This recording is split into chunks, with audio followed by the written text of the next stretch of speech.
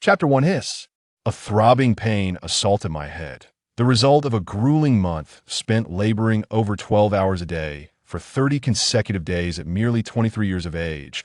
Was my life truly over before I had even begun to savor its delights? No, please, not yet. As I continued to mentally curse my unscrupulous employer, a nearby conversation jolted me awake. It's been 3 days. Why hasn't he woken up yet? Didn't the doctor say there was nothing serious? Oh, Carl. My poor Carl. Please wake up and see your mother, won't you? Woo-woo. Don't worry. Dear will be all right, didn't Dr. Daniel assure us? Carl just suffered a fall, a mere scrape on his arm, perhaps a slight concussion. He will awaken in a few days. Everything will be fine. But it's been 3 days already, and Carl still shows no signs of waking. Woo-woo. What is happening? Didn't I just die from overwork? How can I still hear others speaking? Hiss. My head aches. A surge of memories crashed into my mind. I sat bolt upright, cradling my head in my hands. It hurts. Hiss. My hands relentlessly thumped against my temples. Carl, you finally awakened. Oh, my child. The woman beside me rushed to embrace Carl, tears streaming down her face, while the man wept openly, for they had already endured the loss of one child.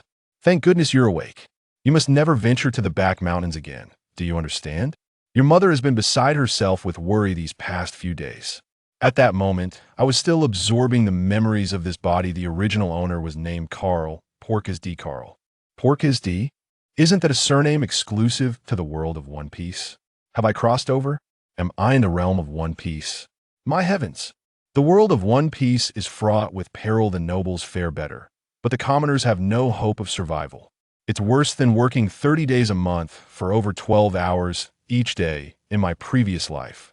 No, nobles aren't safe. Either those who possess devil fruits are terrifying, especially pirates, who wouldn't hesitate to kill a noble, given their wealth. What am I to do? What am I to do? Seeing Carl still dazed, the woman beside him grew alarmed. Carl, what's wrong? Don't scare your mother. Mother, I'm fine, it's just a slight headache, but I feel much better now. Just then, my stomach rumbled audibly. Are you hungry? Let me fetch you something to eat. You must be famished after lying here for 3 days. The woman wiped her tears and hurried out to prepare food. Thank goodness you're awake. You must never venture to the back mountains again. You have no idea how worried your mother has been these past few days, the man said. I understand. Father, I was merely curious. After seeing so many animals heading toward the peaks of the back mountains, they were enormous. They go to pay homage to the sacred mountain every year on this day, much like a ritual. All right, let's not bother Carl. He hasn't eaten in 3 days, Carl. Come eat. I've made your favorite apple pie. Thank you, Mother. I'm diving in. Carl leaped from the bed and eagerly began to eat. The food depicted in this animated world looked delightful, and upon tasting it, I found it truly delectable. In just a few bites, I devoured one pie and reached for another. Slow down, slow down. I made plenty. There's more than enough for you. She gently patted Carl's head as she spoke. Well, since Carl is all right, I must return to work after taking 3 days off. Darcy is bound to be furious, said Berg as he headed toward the door. Remember to buy ingredients for the cake on your way back. Tomorrow is Carl's 8th birthday. I want to bake him a delicious apple cream cake to celebrate. Understood, came the voice from outside. Mother, I'm full. May I take a bath first? I feel rather dirty. Of course, go wash up. I need to prepare dinner for tonight. She kissed Carl on the forehead before stepping out. Carl made his way to the bathroom, shedding his clothes and sinking into the tub while contemplating the events of the past few days. Finally, I understood why the original owner fainted after falling from the mountain. It turned out that on the day he followed those animals to the sacred mountain, he had witnessed a large gathering of towering creatures bowing before a statue. Curiosity had compelled him to approach and discern the significance of the idol. It was rumored in the town that from June 25th to 28th, hunting in the forest was strictly forbidden. During these days, the animals would pay homage, and disturbing their rituals would bring about dire consequences. Peering around the statue, I beheld a colossal tiger-shaped effigy, over 80 meters long and standing at least 50 meters tall. It bore the likeness of a tiger, yet possessed 2 horns reminiscent of ancient mythical beasts, exuding an aura of majesty and power. But, in a moment of carelessness, I lost my footing and tumbled down the side of the statue, plunging into a cave. Inside, It resembled a grand hall, with a large chair in the center upon which rested a box driven by curiosity.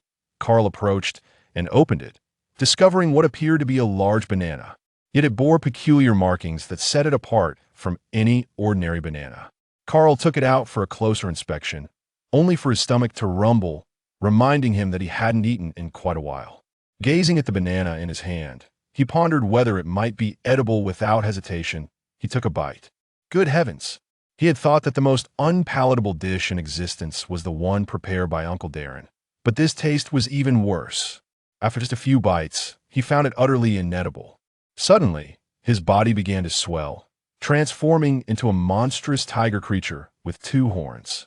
Unable to control his emotions, he erupted in fury and leaped from the hall, crashing through to the mountains above. A thunderous roar echoed in all directions. But before he could revel in his newfound power, he reverted back to human form and collapsed, losing consciousness once more. The forest animals scattered in a frenzy, the ground trembling beneath their stampede. The townsfolk also heard the terrifying roar, fearing the creatures might escape the forest and invade the town. If that occurred, devastation would surely follow. In a panic, they fled to the coast for safety. A few hours later, the chaos began to subside, and the animals did not breach the forest. With a collective sigh of relief, the townspeople returned, still shaken by the harrowing sound that had pierced the heavens, leaving them devoid of any courage to resist. Upon returning home, Carl's parents found him missing and quickly fell into a state of alarm. "Carl, where are you? Carl!" The woman rushed to the neighboring Darren's house. "Darren, have you seen Carl?" "Not at all. Is Carl missing?" Darren, hearing of Carl's disappearance, grew anxious, for he had often played with him and watched him grow. "Carl is missing. We've searched the house thoroughly and can't find him," Carl's father exclaimed. "Don't panic, let's search together." So, they scoured the town, but as night fell, they found no sign of him. In a fit of despair, the woman began to weep. "Well, my Carl, where are you?" "Carl, woo-woo. Carl may have ventured into the forest. I'll check there." He grabbed his sword and headed toward the woods. "Darren, wait. We should go together," Carl's father insisted. "No, it's too dangerous. The disturbance caused by the animals in the forest has only just settled. If you two go in, what will happen if something goes awry?" The mayor cautioned. "Let's send more people. Ed and Ian, you should accompany us." Ed and Ian were towering men, over 2 meters tall, part of the town's fishing crew. "Understood, Mayor," Ed and Ian replied. Darren, Berg, Carl's father, and several members of the fishing crew ventured into the forest in search of Carl. The group wielded torches, whispering Carl's name as they searched, too fearful to call out loudly. After a long trek, they finally reached the foot of the sacred mountain and found Carl, unconscious. "Carl! Carl! Are you all right?" Berg shouted in alarm. "Berg, don't panic, we must get Carl back. This place is too perilous." Berg lifted Carl, and the group hastily made their way back toward town. Once they reached the town's outskirts, they finally relaxed, for the commotion caused by the animals had been overwhelming. "Carl, what's wrong?" "Carl!" Emma, Carl's mother, rushed over, nearly losing her mind with worry. "Emma, Carl has fainted. Let's get him home," and called Dr. Daniel. Berg said upon returning home, they summoned Dr. Daniel, who examined Carl carefully. After a while, he concluded, "Carl appears to have a mild concussion. He should awaken in a few days otherwise. He is perfectly fine." "Thank you, Dr. Daniel, we are truly grateful." Emma exclaimed, "It's quite all right. I'm the doctor of this town. It is my duty. Since Carl is unharmed, I shall take my leave now." "Thank you, Dr. Daniel. In that case, I shall also return home. I am utterly exhausted. That young lad dared to venture into the forest. His audacity is remarkable," Darren remarked before heading back as well. Thus, the Berg couple tended to Carl for 3 days until he finally awakened, though the Carl who emerged was not the same as before. As Carl luxuriated in a bath, he began to comprehend his current circumstances. The island upon which the town is situated lies within the doldrums, abundant in mineral resources. Due to the stable climate of the calm zone, the villagers primarily sustain themselves through agriculture, with most households cultivating a variety of fruit trees, predominantly apple trees. The harvested fruits are collectively purchased by the town, then transported by fleet for sale, and in turn, the fleet acquires clothing, fabric, salt, and various supplies from beyond, which are then wholesaled to the town's merchants. Generations of villagers have lived in this tranquil manner, a rarity in the world of One Piece. Then, Carl recalled the devil fruit he had consumed, and a smile of delight spread across his face. Indeed, every traveler through dimensions is fortunate a mythical Zoan type, rarer than the natural types, had been bestowed upon Carl. With diligent training, he could surely achieve great feats in the world of One Piece. However, there was one dilemma. He was unfamiliar with the techniques of training, so he would have to commence with the simplest exercises, such as running and push-ups. But wait, Uncle Darren, he must possess the knowledge. Carl often heard from Uncle Darren about his youthful escapades as a pirate upon the seas. Uncle Darren had claimed he was formidable, capable of cleaving the ocean with a single sword. Carl had dismissed it as mere bravado, yet he had persistently pestered Darren to recount tales of the outside world. Now, reflecting upon it, Carl surmised that Uncle Darren's boast of slicing through the sea likely indicated he was a master swordsman. In the world of One Piece, swordsmen can unleash slashes akin to the sword energy of cultivation realms, with the most skilled capable of carving hundreds of meters deep abysses into the ocean. Indeed, I shall seek out Uncle Darren for instruction, he thought as he dashed toward Darren's abode. Uncle Darren, are you home? Carl, you finally awakened. I just finished preparing lunch. Would you care to join me?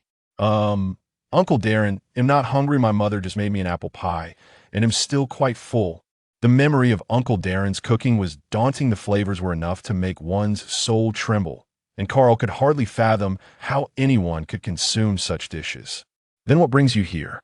I still have to tend to the orchard after lunch, and I wanted time to tell you stories. Uncle Darren, I wish for you to teach me how to train. I want to learn swordsmanship. Ha ha ha ha. Carl, weren't you skeptical before?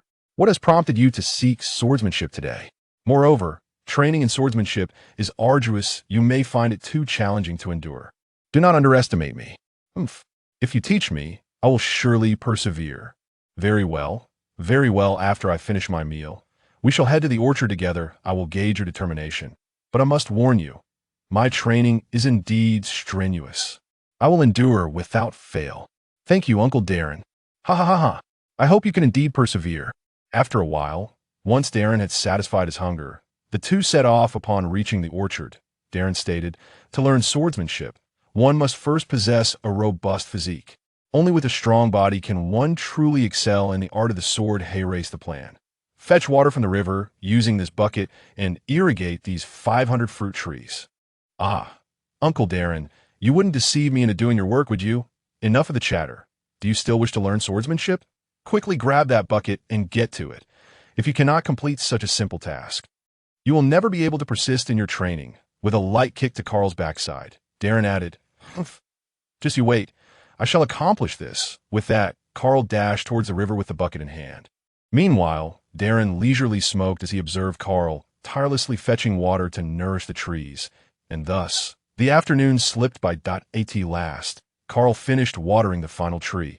Utterly spent, his chest felt as if it were glued together, and his throat parched. Uncle Darren, I have completed it, he said, gasping for breath. Well done, Carl. You actually persevered. Come, have some water. Gulping down several mouthfuls, Carl felt revitalized. So, Uncle Darren, what shall we do next? Let us return for today. Tomorrow we shall commence your formal sword training. Excellent. I shall strive diligently. Carl followed Darren home. Upon arriving, he found his parents were not yet back. Exhausted, he collapsed onto his bed and fell into a deep slumber. It was the tantalizing aroma of dinner that roused him later. I am so hungry. What is for dinner, Mother? First, go wash your hands. Tonight's feast is filled with your favorites, including a generous portion of goat meat. Wonderful. I adore your cooking, Mother. She smiled, continuing to bring out the remaining dishes from the kitchen. Emerging from the washroom, Carl's mouth watered at the sight of the delicious spread. Mother, I shall commence eating now. He seated himself and began to devour the meal ravenously. Slow down. There is plenty more. His mother's cooking was simply delectable. He could never grow tired of it. By the way, Father, I wish to learn swordsmanship from Uncle Darren starting tomorrow. Your Uncle Darren has sailed the seas before. Acquiring some skills under his guidance could be quite beneficial. It is always good to have the means to defend oneself. whether for hunting or otherwise. Not for sailing. In the future, you may pursue any endeavor you wish, but sailing is off limits. Suddenly, his mother spoke with fervor. Understood, mother. I shall not join the crew. Emma rushed over to embrace Carl, tears streaming down her face. The intensity of her reaction stemmed from her sister's fate. 4 years prior. Drawn by a yearning for the outside world, her sister had secretly boarded a ship, only to be discovered once they had left the calm waters. Later, while the crew was gathering supplies on an island, she vanished, and despite extensive searches, she was never found. Carl dared not express his hope of locating his sister, Lu Jiu, when he grew older, fearing it would distress his mother. The year was 1488 in the sea-round calendar, and as Ace was born in 1500, he knew he must reach Batlira Island before 1498 to find her, now only 8 years old. He believed he would have ample time to seek her out at the age of 17. After the family finished dinner and bathed, they retired for the night, in the dead of night. Carl stealthily slipped out and ran toward the forest. He sought to test the powers of the mythical fruit he had consumed, wishing to understand its abilities. As he entered the woods, he gradually transformed into his full beast form, and a surge of excitement coursed through him. It was a bihuan, the cat fruit, mythical beast type bihuan form. The bihuan resembles a tiger, known for its fierce nature and strength that is depicted on the gates of ancient prisons, symbolizing both confinement and protection for the populace. Legends speak of the bihuan's righteousness and ability to discern right from wrong. Thus it not only adorned prison gates, but also lay watch over the halls of authority. Whenever officials presided over their courts, the bihuan's image would be present, vigilantly ensuring the dignity of the proceedings. Observing his majestic form, Carl felt a surge of power. Flames swirled around him, with 2 horns sprouting from his head, his physique akin to that of a tiger. The aura he radiated deterred nearby animals from approaching, keeping them at a distance. Using his flame-imbued form, he soared to the holy mountain and beheld a colossal statue. It was indeed magnificent. Standing only a few meters long himself, the statue towered over 8 meters high. Perhaps due to his youth, he felt like a miniature bihuan before the statue. Spotting an opening nearby, he leaped without hesitation. Beside the grand hall, an oil lamp flickered, and he ignited it, finally revealing the true visage of the hall. It was brimming with treasures. The sight was blinding, wealth beyond measure. The excitement surged within him. He had never encountered such riches in either life. Thankfully, the holy mountain was devoid of visitors, or else these treasures would surely vanish. After a moment of gazing at the bounty, Carl's elation began to wane, realizing he now had the means to venture out to sea. This was splendid. Regaining his composure, he exited the grand hall, contemplating how to seal the entrance to prevent any creatures from inadvertently desecrating the treasures within. Transforming back into his human beast form, he moved boulders to cover the entrance. Now, there is no fear of wild beasts intruding. He then flew toward the edge of the town, reverting to his human form, only to be suddenly overwhelmed by fatigue. I am utterly exhausted. My physical condition is far too poor. In the world of One Piece, battles are fought with strength that lasts for days. It was clear he needed to train his body diligently. Dragging his weary self back home, he collapsed in a bed and fell into a deep slumber. Unbeknownst to Carl, Darren had witnessed him venturing into the forest and remained alert, waiting for his return before resting. It appears Carl harbors many secrets. He mused at who doesn't have their own secrets? Time to sleep. Tomorrow, I must rigorously train this little rascal. The next morning, as dawn broke, Carl awoke early, finding his mother had prepared breakfast. After finishing his meal, he hurried to find Darren. Carl, remember to return home early today. It is your birthday, and be sure to invite Darren over as well. Understood, mother. With that, he dashed next door, calling out Uncle Darren. Rise and shine. I've been awake, you little rascal. Let us go. Today we shall venture to the other side of town. Uncle Darren wielded a katana over 1 meter in length, and he looked quite imposing with it. He must have been quite a handsome lad in his youth. I am certain I am more dashing. Carl chuckled. What are you laughing about? Keep up. Upon reaching the opposite side of town, they found themselves in a modest plain. First, run around this area until you feel you can no longer continue, then inform me. All right, I shall start running now. Thus Carl began to circle the plain, running until his clothes were drenched and his throat felt scorched. "Uncle Darren, I can run no more," he gasped, hands on his knees. "Now, take this sword, and with focus, feel its essence. When your heart finds peace, swing it. Continue until I tell you to stop." "Understood." Carl grasped Uncle Darren's katana. Closed his eyes and, concentrated, he regulated his breathing, calming his heartbeat until it steadied. Following Darren's instructions, he felt the rhythm of his heart slow and then swung forward with vigor. "Excellent. Just like that. Keep going. Do not halt." Carl continued to swing the sword, finding tranquility in the motion. Repeating the action tirelessly, he lost track of time, hearing nothing but the sound of the blade slicing through the air. Eventually, Darren called for him to stop. Feeling dizzy, his arms lay limp and unresponsive on the ground as he gasped for air. "How was it? Did you feel anything while swinging?" "At first, it was exhausting, but gradually I could hear nothing around me. It was as if everything had vanished. Good to become a top-tier swordsman. The first step is to sense the sword's breath, incorporating it as part of yourself, so it may respond to your will and feel intuitive in your hands." With that, he swung the blade downward, unleashing a devastating arc that cleaved through the sea, creating a chasm hundreds of meters wide. Carl jumped to his feet, exclaiming, "Good heavens! Is this the prowess of a great swordsman? Absolutely magnificent! I must master this. Uncle Darren, is this what you mean by the realm of a great swordsman? How incredible!" Carl exclaimed with fervor. "Ha! Indeed, this is the might of a great swordsman. For today, we shall leave it here. We will continue tomorrow. Now, let us return." "All right. Thank you for your hard work today, Uncle Darren. By the way, it is my birthday. My mother has invited you to join us for dinner." With that, they made their way back to the town. Heading home, as the sun began to set, casting a breathtaking view over the distant sea.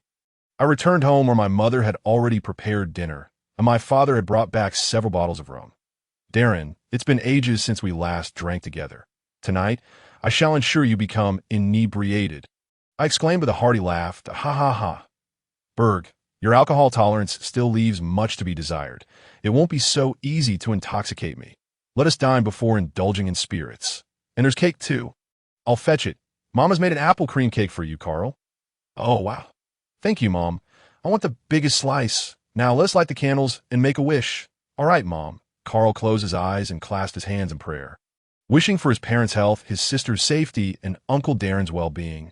"Mom, I've made my wish." With a puff, Carl extinguished the candles, and everyone erupted into applause, and why Carl is now 8 years old. "Happy birthday. May you continue to grow in health." "Let us eat cake." "Oh, I'm diving in. I want the largest piece." Carl, famished, stuffed his mouth with cake. As Carl indulged, his father and Uncle Darren joined in.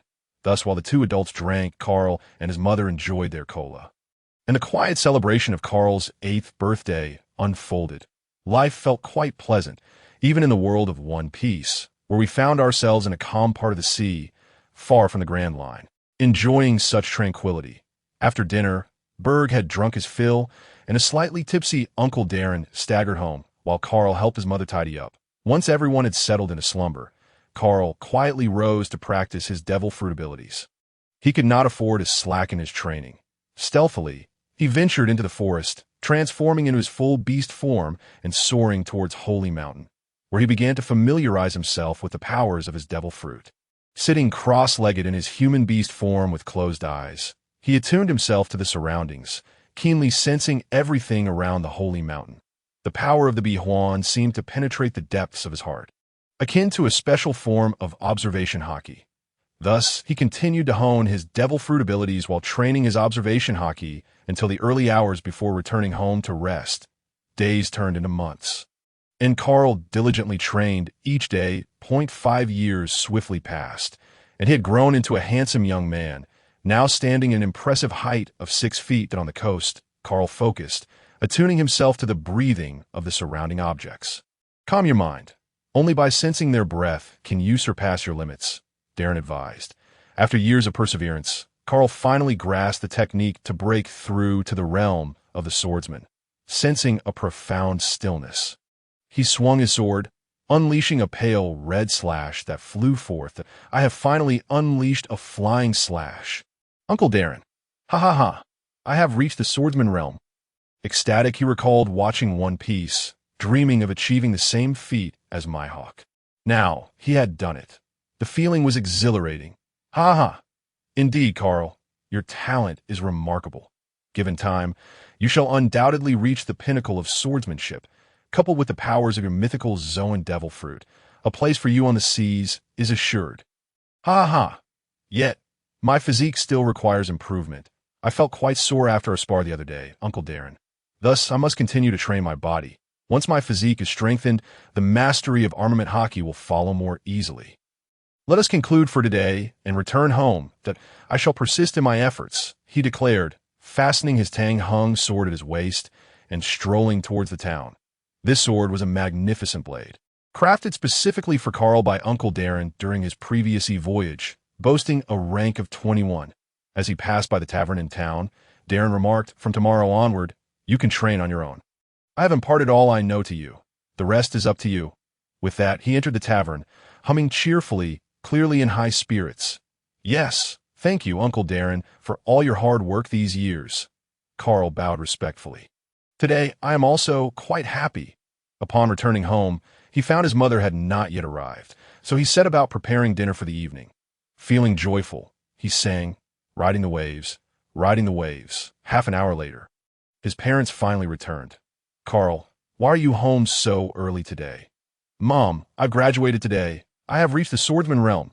Uncle Darren said I could train on my own starting tomorrow." "Really? My Carl is amazing. But remember to keep working hard and not become complacent." "Yes, Mom, I understand. By the way, Dad, tomorrow I will go hunting on my own. I want to earn some money while honing my abilities. That's fine. But be cautious not to venture too deep into the forest, all right? The edges are teeming with game." "Understood. Now let's eat. Tonight, we shall have curry beef rice. This is my specialty." Unbeknownst to them, Carl ventured to Holy Mountain each night for training, let alone the depths of the forest. During the day, he would hunt in the forest, ensuring to communicate clearly with his family, so they would feel at ease. It smells so good. Carl, so handsome and skilled in cooking. Whoever marries you will surely be very happy. Mom, I'm only 13. Marriage is far too early. All right, let us eat. Berg, come join us." The family enjoyed a harmonious breakfast, though it felt incomplete without Sister Lu Jiu. "Sister, wait for me." After finishing their meal, Carl took a refreshing bath and sank into bed, feeling utterly comfortable. It had been a long time since he had gone to bed so early in previous years. He would return from training at Holy Mountain only in the dead of night, but tonight he finally had the chance for an early rest. He fell asleep almost immediately, awaking at dawn. He quickly ate breakfast, secured his sword, and set off for the forest. And on the way, he encountered Uncle Ed and Uncle Ian. "Good morning, Uncle Ed and Uncle Ian. Are you going hunting today as well?" "Yes, we need to stock up on meat before setting sail in a few days." "Are you hunting the forest too?" "Indeed. Uncle Darren said I have graduated and can now train independently in the forest. I've already informed my parents. Remember not to venture too deep, all right? There are many fearsome beasts lurking in there." "Yes, I understand. I'll stay near the edges." As they walked into the forest, Carl separated from them to commence his own journey of self-discovery. He planned to engage in combat with the forest's ferocious beasts without utilizing his transformations, believing this would better enhance his physique and combat reflexes. 2 years later, Carl had subdued every beast in the forest with his bare hands. Deep within the woods, he roasted meat, savoring a slice of dinosaur tail.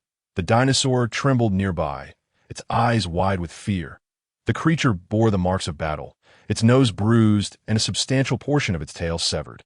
It was a pitiful sight indeed, and Carl chuckled. "All right, I won't eat you tomorrow. I shall change my training grounds." After 2 years together, he felt a twinge of reluctance. "Why not join me?" Carl proposed to the dinosaur, which shook its head vigorously, its face etched with unwillingness. "Ha ha ha. Just kidding. Go on, hurry back. I wonder if your wife and kids will still recognize you with that tail missing." With that, the dinosaur dashed away without looking back. Now to eat. This dinosaur tail meat is surprisingly delicious. After satisfying his hunger, he dragged the remains of a sheep back home, his latest catch. Upon returning, he found Berg and Emma had also returned. "Mom, let us have lamb stew tonight. I caught a 200-pound sheep." "Well done, Carl. You are becoming more capable by the day. Tonight, Your mother will prepare a grand feast of lamb for you and your father. Wonderful. Thank you for your hard work. Mom, I'll help too. With that, he joined in the preparations for the lamb feast. Once they had finished, Carl grabbed a leg and a section of the lamb rib and headed towards Darren's house. Uncle Darren, are you home? Receiving no answer, he assumed Darren was still at the tavern. He entered the kitchen, placed the lamb in the refrigerator, and returned home. The dinner that evening was lavish, and although Carl had feasted in the forest, his robust physique allowed him to digest quickly, and he managed to consume a significant portion of the lamb. Over the past 2 years, his physique had increased, along with his appetite, but fortunately, the forest offered ample game. Otherwise, his voracious appetite might have left his family impoverished, sated in content. He prepared for sleep, having engaged in fierce battles with formidable beasts over the past 2 years. During this time, not only had his physical prowess increased, but he had also awakened the ability of armament hockey, achieving a degree of partial coverage. However, his effectiveness in combat against these beasts had diminished, necessitating the need to cultivate resistance against seawater. After all, seawater is a nemesis to the devil fruits, and this weakness would be a significant liability during future maritime ventures. The following day, Carl arrived at the seashore, shedding his shirt to reveal a physique of sinewy muscle. As he waded into the ocean, a wave of weakness washed over him, a sensation he found particularly irksome. He pressed on, the water rising to his thighs, his resolve faltering. Yet he continued to practice his swordsmanship, gradually acclimating to the debilitating feeling. When he could no longer endure, he returned ashore to rest before once again plunging into the sea for training. After a day of such exertion, he felt even more fatigued than when he first began his regimen. Nevertheless, he was satisfied with his initial efforts, having persisted through it all, and resolved to continue the next day. But a year had passed, and Carl had acclimatized to training in the sea. Though the weakness remained, it no longer hindered his movements. Over the year, his physique had grown remarkably strong, and his armament hockey now enveloped his entire being. The next step was to externalize it and inflict internal damage. He had sought guidance from Uncle Darren regarding cultivation techniques, and was committed to a methodical approach to his training. Notably, during this year, he had also awakened Conqueror's haki, enabling him to release it at will. Although precise targeting remained elusive, more effort was needed.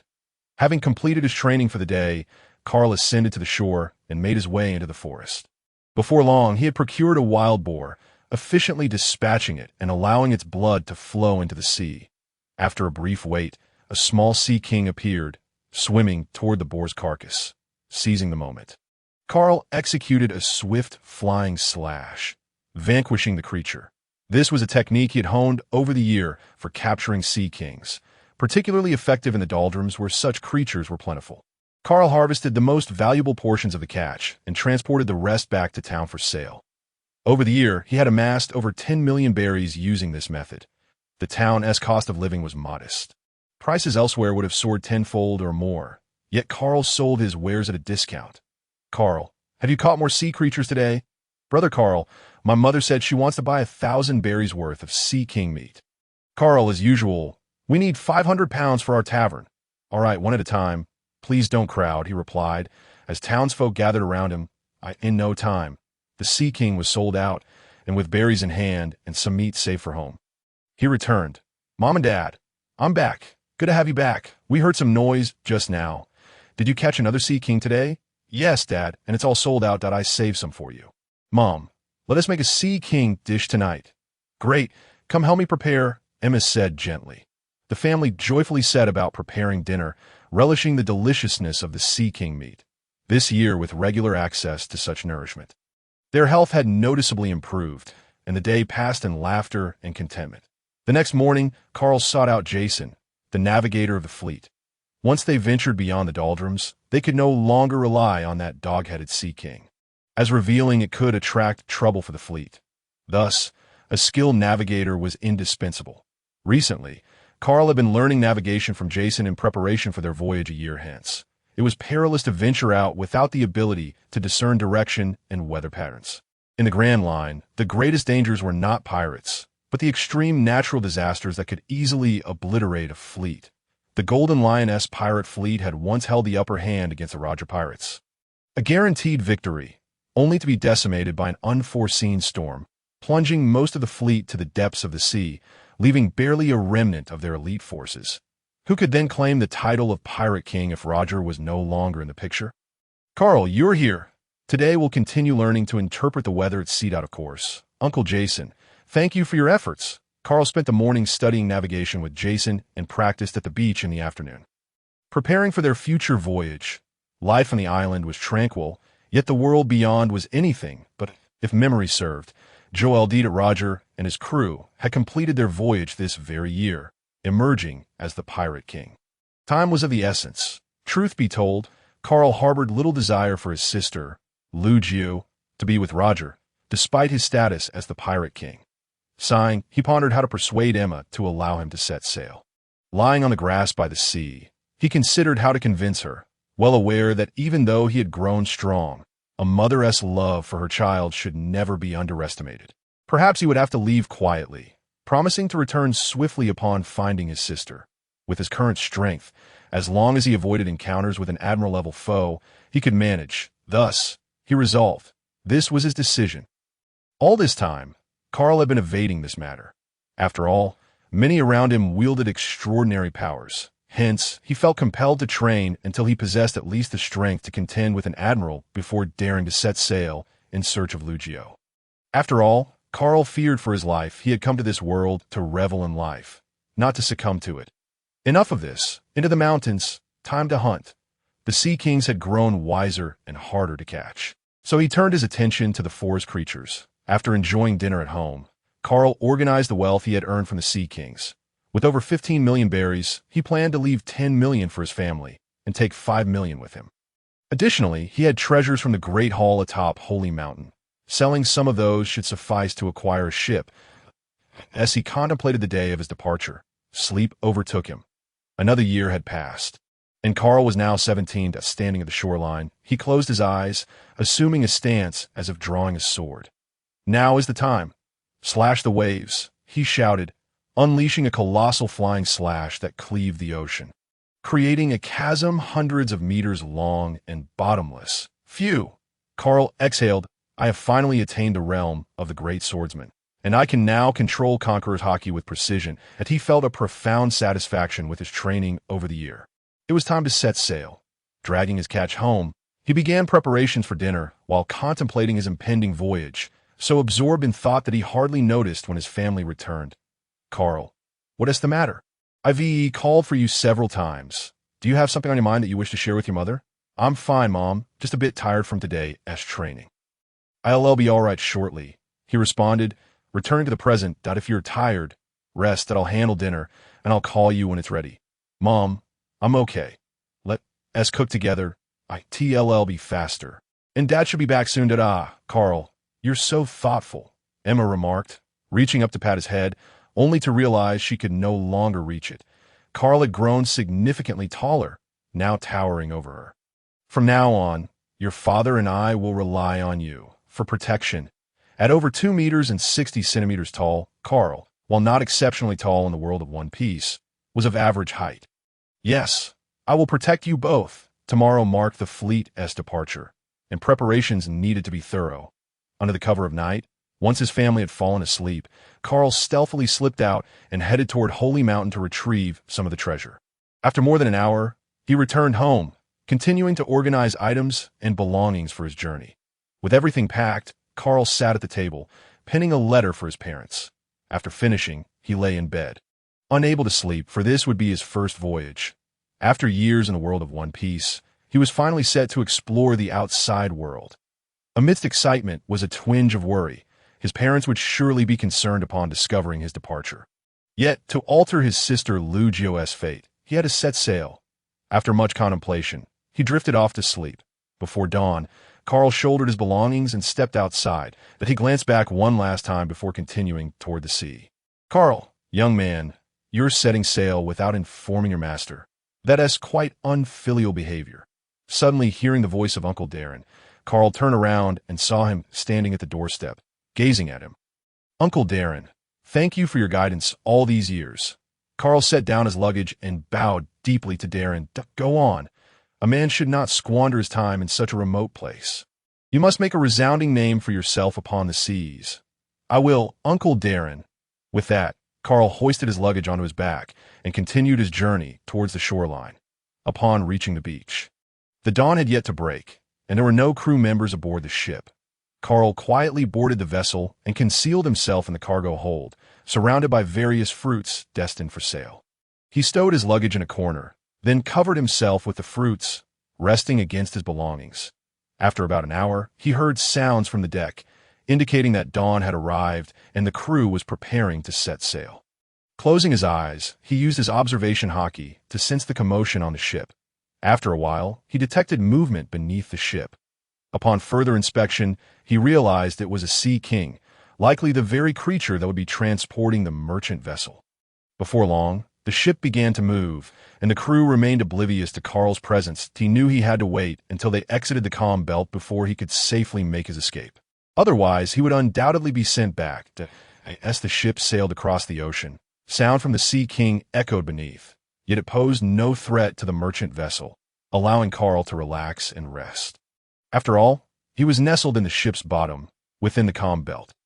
Although the merchant ship was indeed being carried by a Sea King, there was still a risk of an attack, if such an event were to occur. He would be the first to suffer. Reassured, Carl drifted off to sleep. Uncertain of how much time had passed, Carl was awakened by the ship's gentle rocking. Using his observation hockey once more, he discovered that the Sea King beneath the ship had vanished. They must have exited the calm belt and entered the Grand Line. His heart surged with excitement. It was time to make his move. Carl moved aside the fruits, retrieved his luggage, and made his way to the deck. "Carl, what are you doing on the ship? When did you come aboard? My goodness. Hey there, Captain Dillon. I hid in the cargo hold before dawn and I apologize, but I have pressing reasons to set sail, and you all know I possess considerable skills now." "Do your parents know?" "I doubt they do. Once they realize I am missing, especially my mother, she will go mad. Uncle Ed, don't worry, I left a letter from my mother explaining everything that I informed them that I'm strong enough now and that they need not worry." "All right, but how do you plan to find your sister?" "The merchant ship is headed to the Waterland Kingdom, where we will sell the cargo and procure the supplies needed for our return. I have already arranged a time with Griff Eyes, the Sea King. No worries, Captain Dillon. I am well prepared, and I have sufficient funds that I plan to purchase a small sailing vessel to search for my sister." "Very well. I will assist you in finding a ship. I have acquaintances at the shipyard in Waterland." "Thank you so much, Captain Dillon. Now, go rest. Ian, please find a place for Carl to rest." Carl followed Ian to the cabin, where he was assigned a single room before Ian departed. After placing his luggage down, he lay on the bed, finally able to rest properly. He had been cramped in the cargo hold for an indeterminate time, and his back ached. Before long, he fell asleep. After an unknown duration, the sound of cannon fire jolted Carl awake. Grabbing his sword, he rushed to the deck. Pirates, a band of pirates, numbering around 30, was engaged in battle. Seeing the one-sided confrontation, Carl felt reassured. Captain Dillon and the crew were formidable indeed. Some even possessed armament hockey, a testament to their years of sailing experience. Carl joined the fray, and before long, the pirates were vanquished, leaving only their battered ship behind. The air was thick with a nauseating stench. Though he had often battled beasts and slain numerous sea kings, this was his first experience taking so many human lives. And he couldn't help but retch. Indeed, humans were different from animals. Ha ha. "Carl, are you all right? These were ruthless pirates. You need not feel sympathy for them. I'm fine. Uncle I and ITS, just that it's my first time taking a life. And it feels a bit unsettling. I want to pity them. That's good. Now that you're at sea, you will undoubtedly encounter more such situations. You must not show mercy. Remember, they came to kill you." "I understand, Uncle Ian. Rest assured, I will not show leniency towards my enemies." Thus, Carl experienced his inaugural battle against pirates. It was evident that truly principled pirates were a rarity. Those like Luffy, who were merely adventurers and not thieves, were even scarcer. Moving forward, he would need to be more vigilant when dealing with others, as the world outside was far more perilous than he had imagined. In his past life, he had only glimpsed the tip of the iceberg. He must be even more cautious, regardless of whether he faced the Navy or pirates. As the crew cleaned the deck, Captain Dillon noticed Carl's discomfort and sent him back to rest, returning to his cabin. Carl stripped off his clothes, washed up, and lay down, contemplating how to navigate to the South Sea.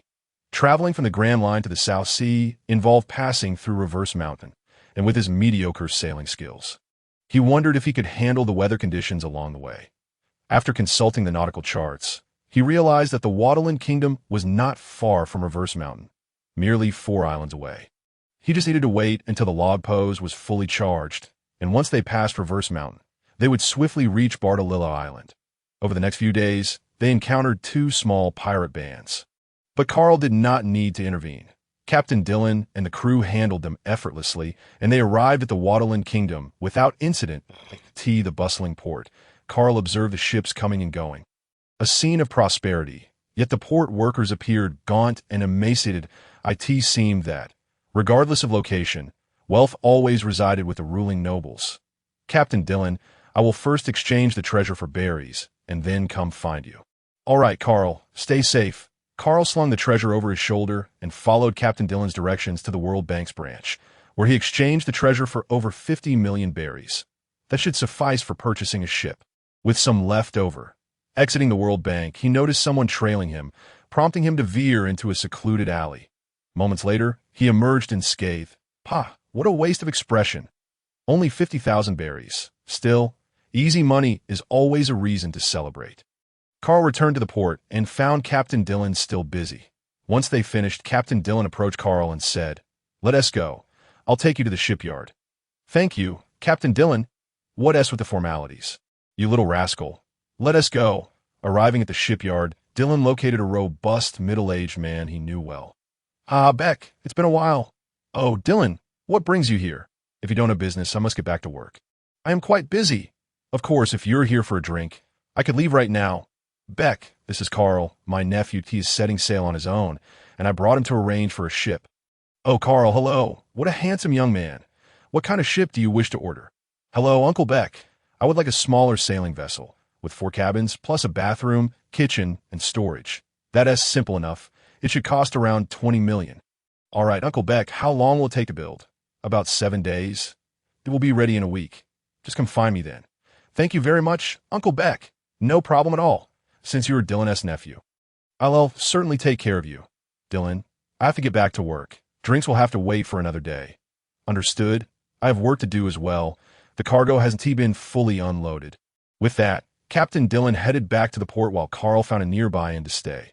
Lying in bed, he rested, pondering the reality of this world, where the spirit of D was so pronounced. The innkeeper's wife had been quite attractive, nearly luring him away. He quickly shook off such thoughts. After a brief rest, Carl ventured out, primarily driven by hunger. He inquired with the innkeeper about the best restaurants in town and made his way there. After a brief stroll, I found myself standing outside a restaurant. Inhaling the enticing aroma wafting through the air, I stepped inside and chose a cozy corner seat. "Boss, please bring me a serving of your signature dishes." I requested. "Certainly, esteemed guest. It will be ready shortly." Not long after, an array of delectable dishes was served before me. Without further ado, I began to indulge, and within moments, I had polished off an entire platter. Feeling satiated, I stepped outside only to find that night had already fallen. The prices for food outside were exorbitant. I had just spent 200,000 berries. Ah, well, considering the quality of the meal. I decided not to dwell on it and headed back to my lodging for some rest. That a girl across the street appeared, captivated by the remarkable performance taking place. The attire of the individuals passing through the alley just moments ago. Could they be agents of the world government? What could they possibly be up to? Curious, I decided to follow them, for I had nothing pressing to return to. Finding a secluded crate, I leaped onto a rooftop, using my observation hockey to sense their movements from a distance. This direction must lead to the royal palace, I mused. How delightful. Soon enough, I trailed behind the group of CP agents to the palace, remaining outside to continue my observations.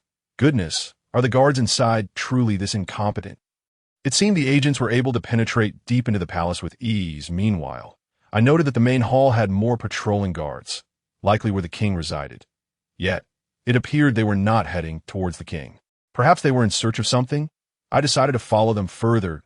I floated in, watching as the agents advanced. I sensed a few stronger presences among them. I picked up a small stone and flicked it. striking one of the CP agents squarely in the back. Who dares to infiltrate the royal palace? Almost immediately, two factions clashed, and I settled comfortably, crossing my legs to enjoy the spectacle. Now, this is what I call entertainment. The two groups were evenly matched, and it seemed unlikely that the agents would escape. As the royal guard were closing in, since I was already at the palace, it would be a disservice to my evening's efforts if I did not explore the treasure vault. Without hesitation, I descended from the palace's rear as a squad of royal guards passed by, and I swiftly used my conqueror's hockey to incapacitate them, leaving only one captain conscious. "Where is the treasure vault?" I inquired, my blade poised at his throat, my gaze unwavering.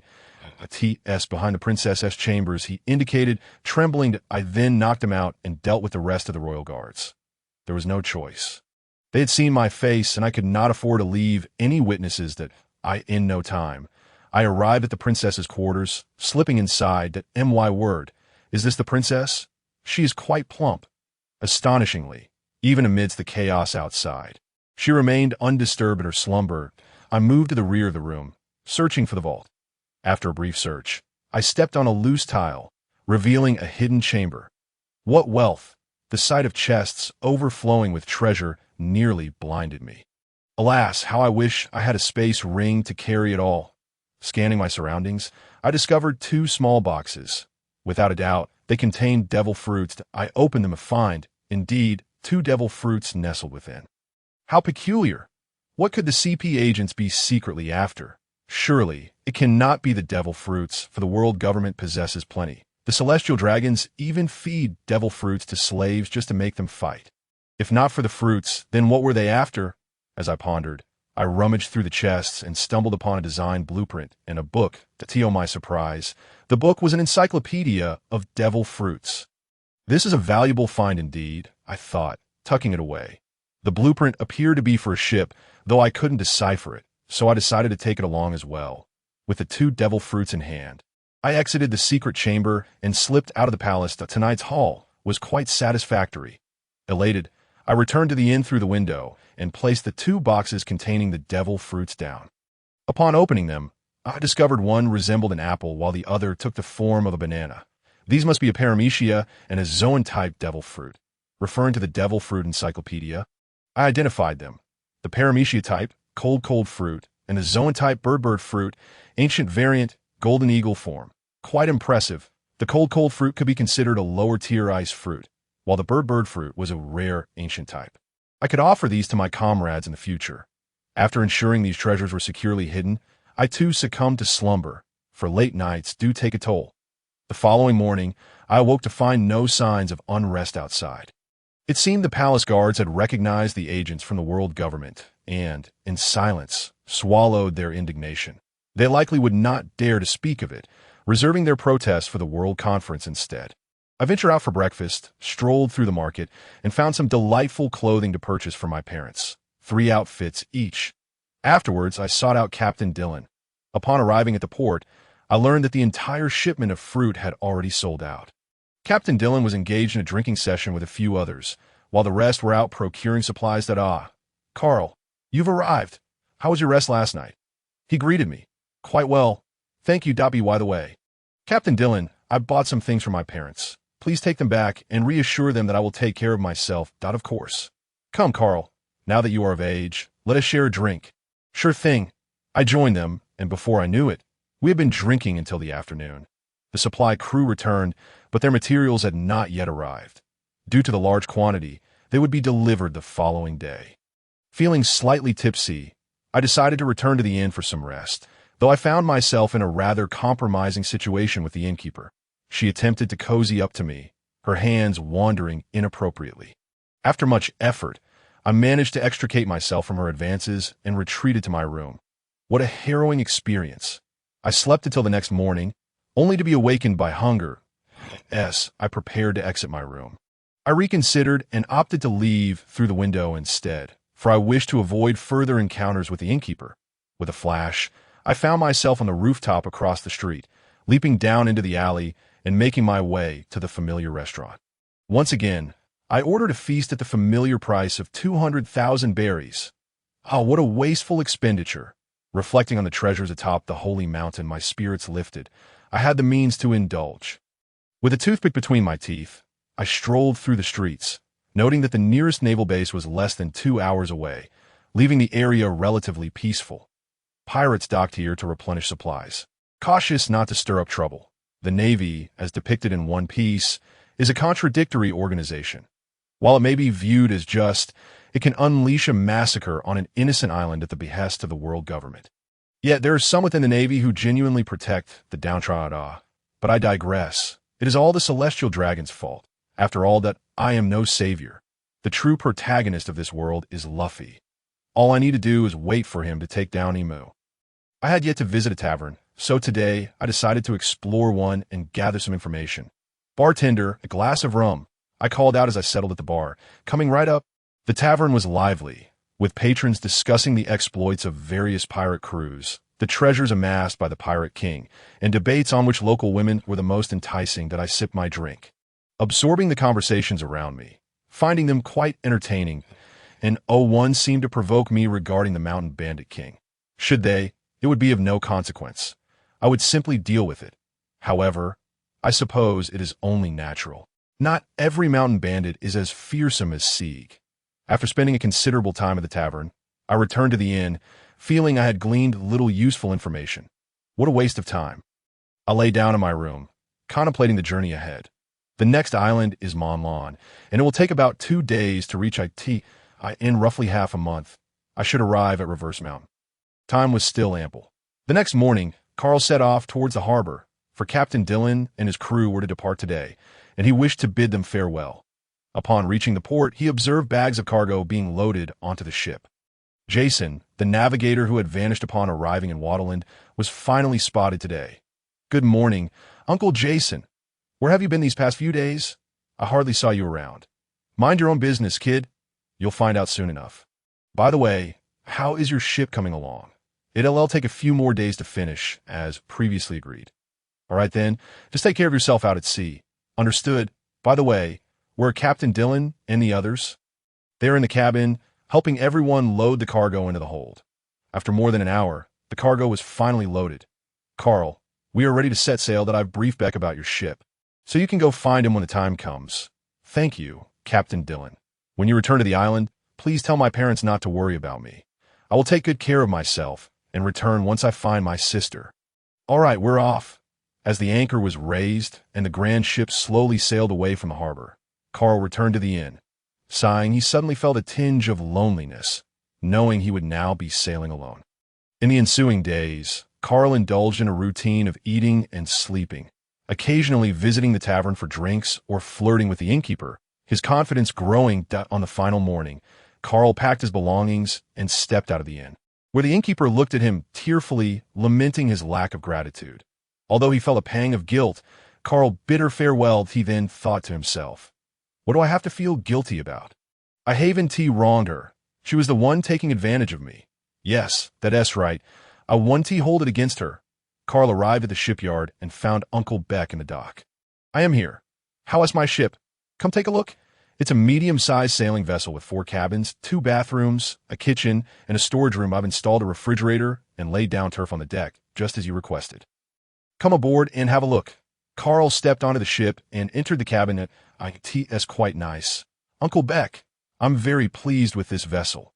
After settling the final payment, he sailed the ship out of the dock, needing to procure supplies at the harbor. Fortunately, he had arranged with the vendors the day prior, and the goods arrived at the port that morning.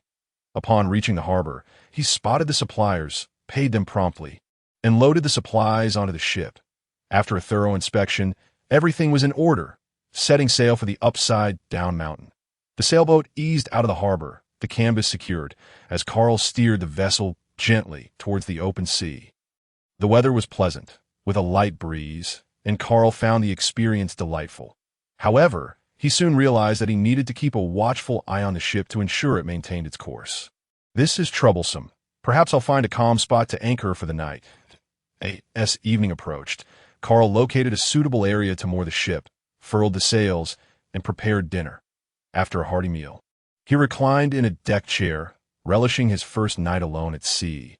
The gentle sea breeze lulled him to sleep, and upon waking the next morning, he discovered the ship had drifted a short distance. Fortunately, it was of little consequence, and he made himself breakfast, finished eating, and set off once more as dusk fell.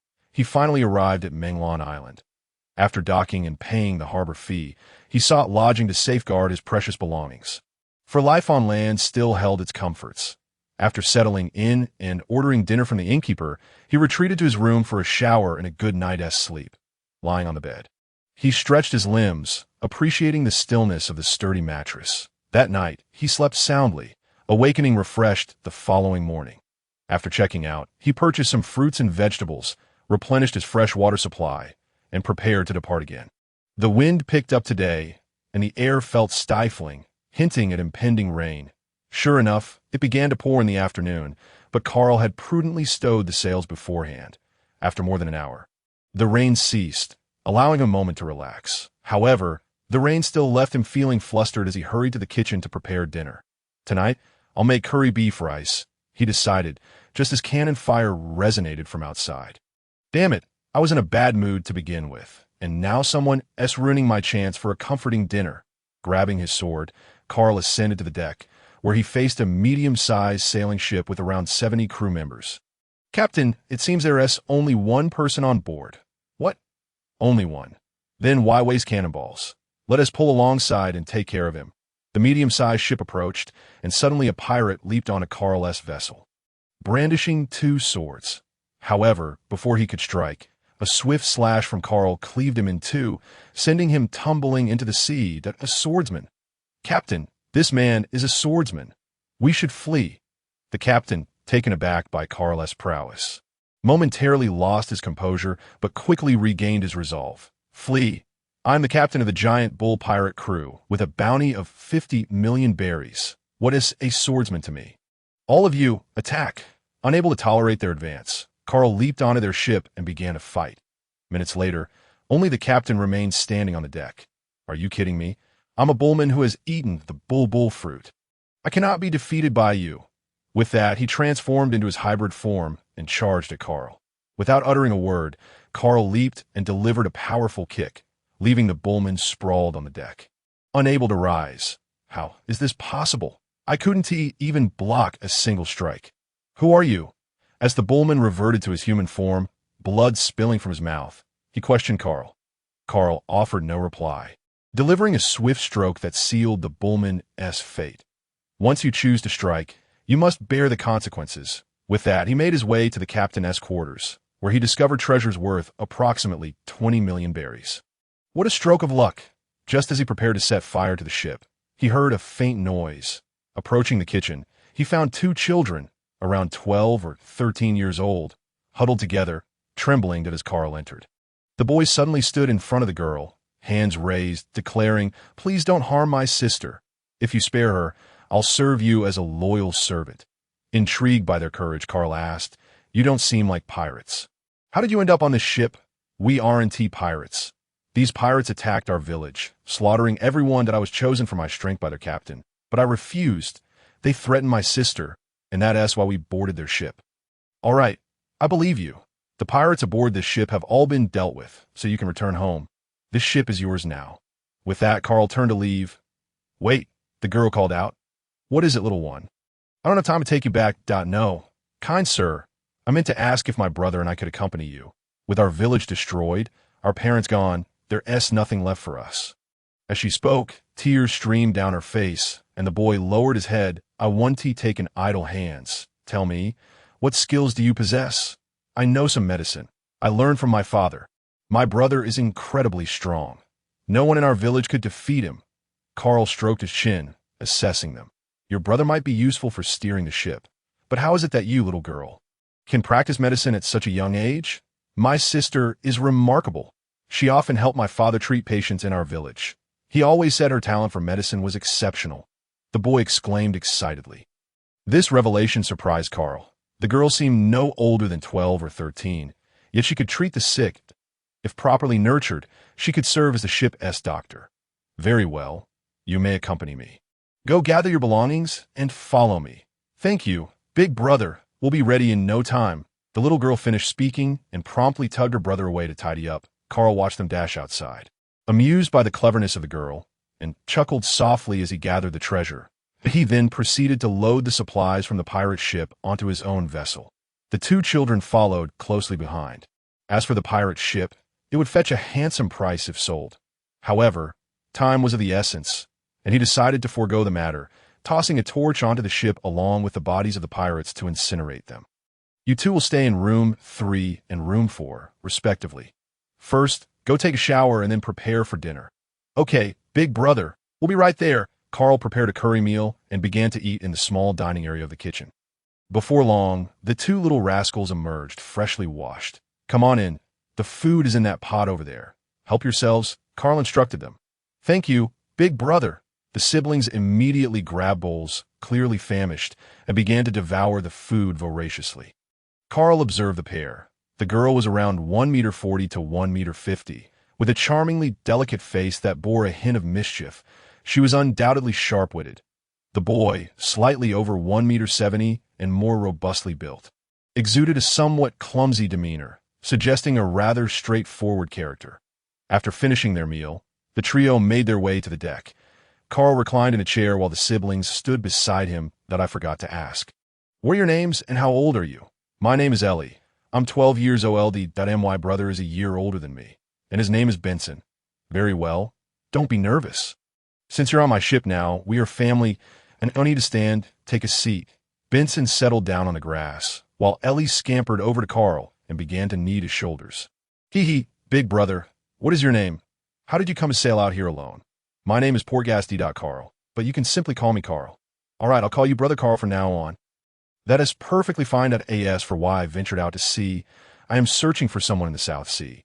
You will learn more about it in due time. By the way, Benson, you should rest for now. I'll take my watch at midnight. T1T due to leave the ship unattended. Understood, Brother Carl. I'll be up at midnight, he said, retreating to the cabin. Well, Benson's personality will surely make it difficult for him to find a partner in the future. Ellie, you should also go rest. You must be quite tired. Okay, Brother Carl, I'll head to bed now. Good night, Brother Carl. Good night. Off you go. Truly was a serendipitous encounter. Not long after setting sail, he stumbled upon two prodigies. Given time, they would undoubtedly stand on their own. Thus, after a journey of several days, the trio arrived at Reverse Mountain. Carl wondered whether Carocas was still at the lighthouse. He should be, considering the Roger pirates had disbanded. Captain, we have arrived at Reverse Mountain. Yes, I know. Ellie, come out for a moment. I'm coming, Brother Carl. What is it? I want to take you to meet a highly skilled medical practitioner. Really, but there's no one here. Benson, steer the ship toward the lighthouse and anchor there.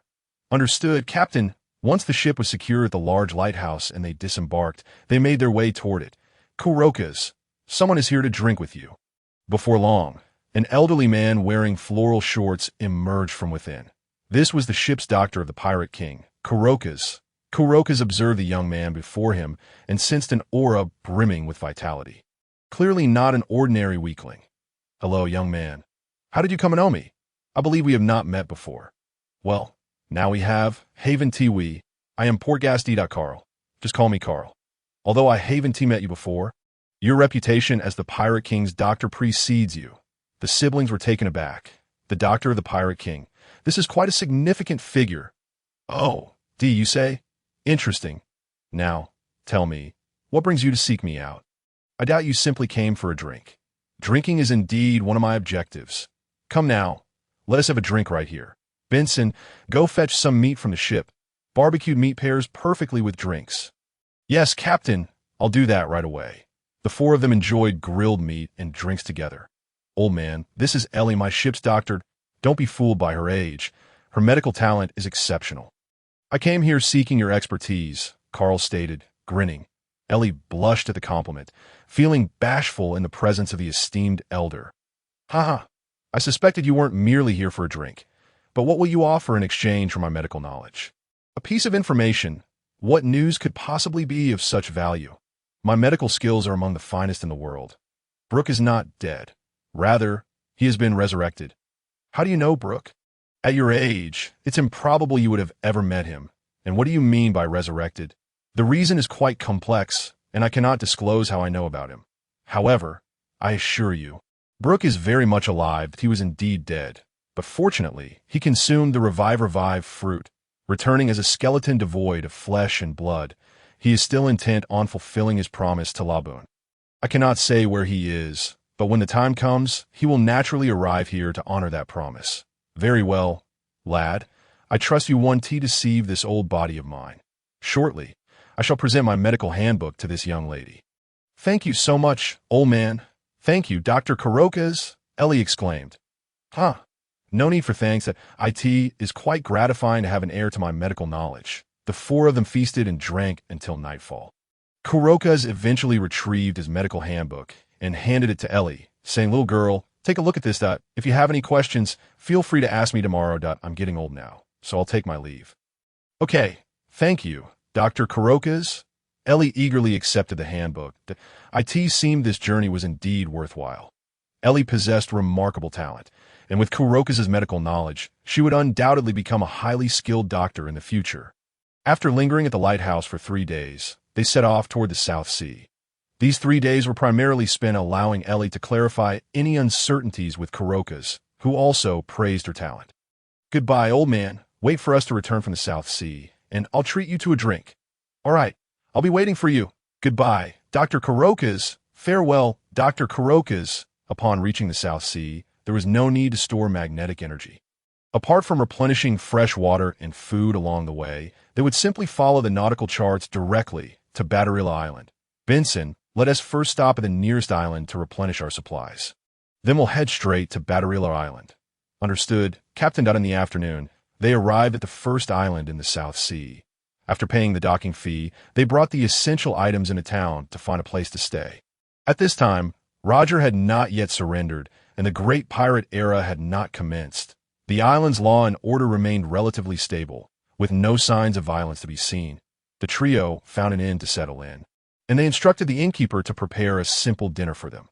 After dining, they retired for the night, needing to replenish their supplies the following day. The next morning, they checked out of their room, had breakfast, and went shopping at the market, spending the entire morning before finally completing their purchases. Thus, the trio continued their journey toward Badarilla. Along the way, they encountered several groups of pirates, with bounties only in the millions, perfect for Benson to hone his skills. They could also collect bounties for the pirates' heads at the nearest naval base, making this voyage feel like a guaranteed profit. After a month and a half, they finally reached their destination, Badarilla Island. Once the ship was docked, the three gathered their belongings and treasures and made their way toward the town, where Ellie's sister, Lu Jiu, should be residing on a mountain. Carl closed his eyes and activated his observation hockey, sensing a powerful aura emanating from the rear mountain. It must be the Pirate King, Roger. Damn it, the thought of that rascal angered him. Yet he was relieved that he still had time to alter his sister's fate. Ellie, how is your research on the vitality-enhancing potion coming along? Carl inquired as they walked. I've developed a viable theory. As long as I can conduct experiments, I'm certain I can produce it. Ellie replied. Ellie truly was a genius. During their time at the Reverse Mountain Lighthouse, she had collaborated with Carocas on researching the vitality-enhancing potion, and now she had already formulated a workable theory.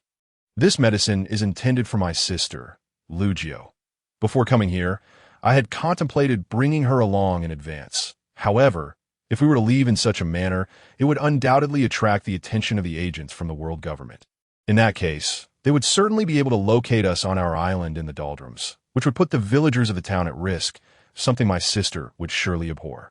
After a considerable wait of over half an hour, we finally arrived at the small villa on the back mountain, where Roger stood at the entrance, but I did not see my sister, Lu Jiu. Carl set down his luggage and addressed the two siblings, Benson and Ellie, saying, "You two wait here for me. I need to have a word with this bearded gentleman." "All right, Captain." "Yes, Brother Carl." "Huh. Little brother, do we know each other?" "I can't shake the feeling that you harbor a strong animosity towards me," Roger remarked with a grin. "Want to find out? Then follow me." With that, Carl ventured deeper into the forest, with Roger trailing behind. Upon reaching the depths of the forest, Carl calmly inquired of Roger, "When did you arrive here?" "Huh. I've been here for a few months now. Little brother, I can clearly sense your hostility towards me. Yet within that hostility, there is no malice. Could you enlighten me as to why?" Want to know why? Then let us settle it with a fight first. With that, Carl drew his blade and launched an attack against Roger. Roger swiftly unsheathed his sword, and they engaged in a fierce exchange. After dozens of strikes, Carl was forced back several meters by a single blow from Roger. Carl's hand began to tingle. Indeed, he was considerably lacking in comparison to the top-tier combatants of this world. Transforming into his beast-human form, Carl's most formidable state, he swung his right hand, sending a flying slash toward Roger, while his left hand struck with force. Roger reacted quickly, shattering the slash with his sword. And they resumed their fierce clash. After more than half an hour of combat, Carl found himself unable to inflict any damage on Roger. It was time to unleash his strongest technique, the wave-cutting air slash. Carl exerted every ounce of strength for his most powerful strike. Divine avoidance. Roger countered with his own technique, shattering Carl's wave-cutting air slash, and the backlash sent Carl flying several meters away. Carl got up, spitting out blood. Roger was also in a difficult state, gasping for breath. It was likely a consequence of his physical condition. Otherwise, he would have handled it more easily, as Carl's understanding of Conqueror's hockey paled in comparison to Roger's. After regaining his composure and sheathing his sword, Carl shot a glance at Roger before turning to head back. The surroundings were in disarray. "Hey, little brother, you still haven't told me why." Carl ignored him. It was time to meet Lu Jiu. Upon returning to the villa entrance, the two siblings looked at Carl with concern. "I'm fine. Let's go. The person I'm looking for is inside." Roger sensed Carl's lack of malice and did not intervene. Taking a deep breath, Carl pushed the door open and finally beheld the visage of his sister in his mind. Lu Jiu had taken great care of Carl during their childhood, and a wave of familial emotion surged within him. "Sister, it's me, Carl. I finally found you." Tears streamed down Carl's face. Lu Jiu looked at him in disbelief, scrutinizing him with astonished eyes until she confirmed that this was indeed her brother. "Carl? My brother." With that, she rushed to Carl and wept profusely. Carl embraced his sister, tears flowing freely. After a considerable time apart, Lu Jiu took Carl by the hand and led him toward a chair, turning to Roger as she said, "Roger, hurry and go hunting. Today I shall prepare a grand feast for my brother." "Huh. All right, Lu Jiu, I'm off." Roger scratched his head, feeling a bit sheepish as he headed to the back mountain to hunt. "Carl, please tell me how you found this place. It's so far from the Grand Line. And how did you escape from the doldrums? Does Mother know you've come out?" Lu Jiu bombarded Carl with questions. "First, let me introduce you. These two are my crew members whom I rescued from a pirate crew on the Grand Line. The boy's name is Banson, and the girl's name is Ellie. Banson, Ellie, this is my sister, Lu Jiu." "Hello, Sister Lu Jiu. Hello, Sister Lu Jiu. Wow, Sister Lu Jiu, you are so beautiful," Ellie exclaimed as she hugged Lu Jiu, eliciting a smile from her. Lu Jiu covered her mouth and smiled slightly, saying, "You must be exhausted. Come, let me arrange a place for you to rest." "Thank you, Sister Lu Jiu." "Thank you, Sister Lu Jiu. We appreciate your kindness." "Not at all. I haven't had such liveliness in a long time. I'm delighted." "Carl, your room is the first one on the left upstairs. Go ahead and put your things away that I'll take care of these two little ones." "Okay, I'll go put my luggage away first." After placing his belongings in the upstairs room, Carl heard Roger's voice from outside. "Lu Jiu, I'm back. Come out and take a look at this Sea King. It's quite impressive, don't you think?" "Huh." When Lu Jiu stepped outside to take a look, she was also quite pleased. "Thank you for your hard work. Roger, please handle it, and then I will prepare the meal." Carl followed behind, his expression neutral, muttering under his breath, "Humph, the stench of romance." He then proceeded to drag the Sea King inside to prepare it, telling his sister, "Sister, let me take care of this that you're pregnant. And the kitchen isn't suitable for you. The fumes could be harmful to the baby. Besides, I often cook Sea King dishes at home, and Mother praised my cooking." "Wow, I appreciate your effort, Carl." "Huh. How did you know I'm pregnant?" "I didn't mention it to you." "Did Roger say something?" Carl shot Roger a glare, then drew his knife to slice the best parts of the Sea King before dragging into the kitchen to get to work. "Ha ha, Lu Jiu, Carl's observation hockey is truly impressive." "What is observation hockey?" "Well, Carl's observation hockey should be a special perception ability. It allows him to sense everything around him. It's quite remarkable. Is that so?" "All right, just finish dealing with the remaining meat. Then go help Carl. He must still be a bit upset with you." "Okay, I'll take care of it." Ha ha, Carl. Do you need any help? Roger entered, addressing Carl with a demeanor that suggested he was trying to appease him. Likely influenced by something Lu Jiu had said. And no need. Just take care of my sister and prepare the utensils. All right. I'll be on my way. As Carl busied himself with the dishes, he pondered the events to come. It was already June, and Roger was likely preparing to leave soon. Carl's current strength was insufficient to protect his sister and her child. He imagined Roger would still ask Garp to help look after them. Sighing, he thought, I still need to grow stronger. This damned world government. He resolved to change his sister's fate at the very least. Before long, Carl finished preparing dinner and called Banson and Ellie downstairs. Lu Jiu introduced Roger to them, saying, These two are my brother's crew members, Banson and Ellie. Then she addressed the siblings, Banson, Ellie, this is Roger, my husband. The two children promptly stood up and greeted, Hello, Uncle Roger. Hello. Please take a seat. Don't be nervous. Sister, why does this person look so much like the Pirate King Roger from the newspaper? Banson whispered to Ellie that it does look like him. Uncle, are you really the Pirate King Roger? Ellie cautiously asked Roger. Roger replied, That's right. I'm the one from the newspaper. How about that? Pretty impressive, right? Haha. Although Banson and Ellie received confirmation, they were still somewhat stunned. After all, this was their first encounter with someone of such great renown. And now they were sharing a table for dinner, making them quite uneasy. Seeing the siblings' nervousness, Lu Jiu reassured them. All right, Banson, Ellie, don't mind him. He's just an ordinary bearded uncle. Now, let's eat. With that, everyone except Lu Jiu began to eat ravenously. By the way, Carl, you haven't told me how you got out. Lu Jiu inquired. I snuck onto a merchant ship that came to the island and hid in the cargo hold that I've already written to Mom and Dad, letting them know that I came out to find you and that I would return afterward. After I got out, I traced some underworld connections to find out how you went missing back then, and followed the clues all the way here. After all, I can't say I knew from the original story that you were here. I had to come up with a plausible explanation. Back then, after I followed the fleet out to the outside world, I was captured by human traffickers at the port that I was shipped along with other captured children to the South Blue, where I was to be sold as a slave to those nobles. In my panic, I was fortunate that the kind Caribou couple bought me.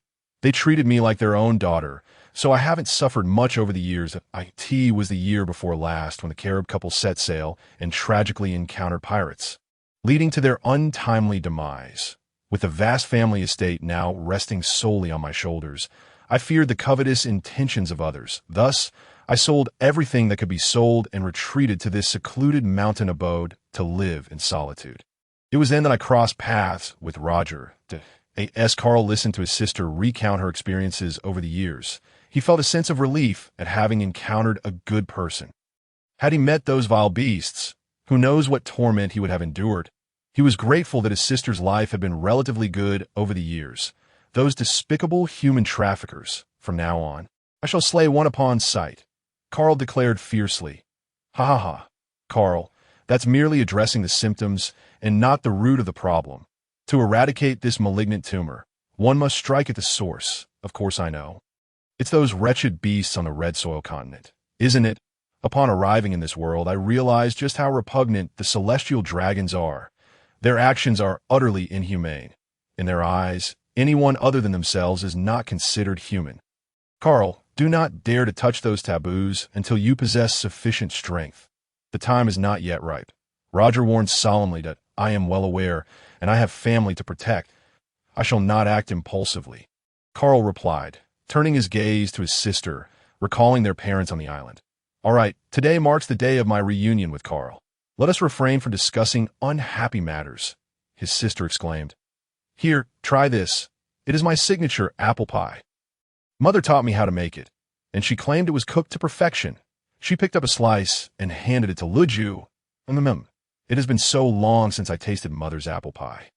How nostalgic. After dinner, Carl and Lu Jiu sat in the courtyard chatting, while Roger recounted tales of his past to Banson and Ellie, interspersed with gasps of astonishment. How is Roger's health? Carl inquired, but I can sense that he is not well. He confided in me that he has roughly 4 months left to live, and he seems to be nearing the end. He mentioned he has one last task to accomplish. How about we go to Tiger Roar Island after Roger departs? It's a place free from outsiders, allowing you to rest peacefully during your pregnancy. No, I cannot return. If it were just myself, it would be manageable. However, I am carrying Roger's child. The world government will not spare his bloodline. Though our family resides in the Calm Belt, I have heard from Roger that the Navy has developed warships capable of traversing it. Carl fell into a pensive silence, recognizing the truth in her words. If they returned, the people of Tiger Roar Island might not escape unharmed. Many would perish outside, though perhaps fewer in number. Ace's denial of being Roger's son likely stemmed from this very reality. In such dire circumstances, anyone would inevitably lead a life filled with oppression. Carl sensed that his sister harbored a resigned spirit, perhaps only masked by her pregnancy. However, his unique observation hockey allowed him to discern her emotions clearly, leaving no room for deception on her part. Come, sister, you must not stay up late during your pregnancy. We should retire early. I am eager to hear this little one call me uncle. To hear that may take quite a while. Lu Jiu chuckled, rising to return to be in the dining room. Banson and Ellie were tidying up the remnants of the meal when Roger emerged. Carl, I will be leaving in a few days. I will entrust an old friend to take the child away. But until he arrives, I may need to trouble you, Roger said, patting Carl on the shoulder. Must you go? It is imperative. It is my mission. He looked at Carl with unwavering resolve. That I understand, Carl replied, heading off to wash up and prepare for bed. Lying in bed, he contemplated that the only hope now rested on LES research into enhancing vitality. Before dawn, Carl ventured to the sea in the back mountains to train. His duel with Roger the previous day had revealed the considerable distance he still had to cover to reach the pinnacle of strength. He continued to push himself, standing in the water and striking the massive rocks with his fists for 2 hours before resuming sword practice, ultimately returning after swinging his blade 10,000 times. Upon returning to the villa, Lu Jiu had prepared an array of meat dishes, all crafted from the Sea King. Carl, hurry and eat. Accompany me to a place that, of course, sister. As he ate, he turned to Roger and said, Hey, Pirate King, could you spare some time in the coming days to train Banson? He is quite suited for the path of physical cultivation. Absolutely. Leave it to me. Roger boomed with laughter. Pirate King, what a dreadful title. Do not be angered, Carl. He is also your brother-in-law. Humph. I have yet to acknowledge that. Come along, sister. I am full now. Truly, I cannot reason with you. Take that bouquet of flowers and come with me. All right, sister. Banson, learn well from our Pirate King. Understand? Understood, Captain. Rest assured, Brother Carl, I will certainly succeed in my research. Yes, if you need anything, simply go to town and purchase it. Do not trouble me further.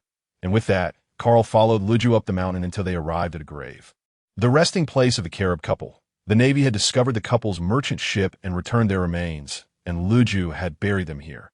Uncle Carib, Aunt Lillian, this is my brother. He has come to the South Sea to find me, and he will take good care of me from now on. You can rest easy. I will no longer be bullied, she said, placing the flowers Carl had held at the gravestone before bowing respectfully. Carl held Lu Jiu's hand, standing quietly beside her for a moment. Let us go back. Carl, by the way, Carl, how are Mom and Dad? They must have been heartbroken after I disappeared at sea. They're well, and I often catch sea kings to provide for them. Their health is quite good now, so you need not worry, sister. The siblings chatted and laughed all the way home, where they found Roger training Banson by the sea. Ellie was absent, having gone to town to buy supplies. By the way, Carl, if I'm not mistaken, you should be 18 now. Have you encountered any girls you fancy? Lu Jiu asked with a smile. No, not at all. I am still young. Marriage is far too distant. Carl quickly denied. If you do, be sure to tell me. I will help you win her heart. Lu Jiu teased with a gentle laugh. The two continued their light-hearted banter, reminiscing about childhood memories and Carl's training over the years. Days later, Roger was set to depart. Carl, these are my notes on hacky cultivation that I have compiled over the past few days. They are for you. Thank you, Roger, brother-in-law. Huh, I appreciate your calling me brother-in-law. I'm not a competent husband. Lu Jiu, thank you for your understanding. I am grateful, Roger said earnestly to Lu Jiu. Go forth and fulfill your final mission. I will always support you. Indeed. Farewell, everyone. With that, Roger boarded a small boat and set sail. Goodbye, Uncle Roger. Thank you for everything these past few days. They watched as Roger's boat sailed far out to sea until it vanished from sight. This time, it seemed they would not have another opportunity to meet again. standing by the shore. Carl gazed at Roger's departure, his emotions a tangled web. He once thought that Roger's dying words had ushered in the era of great pirates, igniting chaos across the seas. Yet upon witnessing the world's malevolence, one comes to understand that conventional methods can no longer save it. One must break the shackles and carve a path to survival from the depths of despair. The four returned home, all sensing Lu Jiu's somber mood. Carl subtly gestured to Ellie, encouraging her to engage Lu Jiu in conversation. "Hey, Sister Lu Jiu, when is the baby expected to arrive? Can I be the aunt?" she asked playfully. Upon hearing about the child, Lu Jiu's gaze softened as she caressed her belly. "Oh, that would be lovely, but it's still too early. I'm only 3 months along." "And what about the name? Have you decided?" Roger had already chosen names. If it were a boy, he would be called Ace. If a girl, she would be named in Ace and it is truly delightful to hear that Lu Jiu and AI Lee have engaged in various discussions about children, significantly uplifting her spirits. Meanwhile, Carl finds himself contemplating Ace, that boy with charmingly small freckles on his face, who remains a source of heartache for all Jaime Ya. It is said that in a past life while watching One Piece, it was mentioned that Lu Jiu gave birth to twins, one of whom, a girl named In, is with the Revolutionary Army. If they're indeed twins, they should bring the girl back to Huxiao Island. With Ace drawing attention, no one would suspect that it is also the daughter of Roger. Yes, that S settled. Time for training. Sister, I will continue my training by the sea and will return a bit earlier this afternoon. ILL prepared dinner, so please refrain from entering the kitchen. All right? Understood. You go ahead and do not worry about me. Lu Jiu is well aware that Carl understands her sorrow stemming from Roger's departure. Yet the thought of their child, knowing she has a mission, brings comfort to Carl. "Benson, come with me. Starting today, I shall train you," he declares. "All right, thank you, Captain," Benson replies joyfully, evidently more at ease with Carl's guidance than he would be under Roger's. For that is indeed the Pirate King. Thus, life unfolds in an orderly fashion. As August arrives, a shocking announcement spreads. Roger has been captured. The seas seem to stir with a tempest as the news reverberates. Roger has been apprehended. The Navy has also declared that they will execute the Pirate King in Logtown next month. Disbelief washes over everyone. How could a man who possessed everything in the world be captured? The Whitebeard Pirates patriarch, Marco, exclaims in agitation upon reading the news delivered by a newsbird. "Gurara, what transpired, Marco?" Whitebeard demands, emanating a commanding aura. "Father, Roger has been captured. The paper states that the Navy will execute the Pirate King in Logtown next month." Upon hearing this, Whitebeard remains unperturbed. He had met Roger not long ago and is aware of the circumstances surrounding his capture. However, few know of their meeting, and outsiders remain oblivious to their discussions. On a floating island, the legendary pirate Shiki the Golden Lion seethes with fury upon receiving the news. Roger was the man who had defeated him. How could he possibly fall into the clutches of the despicable Navy? Most critically, he has yet to exact his revenge. Contemplating that if he were to vanquish the Navy headquarters, it would prove his superiority over Roger, he furiously sets off towards the Navy headquarters. The scene there is chaotic, with half of Marineford in ruins that, in conjunction with Admiral Sengoku and the naval hero garb. Shiki is ultimately defeated and imprisoned in the underwater prison, impelled down. This news sends shockwaves across the seas, leading many to ponder if the end of piracy has arrived. The Pirate King has just been captured, and now the legendary pirate Shiki, too, has been apprehended. On Cake Island, Big Mom exclaims, "That fool Shiki. He actually dared to clash with the Navy headquarters, and Roger, too. But now, it means 2 fewer competitors for me." A wave of conquerors' hockey radiates throughout Bartolomeo Island. Although Lu Jiu and Carl were already aware of the situation, their spirits remain low. Carl grasps Lu Jiu's hand, reassuring her that she has him, her brother, to rely on, urging her not to feel so tense. "I'm fine, Carl. Roger has long informed me of his intentions. I was prepared for this. I am the woman of the Pirate King. I am not that fragile." Lu Jiu responds softly, "So, sister, what would you like to eat today? I'll make it for you.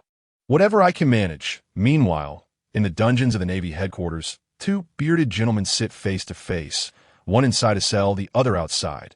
"Roger, do you have anything left to say?" Garp inquires. "Garp, can I trust you?" Roger gazes intently at Garp, as if peering into his very soul. Garp remains silent, maintaining his gaze on his old rival, who is simultaneously an ally. Recognizing Garp's expression as one of trust, Roger continues. Garp, I have a child, but they are yet to be born, only 4 months along. You must help me. Impossible. You know the world government will never allow your bloodline to survive. Garp retorts. Thus, Garp, you are the only one who can assist me. This child is innocent. Even if I am guilty, it cannot be blamed on them. Roger earnestly implores his old friend. Garp chooses not to respond further, rising to leave, while Roger understands that Garp has agreed. A smile gracing his face as the East Blue sees a surge of people flocking to Lowtown, eager to witness the execution of the Pirate King Roger. In a concealed corner, 2 boys with a red nose and red hair sit together. Hey Shanks, the captain is about to be executed. What shall we do? Buggy, the user of Conqueror's Hockey, inquires. This is Captain Roger's choice. We cannot interfere. Shanks replies solemnly, in Lowtown, figures such as Don Quixote da Flamingo, Dracula Mihawk, Gecko Moria, and Crocodile converge. All part of the ambitious younger generation. Time swiftly transitions to September, where Lowtown is packed with throngs of people, the square before the execution platform brimming to capacity. All eyes are fixed upon the platform, where Admiral Sengoku and the naval hero Garp stand guard. Silence envelopes the square until the clanking of shackles breaks it, as the Pirate King Roger is brought forth and forced to kneel upon the platform. As the execution time approaches, the crowd remains hushed, all eyes on the man who once had it all. Hey, Pirate King, where is the treasure you possess? The legendary One Piece, suddenly shouts an ordinary-looking individual, prompting a collective realization among the crowd. Roger may be dying, but his treasure remains.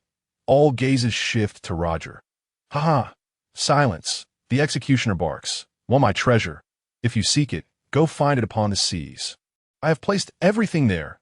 As the executioner raises his sword and pierces Roger's body, the square erupts into chaos. The world watching the live broadcast is thrown into a frenzy, for they have heard the Pirate King's final words. The world braces itself for the dawn of the great pirate era. Countless ambitious souls set sail in search of the legendary treasure left behind by Pirate King Roger, igniting further turmoil upon the seas. At Bartolomeo Island, Carl knows it is time for him to prepare. Lee, how goes the research on the medicine? Brother Carl, I experimented with the monkeys from the forest yesterday and have made some progress, but I have yet to conduct human trials. Then let us commence human trials starting tomorrow. I will construct a facility for you in the depths of the back mountain. I will also return to the sea to capture some nefarious pirates for your experiments. All right, Brother Carl. In Panga City, the world government's 5 elders deliberate over a message sent by the CP organization. The CP organization has discovered that Roger spent a considerable amount of time on Bartolomeo Island in the South Sea, making it highly probable that he left descendants there. This malicious bloodline must be eradicated, declares the bald, white-bearded justice god, Topman Wokuli. The Navy headquarters receives this directive, tasked with assisting the world government's CP organization in addressing the matter. In the conference room, Admiral Steelbone Kong exclaims, because of Roger's dying words, more and more people are embarking on their journeys as pirates. The Navy is severely understaffed. I have submitted a request to the world government for expansion. But this will take time. Crane, please share your thoughts. The Navy can temporarily abandon the latter half of the Grand Line, focusing all efforts on addressing the troubles in the 4 seas and the first half of the Grand Line. To buy us time, we need to drive the pirates into the New World, allowing them to create chaos there, proposes Vice Admiral Crane. Very well, we shall proceed as Crane suggests. Additionally, Roger visited the New World base of the Whitebeard pirates before arriving at the Navy headquarters and met with Whitebeard. However, it remains unclear what they discussed. The world government harbors concerns regarding what Roger may have disclosed to Whitebeard. Thus, it is imperative for someone to monitor the Whitebeard pirates. Sengoku, you and Garp shall undertake this task. There is no need to engage with them directly. Simply observe their movements from a distance. Understood, Admiral Kong. Garp, what troubles you? Kong noticed that Garp appeared somewhat distracted. Oh, it's nothing. Rest assured, Admiral, I will assist Sengoku in this matter. Ha ha ha ha. Garp thought to himself that it seemed he would temporarily be unable to visit Bartolomeo Island. Meanwhile, Carl intended to seize the opportunity to visit Water 7 before the Navy's arrival. After instructing Banson to keep an eye on the house, Carl transformed into his full beast form and soared towards Water 7. He had now mastered the ability to utilize flame clouds for extended flights. Although Water 7 was a considerable distance away, he could manage with a few well-timed rests to replenish his stamina. The design blueprint he had acquired from the treasury of the Waterland Kingdom turned out to be a submarine capable of navigating the doldrums. However, constructing it would be exceedingly difficult, likely requiring the expertise of the renowned Fishman Tom. 3 days later, in Water 7, Carl enveloped the entire city with his observation hockey, locating Tom within a somewhat dilapidated shipyard. Tom had been brought to Judicial Island for trial due to his association with the pirate king Joel D. Rogers Shipbuilding. Nevertheless, he managed to persuade the presiding judge with his explanation regarding the concept and design of the sea train, prompting the judge to reconsider his verdict and grant him time for research. Currently, Tom was under scrutiny due to his criminal record, unable to leave Water 7. Greetings, Mr. Tom. I am Carl, and I possess an extraordinary ship design blueprint that I would like to entrust to you for construction. Could we discuss it in a different location? Oh, certainly, Mr. Carl.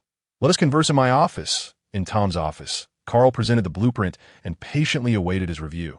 This vessel is indeed a remarkable design. However, constructing it will not be an easy feat. It requires sea stone and atom wood, both of which can only be procured from the underground black market or the world government. The estimated cost for production is around 3 billion berries. Mr. Tom, if the funds are sufficient, do you have connections to acquire the necessary materials? I can manage that. However, it needs to be expedited, as I am currently focused on the sea train project, which I must relocate for in a few months. No problem. I will bring you the funds by tomorrow evening. That sounds agreeable. Just come find me tomorrow. Carl then departed. Pondering the daunting sum of 3 billion, he resolved to seek out some corrupt noble from a kingdom to borrow the money, ideally one that would not demand repayment. Without delay, that very night, Carl plundered a kingdom's treasury and stumbled upon a devil fruit, the nature of which remained a mystery until he could consult his encyclopedia. The following day, Carl changed locations, converting all his spoils into berries, and hurriedly made his way to Water 7. This venture netted him over 30 billion berries and a devil fruit. By evening, Carl found Tom and handed over the 30 billion berries, saying, "Now, I entrust this matter to you. Approximately, when can the vessel be completed? No problem. It should take about 2 months to finish. Very well. I shall return in 2 months. By the way, here is my communication snail. Should any issues arise, feel free to contact me directly." Under the cover of night, Carl, carrying the devil fruit and his remaining funds, set off towards Bartolera Island. After 3 days, he finally returned, only to find the town already under the watchful eye of the Navy. In the forest, he located Ellie, who was conducting experiments by injecting substances into the bodies of captured pirates.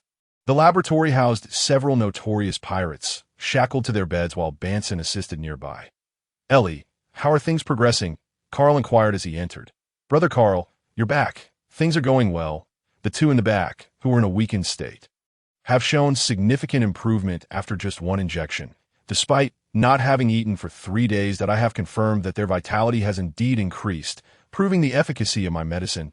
I am currently calculating the dosage. "Well done, Ellie. Tonight, I will prepare 10 chicken legs for you." Carl affectionately ruffled Ellie's hair. "I'm glad to be of help to Brother Carl. I must return for now. Please finish your experiments and come home early." Upon returning home, Carl found his sister Rucky watering the flowers. "Sister, I'm back." "Carl, you've returned? By the way, the Navy has already established a presence in the town. I fear they may be searching for me. What should we do?" "No need to worry, sister. Your pregnancy is not yet noticeable beneath your dress. Just wait for them to conduct their search and leave, and all will be well. Besides, I am here. Even if they discover us, I can help you escape. Have faith that I understand that in the following days, individuals were continually apprehended, children aged 0 to 1, as well as pregnant women. Anyone found was taken away for questioning, with the assurance that they would be released if deemed innocent. However, as time passed, it became apparent that none of the captured individuals were ever returned, and no one knew their fate, causing unrest to spread throughout the town. Rucky felt immense guilt, as she understood the situation stemmed from her and her unborn child. Carl, too, felt a sense of sorrow. "Sister, do not worry that I know where they are being held, that if they take action, I will rescue them. Trust me," Carl reassured her. "Carl, they're truly ruthless. If you have a means, please ensure their rescue. I will." Sister. 2 months passed, during which the Navy and CP organization thoroughly searched the town, apprehending all pregnant women. Rucky, residing in the mountains and concealing her pregnancy beneath her dress, was able to traverse the town without suspicion. Each time she returned from the town, her mood grew increasingly despondent. Carl realized he needed to expedite the rescue of those women and children. Moreover, the ship was ready. After their rescue, they could not return to this island and would need to be taken to a remote, uninhabited island instead. As night fell, Carl donned dark clothing and shoes, obscuring his face save for his eyes, and proceeded to the town to subdue the Navy and CP personnel. He located the men whose wives had been taken and the families of the abducted children. After considerable effort, he managed to convince them to accompany him. Although they harbored doubts regarding Carl, the glimmer of hope he offered was preferable to despair. The group followed Carl to the place of captivity, where the sounds of crying children and women echoed amidst the chaos of interrogation. Carl leapt onto the rooftops and unleashed his conqueror's hockey, rendering the guards and interrogators unconscious. He then allowed the families outside to enter and find their children and wives. But tragically, many had already perished, shattering numerous families in the process. The scene was chaotic. Carl led the group towards the port, where townsfolk bore witness but said nothing. They boarded the ship and set sail immediately. This large vessel had been prepared in advance, stocked with enough provisions for approximately a month. They distanced themselves from Bartolira Island. Carl employed hockey to incapacitate everyone on board. It was necessary to prevent them from knowing the route. Under the cover of night, they navigated according to the compass, reaching their destination just before dawn. After awakening them, Carl instructed everyone to disembark and unload their supplies. "From now on, you will reside on this island. Should you venture out, the world government and Navy will not spare you. This is an uninhabited island, situated near the doldrums, abundant in various fruits and suitable for cultivating crops. I believe you will adapt well to life here. Unfortunately, I can assist you no further. Thank you, benefactor. Otherwise, my wife may have met a dire fate. Thank you, benefactor. Thank you. All right, you may begin your tasks. First, repair your accommodations." With that, Carl boarded the ship and departed. Once the island was no longer visible, he soared into the air and cleaved the vessel in half with a single strike. Its mission was complete. He could not leave behind any traces. This ship had originally belonged to pirates, all of whom Carl had dealt with, disposing of their bodies in the sea to feed the fish. Watching the vessel sink into the depths, he finally felt at ease. He flew back to Bartolira Island. Returning through the forest to the villa, "Carl, how did it go? Were you able to rescue everyone?" Lu Jiu inquired with a visage of concern. "Fear not, dear sister. They have all been rescued and settled." "That's a relief. Please go and change your clothes." "Of course, sister." Carl promptly changed and descended to sip a glass of water. The agents in the Navy should now have realized that the individuals are missing. Thus, they might suspect that their targets are among those who escaped, leading to a less stringent search on the island. By the way, this morning, your communicator received a call from someone named Tom, who mentioned that the ship you requested him to build is now completed. Understood. I will return his call. Ascending the stairs, he picked up the communicator and dialed Tom. After a few rings, the connection was established, revealing Tom's visage. "Mr. Carl, the ship is ready. It has undergone trial runs and is truly a magnificent vessel. When will you come to take it away?"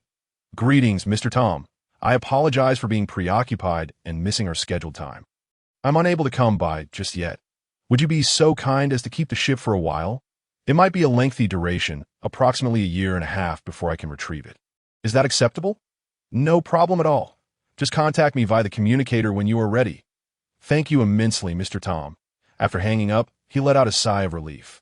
If Mr. Tom could not safeguard the ship, it would indeed pose a significant problem, especially since Carl could not be away for too long.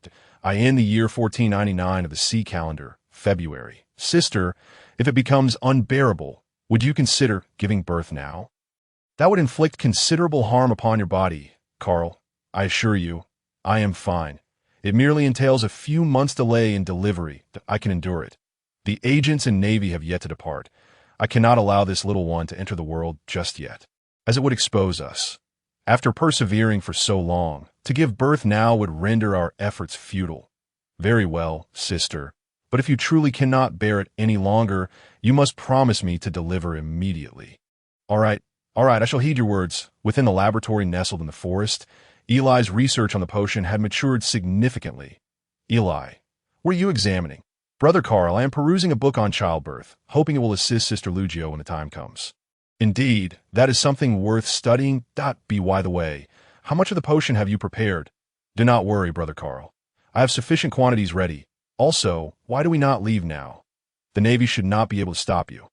It is not a matter of choice, but a necessity. Since that scoundrel Roger arrived, we have been unable to depart. Once we leave, the agents of the world government will undoubtedly trace our steps, leading to dire consequences that we must remain hidden until they leave, thereby reducing the likelihood of detection. Do you understand? Oh, I comprehend. Since the potion has been successfully developed, let us return to the villa. I will first deal with those pirates. Carl drove the pirates deep into the forest and buried them. After all, they were not virtuous individuals, having committed numerous heinous acts in the New World, near the headquarters of the White-Beard Pirates, Sengoku. When shall we return? It has been nearly half a year, and there has been no sign of any action from White-Beard. Surely we need not continue our surveillance. Carp felt a sense of urgency, having promised Roger to care for his child. Not yet. While they may seem inactive, it does not imply they will remain so. What Roger confided in us remains unknown. Let us wait a bit longer. Sigh. Very well.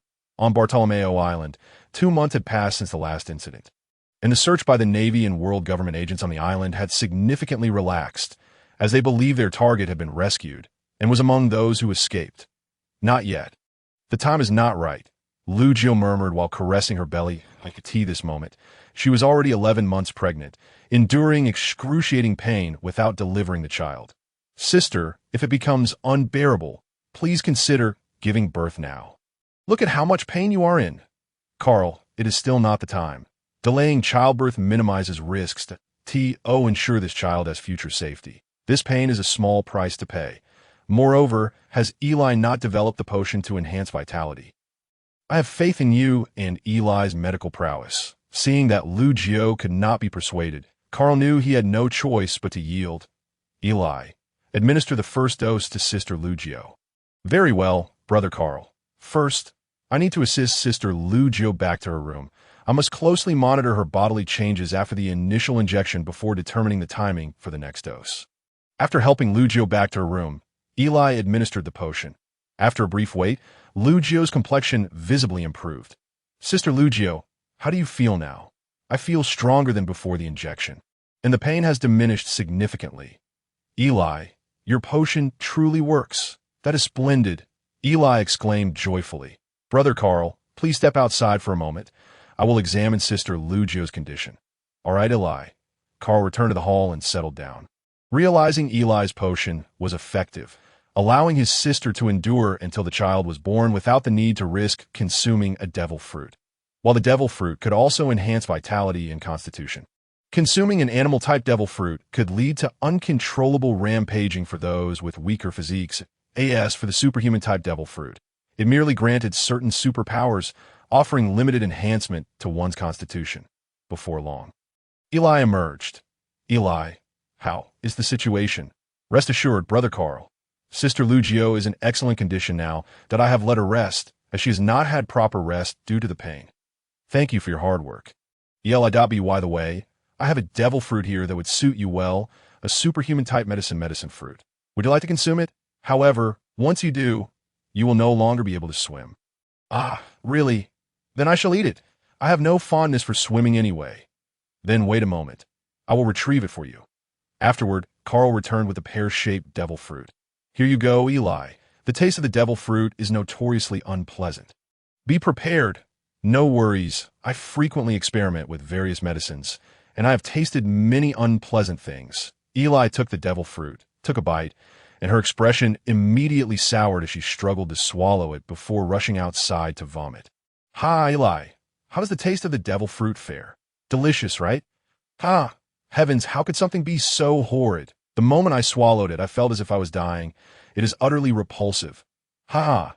The devil fruit is renowned as the most distasteful substance in the world. Here, rinse your mouth with some milk. Carl handed Eli a bottle of milk. After drinking a bottle of milk, Eli exclaimed, "Phew!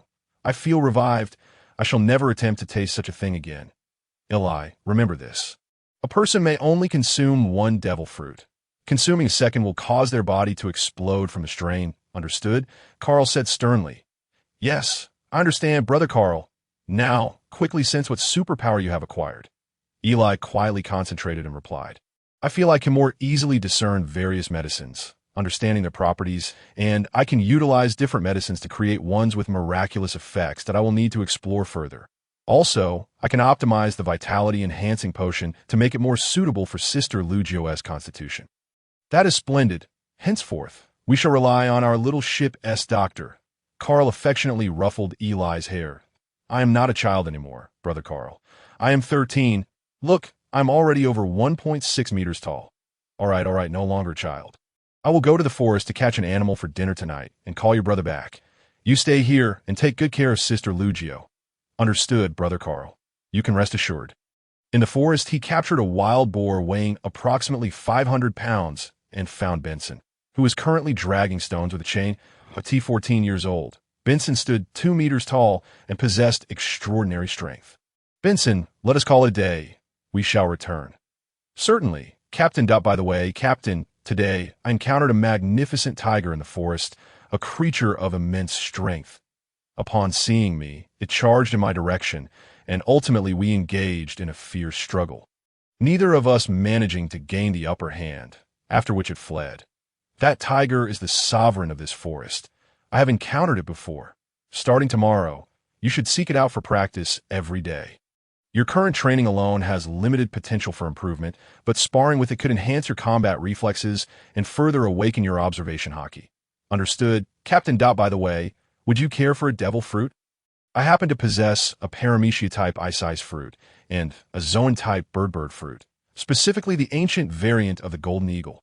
Benson pondered for a moment and then replied to Carl, neither of these devil fruits seems suited for me. I prefer power-oriented ones, that I shall wait for a strength-type devil fruit in the future. Very well, just ensure you are aware of your needs, that I will strive to find a power-type devil fruit for you. Otherwise, your remarkable talents would be squandered. Thank you, Captain. Now, let us return. Upon arriving home, I did not see Lu Jiu. Ailey, has Lu Jiu still not awakened? Not yet. She's been exceedingly fatigued these past few days, so a bit more rest would do her good.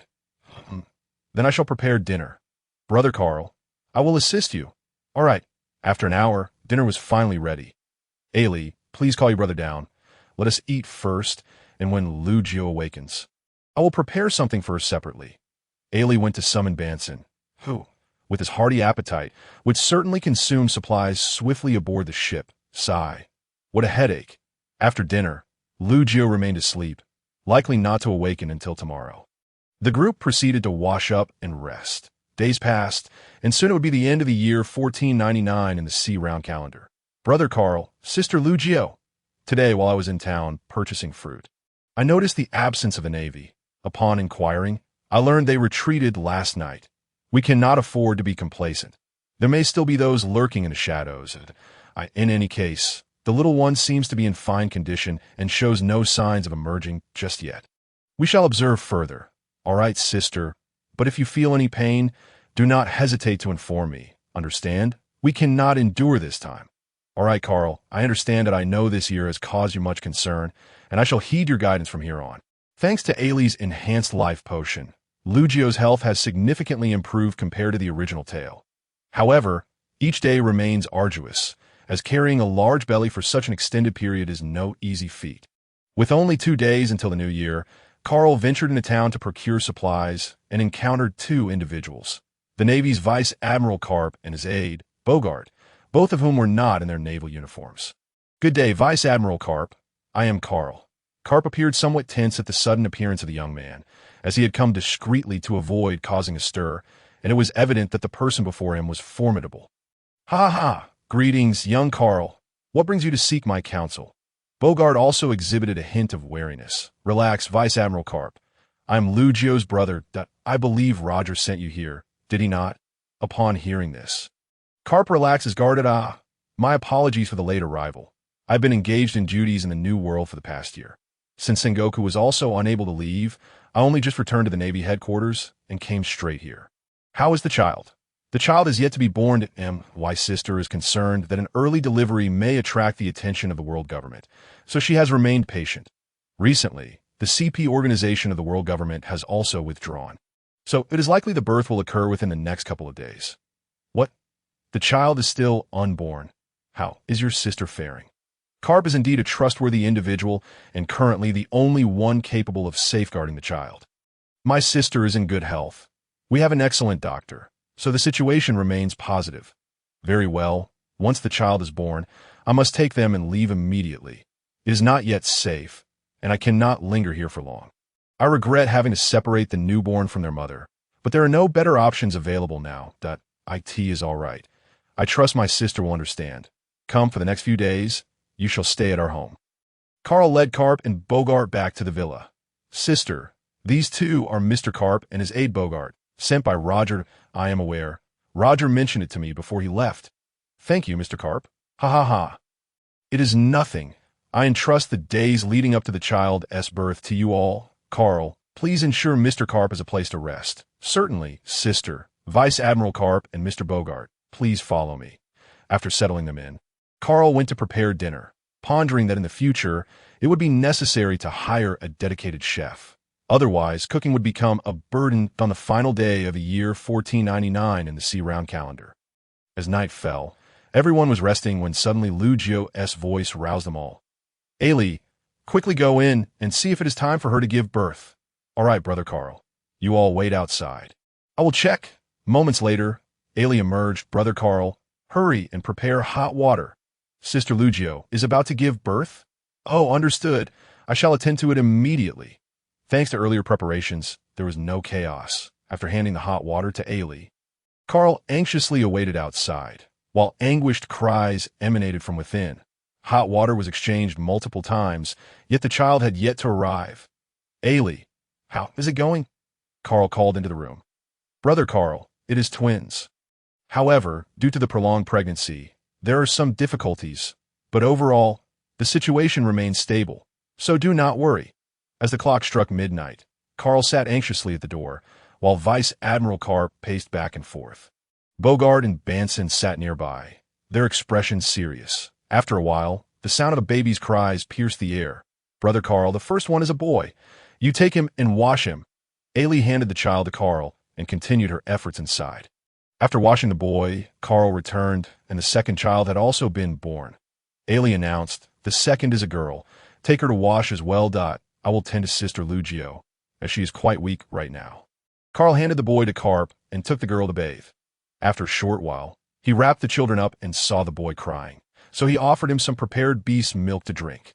Ha ha ha, how adorable, Vice Admiral Karp said, cradling the boy and feeding him with a benevolent expression. Just then, Ailey emerged. Brother Carl, the cleaning is done, and Sister Lu Jiu is feeling much better. She wishes to see the children. I shall bring them in immediately. Sister, how are you feeling now? I am well. Please show me my child. Carl presented the child to Lu Jiu, while Vice Admiral Karp passed the boy to her as well. Vice Admiral Karp, my thought is this. You may take the boy, and we shall keep the girl. Even if the world government discovers it later, they would not know that Lu Jiu gave birth to twins. After some contemplation, Karp agreed. That is acceptable. I must leave immediately. The longer we delay, the more perilous the situation becomes. By the way, have the children been named? Yes, Roger had already decided on their names. The boy is Ace, and the girl is, and Lu Jiu stated. Ace and, understood. I shall take Ace then. Lu Jiu shed tears, gently embracing Ace one last time before reluctantly handing him a Karp. From now on, I entrust Ace to you. Mr. Karp, rest assured, I have grown quite fond of this little one. Karp said earnestly. He then hurriedly took the child and left without delay. Sister, Lu Jiu, is sobbing while holding. Do not worry, sister. Mr. Karp will take good care of Ace. Entrusting him to him is indeed the best and safest choice at this moment that I understand. But I feel guilty that Ace has to leave his mother so soon after birth. Sister, Ace is the son of the Pirate King. His destiny is bound to be extraordinary. There are countless adventures awaiting him in the future, and he will grow up to be a remarkable man. Besides, and is here too. I understand. Ailey then administered a dose of medicine to Lu Jiu. Sister, you should rest for now. I will take care of, and your health must recover swiftly, as we need to leave soon. All right, and be a good girl. Then, after giving her a gentle kiss, he handed her to me and went to sleep. Carl also carried her out, and then said to Ellie, "You've worked hard tonight too. Go rest now. You too, Benson, hurry off to sleep. We will be departing in a few days. All right, brother Carl." That night passed without incident. The next day, upon waking, I noticed that I was also awake, her eyes surprisingly open, without a cry or a fuss. Truly remarkable, though she still appeared a bit wrinkled. Carl got up, fetched some beast milk for her, and carried her downstairs, and Y's sister was also awake and entered her room. "Sister, N's eyes are open. You must see." "Really? Show me quickly." Carl handed it to her, who drank her milk while gazing at Lu Jiu. "Mine is so well behaved," she exclaimed, looking at him with tender affection as if she were a precious treasure. "Sister, what would you like to eat? I will prepare it for you right away." "Anything will do. I have quite the appetite now." "All right, please wait a moment. I will have it ready shortly." With that, she stepped out. At last, my mood felt less oppressive. After 2 years, I could finally relax a bit. I entered the kitchen and began preparing breakfast, and soon I had a table full of delicious dishes ready. "Benson, after breakfast, please check our ship for any damages and have the town shipwright repair it. Ellie, see what medicine you are lacking and replenish it. We depart in 3 days. Understood, Captain." "Got it, brother Carl." 3 days later, Lu Jiu stood at the villa's entrance, cradling the child. "Let us go, sister. When grows up, if there's an opportunity, we can return." Carl supported Lu Jiu as they walked towards the forest, where Benson had already taken a ship.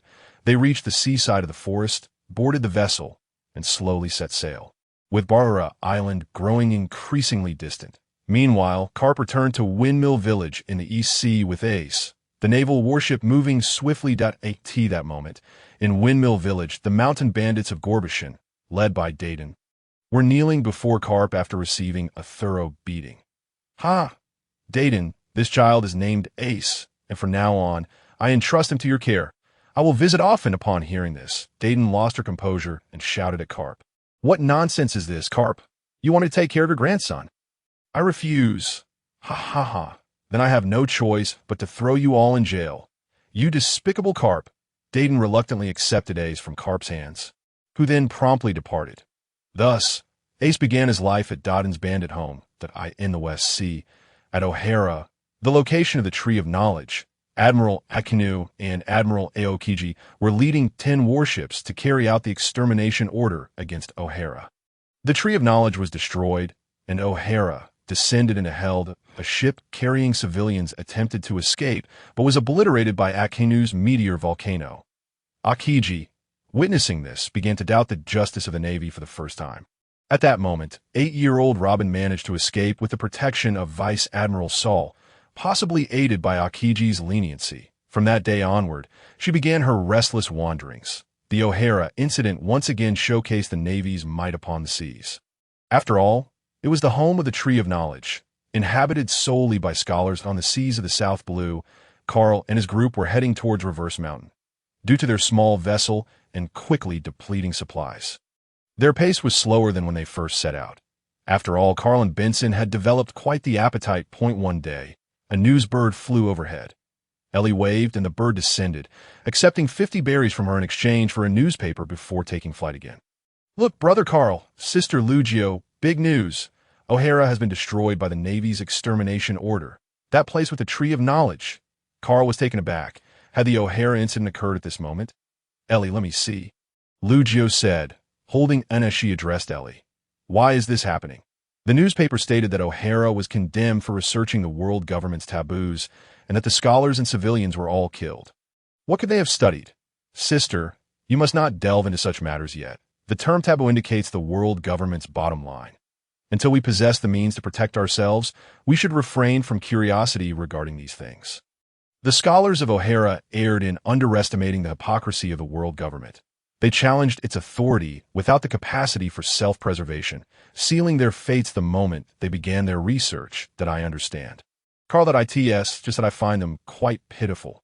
And this Nico Robin, with a bounty of 79 million berries at just 8 years old. How unfortunate. Robin, huh?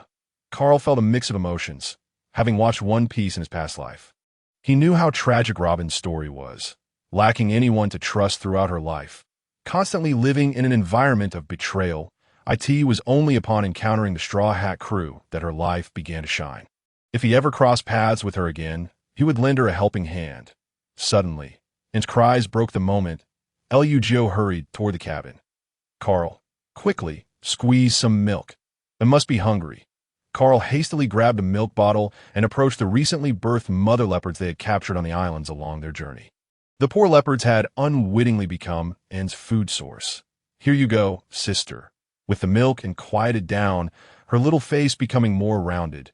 Truly adorable. When we return to Tiger Roar Island, Mom and Dad will surely be thrilled to see such a lovely granddaughter.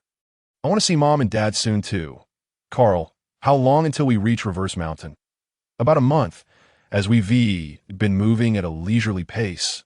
But don't worry, once we reach the Grand Line. I have a permanent pointer for Water 7, so we won't waste too much time there. Captain, there's a pirate ship approaching us. I'll be right there. Sister, please keep an eye on in the cabin. Be careful. Carl made his way to the deck, observing the opposing pirate crew. Around 20 individuals. This was the fourth pirate group they had encountered since entering the South Sea, as more and more people chose to become pirates in this age of exploration. Benson, you handle them. Yes, Captain. Ha ha. Bring the ship closer, lads. There are only 3 of them, and one of them is a woman. Whoever takes down those 2 men first gets the woman. The pirates erupted in cheers. Ellie, feeling a bit scared, stood behind Carl. He patted her head reassuringly. Don't worry, Ellie. These people are just slightly stronger than ordinary folks. They aren't true pirates. Your brother can handle them.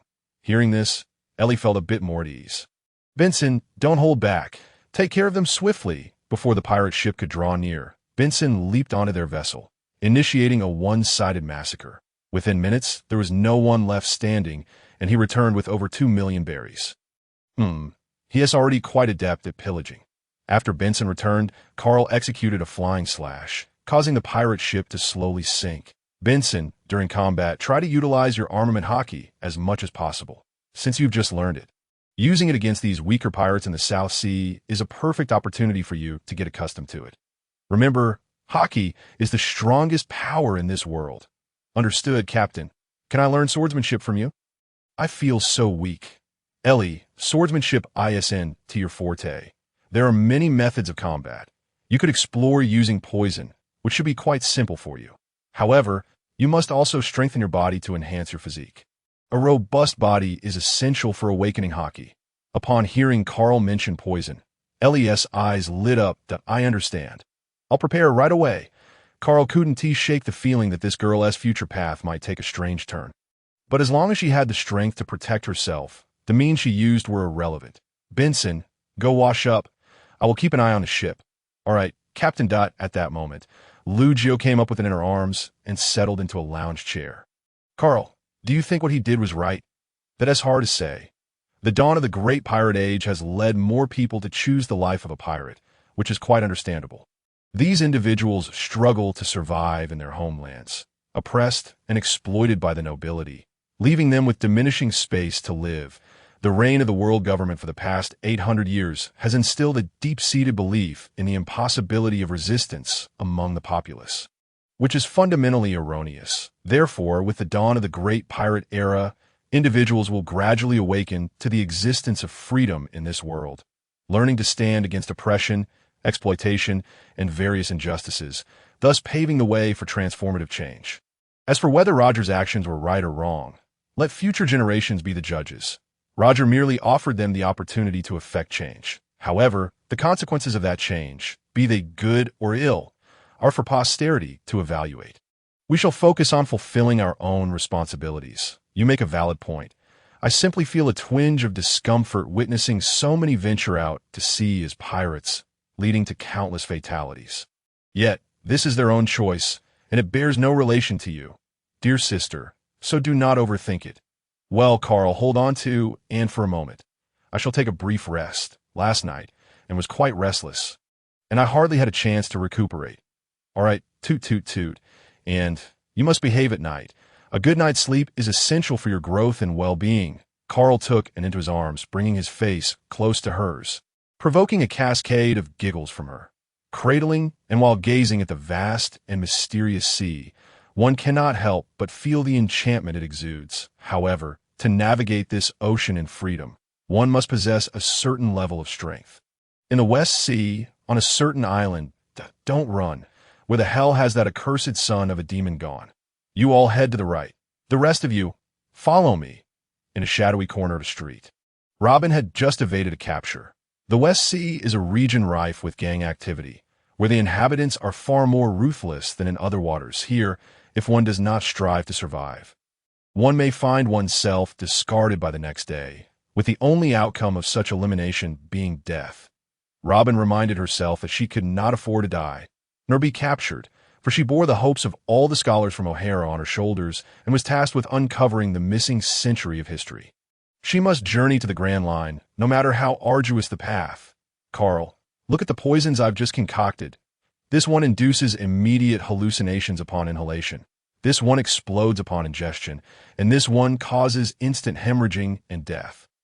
Carl gazed, somewhat bewildered, at the array of poisons the young girl was producing from her bags. It seemed as though a tiny devil resided within her, enabling her to create such a plethora of toxins in a mere moment. Ellie, is it safe for you to carry all these? I mean, what if someone on the ship accidentally gets poisoned? Not at all. I made preparations. Just look at this vial. After consuming just one, you'll be immune to poisoning from then on.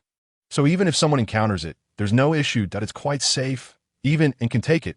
Then hurry and give me one along with in. Just kidding. Who isn't afraid of poison, no matter how robust one is? There's always a risk of poisoning. And so, after sailing for some time in the South Sea and having dismantled numerous pirate crews, the Navy began to take notice of Carl and his companions. Although Benson usually took action, Carl and Lee still faced the risk of exposure. Thus, they decided to seek refuge on a more secluded island in the South Sea for a while.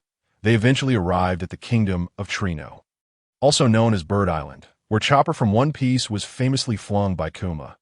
Here, an array of medical texts awaited Ellie for her studies. Although the islanders were somewhat insular, after a period of friendly negotiation, the residents consented to let Carl and his companions stay for a time, on the condition that they assist in defending against the attacks of the giant birds that roamed the area. Not everyone, after all, possessed the ability to communicate with animals like Chopper did.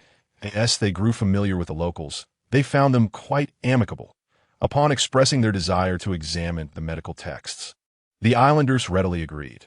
Ellie, spend some time studying these medical texts, Carl instructed. Benson, come with me.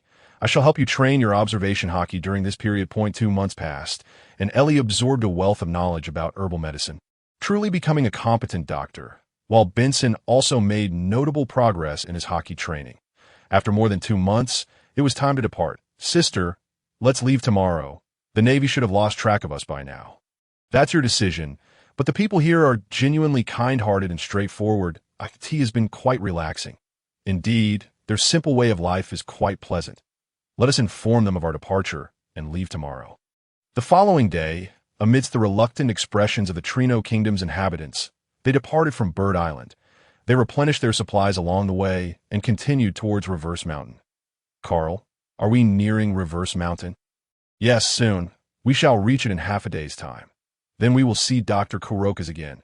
He will surely be astonished by my medical skills. Hee ha ha, this is what they call surpassing the master. Carl, who is Kuroka's? He was the ship's doctor of Roger's pirate crew. Roger managed to traverse the Grand Line thanks to Kuroka's medical expertise. To Roger's ship doctor, I am eager to meet him. In the afternoon, they finally arrived at Reverse Mountain, and, after a smooth passage through the channel, they reached the Grand Line, where the wrecks of ships were noticeably more abundant, likely due to pirates from the Four Seas whose vessels were of inferior quality. Kuroka's old man, what a pleasure to see you again. Dr. Kuroka's, we have returned.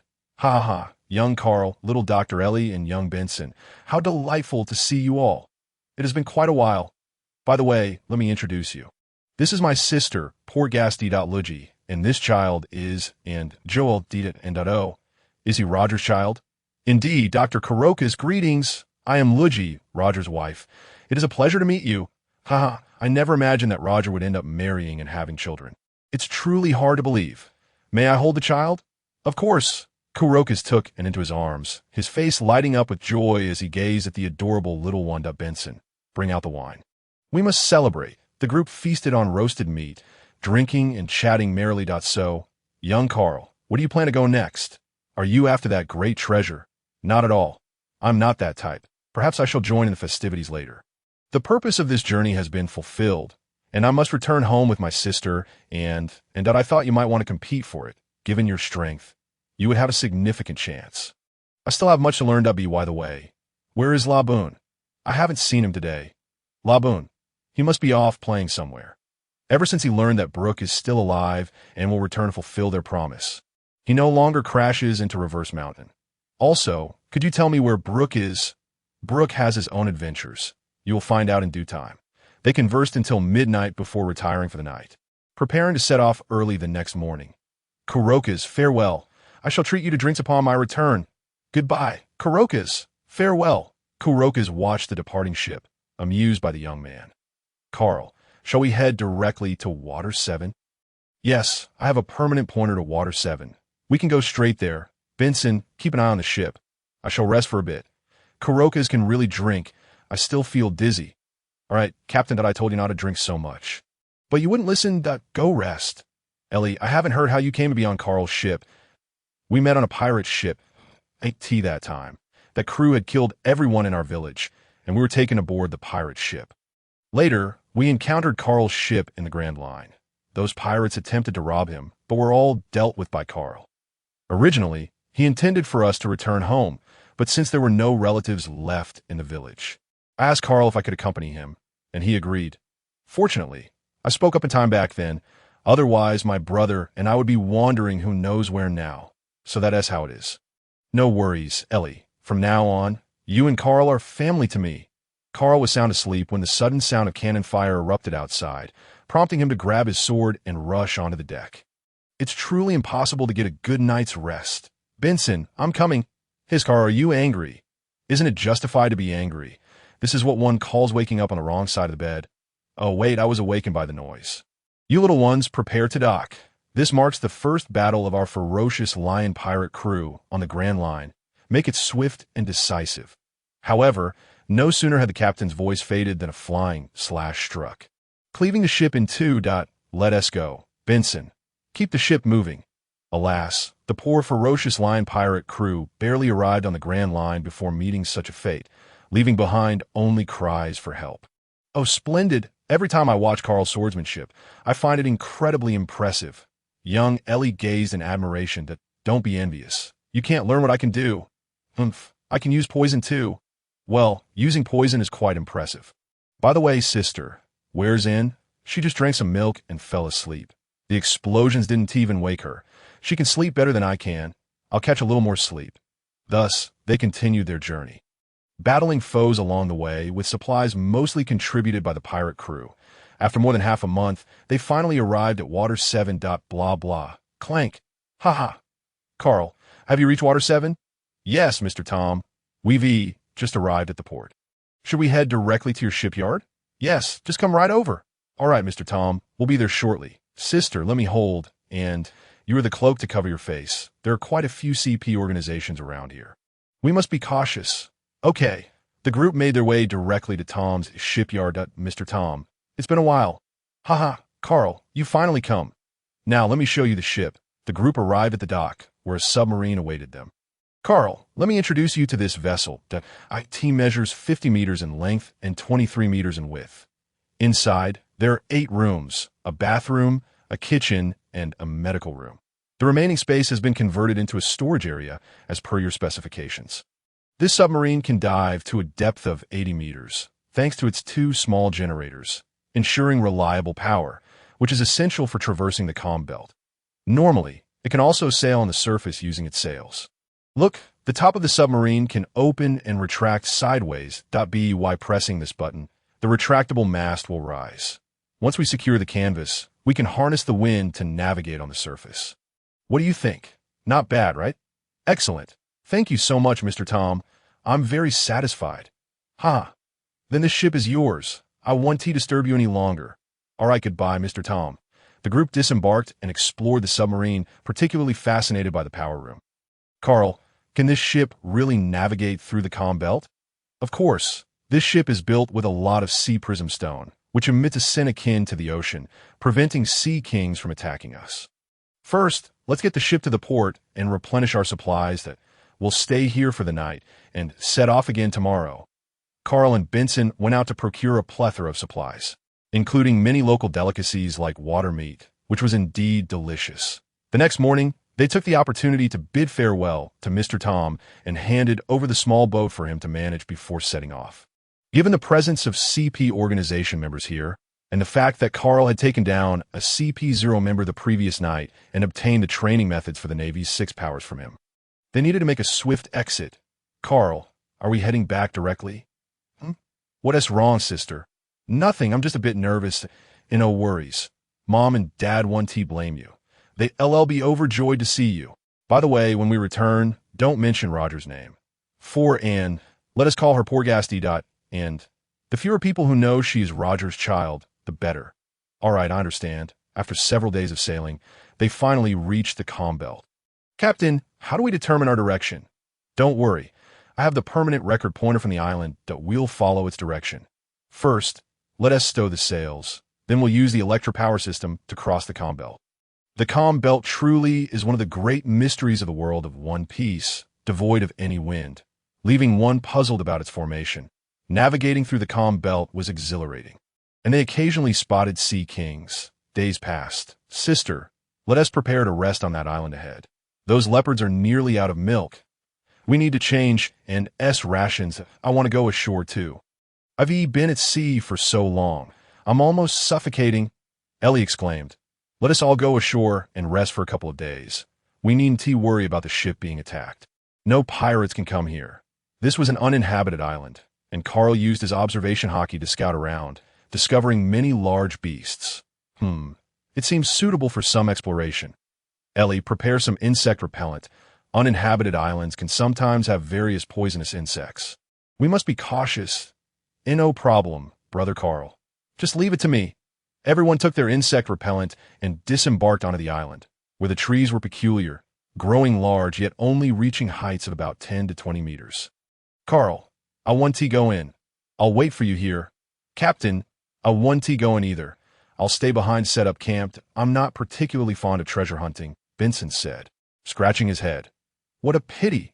How could a man not enjoy the thrill of treasure hunting and adventure? Benson, I must tell you, if you continue to be so reserved, it will be hard for you to find a girlfriend in the future. Ha ha ha. Ellie, let us go. Benson's face turned crimson at the jest. Let us go. There must be many interesting things inside.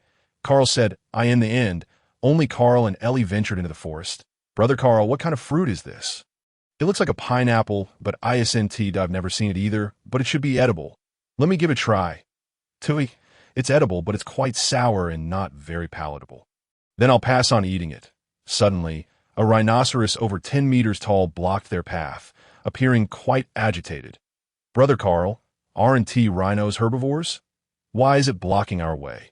This must be its territory. It doesn't want us intruding. It is quite a sense of territory. Carl emitted a hint of conqueror's hockey, causing the rhinoceros to sweat profusely and flee in fear. Why did it suddenly run away? That's the application of conqueror's hockey. You wouldn't understand. Let us move on. Wait a moment. There are some rare medicinal herbs here. I want to dig them up. Throughout this journey, Ellie had gathered quite a bit of medicinal herbs, making it feel like they had come in primarily for herb collecting. Brother Carl, look. That a devil fruit on the tree. Indeed. Looks like we've struck lucky. Carl leaped up to pluck it, examining it carefully. This should be a zoan-type devil fruit that I'll check the encyclopedia later to see what specific abilities it grants. Then let us head back. I want to see what kind of devil fruit this is. All right, we've found a treasure after all. Let us go. Upon returning to the shore, They found their campfire ablaze. We're back. This treasure hunt was fantastic. We found a devil fruit. Really? What kind of ability does it have?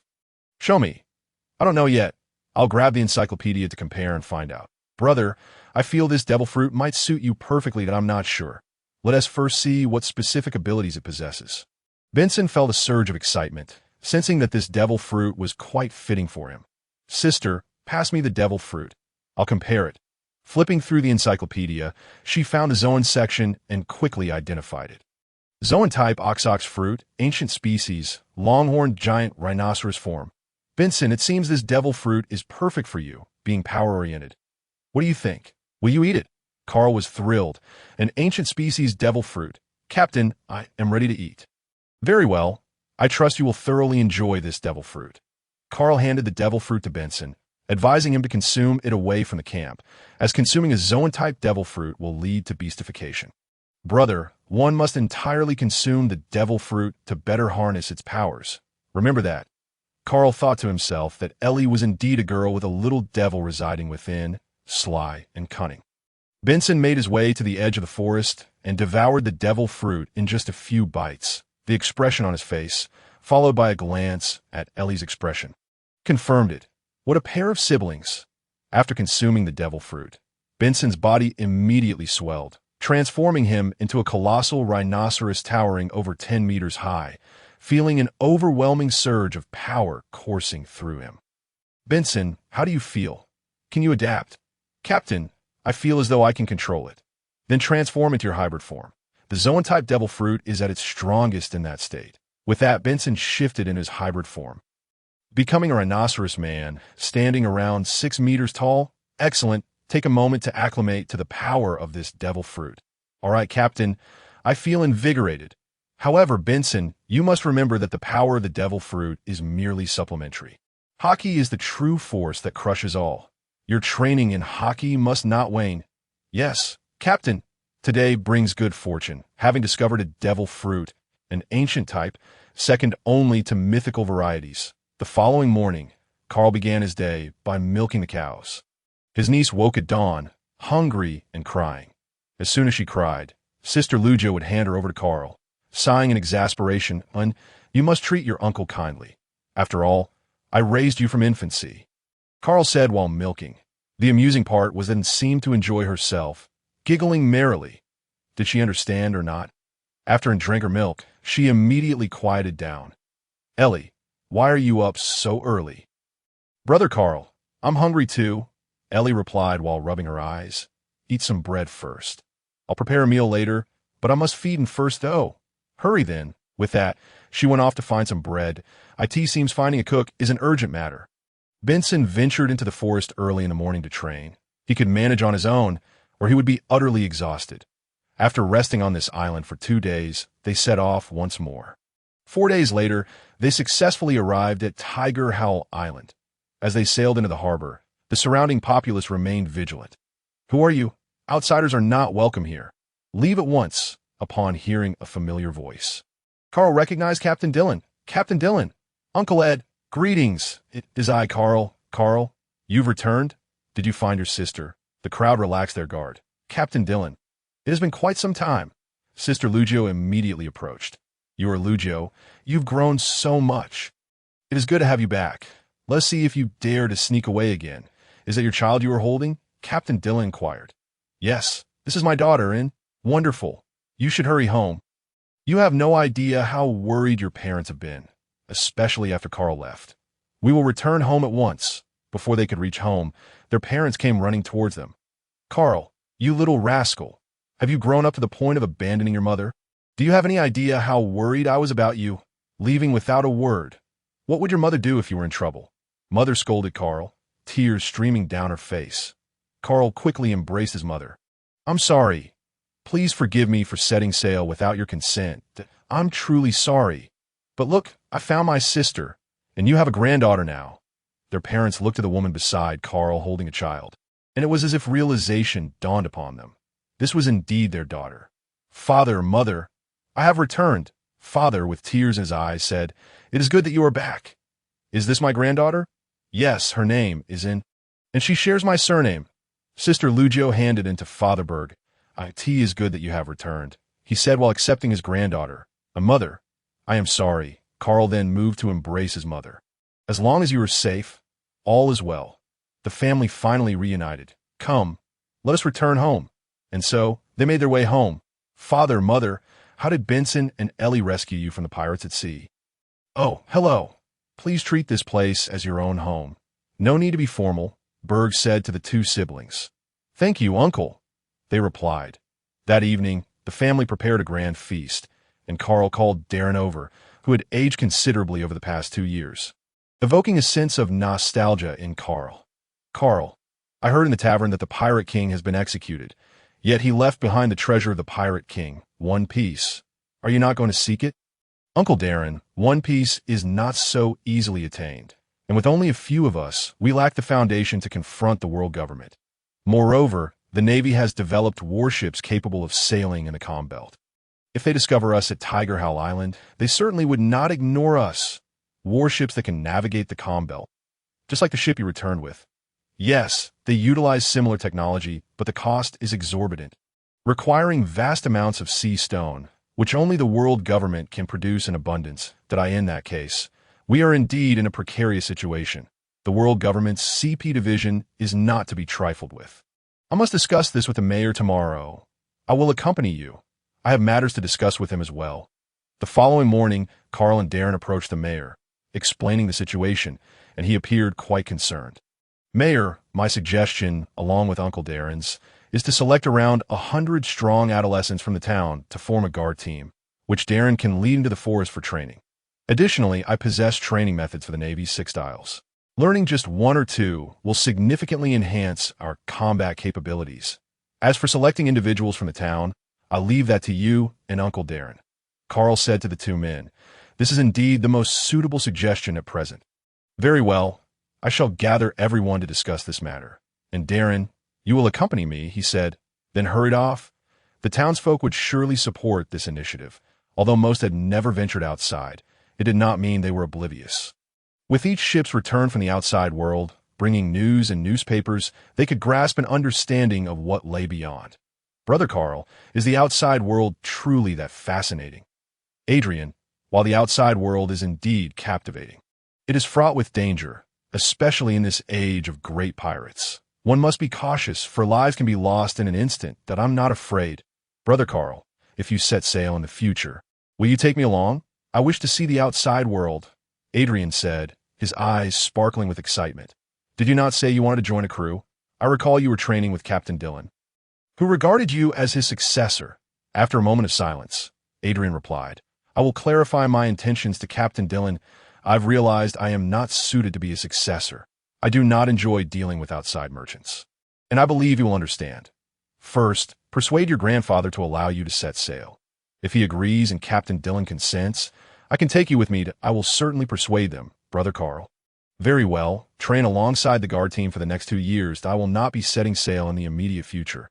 I must continue to strengthen myself. There are many formidable foes out there." "Yes, I understand, Captain." And with that, he ran off to find his grandfather. They're all dreamers, but wait. Carl is only 20. He is still a youth himself. Upon returning home, Mother, now a grandmother, took great joy in caring for the child. And Sister's spirits lifted considerably after returning home. Indeed, everything seemed to be progressing in a positive direction. Quite splendid. "Benson, Ellie, follow me. I shall take you to a special place." "All right. Where are we going, Brother Carl?" "You will find out shortly." He led them into the forest. "Wow. The trees here are astonishingly tall.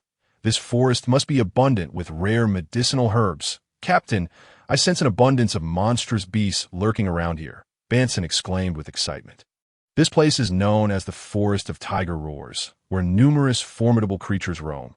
The former ruler of this land was a colossal dinosaur, but now, I am the king.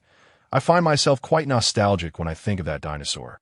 I wonder if its tail has grown back. So, why is it called the Forest of Tiger Roars? You'll soon find out that you see that distant peak?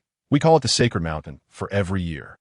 The creatures of the forest journey to it at a designated time to pay their respects, including that dinosaur. What a long trek. Climbing it would surely be exhausting. Ellie, from this moment forth, you must also strengthen your physique. Otherwise, I shan't take you along on future voyages. Although your poison is formidable, many can defeat you before you even have a chance to strike it. Oh, I'll just train harder. Well, starting tomorrow, you all will practice the Navy's 6 styles with me. The close combat techniques of the Navy's 6 styles are truly powerful. After more than 2 hours, we finally reached the summit, primarily due to Ellie's slow pace. Oh wow, there stands an enormous tiger statue. No wonder this place is called Tiger Roar Island. Sister, that is not a tiger, Banson said with a serious tone. Indeed, that is not a tiger. It is a bihuan, an ancient divine beast. The devil fruit I consumed is the zoan-type cat fruit. Mythical beast form, bihuan. With that, Carl transformed into a towering bihuan, over 20 meters tall. Banson was taken aback, and Ellie was astonished. This was the first time Carl had showcased his devil fruit abilities before them.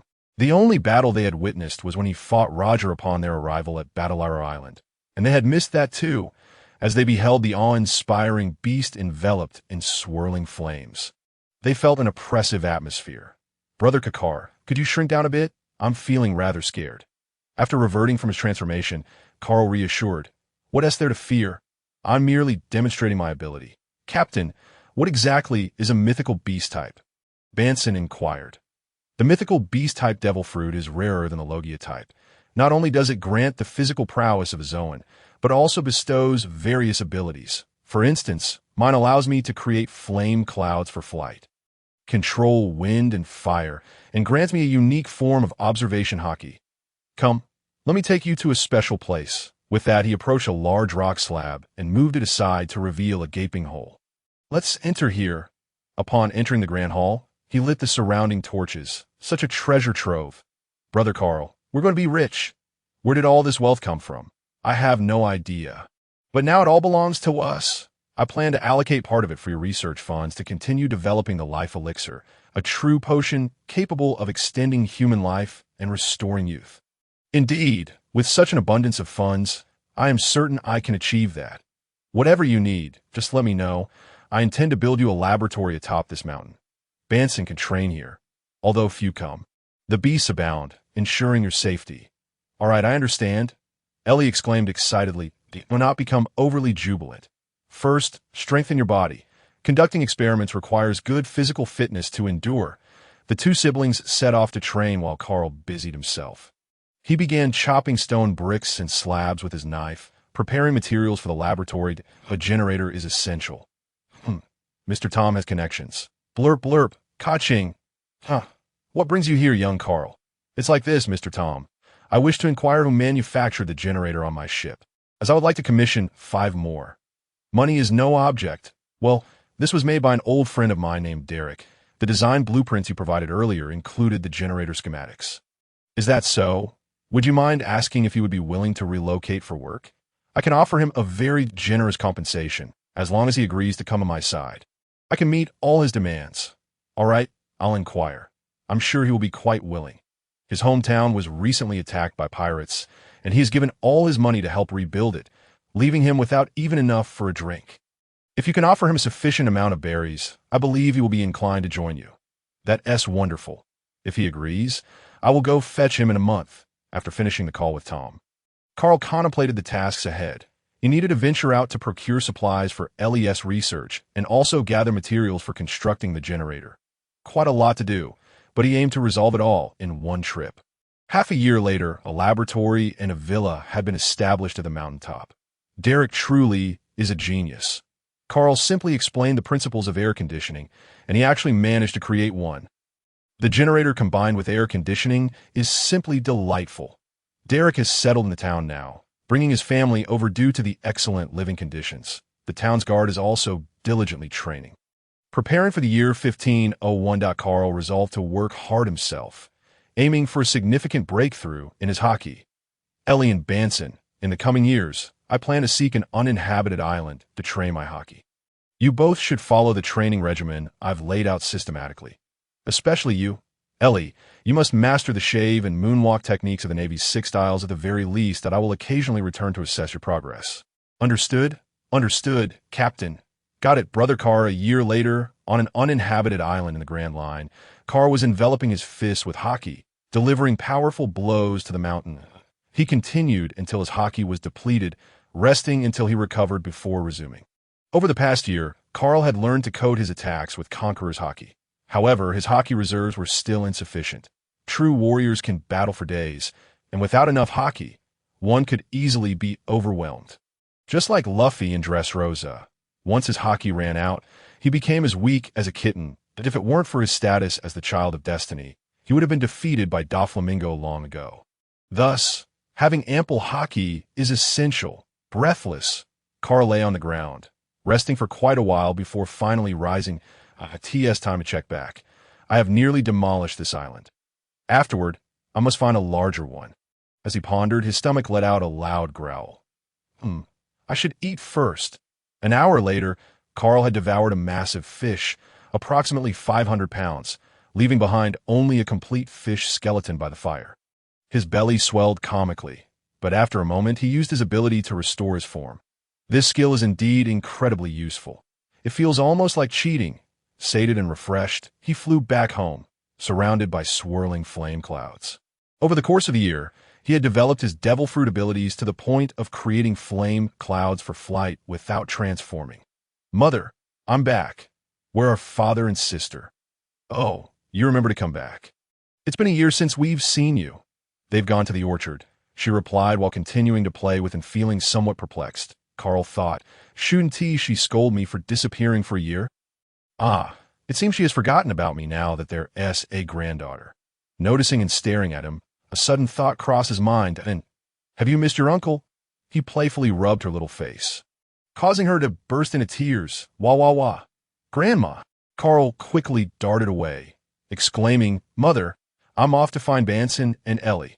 He dashed out of the house, hearing his mother's scolding voice echo behind him. Did I just hear him speak? Of course, she's almost 2 years old now. Time flies so quickly. I wonder how Ace is doing. Sighing, he immediately flew toward the Sacred Mountain. Ellie, why are you alone here? Where's your brother? Brother Carl, you're back, she exclaimed, rushing over to embrace him. You're so grown up now, still so impulsive. Carl laughed, playfully shoving her away. The young girl, now 15, stood at a height of 1.80 meters, and her figure had matured significantly. The little girl had grown up. Did you not miss me at all? Humph, of course I did. All right, don't be upset. Let us go back for dinner tonight. I'll cook. Then I'll definitely eat a lot. As much as you want, as long as you can eat. By the way, how is your training in the 6 styles going? I did mention I would come back to check on your progress. I've mastered the shave and paper drawing. I'm also close to mastering the moonwalk. Very good, very good. I thought you might slack off. Humph, I certainly won't be content to merely be a decorative vase. All right, our esteemed ship's Dr. Ellie is becoming increasingly formidable. Let us find your brother and return home. As we approached the seaside, we spotted Banson engaged in training to acclimatize to the seawater. He appeared to have just begun, as he seemed rather weak. Banson, how are you faring?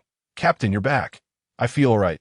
During my first encounter with the seawater, I could barely stand, but I'm much improved now. Quite commendable. The acclimatization training to seawater should not be rushed. Let's head home first. We shall dine together tonight. Upon returning home, we joyfully shared a reunion dinner. Carl, how has your training progressed? Are you still venturing out? Asked my sister, Lu Jiu.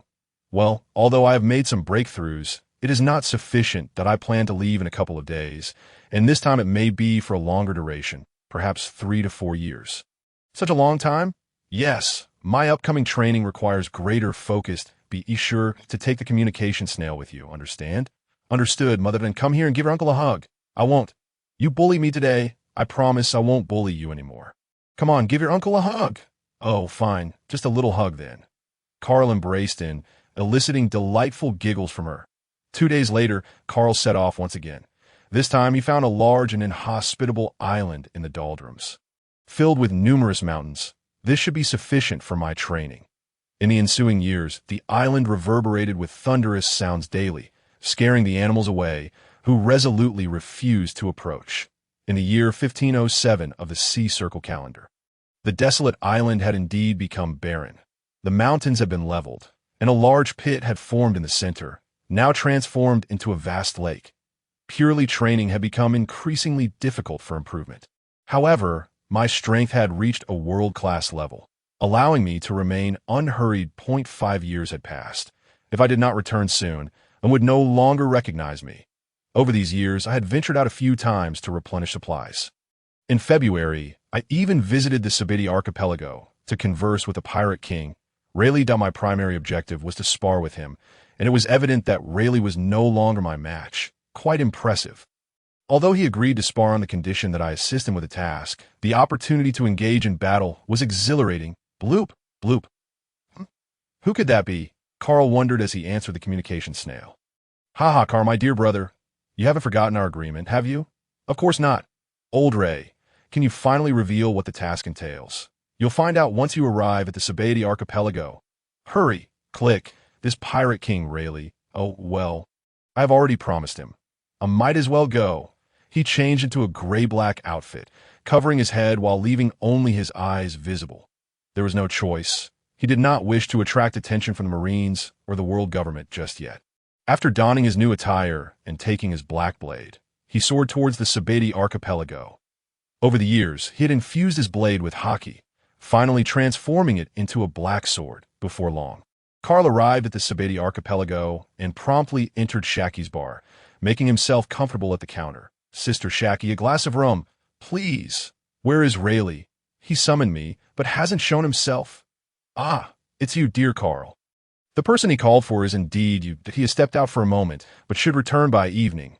Shaki replied as she handed Carl a glass of our Is he off gambling again? Summoning me, yet not appearing. So unreliable. You must keep an eye on him, Sister Shaki. Shaki chuckled heartily. Carl spent the afternoon in the bar, observing several groups of pirates attempting to dine and dash, only to be ruthlessly thrown out by Shaki after being thoroughly robbed. Carl's eyes twitched at the sight. Shaki, I am back. Oh, Carl, you've arrived. Allow me to introduce you. This is the former emperor of Amazon Lily, Gloriosa, and this is Tiger from Fishman Island. In an instant, Carl understood. Rayleigh, your request for assistance wouldn't have anything to do with Mariewa, would it? You've guessed it. I feel as though I have been tricked. Regardless, since I am here, I might as well proceed. I have a strong aversion to those despicable creatures. Rayleigh, who is this Carl you speak of? I have not seen him before today. This is someone I met previously. Carl is a formidable warrior, even more so than I. Not at all. I still have a long way to go. Carl refrained from disclosing Roger's matters to Rayleigh, as he was known for being quite the blabbermouth. Then I have even greater confidence in this mission. Thank you, Carl. Tiger's expression grew serious. When shall we commence our operation? I need to see if I have enough time to prepare some large sacks. What do you need large sacks for? To collect treasure. Did you not mention that those despicable creatures are quite wealthy?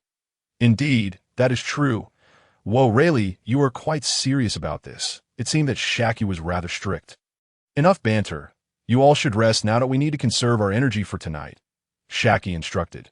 And so, everyone went to rest. That night at the edge of the red line, are we climbing directly up?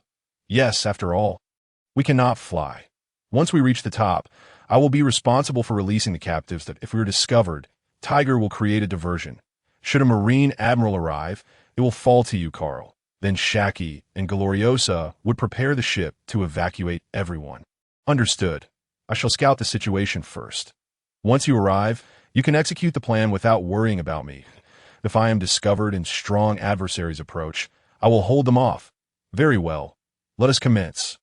With that, Carl ascended into the air, contemplating the abundance of devil fruits possessed by the celestial dragons that he aimed to seize this opportunity. If he could acquire some rare abilities, that would be splendid. Before long, Carl soared to the red line, the residential area of the celestial dragons. Utilizing his observation hockey, he surveyed the grim situation, truly deplorable that he decided to wait a moment. Once those two made their ascent, the captives could escape. Carl slipped into a seemingly affluent estate and easily located the treasury.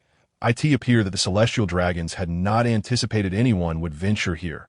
4 devil fruits. Quite splendid. I'll take these, and these 2 swords look promising as well. I'll take those too. After scanning the premises for valuable items, he found only these few treasures. The rest were mere trinkets. Let's try another place. This one seemed rather well guarded, but the higher the risk, the greater the reward. After several minutes, he successfully entered the treasury. Why are there only 3 devil fruits and no famous swords? However, these 3 devil fruits do not seem like ordinary varieties. I shall compare them to my illustrations when I return home. Is someone nearby? He moved closer to investigate. What on earth? A dozen young girls, all huddled in a corner. They appeared quite anxious upon seeing him. Do not be afraid. I am here to rescue you. Upon hearing the word rescue, a glimmer of hope shone in their eyes, but none dared to move. If discovered while attempting to flee, the consequences would be far worse than death. They were well aware of their status as slaves to the celestial dragons. Fear not. More will come shortly. Many will be saved tonight. Is what you say truly the case? Inquired a slightly taller girl with a dirty face. It is indeed true. I shall provide you with the key. First, unlock your shackles and remain still that I will assess the situation outside. And when the moment is right, I shall return to lead you to safety.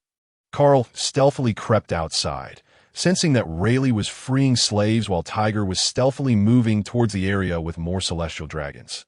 Everything was proceeding according to plan. After a while, an explosion suddenly erupted, apparently.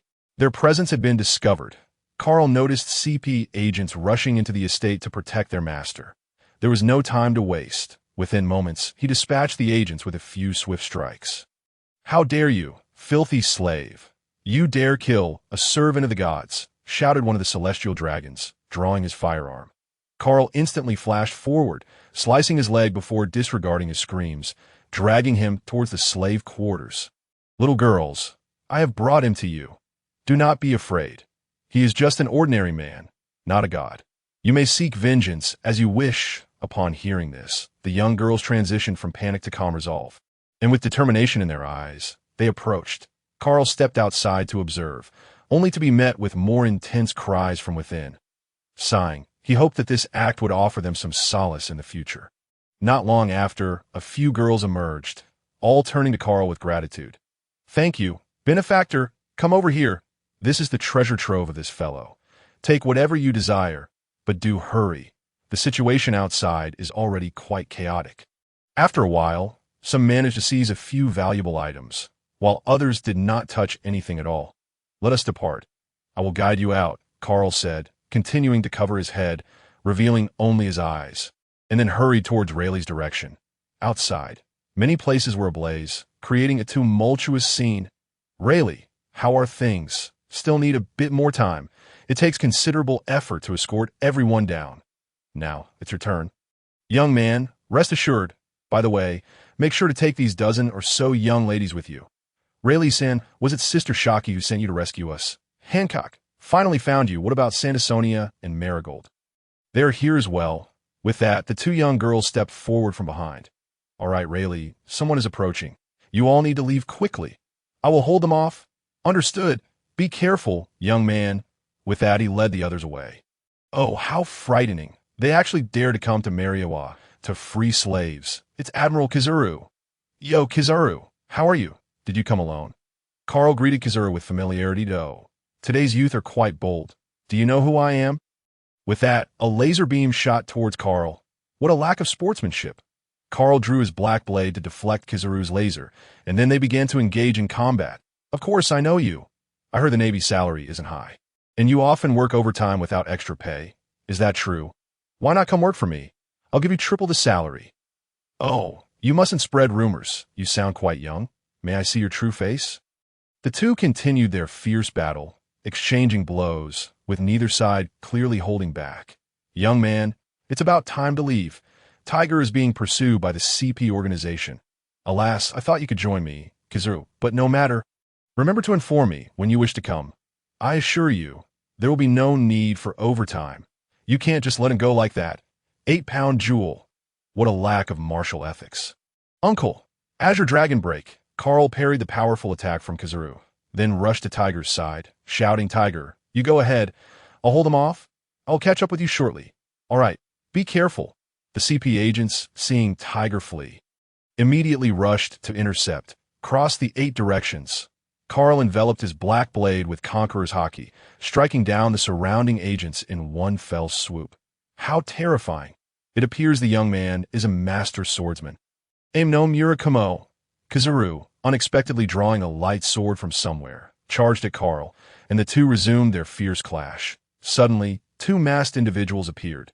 Stormleg, Six King Pistol, what did an ambush? Azure Dragon Break. This time, Carl utilized Conqueror's Haki seriously, unleashing a powerful attack. The sound of the new Pavilion Lord strike accompanied by roaring echoes, sending the two CP-0 agents flying amidst explosions. How terrifying! Kizaru, now abandoning his casual demeanor, began to take things seriously. Not at all. I'm still far from matching you, uncle. Honestly, Kizaru, one till you come with me? Kizaru unleashed a full-force 8-pound jewel, serving as his response to Carl. Well, if that is the case, I shall take my leave. Dragon Roar Slash. Carl unleashed his ultimate move, and Kizaru, unable to evade, was sent flying. Kizaru, until we meet again. With that, Carl quickly flew away from Mariewa, knowing he had to leave.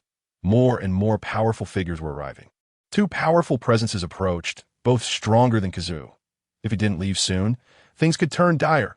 Carl found Rayleigh and the others on the sea not far from Sabati Archipelago. Rayleigh, I'm back. What about the others we rescued? Oh, Carl, you've worked hard. Tiger took care of the others. They prepared many boats, and the fishermen's vessels are quite swift, so they left ahead. The longer we stay, the more dangerous it becomes. Tiger asked me to thank you.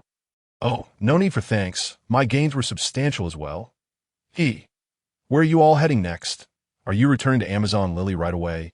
Yes, we must return immediately. I've been away for quite some time. Said Roger's daughter, Gloria. Brother Carl, could you take off your hood so I could see your face? It was too dark up there to see my benefactor clearly. I'm terribly sorry. I completely forgot I was still wearing my hood. I remember your name is Hancock, right? Such a beautiful young lady. Though I'm quite handsome, don't get too infatuated with me. With that, Carl removed his hood.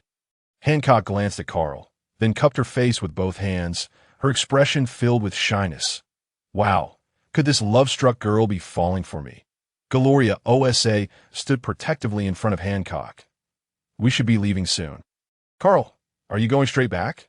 Well, it seems I'm being rushed, he replied. Yes, indeed, and I have been away for far too long. It's time to head home. By the way, Hancock, here are a few bottles of medicine for you. They can remove various marks and scars. This was made by Ellie for Carl, fearing he might get injured and leave scars. Thank you, Brother Carl. Thank you, Hancock exclaimed, excitedly accepting the medicine. All right, I'm off now. Rayleigh, farewell. Take care, young man.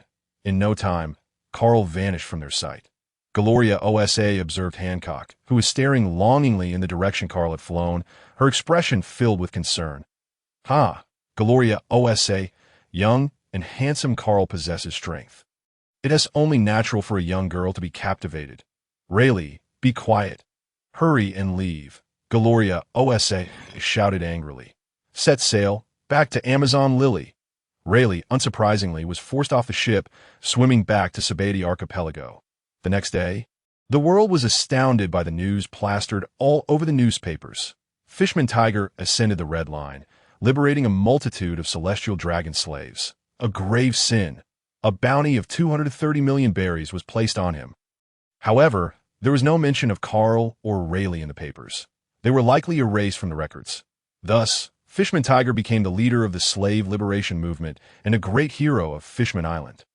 Simultaneously, he became a formidable enemy of the world government. At this moment, Carl was wandering on a small island in the Grand Line, glancing at the newspaper in his hand. The world government is quite interesting. Is this an attempt to pressure Fishman Island? Feeling hungry, he sought a place to eat. As expected, a band of small pirates in the restaurant watched as Carl devoured a large amount of food. Assuming he was wealthy due to the large backpack he carried, the outcome was that these pirates were promptly dealt with, leaving the pirate captain's head behind as payment for the restaurant owner. 500. 000 berries. Sir, you've killed my captain. I have nowhere to go. Would you take me in? A girl with a well-proportioned figure, albeit with slightly dark skin, suddenly spoke to Carl. Are you Nico, Robin? Carl recognized her. You've mistaken me, sir. If you want to take me in, then I shall leave. Upon being recognized, Robin appeared flustered, attempting to depart. I know the locations of some poneglyphs, Carl exclaimed, rushing to her. Sure enough, she halted. Her gaze fixed on him. Carl met her eyes, filled with complexity. Among the characters in One Piece, Robin undoubtedly had the hardest life. Since childhood, she had been hiding everywhere, living in a treacherous environment without a scrap of security. Come with me. I mean you no harm. With that, Carl began to walk away. Robin hesitated for a moment before following him. Her purpose for living was to find the poneglyphs and uncover the blank history of the 100 years. Now that she had a lead, she could not let it slip away. Carl reached the seaside and sat cross-legged, waiting for her. Before long, Robin arrived. Please sit down. Rest assured, I harbor no ill will towards you. Robin sat down opposite him, still eyeing him warily. Nico, Robin, I know your story, and I genuinely sympathize with your plight. The reason I called you over Isanti to tell you where the poneglyphs are. Of course, I know their locations. Then what do you mean by bringing me here? Do not be anxious. I don't disclose it because with your current strength, you cannot even access the poneglyphs. You are still too weak. But no one is here to help me, and this is something I must do, even if it costs me my life. Sire, all the characters in One Piece this stubborn? Dreams, once firmly embraced, remain steadfast. Robin, you are still in the bloom of youth. If my memory serves me right, you are merely 15 years of age, are you not? It would be prudent to hone your skills first and pursue your ambitions only when you are adequately prepared. Would it not? Moreover, I can impart to you more formidable abilities. Consider this carefully. After much contemplation, Robin inquired of Carl, what must I offer in exchange for accompanying you? Nothing at all, Carl replied. It is merely my own compassion at play. Rest assured, I am not a pervert with a penchant for young girls. Sir, your manners leave much to be desired. I am no longer a child. Very well, I consent to your companionship, observing Robin's budding potential. Carl mumbled, indeed, not a child anymore. Ahem, since you have consented, let us depart. I shall first procure some clothing for you, and then we shall journey to our island. By the way, I am Portgasty. Carl. You may simply call me Carl. Thank you, Mr. Carl, for your generosity. Upon returning to the town, Robin purchased some garments and then strolled to a deserted beach. Mr. Carl, how shall we leave? There are no boats here. Ahem, my apologies, Robin. Carl embraced Robin and, with a burst of flames, soared swiftly into the sky. Robin gasped in astonishment. Mr. Carl, please inform me beforehand if you intend to fly. It can be quite startling, she said, a hint of irritation in her voice. Do not dwell too much on the details.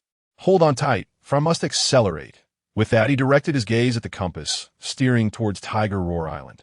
After a while, they arrived at Tiger Roar Island, landing directly on the sacred mountain. Here we are. This is my base on Tiger Roar Island. Follow me, and I shall show you your new abode. He led her into a villa and assigned her a room. You shall reside here from now on. Come, I wish to introduce you to an elder sister who will teach you. They proceeded towards the laboratory. AI Lee, I have returned. Are you inside? Upon hearing the commotion, AI Lee rushed out. Seeing Carl, she immediately embraced him, exclaiming, Brother Carl, you have finally returned. I feared you had forgotten about me. It has been 5 long years. Fear not, for I have returned. Besides, we have kept in touch through the phone bug. 5 years without seeing you. Let me have a hug. There are others present. Carl interjected. Allow me to introduce you to Nicole Robin. I believe you are familiar with her. Robin, this is AI Lee, our esteemed doctor, renowned for her exceptional medical skills. Nicole Robin? Is she not the young girl who, at the tender age of 8, was selected for a bounty of 79 million berries? Indeed, that is her. She shall join us as a companion. Greetings, Robin. You need not worry. You are safe here, and no one shall harm you, AI Lee assured her, taking Robin's hand. Thank you, AI Lee, and thank you, Mr. Carl, Robin said, tears welling in her eyes. Fret not. Should anyone dare to bully you, simply inform AI Lee, and she shall help you seek vengeance. She possesses a variety of potent poisons. Brother Carl, I have master hockey now, you know. I am quite formidable. Very well, then. I shall entrust Robin's training to you. Teach her hockey and the Marine 6 styles. Rest assured, Brother Carl, I shall diligently instruct Robin. Then I shall count on you. Aye, Lee, Robin said with a smile. Let us return home. By the way, where is your brother? My brother is assisting Uncle Darren in teaching the guards squad hockey. There are few on the island who possess this skill, so Uncle Darren invited my brother to help them. I see. Very well. Let us head home. Not long after, they returned to the town as they approached the door. They heard the sound of a child weeping. Sister, I am back. What has happened? Why isn't being punished? Why? Uncle, I missed you so much. Mother hit me, and it hurt terribly. Calm down, little one. Uncle will protect you from your mother's wrath. Do not cry. Carl, why did you not inform me of your return beforehand? Do not hinder me. She rummaged through your room and ate your devil fruit. Tea is such a tender age. How will she control her powers? She is quite the troublemaker. The little one, sensing her mother's intent to strike again, quickly nestled into Carl's embrace. All right, sister, it is merely a fruit. Besides, she's fine now. By the way, which fruit didn't consume? It should be the cold fruit. It has the label you wrote, the cold fruit. That is quite impressive. This devil fruit grants the ability to rapidly lower the surrounding temperature, potentially freezing the ocean. How remarkable! Ace wields the flame fruit, and it possesses the cold fruit. Their powers are complementary. I wonder if the two siblings will ever clash. By the way, sister, this is Nicole Robin. She will be living with us from now on. Nicole Robin, poor child, you shall stay here with us. We are all your family, Ailey said, pulling Robin closer. Robin, this is my sister, Port Gasti. Lu Jiu. Thank you, Robin cried once more. Enough of the tears. Go inside and rest. Carl, you ought to prepare dinner. Goodness, is this all that has changed after 5 years? Decided I shall attend to it immediately. And, come down, Uncle will prepare something delicious for you. Will Mother not strike me again? She will not, but you must refrain from eating indiscriminately in the future, especially with devil fruits. One may only consume one, for eating a second will lead to dire consequences. I shall not eat any more. They were dreadful. Ha ha. And, my dear, Uncle will take care of your luggage and then prepare a feast for you. The little one was simply too adorable. That evening, they all gathered for a sumptuous dinner. After washing up and returning to his room, Carl took out the encyclopedia to compare the 7 devil fruits he had acquired. Goodness, what a windfall! Upon completing my review of the devil fruit encyclopedia, I felt a surge of excitement. 1 natural type devil fruit, 2 ancient type zoan fruits, 2 paramecia, and 2 ordinary zoan types. What a bounty! The natural type cloud fruit must be an advanced version of the smoke fruit. If developed properly, it will be invaluable. The 2 ancient types are the dragon fruit, ancient type, side dragon form, and the cat fruit, ancient type, saber-toothed tiger form. If Kaido were to discover this, he would undoubtedly try to seize it. The 2 paramecia types are the fragrance fruit, which allows the user to emit an enchanting aroma that can induce hallucinations, and the speed fruit, which enhances one's speed, although it requires a robust physique to wield effectively. While speed is power, the strain of high velocity must also be borne by the body. The remaining 2 ordinary zoan fruits are the mantis fruit and the owl fruit, while their potential is average. Harnessing their abilities effectively can still yield impressive results. It appears that those swine possess a plethora of treasures. I must seize the opportunity to return next time. However, it may not be feasible in the short term. Considering the recent turmoil, not only were the slaves freed, but a celestial dragon also met his demise. Additionally, there are 2 swords, both of fine quality. I already possess the black blade, Shinti, so I shall keep these 2 for my collection. Suddenly, I remembered that rascal Adrian. I shall check on his training tomorrow. At the break of dawn the following day, Carl was roused by a commotion. Uncle, wake up quickly! And is hungry. Shall we go to the town to buy some food? This little girl is truly relentless. Do all children awaken this early? And why not have your mother accompany you? Your uncle is still quite fatigued. Absolutely not. Mother does not allow me to eat outside. She seldom buys me anything from outside. I have heard that every time Grandpa Dylan returns, he brings back plenty of delectable treats for everyone, but has never had any. I am so unfortunate. She pouted, her eyes glistening with unshed tears as she looked at Carl. I cannot resist. How can one be so endearing? Very well. Uncle shall take you to eat, but you must wait outside for a moment while I wash my face. Okay. Hurry up. She scampered out with excitement. Sigh. Tamarize. Carl, when did you return? It has been several years since you ventured out, has it not? Good morning, Uncle Ed. I returned yesterday, and go call everyone. Good morning, Grandpa Ed, and chimed cheerfully. Ha ha ha, what a good girl. Are we going to the cake shop today? Yes. Let us go quickly. Otherwise, all the treats will be gone, and urged Carl to hurry along. Uncle Ed, I'll take my leave now. With that, she followed and in. Do you often visit the cake shop? Not really. I only go occasionally, and my mother never gives me money to buy anything. The little one's eyes flickered slightly. Oh, dear uncle. Let's hurry. Otherwise, Anne's favorite cream puffs will be sold out. All right, but next time, you mustn't deceive your uncle, or else I won't take you out again. Got it. Let us go. Upon arriving at the cake shop, they found quite a crowd. After a long wait, it was finally their turn. And you're here today as well? How many do you want? 30. Sister Karen, please give us 30, as in counted on her fingers. She cast a glance at Carl. Right, that'll be 300 berries. Uncle, hurry and pay, and urged Carl as she gazed at the cream puffs. All right, Carl said, pulling out a 1,000-berry note to hand to the shopkeeper. Karen, after receiving the change, they left with an when did this cake shop open? Carl inquired, as he had never seen this Karen before, and he was certain she possessed considerable skill. I think it opened 2 years ago. Sister Karen came here with Grandpa Dylan. Uncle, have you taken a liking to Sister Karen? The little one, munching on a puff, asked curiously, like? Not at all. I merely noticed I hadn't seen her before. Now let us go to Grandpa Mayer's house. Mayer, is Adrian at home? Carl, you're back. Yes, he is home, probably practicing shooting in the backyard at O. Does he have an interest in firearms? I'll go check on him. Go on. As they stepped into the backyard, the sound of gunfire echoed, revealing Adrian's passion for sniping. Adrian, brother Carl, you've finally returned. How is it going?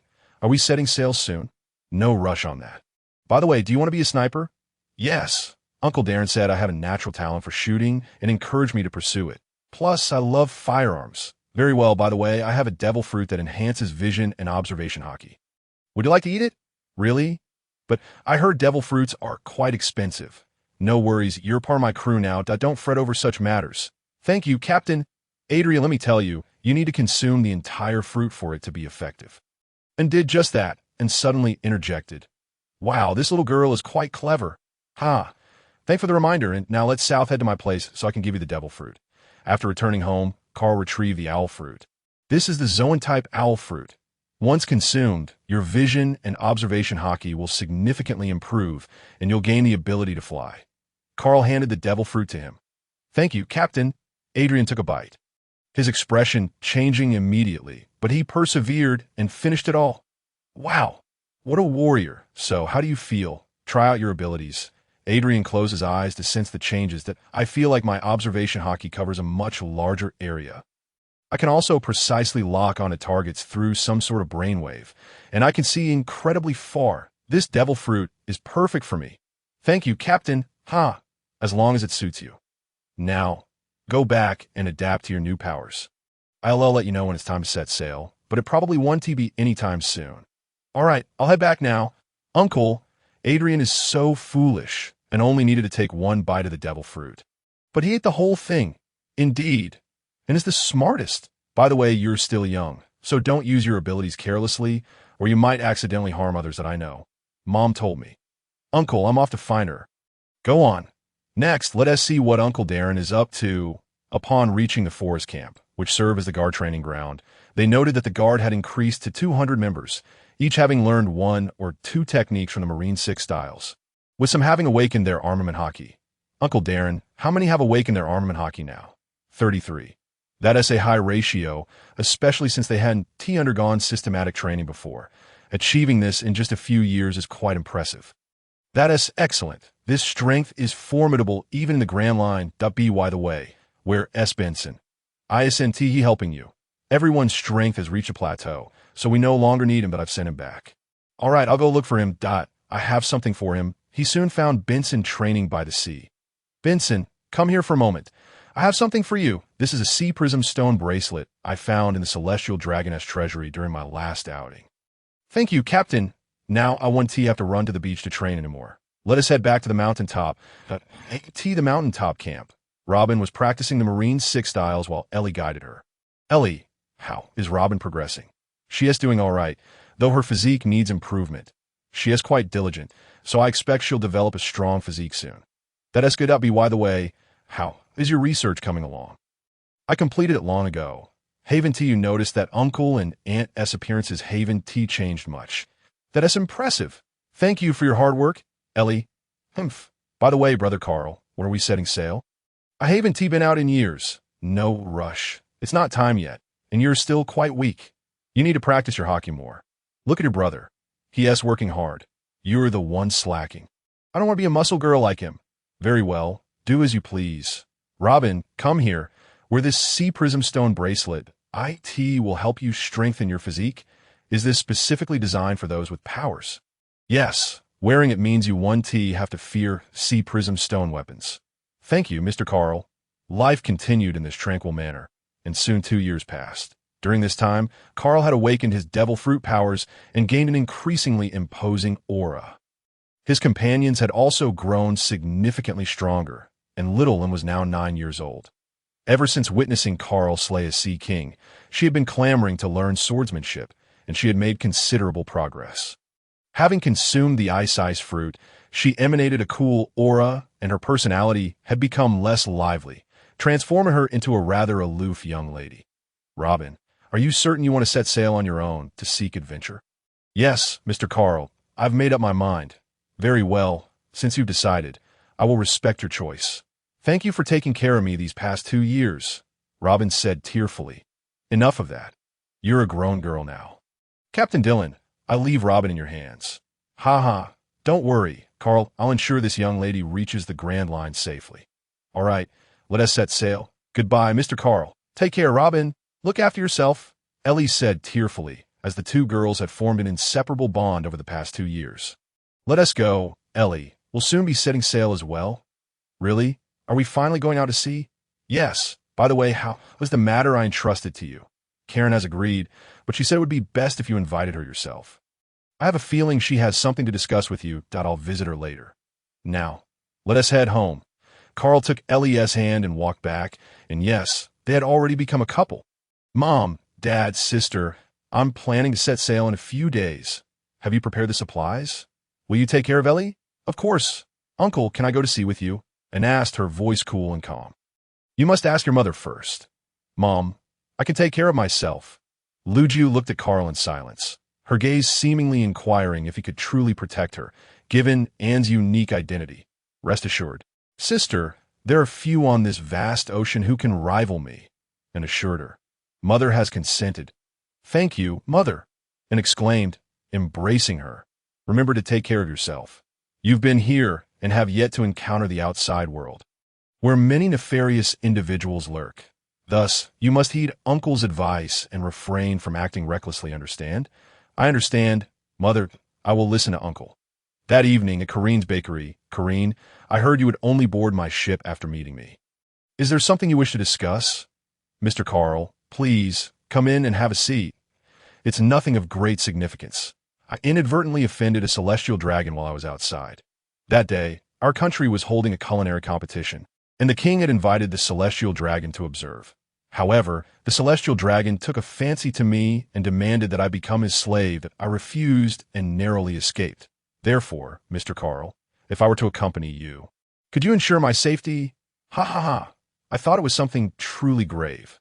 You need not worry. I've dealt with celestial dragons before. Why should I fear those royal nobles? With me around, no one can harm you. You've killed a celestial dragon. Corinne gasped, her face filled with disbelief. Indeed, I was one of the masterminds behind the shocking events in Mariewa. The so-called noble beings, they're no different from ordinary people. The newspaper stated that it was Fisher Tiger who did that. He is the leader of the liberation of slaves. That was merely a ruse by the world government to deceive the masses. They are oblivious to my identity, which is why any bounty they placed on my head was futile. They simply suppressed information about me. All right, I shall henceforth be the chef aboard your ship. I look forward to working with you. Captain, Corinne, from now on, our appetites will be in your capable hands. I can eat a lot. Ha! 5 days later, after being docked for 8 years, the Tiger God ship finally opened its deck once more. After bidding farewell to everyone, the ship slowly departed the port, setting sail towards the outside world. There were 6 individuals on board. Ellie, the ship's doctor, Benson, the helmsman, Adrian, the sniper, Corrine, the chef, and our little swordswoman, and set sail. Our first destination is Water 7. Let us see if we can find a ship right there. Days later in the Grand Line. Is this truly the Grand Line? Adrian marveled as they exited the Calm Belt. The primary difference between the Grand Line and the Calm Belt is the scarcity of sea kings and the presence of extreme weather, said Benson. Full speed ahead. We must swiftly leave this sea region. Aye, Captain. Uncle, what is happening? A torrential downpour is imminent, possibly accompanied by a tornado. A tornado. The excitement was palpable among those who had never witnessed one.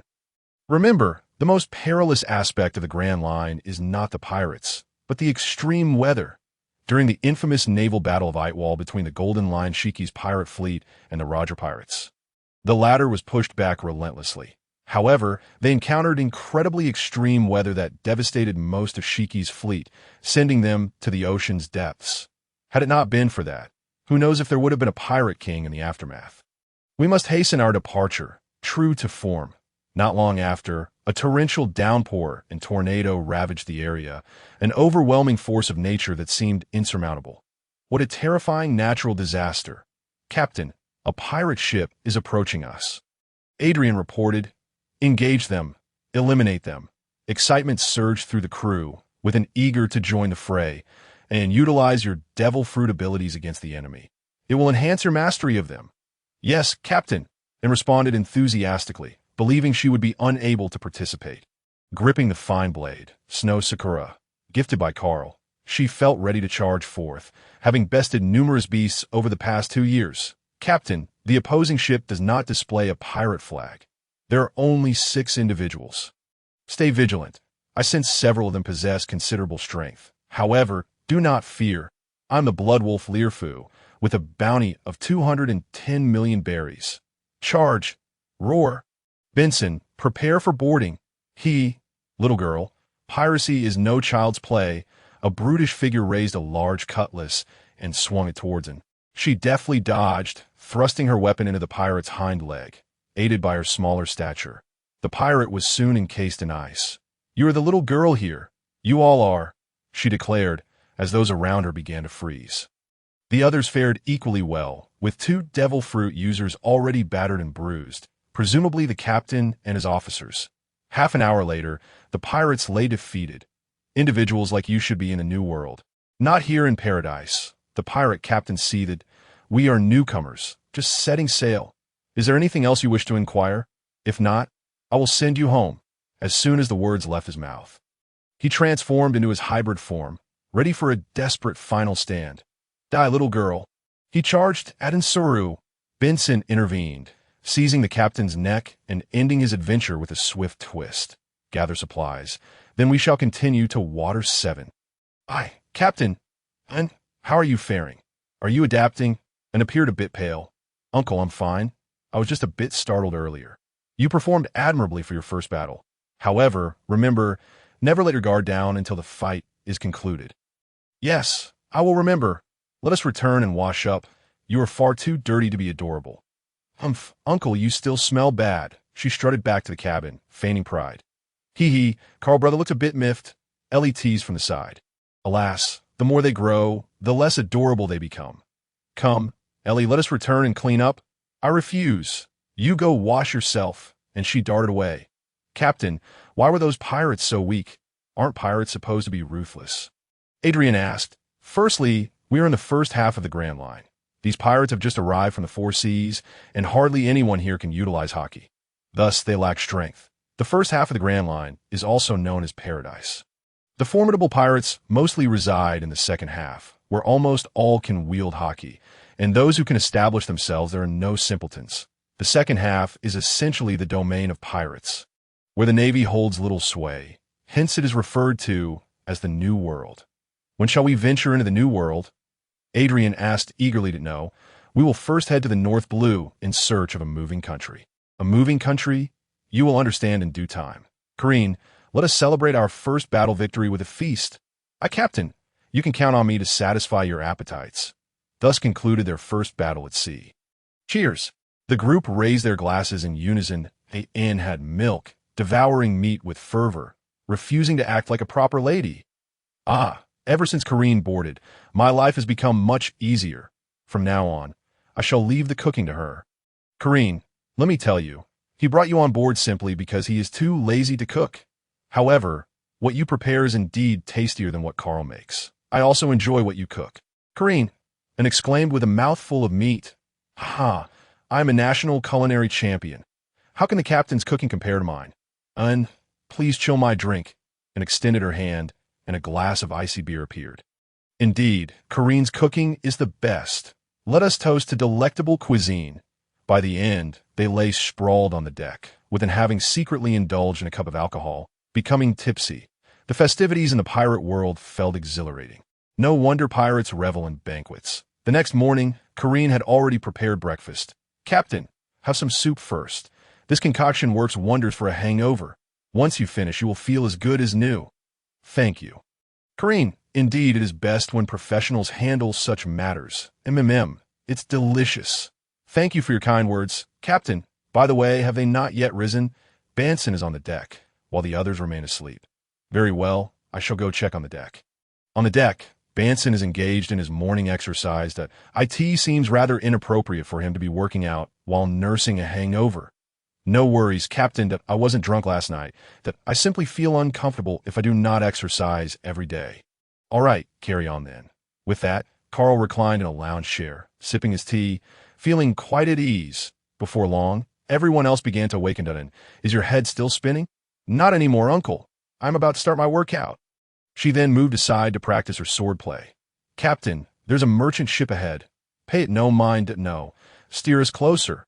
What is it, Captain? Is something amiss? Adrian suddenly interjected.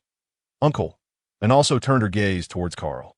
Allow me to show you the darkness that lurks in this world. Everyone gathered on deck. Make way. We are a merchant fleet under the world government. Attacking us will result in a bounty from the Navy.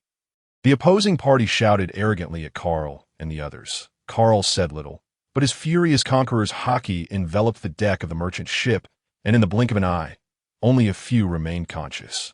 Let us go approach. Who are you? How dare you actually make a move? Regardless of who you are doomed, they cackled. Carl, expressionless, lifted his foot and crushed the head of one of them, severed their heads, and tossed them into the sea to feed the fish. Although the others were puzzled by Carl's fury, they complied, and soon the deck was drenched in blood. Now, let us proceed to the cabin. Upon entering the cabin, they discovered many captives, elders, young people, and children, including some rare races such as fishmen. Their faces were pale, and fear was evident in their eyes as they gazed at Carl and his crew. Alas, the slaver crew of this ship has been vanquished. You are free. Do you not understand? You are free. Carl approached and released their shackles. Those unfamiliar with the treatment of slaves found it difficult to comprehend Carl's current emotions. Thank you. Thank you, benefactors. Various expressions of gratitude echoed throughout the cabin. Enough with the thanks. The Navy may arrive soon. Is there anyone here who can navigate a ship? You must leave at once. A few men and 2 fishmen stepped forward, claiming they could sail. Then act quickly, follow behind our ship, and depart. Thus, the slaver ship trailed the Tiger God as it vacated the waters, and a few hours later, the Navy arrived. By that time, Carl and his crew had already reached an uninhabited island. Well, we shall escort you no further. You may remain on this island or leave by ship. The choice is yours. There is ample food aboard to sustain you until the next island. Thank you. Dear benefactors, may I accompany you? I am a boatman from Fishman Island, seeking to find Boss Tom, but I was captured by the slaver crew before I reached Water 7.0. You are a boatman? What are your skills like? While my skills may not rival Boss Tom's, I am indeed a renowned boatman from Fishman Island. I can certainly serve as the boatman aboard your vessel. That is quite fortunate. I initially intended to seek a boatman from TOM.IT seems I needn't bother. Welcome aboard. Thank you, Captain. By the way, I haven't asked your name. Why ET to him. My name is Jerry. I look forward to your guidance. Jerry, are you certain your name is Jerry? Carl nearly choked on his drink. Tom and Jerry, Captain, do you know me? Jerry inquired, puzzled by the captain's reaction. Oh no, I merely recall hearing Tom mention your name and praise your skills. Ha ha ha, Boss Tom is overestimating my abilities. I still have much to learn. All right, let us board. Now I need to seek a boatman in Water 7. As they approached Long Chain Island, Carl announced, "First, we shall visit Long Chain Island, and then we will hold a feast to welcome our boatman, Jerry." Half a day later, the Tiger God docked at Long Chain Island. "Captain, why are the animals here so peculiar?" It is likely due to the island's unusual geographical factors. Observing the various elongated creatures on the island, the crew felt a sense of wonder. Extraordinarily long dogs, towering bears, and truly elongated giraffes. Shortly thereafter, at the coastline, they proclaimed, "Let us welcome Jerry, our new boatman." Cheers! Cheers! They raised their goblets in celebration while simultaneously devouring meat. "Uncle, why did those merchants capture so many people and set down our milk to?" inquired an inn. "They are not merchants. They merely disguised themselves as such while capturing civilians and rare races from around the world to sell to the nobility. Furthermore, some rare races are auctioned off, inciting a bidding war among the nobles. But why does the Navy not intervene? Isn't slave trading prohibited by the world government?" Adrian, unaware of the outside world, asked innocently. "Because the largest buyers of slaves are the celestial dragons, who hold power over the world government, which is in turn subservient to them, and appeared to grasp part of the situation, while the others fell into contemplation. Well, just remember this. Should anyone seek to bully us, we shall make them regret it. The captain speaks wisely. Drink up. Cheers." "Hey, uncle, you just swore." "Oh dear, and let's not dwell on such trifles." After the feast, 3 women chased after the peculiar animals of Long Chain Island, while Adrian polished his gun and Banson took Jerry aboard to understand the specifics of the ship. The next island should be Gaia. Should we consider a visit to the Sky Island? The sky fish there should be quite delectable. Moreover, Enel, who consumed the rumble fruit, has taken a liking to it. He should have become the god of the Sky Island by now. Perhaps we could subdue him and bring him aboard, adding a formidable force to our ranks. We might even modify the Tiger God to grant it flying capabilities. Agreed. Let us proceed. Everyone gather around. I have something to discuss. The crew promptly assembled. Our next destination is Gaia Island, where a Sky Island exists above, inhabited by its native residents and the Scipians. Moreover, the fabled land of gold, Chandora, is rumored to be located on the Sky Island. What do you think? Shall we go? Sky Island? Land of gold? Isn't that a tale from a story? It is indeed real. The Sky Island exists, and so does the land of gold. However, it was thrust into the sky by the knock-up stream 400 years ago, becoming part of the Sky Island. We must go. The eyes of the women sparkled with excitement. Excellent. Now let us discuss how to reach the Sky Island. That we have 2 options. The first involves me using my abilities to create flame clouds to lift the ship directly to the island, which is quite safe. The second option is to reach Gaia Island and time the knock-up stream correctly to ride it directly to the Sky Island. Which method do you prefer? The second option, riding the knock-up stream? Yes, Captain, that sounds far more thrilling. And gazed at Carl with eager anticipation. Very well, we shall set sail for Gaia Island early tomorrow morning. Aye, Captain. The following morning, the Tiger God continued its journey. Reaching Gaia Island 2 days later, I will head to the island to inquire about the specifics of the knock-up stream. Who would like to join me? I will go. Brother Carl, I shall join too. Uncle, I want to go as well. Carl assessed the situation and declared, very well. Banson, Jerry, and Karen will remain with the ship while the rest of you accompany me to the island as I stroll through the town of Magu on Gaia Island. I'm surrounded by the fierce gazes of pirates. This place is a lawless zone teeming with rogues. We need not pay them any heed, for our purpose is to gather intelligence at the tavern before departing. Upon entering the establishment, I make my way directly to the tavern keeper. Good sir, could you enlighten me on when the last burst tide occurred? When shall we expect the next? I state, placing 1,000,000 berries upon the bar, letting a hint of my conqueror's hockey seep into my gaze. The last one was 5 days ago, and if all proceeds without incident, the next should be tomorrow. He replies, excellent, this bounty is yours. At that moment, the patrons of the tavern encircle us. Ha! 2 lovely ladies, both shall be mine. One of them sneers. Hey, hand over all your berries and those 2 beauties, and we'll let you leave unharmed. What do you say? I regard them with an air of indifference, ready to take action, when it interjects, Uncle, Allow me to handle this. Her brows frost over.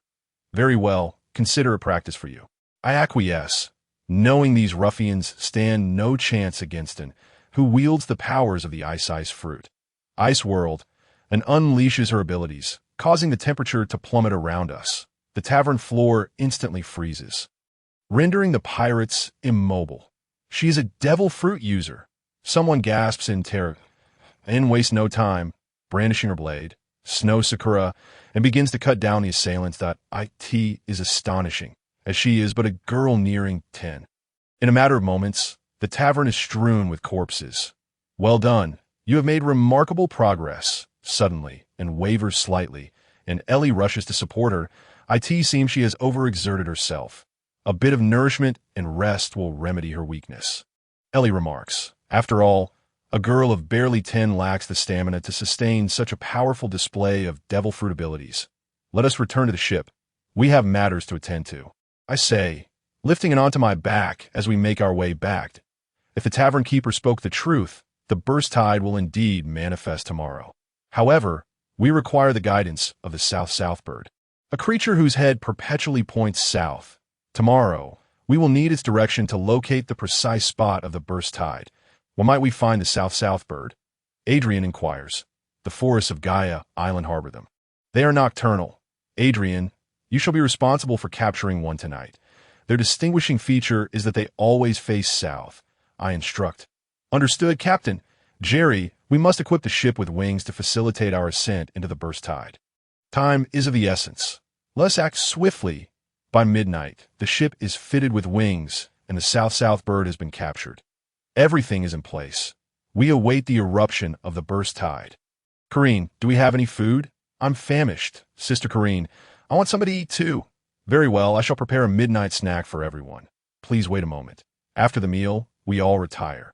The following morning, the sky is overcast.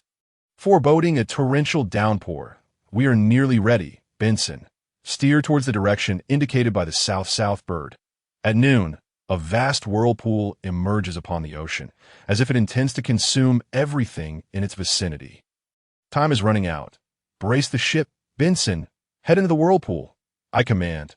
The ship spirals toward the vortex's center. Uncle, is this truly a wise course of action? And asks, a hint of fear in her voice. Absolutely. Fear not. And I respond, though a flicker of uncertainty lingers within me. Suddenly, the center of the whirlpool begins to rise as if water is gushing forth. Hold on tight. The burst tide is about to erupt. I shout. Indeed, as my words leave my lips, a colossal column of water shoots skyward. The tiger god is lifted into the air. Reel in the sails. Ride the burst tide. It shall carry us to the Sky Island. And thus, the tiger god ascends into the heavens. We are truly airborne. Hold fast to the ship. Accompanied by screams, the tiger god surges through the cumulonimbus clouds, riding the burst tide into the white sea. We have survived. Adrian exhales, panting. The others appear somewhat pale, yet relieved. What a thrilling experience. Everyone adjusts their breathing. The air here is thin, and it may cause dizziness initially. We must acclimatize. Captain, is this truly the Sky Island? Why is there nothing here? We have yet to reach the Sky Island. We are presently in the White Sea at an altitude of approximately 7,000 meters. The Sky Island lies above 10,000 meters in the White Sea. First, we must unfurl the sails and navigate towards the Heavenly Gate over there. Is that the Heavenly Gate? It should be. Outsiders, to enter the land of the gods. Each must pay a tax of 1 billion. A diminutive old woman says insidiously that I remain silent, observing her intently. She is undoubtedly the most loathsome inhabitant of the Sky Island. Have the express shrimp pull us into the White Sea? Yes, my lord. An express shrimp then hauls the tiger god upward. Captain, was there something amiss just now? That old hag's up to no good. The currency here differs from ours below. It's called and she just claimed each person must pay 1 billion in taxes. In reality, that translates to 100,000 berries, as 1 berry equals 10,000. She intentionally withheld this information to make us feel it was exorbitant, thus dissuading us from paying. as the law here dictates that entering Angel Island without payment incurs severe penalties. How wicked! Brother Carl, I shall go back and give her a thrashing. But Captain, do we not risk violating their laws now? Fear not. My intention was to seek out their deity. A deity. Is there truly a god? The crew expresses surprise. Impossible. It is merely a devil fruit user of the natural type. Before long, the tiger god finally breaches the white sea. Wow, this place is stunning. Are those angels? So, they truly exist. All right, let us disembark. We have business to attend to. Excuse me, are you from the Blue Sea? Indeed, you guessed correctly. Oh, you know where Ganfor is? I have matters to discuss with him. I know not where the former deity resides. Why do you seek him? The old man appears apprehensive, fearing Enel. Very well, wait here. I shall seek out that rather eccentric god. With that, I soar towards Appiato, where Enel resides. Minutes later, within the divine palace, I gaze upon Enel, whose ears are indeed remarkably elongated. Yaha! Blue Sea inhabitants, how dare you trespass upon the divine palace? Are you prepared to face the consequences? Good grief, this is a case of severe delusions of grandeur. He needs treatment. So arrogant. Enel, I offer you two choices. Surrender and become my crew member, or face my wrath and then become my crew member. Which do you prefer? Yahaha! Blue Sea Dweller, you have provoked the wrath of the god. Perish! 30 million volts. Thunderbird, a lightning bird hurtles toward me at breakneck speed. I can't hold back any longer. In an instant, I teleport before him, enveloping my fist in hockey and pinning him to the ground, raining blows upon his face. Let us see you be a god. Let us see you be deluded. Let us see you disregard my warnings. I relentlessly pummel him, and chaos ensues upon Angel Island, with the villagers of Cloud Hidden Village hearing the commotion. Enel's cries of distress echo from the palace, prompting the Shandians to rush over. And Ganfor makes his entrance. Have you surrendered yet? No. Then I shall continue. All right, I can barely speak now. Perhaps it would have been easier to concede earlier. I then hoist him aloft, flying toward Angel Island. The Shandians and the inhabitants of Angel Island are left astonished. This truly the invincible Enel, reduced to a gasping heap upon the ground. Ellie, please tend to his injuries. Brother Carl, is this really the deity here? Ellie questions in disbelief. He is merely a fortunate soul who consumed the rumble fruit, overly reliant on his devil fruit powers. He lacks mastery over hockey, although his observation hockey is quite formidable. Rumble fruit. It has been quite some time since a user of the rumble fruit has made an appearance. Hasn't it? Indeed, it has been a long while. However, this individual has developed the powers of the rumble fruit rather well. And I am considering bringing him aboard. I support the captain. A user of a Logia-type fruit possesses a formidable combat strength, especially one as potent as the rumble fruit. Why, Lord from Shanghai, how do you intend to deal with Enel? You are Ganfor, are you not? Indeed, I wish to know how you plan to treat the residents of Angel Island moving forward. We shall discuss that shortly. Could the Shandians come over here as well? Which of you is the chief? What do you intend to do? The somewhat youthful warrior, Weepa, spoke with a wary expression. Fear not. I mean you no harm. How long have you been at war with each other? Over 400 years. We must reclaim the land that rightfully belongs to us.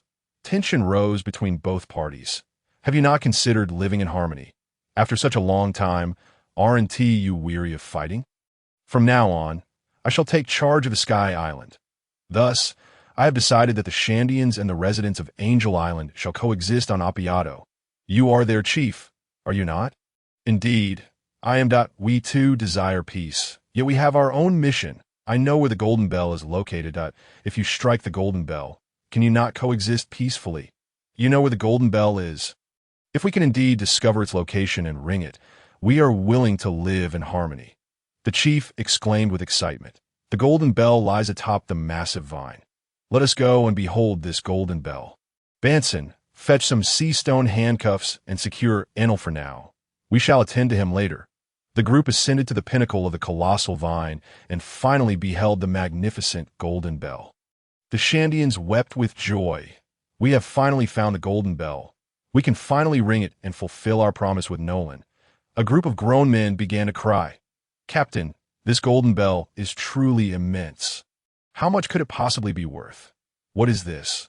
There is a golden land beneath this vine as well. Ah yes, the golden land. All right, Chief, you may ring the golden bell now. Thank you, my lord, for allowing us to fulfill our promise. Weepa, yes, Chief. Weepa struck the golden bell with a conch shell, and the resounding chime pierced the heavens, reaching the island of Jaya in Shanghai, where another individual wept uncontrollably. What a beautiful sound, truly delightful. Of course, the sound of gold could not possibly be anything but pleasing. Oh, Captain, how crass you are! Suddenly, a hissing sound emerged from below. It is the master of the Sky Island. What should we do? Do not worry. It is merely weeping upon hearing the bell. I shall descend and speak with it. Carl leapt down and struck its head, causing it to cry even louder. Behave and return at once. Do not come out to harm anyone. The great serpent then fled in haste. Well, the bell has been struck. Let us descend. It is time to resolve your issues. A few women gazed longingly at the golden bell in oh more talk of crassness. Carl thought to himself. Upon returning to Angel Island, the group gathered, awaiting Carl's directive. Here is my proposal. Moving forward, the Sky Island shall be jointly governed by Ganfoer and the chief of the Shandians. Both sides shall have free passage. You may reside wherever you wished. I trust the two of you to manage this well. You both shall be accountable to me. By the way, my name is Portgasti. Carl, you may simply call me Carl. We Shandians have no objections. Lord Carl, I too have no objections. After so many years of conflict, we are weary. The residents of Angel Island merely wish to have peace. Since we have reached an agreement, let us disseminate the orders. Henceforth, let us coexist harmoniously. Indeed, Lord Carl. Then let us hold a feast. Oh. Everyone cheered exuberantly. That evening, all engaged in song and dance, showcasing various performances. Come, everyone, let us toast. Cheers. Enel, quickly raise your glass. Reluctantly, Enel clinked glasses with the others and downed his drink. He felt quite disheartened. During the day, he was the god of the Sky Island, but by night he had become someone else's subordinate. Do not be disheartened. It is only natural that you cannot surpass me in hockey. The Sky Island is too small. Once you reach Shanghai, you shall understand just how formidable the strong truly are. Fear not. I shall teach you hockey in due course. Upon hearing this, Enel's spirits lifted. He was determined to master hockey. Captain, the fish from the Sky Island tastes exquisite. I must stock up, Corrine remarked. Sister Corrine, please bring me another serving of Sky Island cuisine. Your cooking is simply delightful, and dashed over to Corrine's side. Enel, do you possess a design blueprint for a flying ship? How do you know? This vessel requires an abundance of gold. Hence, I have yet to commence its construction. Do not concern yourself with how I know. Starting tomorrow, you shall work alongside Jerry and the shipbuilder from the Sky Island to explore whether we can modify the Tiger God to enable it to fly. Understood, My head feels dizzy. Ellie, please massage my head. I shall rest it upon your lovely lap. It is simply divine. Carl, your tolerance for alcohol is rather poor. We shall remain on the Sky Island for a while longer. Let us enjoy ourselves during this time.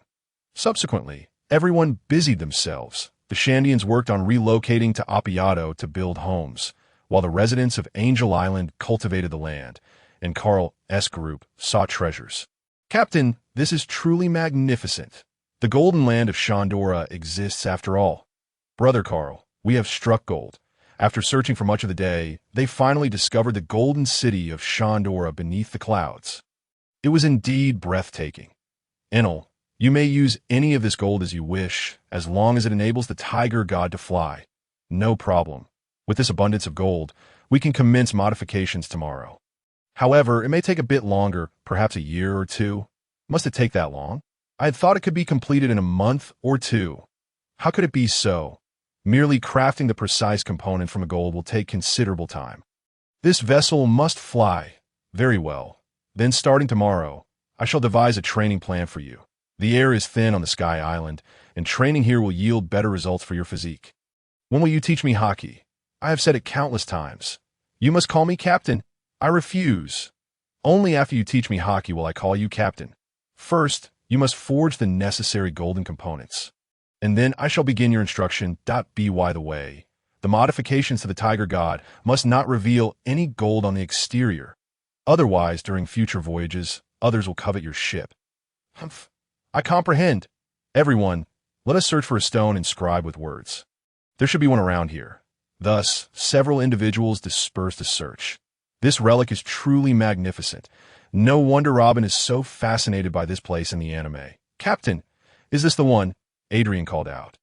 Upon approaching, it was indeed the poneglyph, inscribed with the words of Pirate King Roger and his crew. This is it. This is the poneglyph. Let us find something to replicate the contents, so that we may later present it to Robin. Is this what Robin sought? So this is what ancient writing looks like. All right, having toiled for much of the day, we are quite famished. It is time to return to the shrine for a meal. In the year 1511 of the Sea Circle calendar, by the riverside, Jerry and Enel were sparring, though Enel was not permitted to use his fruit abilities. Over the course of this past year, the two had finally mastered hockey, and without the use of their fruit powers, Enel was no match for Jerry, whose physique far surpassed his own. Let us cease. I am no match for you without my abilities. After a lengthy bout, Enel finally conceded. Ha! In terms of sheer physicality, you fall short. As a fishman, my physique is inherently 10 times stronger than that of a human. Over the past year, Lu has finally integrated into the new collective. However, he still insists on referring to himself with grandiosity, and despite Carl's frequent attempts at correction, he remains unchanged, leading to a decision to let it be. As the two settled down cross-legged, they began to savor the various prepared meats. The taste of the empty fish was truly delightful, relished endlessly. Thankfully, the river teemed with fish. Otherwise, they might have faced extinction. Captain, the ship has been refurbished. When shall we set sail again? Adrian inquired, a hint of urgency in his voice. Indeed, uncle, I am nearly bored to death. Ein also chimed in. Carl regarded Ein with a twinge of nostalgia, reflecting on how the once tiny child had now grown into a young lady nearing 1.40 meters in height. What is it, uncle?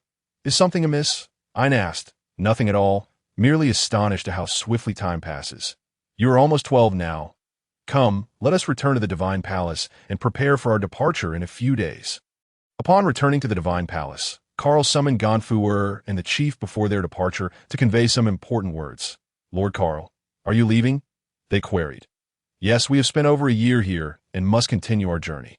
From now on, you shall focus on cultivating the empty shells. They hold great utility. The combat prowess of these shells remains formidable among ordinary individuals, and in the future, they can be sold to that rascal Dolag for profit. Fear not, Lord Carl.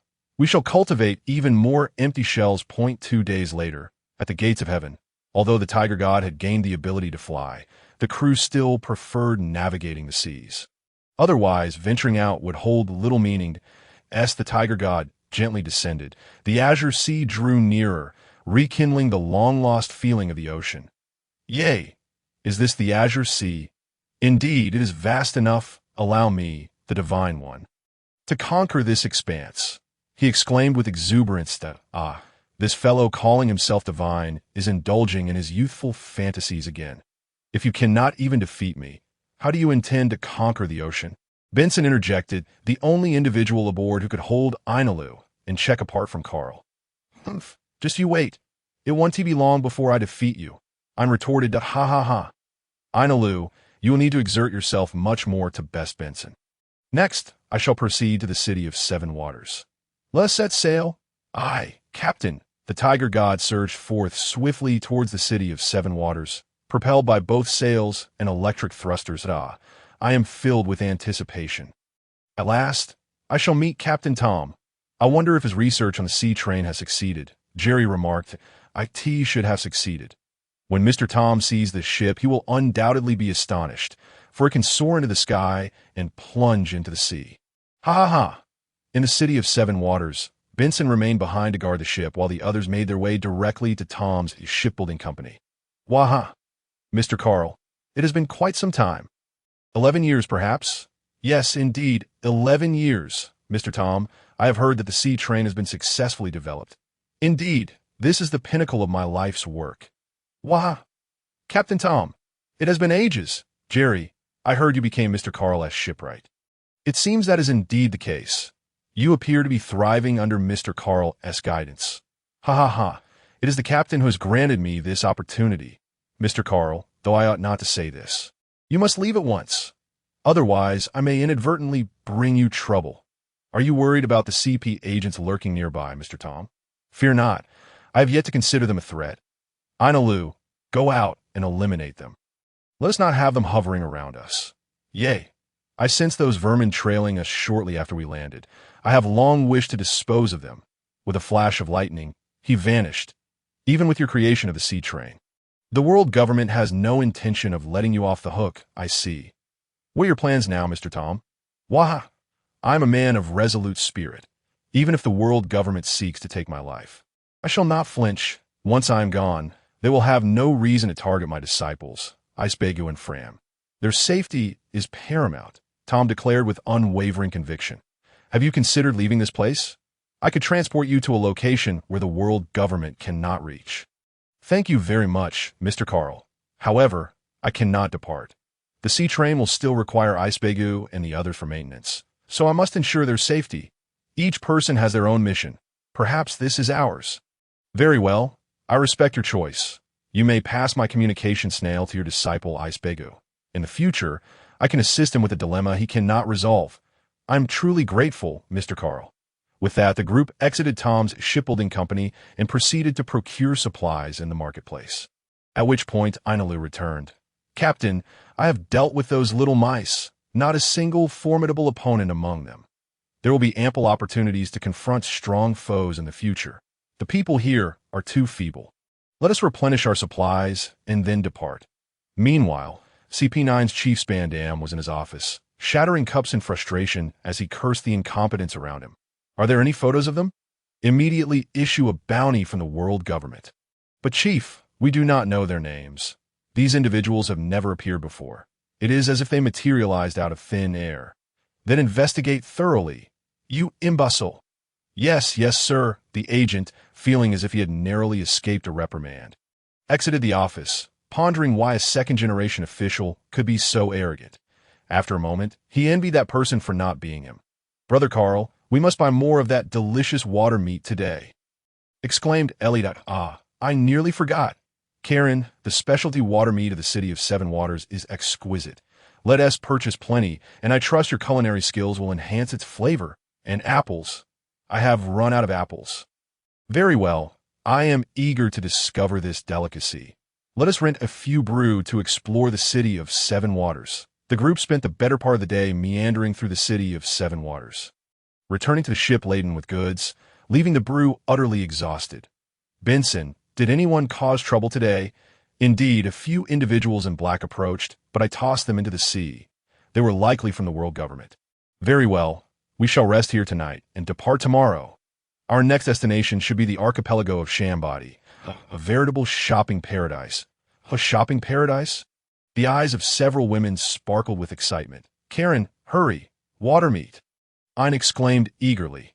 Typically aloof, she transformed into an eager young girl when food was involved. Understood. What about you all? What do you wish to eat? Anything meaty will suffice, Benson replied, a true carnivore at heart. Anything made by Karen Chan is bound to be delightful. Me too. Ellie and Adrian chimed in. What about you? We are fine with whatever. I demand apple juice. Very well. Please wait a moment, Karen said, entering the kitchen. The others returned to their quarters to organize the day's purchases. Having a professional chef aboard is truly a blessing. Carl reclined in a beach chair, stretching comfortably. Uncle, you are becoming increasingly lazy.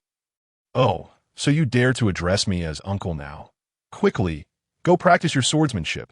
I shan't. With a playful giggle, she dashed into the cabin. Once they were all inside, Carl pulled Ellie into his embrace. Stop fooling around. I'll hold you enough tonight. With everyone out of sight, he decided to collect some interest and leaned in to kiss Ellie, who reciprocated warmly without resistance. All right. Tonight it shall be. They will soon return. Very well. Ellie, once we return to Tiger Roar Island, let us have a child. Agreed. Ellie responded shyly. Seeing her bashful demeanor, he could not resist. Lowering his head, he held her close for a while longer before releasing her. Ellie gasped, both of their lips slightly swollen. I feel hungry. Let us go see if Karen has prepared dinner, he rose, straightening himself as he helped Ellie up, heading towards the cabin. The following morning, under a gentle breeze and bright sun, the Tiger God had already set sail to tea this moment. Carl was seated at the edge of the ship, fishing while instructing and in his swordsmanship, and had already reached a level of mastery capable of slicing through iron. Yet he still fell short of being a true sword master. Captain, there are 3 pirate ships trailing us. What shall we do? Should we deal with them? There's no rush. Let us wait until we are a bit farther from Water 7. Captain, this time I shall take matters into my own hands. It infuriates me that these weaklings dare to follow us. The great Enel is quite displeased. These pests are rather bothersome. Enel mused, I am contemplating whether we should stage a grand spectacle to showcase our power, thereby deterring any further nuisances, though it may attract a bounty upon our heads. That is a commendable idea. In any case, we do not concern ourselves with bounties. It may only complicate our procurement of supplies in the future. Very well, let us proceed cautiously. Enel, unleash your power. Suddenly, the pirate ships began firing upon us. Yaha! Mice, feel the wrath of the great Enel. Enel soared into the sky. With a resounding crash, thunderclap, the area surrounding the 3 pirate ships was engulfed in a tempest of lightning. Moments later, only remnants of the vessels remained. Yah! This is the fate that befalls those who provoke me. Enel cackled triumphantly. He suddenly realized how effective the Thunderfruit was for dispatching minions. I believe this task shall henceforth belong to Enel. Bururu, bururu, bururu. Click. Hello, Sussy. What brings you to contact me? Hello, Chi-Chi. Nothing much, just preparing to meet old Ray for drinks. Is he in Sabati Archipelago? Yes, he is. When will you arrive? A few young ladies wish to meet you. I should arrive by the afternoon. Those young ladies, they wouldn't happen to be Hancock and her sisters, would they? Carl pondered, thinking that only the boy's sisters would wish to see him. Yes, indeed. Hancock has now assumed the role of captain of the Kuja pirates and has become the new empress of the kingdom. They have just arrived at Sabati Archipelago to collect the supplies I prepared for them. All right, I understand. I shall see you in the afternoon. See you then, Carl. Who is old Ray, brother Carl? Ah, he is Silver's Rayleigh, the former first mate of the Pirate King. I trained with him during my time honing my skills, so we are quite familiar to— Oh, I see. And who is Hancock? Well, she's a little girl I rescued years ago, and now she is the captain of the Kuja pirates. Humph, flower-hearted big radish. Uncle, does Rayleigh know about my feelings? Not a chance. Rayleigh has a loose tongue. When he drinks, he spills everything. Thus, it is best not to mention it to him. Oh, Uncle, are you not going to comfort Sister Ellie? Oh, right. I shall do so right away. By the way, why do you call her sister instead of aunt? Aren't you aware of the generational gap? Regardless, Sister Ellie prefers it when I call her sister. Very well then, continue your sword training. In the afternoon, before sunset, the Tiger God ship finally arrived at Sabati Archipelago. Once everyone disembarked, Jerry submerged the ship, anchoring at 50 meters below the surface. Hey, brother Carl, Sussy, it's been a while. Old Ray, your outfit is quite fashionable. It certainly is character, Carl remarked, admiring Rayleigh's spotted pants and cloak. Let us go. Shocky and the others are waiting for us. Rayleigh led the way. By the way, old Ray, have you considered having children? We leave such matters to fate. We are rather averse to complications. Unlike you young folks, Rayleigh replied nonchalantly. Shocky, we have returned. Brother Carl, it has been so long. You have become even more handsome. Are these your crew members? Sister Shocky, you two remain youthful and beautiful. Let me introduce everyone. The tall, burly one is Benson, and this is Karina, my ship's cook, the champion of the national culinary competition. This is Jerry, our fisherman, and the one with the gun is our sharpshooter Adrian. The one with the long ears is Enel. Lastly, this is my wife, Ellie, and this little girl is my niece, Porcasti. And what remarkable young individuals. Brother Carl, your strength rivals that of a royal crew. Brother Carl, are you also seeking that legendary great treasure? Shocky inquired, her curiosity piqued. I have no interest in One Piece. We merely wish to explore the world in search of treasure and adventure. Speaking of which, where are Hancock and the others? She went back to the ship to change and prepare after learning of your arrival. It seems she might be feeling a bit down shortly. Shocky teased, It appears I may soon have a younger sister to I, too. Was saved from pirates, which is how I became fond of her. That feeling is all too familiar. Ellie suddenly became quite generous, leaving Carl puzzled. Could it be that she empathized with Hancock's plight? Ha. Let's not dwell on that. This time, I brought back a plethora of water and meat from Water 7, along with some liquor from Sky Island. Oh, you have already been to Sky Island? How nostalgic. Indeed, that long-eared fellow is the god of Sky Island. Humph. When shall we hold a feast? I am famished. Ha. Let's head to the bar's backyard. And so, everyone busied themselves in the backyard. Mr. Carl, I'm so delighted to see you again. Mr. Carl, it has been quite a while. At this moment, the boyish sisters returned. Sussy, it's Hancock, Sandersonia, and Marigold. Hello, Hancock. I am Ellie. Come, I have something to discuss with you. Oh, all right, Mr. Carl. I shall return shortly. Carl found himself at a loss for words, as the two women seemed to have formed an alliance. Come, Sandersonia, Marigold, come sit. We are all friends here. No need to be so formal. Thank you, Mr. Carl. Ah, youth is such a wonderful thing. Old Ray remarked with a hint of nostalgia that moment. Ellie and Hancock returned. Carl, I have made an agreement with Hancock. She shall be my sister from now on. Indeed, I consent, but you may only have the two of us as women. Carl felt a swell of emotion. Thank you both. Does this mean I now have two aunts? Ha! Laughter erupted among them. Come, let's raise a toast to celebrate Brother Carl's arrival. Cheers! Cheers! X12, this liquor from Sky Island is truly delightful. Of course, it has been refined by Karina, and we all adore it. The backyard was filled with merriment that has been ages since we had such a lively gathering. The last feast was during the disbandment of the Roger Pirates. Rayleigh reflected wistfully. The following morning, Carl awoke to find two women by his side, recalling the wildness of the previous night. His waist ached slightly. Carl, are you getting up? Gazing at the morning light, he thought to himself that if he didn't tea-rise soon, he might never get up. Aren't you all going shopping today? Hurry up. All right, Hancock, do you wish to join? I shall go as well. I'll get up right away, she exclaimed, only to stumble as she stepped off the bed. Ha! Be careful. Hancock, isn't it your fault? I distinctly begged for mercy last night. Hancock, don't mind him. Let him sleep alone tonight. I haven't said anything. Bring the den mushy. Just inform us if anything arises.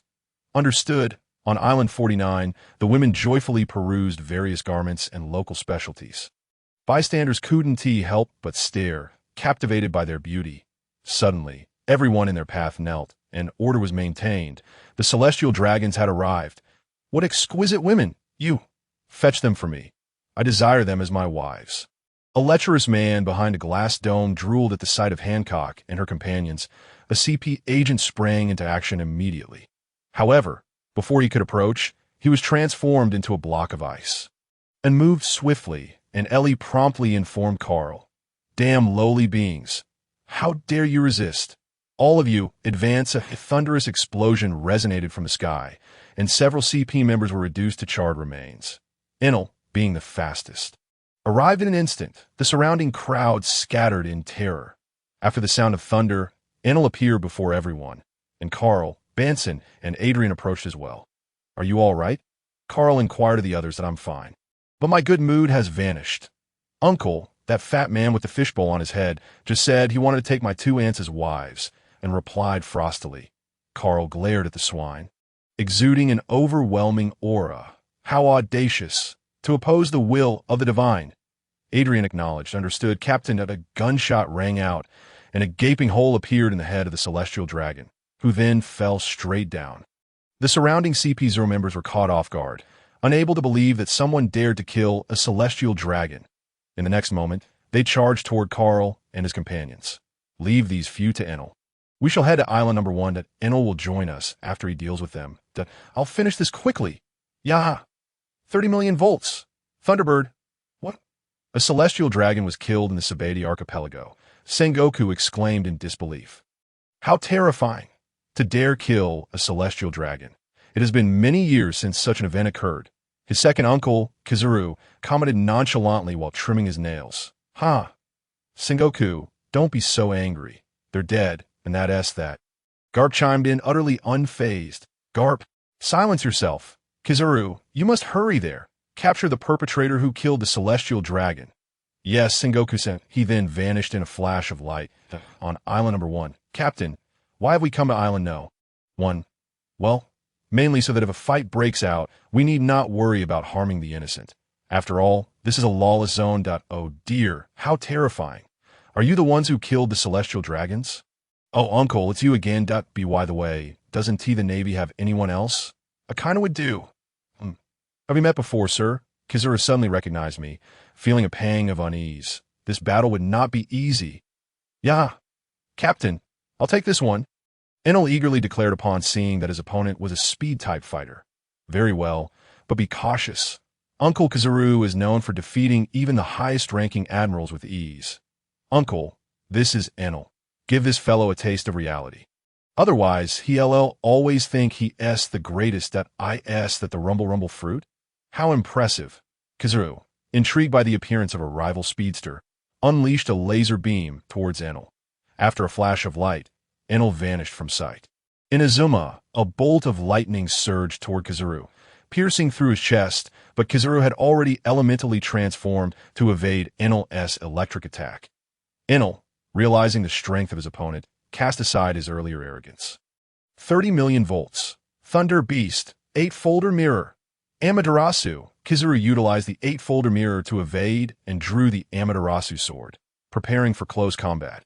Electric light. Discharge. Enel became enveloped in crackling lightning, radiating his power outward, instantly transforming the area into a no-go zone. 60 million volts. Thunder Dragon. A colossal thunder dragon charged at Kizuru. 8-folder jewels. Kizuru remained unperturbed, executing his ultimate move. Enel swiftly dodged the light-infused 8-folder jewels by ascending to a higher altitude, then unleashed his own ultimate attack. 10,000 thunders. By this time, island number 1 lay in ruins from the shockwaves of their battle. So it was you, Carl. I was wondering who had the audacity to kill a celestial dragon. Garp, upon seeing Carl, felt a wave of nostalgia. Vice Admiral Garp, it has been quite some time. How have you been? Carl greeted his old friend warmly. Are you planning to become a pirate? I see your crew is quite formidable. You have misunderstood. We don't even have a pirate crew name or flag, yet we were simply disgusted by that pig. What do you say, Vice Admiral Garp? Care for a spar? Perhaps not. If we were to engage directly, the Sabeti archipelago would likely vanish. However, after this, I'm certain the world government will place a bounty on your heads, though I trust you one team mind. Very well, we shall take our leave. Here, I brought some alcohol from Skypea. Enjoy. Carl tossed a bottle of liquor to Garp. Enel, let us go.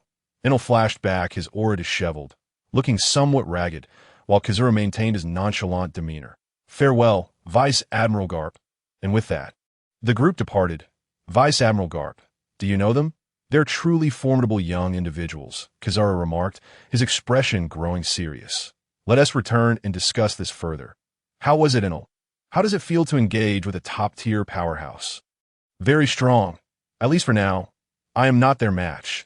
After all, he's one of the Navy's highest combatants. Your hockey is still quite weak, so it's only natural that you wouldn't be a match. Jerry, go fetch the ship. Prepare for the coating. Understood, Captain. Returning to Shaki Esbar. Carl, how did it go? It's fine. I just dealt with that celestial dragon. Then Kizuru and Garp showed up. Enel fought Kizuru briefly before we withdrew. Don't worry. Unless all high-end combatants from the Navy come, they won't be able to touch us. You actually killed a celestial dragon. Shaki exclaimed, somewhat shocked, considering the gravity of the situation in the Sabeti archipelago. Yes, we did it. So in a few days, we'll head to Fishman Island. After all, this place is close to the Red Line, and it's their territory. Rayleigh, I'll need your assistance to coat her ship. Jerry might not be able to manage alone. No problem. Rayleigh readily agreed. Fishman Island. Uncle, are we going to see mermaids? And asked excitedly. Indeed, Fishman Island is truly beautiful. Carl, what about me when you go to Fishman Island? Hancock inquired anxiously. Once we return, I'll come and get you at Tiger Roar Island. We are also in the Calm Belt. All right, that will have to do. After all, I'm still the captain of the Kuja Pirates. Hancock replied, somewhat displeased. Oh, you're in the Calm Belt, Carl. No wonder we've never seen you in the Grand Line before. Even the Navy has no clue where you came from. Shaki noted. Surprised. Yes, we rarely ventured out. 2 days later, the Tiger God ship was fully coated. Carl, I can't bear to part with you. We must return for now, once we're back from the New World. I'll come and get you at Tiger Roar Island, all right? He whispered softly in her ear. Once we reach Tiger Roar Island, let us have a child. Instantly, Hancock's face flushed crimson. That I'll wait for you, she exclaimed, hurrying onto the pirate ship. Goodbye. Let us go, Jerry. It's time for us to set sail. And with that, the Tiger God ship slowly descended into the depth. At the Navy headquarters, the 3 admirals and high-ranking officers convened in a meeting room. We have confirmed that their captain is named Carl. His stance toward the Navy is ambiguous. Yet he is hostile toward the world government, especially the Celestial Dragons. Aside from Skypea, Carl has not used his real name at sea. Nor did Gart mention it. Furthermore, he participated in the Mariewa slave liberation incident years ago. The one wearing the black hood was him. Counting the 2 Celestial Dragons killed recently, he has now claimed the lives of 2. Thus, the world government placed a bounty on him and his crew. The Bloodsore Master Carl, suspected of being a devil fruit user, specific abilities unknown. Bounty, 2,290,000,000 berries. Enel, the wielder of the Thunder fruit, has a bounty of 1.23 billion berries. His crew member, Banson, suspected to possess a devil fruit ability, remains a mystery in terms of power, with a bounty of 1.42 billion berries. The sharpshooter, Adrian, also rumored to be a devil fruit user, has an undisclosed ability and is valued at 830 million berries. The fishman, Jerry, a shipwright of the Carl crew, has a bounty of 310 million berries. The chef, Karen, has a bounty of 160 million berries. The ship's doctor, Ellie, is valued at 210 million berries. The swordsman, Anne, who is a user of the cold fruit, has a bounty of 80 million berries. These are the bounty amounts for all of them. At the meeting, King Brand New read aloud all the bounties. Now that we are fully informed, the world government has ordered our Navy to swiftly apprehend the Carl crew. However, the situation in the New World is intricate, and our manpower is insufficient, so we can only commence surveillance for now. This matter is your responsibility, Crane. Understood, Admiral. Wow. Carl, this is my first time seeing so many fish in the depths of the sea. Everyone was filled with wonder at the deep sea. We have arrived at Jerry's hometown, and this journey will be arranged by him. No problem at all. Uncle Jerry, are we there yet? It's so dark around here. And inquired. Not quite yet.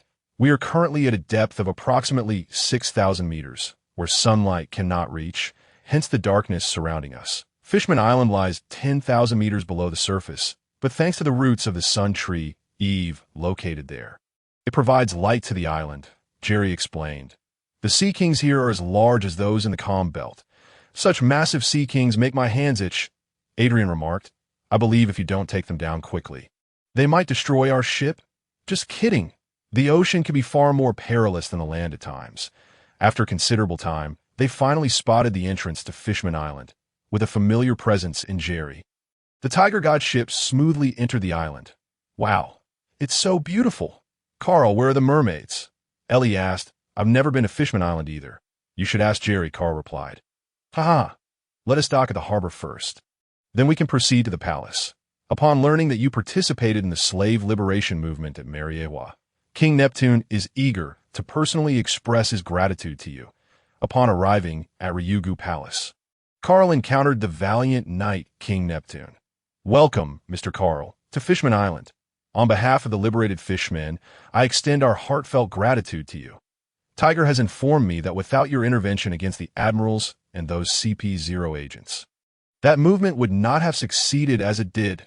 Thank you once again. Neptune bowed graciously. No need for thanks, King Neptune. I too harbor a strong disdain for the Celestial Dragons and the abhorrent slave trade. Ha ha! Right, Minister. Prepare a feast to welcome our esteemed guest. The crowd followed King Neptune towards the banquet hall. Thank you for your warm hospitality, King Neptune. I have longed to taste Fishman Island's delicacies, particularly the pastry cakes. The pastries of Fishman Island are renowned, even coveted by Big Mom. Uncle, are the pastries here truly delicious? And suddenly animated at the mention of food. Indeed, the exquisite flavors of Fishman Island's pastries are world famous. I have never had the chance to sample them until now. Finally, my wish is coming true. Ha! Thank you for the praise, Mr. Carl. Make sure to indulge yourself. In the banquet hall, an increasing array of pastries was presented, alongside various unique meats and shellfish from Fishman Island. Suddenly, a loud crash echoed, a sound reminiscent of something striking metal. That must be that scoundrel Van Deeken, King Neptune exclaimed. What transpired over there? Ah, that area belongs to my daughter. Neptune began to explain the situation regarding Van Deeken. Let us first check on Princess Shirahoshi, and then we can address this nuisance before continuing the banquet. That would be much appreciated, Mr. Carl. Neptune responded gleefully, well aware of Carl as formidable strength. The group arrived at the ironclad palace entrance. Observing the damage, Carl extended his observation hockey towards the direction from which the weapon had been thrown. Jerry, head full speed towards that direction where it's not far from Noah. Ensure he does not come into contact with Noah, and bring him here, Carl instructed, concerned that this individual might throw something on a Fishman Island. Understood, Captain. Jerry promptly set off. Mr. Carl, do you think Jerry can handle it? Neptune expressed his concern, recalling Jerry's previous capabilities, unaware of his newfound strength. Rest assured, King Neptune, Jerry can manage. Indeed, after half an hour, Jerry returned with the grotesque Van Deeken, who was unconscious and in a pitiful state. Wake him up, Adrian commanded, approaching and shooting him in the foot, the pain instantly bringing Van Deeken back to consciousness. Neptune, I advise you to release me promptly, or there will be consequences. Van Deeken initially panicked, but recalling his accomplices, regained his arrogance that there's no chance of release. Speak up about your remaining associates, or I will subject you to the most brutal of punishments. Neptune seethed, furious that this man had forced his daughter to hide within this iron canister for so many years. King Neptune, allow me to take charge. I will ensure he divulges everything, Ellie offered. She produced a pill and instructed the guards to administer it to Van Deeken, who soon appeared vacant and unresponsive. King Neptune, we can now interrogate him. He will reveal everything, she assured. Under Neptune's questioning, Van Deeken disclosed all, including his partners and the circumstances surrounding the demise of his former queen, Odoheim. Neptune's fury intensified upon discovering that his queen had been murdered by Hody Jones of Fishman Island. However, the situation in Fishman Street was convoluted, and even the royal army could not oversee it. Moreover, Jean Bay was currently absent from Fishman Island, complicating matters further. King Neptune, let us release Princess Shirahoshi. We have captured Van Deeken, and she's no longer endangered. Yes. Guards, open the door. The guards unlocked the dark iron palace. Everyone peered inside, where a massive mermaid appeared. Wow, Princess Shirahoshi is so big and beautiful, and exclaimed joyfully. Father, Princess Shirahoshi cried out, tears still glistening in her eyes. Shirahoshi, it's all right. Van Deeken has been captured, and you can finally come out to live freely. Really, father? Indeed. Look over there. The one who has fainted and locked up is Van Deeken. You are safe now. Wah. Princess Shirahoshi was frightened by the sight of the half-fish man and began to cry again. Guards, take this scoundrel away and imprison him. Neptune instructed swiftly upon seeing his daughter in distress. There, Shirahoshi, do not be afraid. We have guests. This is Mr. Carl, the one who apprehended Van Deeken. Come and greet him. Hello. Princess Shirahoshi approached cautiously. Carl felt a wave of embarrassment. After all, this was one of the ancient weapons. The Sea King, it was hard to imagine her mustering the courage to confront the celestial dragons in the future. Hello, Princess Shirahoshi, please come out. If there are any bad people, my uncle will help capture them all. And encouraged, stepping forward at my name is in. You are so beautiful, Princess Shirahoshi. This is my first time seeing such a lovely mermaid. Oh, really? Shirahoshi blushed at the compliment and you are beautiful as well. Let us go, King Neptune. Let the two of them converse here. Children often bond easily. We should first resolve the situation with Hody Jones and his crew. Mr. Carl, Hody Jones and his gang are quite troublesome. They possess substantial influence in Fishman Street. Moreover, Jean Bay is currently absent from Fishman Island, and if not handled carefully, it could lead to a rebellion. Neptune harbored a touch of concern. Fear not, King Neptune, that we merely need to apprehend Hody Jones and those few officers without alarming anyone else. Then, the kingdom's forces can be discreetly positioned around. Without the leadership of those officers, a riot is unlikely to occur. Excellent. I truly appreciate your assistance, Mr. Carl. Let us proceed outside first. Enel, it will soon be your turn. Locate those officers and bring them here, stunning them into silence without raising any suspicion. Ha ha ha. Are we finally going to have a fight? No need for conflict. Just render them unconscious and bring them back quietly. Oomph. This deity understands. With that, he vanished in an instant. Before long, Enel returned with Hody Jones and his gang, all of whom were rolling their eyes and emanating wisps of dark smoke. Did we alert anyone? This trivial matter is well within my capabilities to handle discreetly. That is splendid, King Neptune, that we can make our arrangements now. Once Jinbei returns, we shall have control over Fool Street, that I am immensely grateful. Mr. Carl, now, let us resume the banquet. Right Minister, bring forth my treasured wines. I wish to host Mr. Carl splendidly, and summon the three princes along with Princess Shirahoshi as well. The banquet commenced, filling the hall with joyous laughter. Mr. Carl, this is my prized wine, which I seldom indulge in. Cheers. And this is delightful, King Neptune. This wine has been aged for many years, hasn't it? Ha! Mr. Benson, you are indeed correct. I have treasured this wine for 20 years. It is truly a rare vintage. King Neptune, do your delicacies from Fishman Island contain any unique ingredients? Karen, ever the food enthusiast, had just sampled the dish and was astonished that none of the ingredients she recognized could produce such a flavor. Prompting her inquiry, Indeed, Miss Karen, this is a specialty of our Fishman Island, found nowhere else, replied the Right Minister, who oversaw such matters. Could you sell me some? Karen's eyes sparkled with excitement. Certainly, certainly. Right Minister, please send some to Miss Karen. Yes, Your Majesty, Shirahoshi. How did you grow so large? I have not seen any other fish of your size. Seated in Shirahoshi's palm, she held her up for a better view, as otherwise she would have to look down to converse with her. I am unsured. I grew rapidly after birth, and this is my current size. The two children exchanged whispers, and before long, they had forged a profound friendship. The banquet continued for quite some time, with the tipsy King Neptune nearly insisting on a brotherhood with Carl. Carl himself was feeling lightheaded, and the Right Minister had to intervene as the guests grew increasingly inebriated. The banquet finally concluded, and everyone retired to rest at Ellie, come kiss me. In their chamber, Ellie was assisting Carl by removing his clothes for cleaning. Wait, Carl, let me wash your face first. Ellie felt a bit flustered, having consumed quite a bit of alcohol herself. Before long, both of their garments had vanished, and the scene became exceedingly passionate, with melodious sounds reverberating through the room. The next day, upon awakening, Carl found Ellie sprawled across his chest, a wave of desire rising within him. This woman's figure is simply exquisite, rivaling even Hancock. Carl, let me sleep a bit longer. Ellie's soft murmur made it impossible for Carl to resist, and thus they commenced their morning exercises once more. Feeling a slight discomfort in his waist, he pondered whether he needed some goji berries. That was merely a figment of his imagination. Carl reclined on the palace balcony, gazing at Fishman Island.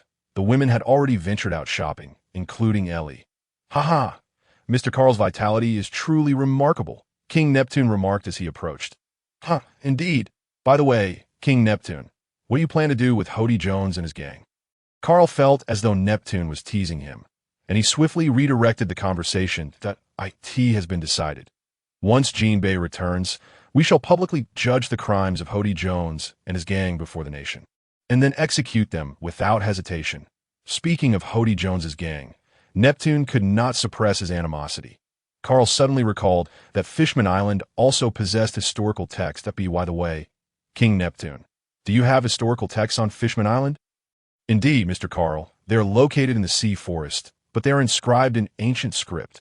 Would you like to see them? Perhaps another day. It is too comfortable lying here right now. I have no desire to move. Mr. Carl. Then please continue to recline. I must attend to my duties, and need to concern yourself with me. Meanwhile, several women were out shopping with Princess Shirahoshi. The timid Shirahoshi was too frightened to speak. Shirahoshi, fear not. I shall protect you. They gaze upon you simply because you are exceptionally beautiful. They would not dare to harm you, for you are the princess of Fishman Island, but I am not accustomed to being looked at like this. And can we go back? Shirahoshi still felt somewhat uneasy. Shirahoshi, you must believe in yourself, summon your courage. These people are your subjects, and Fishman Island will need you to safeguard it in the future. Will you remain confined within that dark palace forever? I do not want to, Shirahoshi exclaimed, her reaction showing her agitation at the thought of being trapped in that gloomy palace. Thus, Shirahoshi, you must summon your strength. Yes, and I will do my best. After much encouragement from him, Shirahoshi finally ceased her insistence on returning and gradually began to greet those around her. The crowd erupted with excitement, calling out Princess Shirahoshi. After all, she had seldom made public appearances before. With each store they visited, throngs of people gathered outside, having purchased an ample amount, and said, Shirahoshi, let us return. Ellie felt a twinge of anxiety as the crowd swelled. After all, Shirahoshi was a princess, and any trouble would be unfortunate. It is indeed time to return. The crowd is growing larger. Truly, our Shirahoshi possesses the greatest charm. Oh no, Sister Karen, you are also quite charming, Shirahoshi shyly responded. Let us go. We have been out long enough. The group began their return to Dragon Palace City, followed by guards laden with goods. Uncle, we are back. Carl, you haven't just lain around all day, have you? Well, there was nothing else to do. It is delightful to recline here and take in the scenery of Fishman Island. Carl replied indifferently. Shirahoshi, how did you feel about going out with the sisters today? Lord Carl, Shirahoshi had a wonderful time today. I even greeted everyone. Splendid. You should venture out more often, but ensure you are accompanied by someone who can protect you, for there are still villains lurking outside. Yes, I will remember, Lord Carl. That is good. Carl attempted to pat Shirahoshi's head, only to realize he could not reach. Carl, where are my brothers? I haven't seen them. They went to the Tiger God's ship to coat it, and Adrian seems to have gone shopping as well. Did you not encounter him? No. Are we leaving already? We just arrived. They are merely preparing the ship. We won't depart so soon. It is quite comfortable here, and the scenery is pleasant. We shall linger a bit longer. Yay. Then I can play with him for a few more days. Shirahoshi felt relieved upon hearing that Carl and the others would not be leaving just yet. Ha! By the way, Karen, the wine from Neptune last night was excellent. It must have been brewed with unique ingredients from Fishman Island. Shall we brew some ourselves? Absolutely. Leave this to me. And the snacks from last night. Sister Karen, we must buy some of those too, and had devoured quite a bit of those snacks, clearly enjoying them. Rest assured, and on the ship, everyone doted on the golden-haired little girl, including Enel, who astonishingly shared his apple with him. It was known that others were not permitted to touch his apples. On the following day, under the guidance of the guards, the group made their way to the forest of the sea. White Star accompanied them, while Neptune was too preoccupied with various matters to join. White Star, let us first escort you to visit your mother, and then we shall proceed to the historical Poneglyph, suggested Carl. Thank you, Lord Carl, I can finally pay a visit to my mother, White Star replied, her words trailing off as tears of small pearls, or rather, large pearls, began to fall. Do not weep. White Star, Hody Jones has already been captured by my uncle and his allies. Once he is judged, we shall avenge your mother, and comforted her gently. I understand. Let us continue, she said, cradling it in her hands as they walked on, upon arriving at the tomb of Princess Odoheim.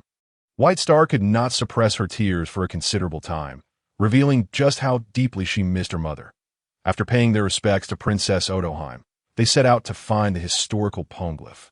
In her previous life watching One Piece, Robin had translated this Poneglyph, which seemed to speak of Joy Boy's apology. This Poneglyph was far more extensive than the one found in Skypiea, yet unfortunately, Robin was not present. If only Robin were here. I wonder where she is now, Ellie mused. She has her own adventures. I shall bring her the new Poneglyph when we meet again. Captain, does this truly contain the history of the blank 100 years? I cannot say, but if one wishes to reach the final island, Laughtail, one must gather all 4 road Poneglyphs. When shall we find the time for that? Just thinking about it is exhausting. Thankfully, we do not have to go to that Laughtail. Ellie chimed in. Let us first take a rubbing of the Poneglyph, then we shall return. After leaving the forest of the sea, the group returned to Fishman Island. In the following days, everyone enjoyed their time on Fishman Island, except for Benson and Enel, who showed little interest in shopping. They spent their days sparring, refraining from using their devil fruit abilities. Each time, Enel emerged with bruises, yet his hockey was rapidly improving. "Carl, come and see this cheap owl I bought today. Does it look good? I also got some for Hancock. I'll give them to her when we return." Ellie excitedly showcased her new attire to Carl. "Very nice. It looks splendid. Ellie, wear this tonight." "You scoundrel!" Ellie's heart fluttered at Carl's words. A month later, the Tiger God ship was set to depart. "Oh, Lord Carl, and I cannot bear to part with you." White Star cried, clutching him tightly. "White Star, when you grow up, we'll come to take you out to play, all right?" And reassured her from within her embrace. "Whoa, that is a promise. You must come and take White Star out for fun." It's a promise. They sealed their agreement with a pinky swear. A large hand entwined with a small one. To Mr. Carl, "You're always welcome to visit Fishman Island again. We shall return. Farewell, King Neptune." The group boarded the ship, the Tiger God slowly ascending away from Fishman Island. "White Star, farewell. I will miss you," and shouted loudly towards White Star, and "Farewell, I will miss you too." After a considerable time, the Tiger God broke through the waves. "Is this the latter half of the Grand Line? It seems no different from the first half," someone remarked. "Captain, there's a pirate ship approaching us," Adrian observed, noticing a pirate vessel speeding towards them. Indeed, the latter half merely presents harsher living conditions. The perils here are not solely environmental, but also stem from the formidable pirate forces and various complex factions, another responded. "Certainly, these pirates are more rigorously trained than those from the first half." The group noted as they gazed at the approaching pirate ship. These pirates, seasoned by years of battle in the New World, were no ordinary threats. Finally, new faces. "Hey, would you like to join the Wood Pirates?" called out a man named Atwood, the captain of this pirate crew, boasting a bounty of 240 million berries. "What audacity! Do you think you can intimidate us?" Carl stood before the group, his presence instilling a palpable pressure that made the pirates weak at the knees. "Captain, that is Carl, the Bloodsword Master, a figure with a bounty of 2,290 million berries." A nearby officer recognized him. "What nonsense! How could such a prominent figure be here?" Atwood's demeanor shifted. Realizing he had misjudged the situation, "Why, Lord Carl, it was all a misunderstanding. We wish to submit to your command. Please grant us a chance," Wood pleaded, clearly not foolish enough to provoke Carl. "You have the bounty posters you mentioned?" Yes. Bring them forth." Wood quickly produced 8 bounty posters for Carl. "Consider yourself fortunate that you did not act rashly from the outset," Carl stated, scrutinizing them. "Benson, let's depart." "Understood, Captain." The Tiger God swiftly navigated away from the area. "Is this the might of top-tier power? Truly terrifying," a crew member remarked, slumping onto the deck. "Perhaps such figures do not find it worthwhile to engage with us. Let us return for now. Why is it that all of you have bounties exceeding 100 million berries? Yet mine is only 80 million. I refuse to accept this," and fumed upon seeing the 80 million figure on her bounty poster, even feeling that the snacks from Fishman Island were no longer appealing. At just 12 years old, having an 80 million bounty is quite impressive. Then why does that hulking brute have a bounty 190 million higher than mine? Enel protested. "I could see this moment," Benson interjected. "It's because you rely too heavily on your devil fruit powers. Your hockey is lacking. The captain has said that hockey is the foundation of true strength." "One day, I shall flatten you." "All right, let us not quarrel. I sent Tia time for dinner. I'm quite hungry." "Let us wait a moment. Karen has gone to prepare it." "Captain, why are we heading to Punk Hazard?" "To retrieve a devil fruit. Specifically a synthetic one." "Synthetic devil fruits can be created?" Adrian expressed surprise. "Indeed, but the technology is still in its infancy and difficult to perfect. Dinner is ready. Shall we eat on the deck or in the dining hall?" Karen announced as she emerged on the deck. "The ocean is dark and vast. It feels more spacious up here. Let us bring the dinner up. Everyone, try the wine I just brewed from Fishman Island as specialty and see how it compares to the original." "All right, it's finally ready. And I want tea, get any." "And pouted that you're only 12. You should drink more milk," Carl advised, wishing to limit an alcohol intake. I know. "Enough already. Cheers, Ellie's sister, Karen's sister. Let us ignore them." "Ha, cheers," Regarding the freshly brewed wine, Karen, yours is no less than that from Fishman Island. If it were aged a bit longer, it would surely surpass it. That's wonderful. Karen beamed at the praise for her wine. Thus, the first night in the New World passed uneventfully.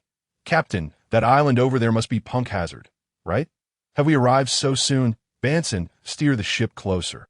Half an hour later, the Tiger God docked at Punk Hazard. Wait for me here. I will retrieve the devil fruit and return shortly. With that, he dashed towards Caesar Clown's laboratory. Who are you? You are the blood sword master Carl. As Caesar recognized him, Carl was already before him. I will only ask once. Where is the devil fruit manufactured by Vegapunk?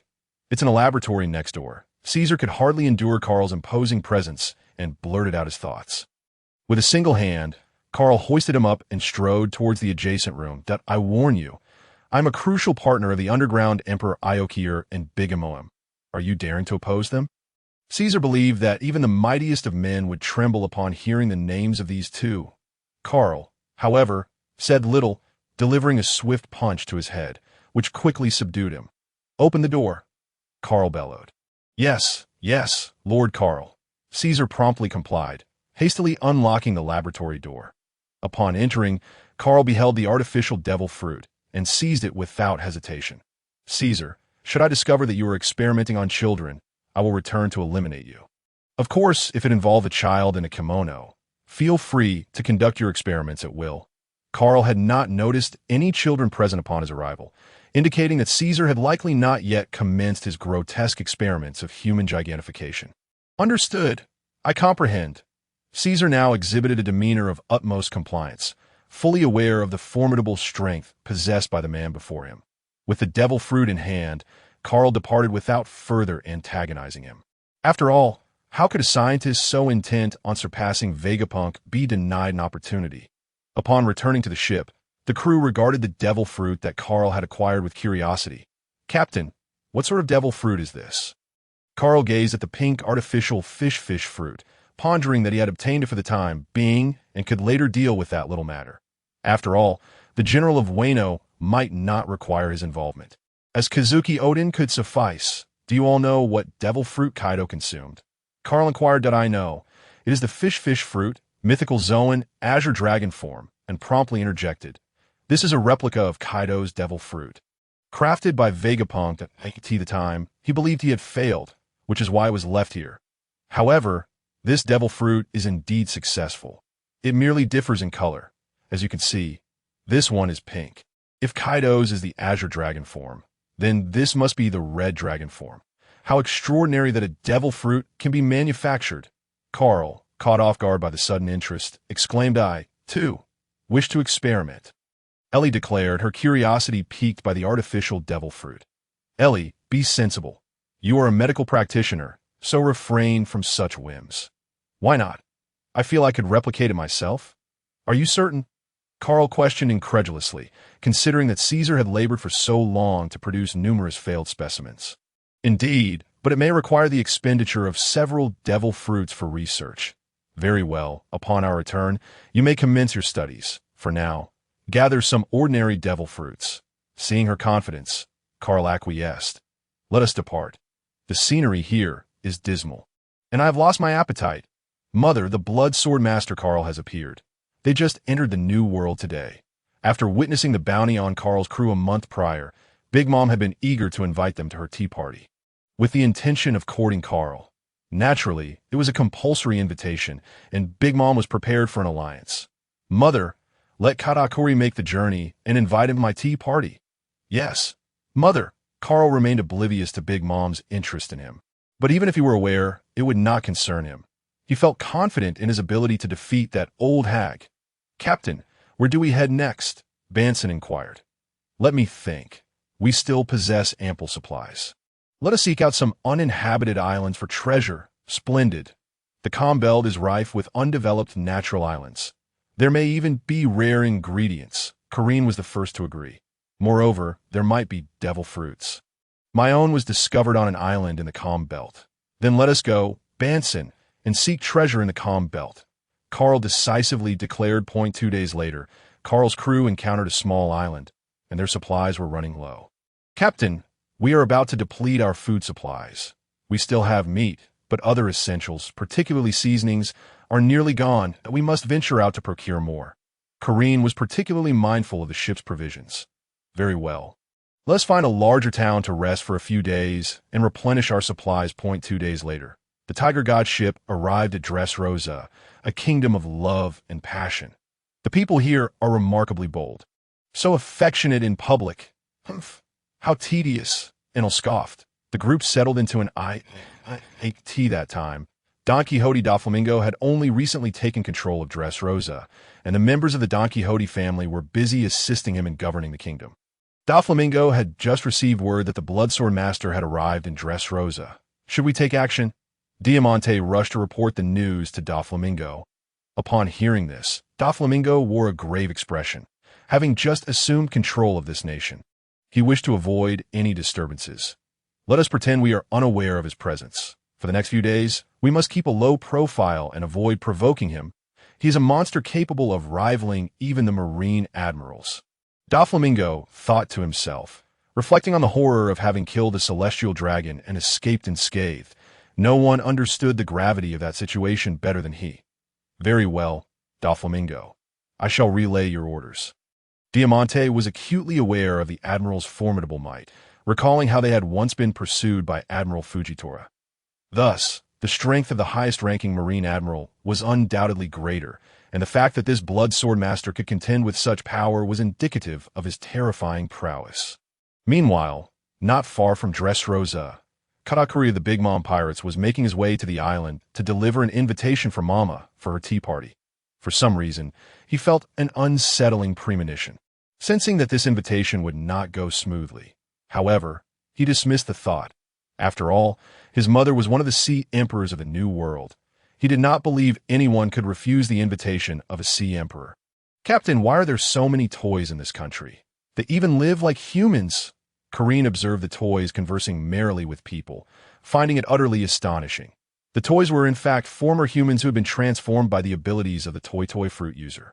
Moreover, once transformed into toys, all connections to their previous lives vanished, including the memories of those who knew them. They would no longer recognize them. Carl explained to the group. Simply touching them turns one into a toy. Does that mean the toy fruit user is invincible? The crew was astonished by the fruit's capabilities. Not at all. I have mentioned before that hockey is the fundamental source of one's strength. Thus, hockey is the most effective means of defending against such rule-based devil fruits. Upon hearing that hockey could provide protection, the crew felt reassured. Ellie, let us go out and explore the town.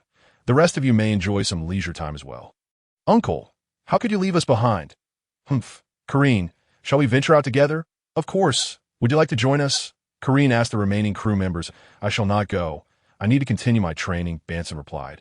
Uninterested in anything else, focused solely on becoming stronger, I have run out of my divine apples. I must go buy more. With that, this fellow vanished in a flash of lightning. Then I shall accompany you all, Adrian conceded, feeling somewhat helpless. Corinne possessed sufficient strength to protect herself, but was still somewhat weak. He needed to accompany her for safety. Carl, this establishment appears to offer delightful fare. Shall we dine here? Agreed. At this moment, Enel arrived at the port, where the market boasted an array of fruits. Suddenly, he sensed a formidable presence approaching the port, piquing his interest. In an instant, he dashed to the edge of the port. Katakuri noticed him as well, both being top-tier users of observation hockey. May I inquire where your captain is? I am here to deliver an invitation. You wish to know our captain's whereabouts? You must first face me in combat. Then it seems there is no other option. Katakuri did not refuse. As a commander of the Big Mom Pirates, he possessed his own sense of pride. In an instant, the two vanished from the harbor. And shortly thereafter, thunder rumbled along a deserted coastline, where an overwhelming aura wreaked havoc in the area. Who is Enel fighting? Surely, Doflamingo, isn't foolish enough to provoke them. Yahaha! You are quite impressive. I, the god, acknowledge you. By the time Carl and the others arrived at the battlefield, the fight had already concluded. Enel had activated his Raijin form, sending Katakuri flying, and the transformation had taken a significant toll on his own energy. Captain, this guy said he had business with you, and I thought his strength was commendable, so I engaged him in battle. Carl approached them and inquired, Katakuri, the commander of the Big Mom Pirates, what brings you to seek me? Katakuri had not anticipated the formidable strength of this Thunder Fruit user, leaving him somewhat disheveled. He realized that he would not accomplish his mission today. Lord Carl, I am here to deliver an invitation to a tea party from Mama. Katakuri adjusted his attire as he spoke. Oh, an invitation from Big Mom. What does she want with me? Mama wishes to arrange a marriage alliance with you. A marriage alliance. Katakuri, has that old hag Big Mom truly lost her senses? Carl's Conqueror's haki erupted, casting dark clouds over the sky as thunder crackled ominously. Azure Dragon Break. Carl unsheathed his new weapon and struck, sending Katakuri soaring with a deep gash across his body. Blood pouring forth. You are not yet worthy to converse with me. This time, I shall spare your life. Return and inform Big Mom not to provoke me. Otherwise, I shall venture to Whole Cake Island and eliminate her. Now leave. Katakuri dared not utter another word, acutely aware that he was no match for Carl. Rising, he departed, having sensed the impending strike with his observation haki, yet he could not evade it entirely. Moreover, he discerned that this conqueror's haki was far more oppressive than that of his mother. Trouble loomed, for he had entangled himself with such a formidable individual that he needed to hasten back to inform Mama that he had encountered someone potentially stronger than her. At that moment, the others also arrived, and Ellie recounted what had transpired, igniting a wave of indignation among them, all eager to rush to Whole Cake Island to settle the score. That old hag dares to scheme against Uncle. She is utterly reckless. Captain, should we go to Whole Cake Island? Benson's expression soured. Carl was not only a benefactor to him and his sister, but also the one his sister admired. The audacity to insult his benefactor with a marriage alliance enraged him. No need. Engaging in battle with the Big Mom Pirates could allow the Navy and the world government to reap the benefits. They are currently eager for someone to confront us. Upon reflection, the others agreed, recognizing that without other allied forces, defeating the Big Mom Pirates would only serve to delight the Navy and the world government. Let us return. The group made their way back to the inn, where they found Doflamingo awaiting them. Esteemed Lord Carl, greetings. I am Doflamingo, the king of this nation, and on behalf of my people, I welcome you to enjoy your stay in Dressrosa. Doflamingo, having learned of the recent conflict in his kingdom, promptly dispatched individuals to investigate.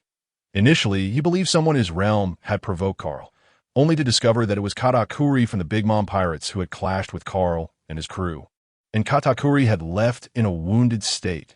Doflamingo now feared that Big Mom herself would come seeking retribution. Should that occur, their battle could annihilate the kingdom. Doflamingo, there's no need for concern. We are merely resting here for 2 days before departing, provided no one provokes us. Thank you, Lord Carl. I assure you that during your time in Dressrosa, no one will disturb you. I shall take my leave now.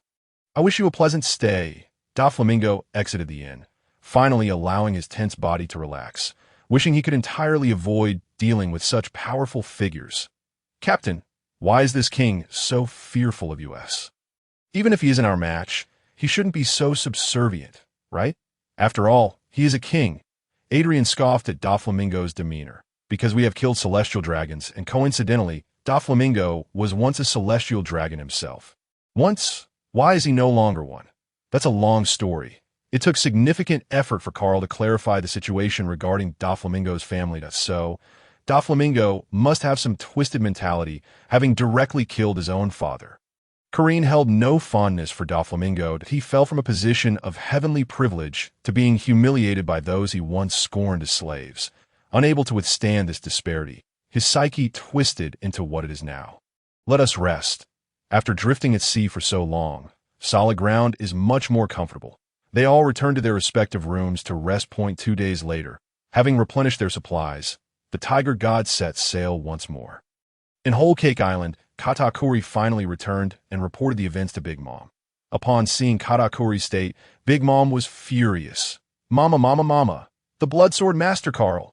Big Mom's Conqueror's haki knocked out the surrounding servants, causing many homies to vanish in an instant. Zeus, Prometheus, at your service, Mama. Perispero, prepare to set sail immediately. I will have that brat's head. Big Mom, brimming with murderous intent, was ready to head out to confront Carl. Mama, please remain calm. The Bloodsore Master Carl is a formidable opponent of your caliber, and he commands several strong subordinates as well that, if we charge him recklessly, we may suffer losses. Are you suggesting that I am not a match for that brat? If I do not retaliate, what will others think of me? Hearing this, Big Mom grew even more enraged. No, Mama. What I mean is that we lack the home field advantage if we confront them, and we risk being exploited by other Emperor crews. The risks are considerable. Therefore, if we wish to deal with them, we must devise a sound strategy. Upon hearing this, Big Mom calmed down somewhat. After all, there were two other ambitious figures in these waters. She could not afford to give others an opportunity. What then? Should we simply let this go?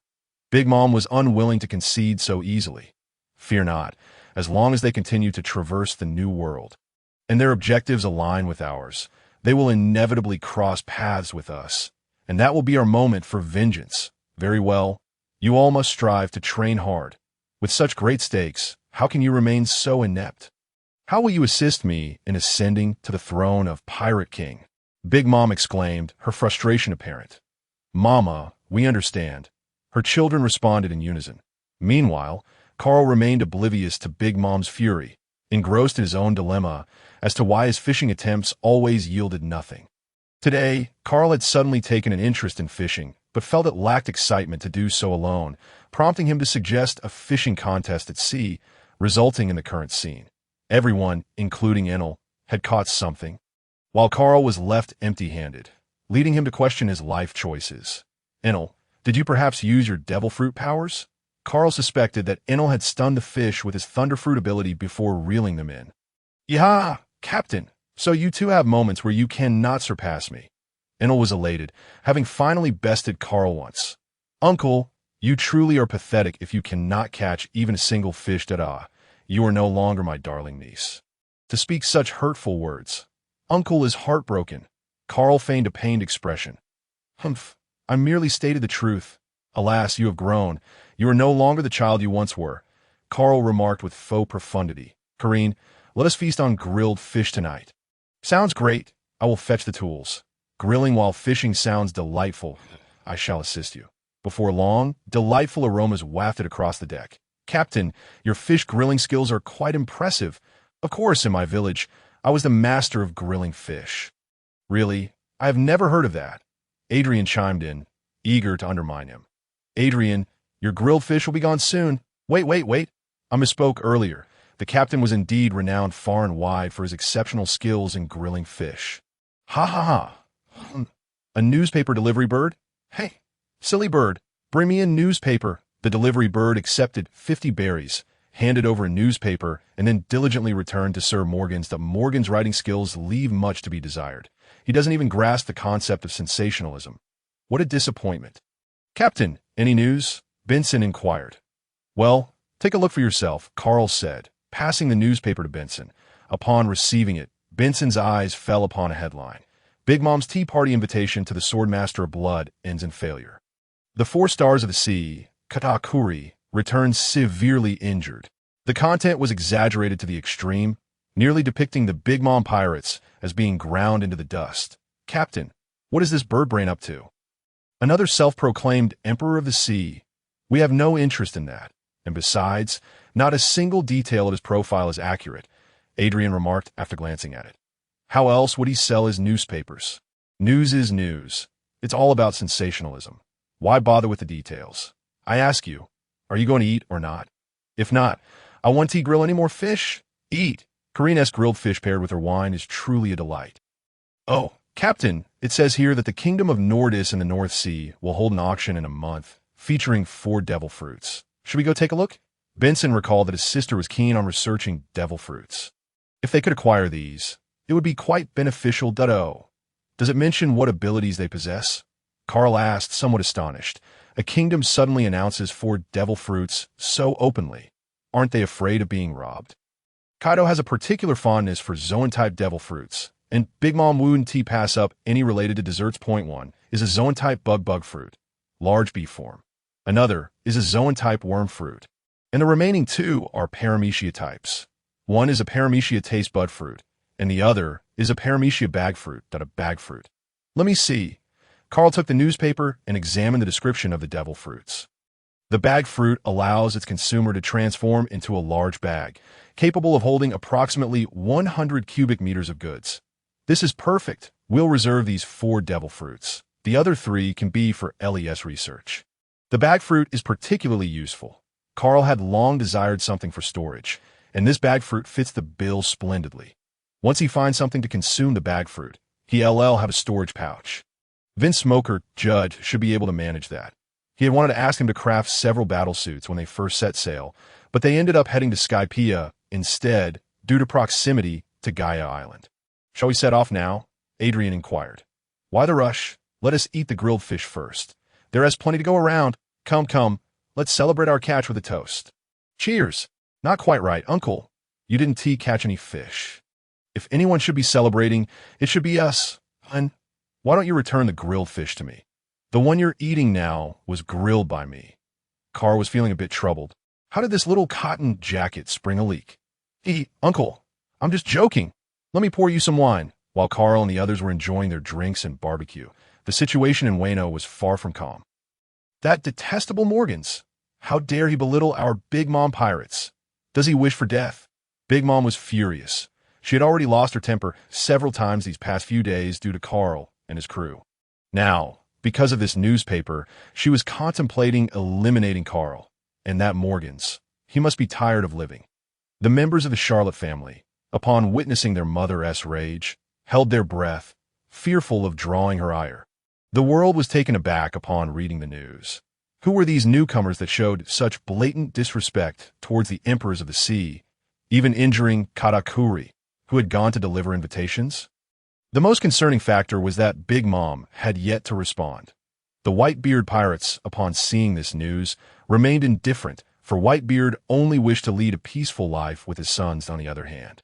Kaido was eager to intervene, contemplating whether he should assist this old lady or seize some islands from her territory. The atmosphere among the red-haired pirates was tense. They had finally made a mark in the New World and did not wish to lose it so easily. The Navy, on the other hand, watched the unfolding drama with glee, hoping that these criminals would fight amongst themselves, allowing them to pick up the pieces, since the red-haired pirates entered the New World. The situation had stabilized, and the Navy's presence had become nominal. However, Carl paid little mind to all this as they made their way to the North Sea. "Carl, how about we establish an organization?" Ellie felt that their travels across the sea lacked a certain purpose. Now that you mention it, I think we should engage in some enterprise. Let us brainstorm. By the way, where's that newspaper? Hand it to me. Ellie found the newspaper and passed it to Carl. The bug fruit, large bee form, can produce a type of honey that enlarges bees, enhancing their lifespan and speed, just as I remembered. What do you think about starting a courier service? We would deliver urgent items to people at sea that if we obtain this devil fruit, we could command a vast army of giant bees and utilize their speed for deliveries. What do you think? It sounds promising. Merchant ships face various weather challenges at sea and must contend with pirate raids. But if they can fly, it would be much safer and significantly faster. Ellie thought the idea was splendid. Then it's decided. We shall establish a courier service. How about calling it Swiftwind Express? Swiftwind Express. The other's eyes lit up at the name. It was indeed quite fitting. "Uncle, that name is excellent." "Great. Let us hasten our journey to the North Sea. We must acquire that devil fruit." "Understood," everyone replied in unison. Thus, the first and only courier service in these seas was established. 20 days later, the Tiger God ship arrived at the kingdom of Dinos. A large auction was about to take place here, and the number of visitors was steadily increasing. Upon sighting the Tiger God ship, a commotion erupted among the crowd. They wondered if the newcomers were there to participate in the auction. After docking, a man clad in an exquisite suit, accompanied by a dozen subordinates, awaited the crew's disembarkation. His name was Gino Gald, the young patriarch of the Kino family in the North Sea. And this auction was organized by his family. Upon learning that the Swordmaster of Blood, Carl, had arrived, they grew anxious. Unsure whether Carl was there to participate or disrupt the auction, they sent Gald to gauge the situation. Once Carl and his crew disembarked, they encountered Gald and his entourage. "Esteemed Lord Carl, greetings. I'm Gald of the Kino family, the organizer of this auction. May I inquire if you are here to participate? Gald asked respectfully. Gino Gald? You guessed correctly. We are here to attend the auction that I've heard that you will be auctioning 4 devil fruits. Is that true? Indeed, Lord Carl. Thank you for your efforts in traveling here. We have prepared the finest hotel for you and your companions, as the auction begins in 3 days. Very well. Lead the way. After sailing for over 20 days, Carl and the others were indeed weary. So they did not decline. Under Gald's guidance, they settled into the most luxurious hotel in the area. The port was still bustling with activity. No one anticipated that these 4 seemingly ordinary devil fruits could attract such prominent figures to the auction. Those hoping to acquire the devil fruits were left in despair, as they were no match for Carl and his crew. 3 days later, the auction commenced as scheduled, and Carl and his companions were invited in the most prestigious box. Esteemed guests, welcome to the auction held by the Kino family. We have prepared a plethora of exquisite antiques, rare gemstones, renowned blades, and, most importantly, 4 devil fruits. Enough with the chatter. Let us hasten to unveil the fabled treasures of the sea, particularly the elusive devil fruits. Yes, indeed. Quickly bring forth the devil fruits for our examination. The crowd erupted in excitement. These individuals were notorious pirates who had arrived over the past few days, renowned figures of the North Sea. But hold your horses. Such a coveted treasure is sure to be revealed at the grand finale. Let us commence with the various antiquities. The first item to grace the stage was a crown belonging to a king from over 3 centuries ago. After more than an hour of the auction, Carl and his companions were on the verge of slumber. Esteemed guests, announced the auctioneer, the next item is a last-minute addition from the Gino family. Behold, a grand blade of level 21 craftsmanship. Instantly, the atmosphere ignited. A blade of such caliber was indeed astonishing. Carl regained his alertness. Although he possessed his own black blade, this one could be gifted to him. This magnificent sword was named Cold Moon, forged from rare minerals imbued with ice attributes that a moment's negligence could result in frostbite for the wielder. So, those interested must heed this warning. The bidding commenced at a staggering 100 million berries. 100 million berries, 130 million berries, 180 million berries, 300 million berries. I am Captain Derek of the Derek Pirate Crew. Who dares contend with me? Ha! To their shock, it was none other than the notorious Derek. With a bounty of 960 million berries, such a villain had appeared. He was known for his ruthlessness. It was said that just a month prior, he had plundered a major city in a world government-affiliated nation, ruthlessly slaughtering its inhabitants. Witnessing such a ferocious pirate making a move, the crowd hesitated to raise their bids, fearful of Derek's wrath. 500 million berries. Carl, however, remained unfazed by Derek's presence. Who dares bid after knowing my name? Do they not fear for their lives? Derek seethed with anger at the audacity of competition. Inel, divine judgment. In an instant, a bolt of lightning struck down, leaving Derek and his subordinates charred and lifeless. The crowd fell silent, aware that a formidable figure had intervened. With no further bids, the grand blade Cold Moon was claimed by the esteemed guest of Box Number 1. Let us extend our congratulations to the patron of Box No. 1. Applause erupted throughout the venue, while backstage personnel delivered the blade. Carl grasped Cold Moon, its pale blue blade emanating a chilling aura, undeniably a fine weapon, and felt a surge of excitement, sensing that the sword was calling to her. "Uncle!" she exclaimed, her eyes sparkling with eagerness, clearly expressing her desire for the blade. "Rest assured, it was procured for you. Just be sure to keep this exquisite sword from gathering dust." Carl presented Cold Moon to him. Upon receiving it, she felt an exhilarating connection. It was as if the blade had come alive in her hands, perfectly suited for her. Next up, the item everyone had been anticipating. The devil fruits. The atmosphere buzzed with excitement. Cries echoing through the hall. The devil fruits, once merely a whisper, had now manifested in 4 distinct specimens. The first, the paramecia type taste fruit. Upon consumption, the user's sense of smell would become extraordinarily acute, allowing them to detect a myriad of scents. Starting bid, 50 million berries. As the auctioneer's voice faded, murmurs filled the room. This devil fruit seems rather lackluster. Enhanced olfaction? How unimpressive, after a prolonged silence with no bids. Guard grew anxious. Regardless of its perceived value, it was still a devil fruit. 50 million berries. Carl prompted Ellie to place the bid, as this fruit would ultimately serve her research. Finally, someone stepped forward with a bid. Guard sighed with relief. 50 million berries. Any further bids? After a moment of silence, the taste fruit was secured by box number 1. The second item, the paramecia-type bag fruit. This fruit, when consumed, would transform the body into a space capable of holding approximately 100 cubic units of cargo. Also starting at 50 million berries, 50 million berries, 60 million, 80 million berries.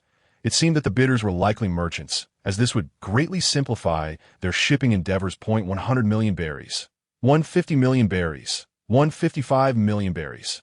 Any more bids? With no further offers, the bag fruit was awarded to the patron of box number 1. Carl subsequently acquired the ant fruit and the insect fruit. Giant bee formed for 150 million and 300 million berries, respectively. After the auction concluded, Carl settled the payments and prepared to leave, despite the Gino family's invitation to a banquet. Upon returning to the hotel, Carl instructed Adrian to seek out information. He needed to ascertain the whereabouts of Germa 66's giant snail and then directly approach Judge. Carl, who do you intend to have consume the bee fruit? Among us, only Corinne has yet to taste the devil fruit, but this one may not suit her. Ellie inquired. There's no rush. This sea is teeming with talent. But we must find someone trustworthy. Carl replied, I am pondering the location of our Shunfeng Express headquarters. Would it be on Sky Island or Tiger Roar Island? Carl contemplated, uncertain since both places offered safety. Let us go with Tiger Roar Island. Sky Island is too elevated for convenience. Agreed. Then it shall be Tiger Roar Island. The following morning, the Tiger God ship departed from the port of the Dinos Kingdom. Heading towards Germa 66. Captain, does Germa 66 truly possess the technology to enable objects to consume devil fruits? Adrian questioned skeptically, for how could an object consume a devil fruit? It seemed fantastical. Perhaps not. But Vince Smoke Judge can achieve it. He is one of the world's most brilliant scientists. 2 days later, they finally beheld the majestic sight of Germa Kingdom, comprised of colossal snails. This is Germa Kingdom. No outsiders are permitted entry. As the Tiger God ship approached, they were met with warnings from Judge's replicated soldiers. Let us proceed directly to the master of this domain, Carl declared, leading his companions ashore. Suddenly, the replicated soldiers aimed their weapons at Carl and his group. Halt, or we shall open fire. Aware that these soldiers were entirely obedient to Judge, Carl refrained from dialogue and unleashed his conqueror's haki, rendering them unconscious. Before they could reach the main castle, Judge emerged to greet them. Bloodsword Carl, what brings such a prominent figure to Germa? Judge regarded Carl with a mixture of respect and wariness. Flanked by his 3 sons and daughter, who stood impassively behind him. Vince Smoke Judge, how fares your research on genetic factors? Do you not see? These soldiers are the fruits of my research, Judge replied proudly. Gesturing to the replicated soldiers, in the eyes of the strong, an abundance of ordinary people is of no use. Hence, I perceive you have merely produced a plethora of useless creations. Enough of that. Can you enable an object to consume a devil fruit? For instance, this bracelet. Carl produced a beautifully crafted bracelet. After careful consideration, Judge responded, is indeed possible, but it will require some time. 7 days, perhaps. Did you come here solely for this? Oh, and we also require some of your Germa 66 battlesuits. If no attributes are to be added, would it be feasible to create suits that can fly and provide defense? Creating suits without attributes is straightforward, but they will lack combat capability. Are you certain? Judge queried, puzzled by the utility of suits devoid of combat strength. That will suffice. Let us order 50 suits, 30 for men and 20 for women.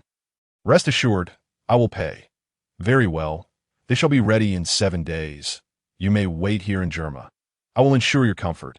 Upon hearing that Carl would be paying, Judge S. demeanor softened considerably. No need. We shall return in 7 days for the suits. This is a paramecia-type bag fruit. Your task is to allow this bracelet to consume the devil fruit, forming a spatial bracelet. Carl handed the devil fruit to Gaji. What a fascinating idea. I understand now. This is something I can achieve. Gaji also found the notion quite appealing. Very well, we shall convene in 7 days. After saying this, Carl and his companions boarded the ship and departed. Captain, what do you need so many battle suits for? Benson was somewhat puzzled, considering they did not have that many people, and not everyone required one. The company will undoubtedly establish a station on every island in the future. These are intended for the heads of those stations, ensuring that one battlesuit would suffice for their self-defense. Although it is unlikely that anyone would provoke us, it is always better to be prepared. Initially, we will commence from the first half of the Grand Line, starting with Paradise. Once Paradise is stable, we shall extend our reach to the 4 seas. Speaking of this, I think we should set up our headquarters on Gaia Island. What do you all think? Gaia Island is ideally located within Paradise and can also serve as a transit point. That is acceptable, but we need to ensure there is always someone stationed there. However, this should not pose a problem. My brother and Enel both possess the necessary strength, Ailey remarked. Then it is settled. Carl promptly decided to designate Gaia Island as the headquarters and transit station for Shunfeng Express. However, we must first eliminate all the pirates currently residing there. I wonder why this island has so many pirates. Enel will take charge of Gaia Island. His observation hockey can monitor the entire island. Yahaha! I shall not concern myself with management. You 1T need to manage anything. Your responsibility will solely be to ensure the island's safety. Carl retorted somewhat irritably to Enel. Then it shall be no problem. Captain, there is a pirate ship ahead that is currently raiding a merchant vessel. Shall we investigate? Meanwhile, within the merchant ship's cabin, a woman clad in noble attire slowly awakened. Her eyes filled with confusion. Let us proceed to take a look. If we encounter them, we shall offer assistance, and this task is yours. These pirates are of average strength, perfect for you to hone your skills. Understood, Uncle, and immediately entered a combat-ready state upon hearing this. As the Tiger God approached, the opposing pirates had already boarded the ship, without hesitation, and leapt across. These pirates were far too weak. They were typically comprised of second-rate ruffians from small towns, fierce yet lacking in ability. Before long, I had dispatched them, each pirate bearing wounds covered in shards of ice. I have dealt with them, and coolly stated as he cleaned his sword, returning it to its sheath before addressing Carl. Not bad. Your combat awareness is commendable. At this moment, apart from a handful of guests and the first mate's subordinates, the rest of the individuals on the merchant ship had perished. Let us leave. Wait! Suddenly, a woman stepped forward. Carl and his companions glanced back momentarily before continuing on. In such circumstances, those who were rescued either express gratitude or seek revenge, and Carl had no interest in hearing such trivialities. Handsome, wait. May I accompany you? I only wish to reach the Grand Line. I simply want to go to the East Sea. Murphy Daphne was certain that this individual was a pure adventurer in the world of One Piece. Akin to Luffy and his companions, one of the rare, good-hearted souls. What do you intend to do in the East Sea? Since she has called me handsome, it wouldn't hurt to listen a little longer. I wish to go to Windmill Village. Rest assured, once I reach the Grand Line, I will disembark and go on my own. Upon hearing the response from the stranger, Daphne clung to her words as if they were a lifeline. She had not been in this world for long. Originally, she hailed from a noble family, only to have that nation plundered on the very night of her arrival. As a member of the noble Murphy family, they were a primary target during the pirate raid. Almost all her relatives had been killed, their wealth plundered, leaving her with only one uncle, just when she thought she could rely on him. He shockingly proposed that she marry the king's son, claiming it was the only way for their family to rise again. Daphne pretended to agree on the surface, but inwardly, she felt utterly disgusted. The king's son was an ugly, portly man. Having arrived in this world, she initially lacked a sense of security and had hoped to leverage her noble background to thrive before heading to Windmill Village in the East Sea, seeking out the protagonist to establish familiarity and board his ship. That was the most stable plan she could conceive. However, the recent pirate attack had completely disrupted her plans, placing her at risk of marrying that grotesque fat man. On the very day of the raid, she seized the opportunity to escape when her uncle was absent, taking all her money with her. Yet, after escaping, her luck turned sour. She had intended to follow the merchant ship to the Grand Line, only to encounter a pirate vessel. When the pirate ship collided with the merchant ship, she fell and lost consciousness. She only awakened when she vaguely heard shouts from the deck. Daphne found herself in a desperate situation. This merchant ship would surely not reach the Grand Line, especially now that they were still at sea. Thus, these adventurers became her last hope, and she endeavored to appear as pitiable as possible in hopes of eliciting their sympathy. Carl observed her for several seconds, feeling something was amiss with this woman. How could she dare to board a stranger's ship? If you are not afraid, then come aboard, he decided to extend his assistance.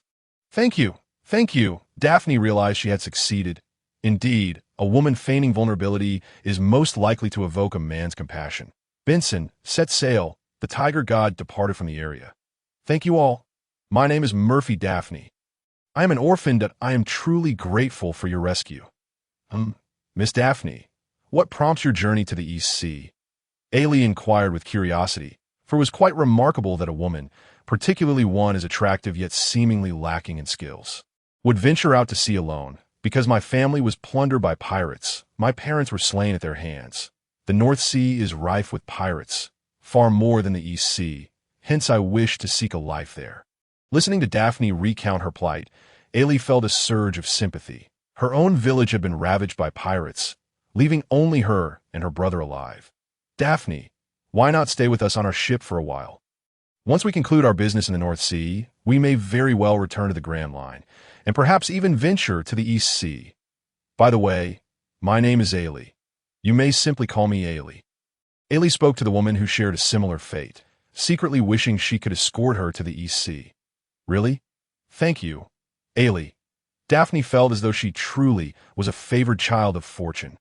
Even in peril, there would always be someone to come to her aid. No need for thanks, come along. I will take you to the cabin so you can change into some proper clothes. With that, Ailey led her towards the cabin. Captain, I can't shake the feeling that this woman is quite peculiar. Something seems off about her.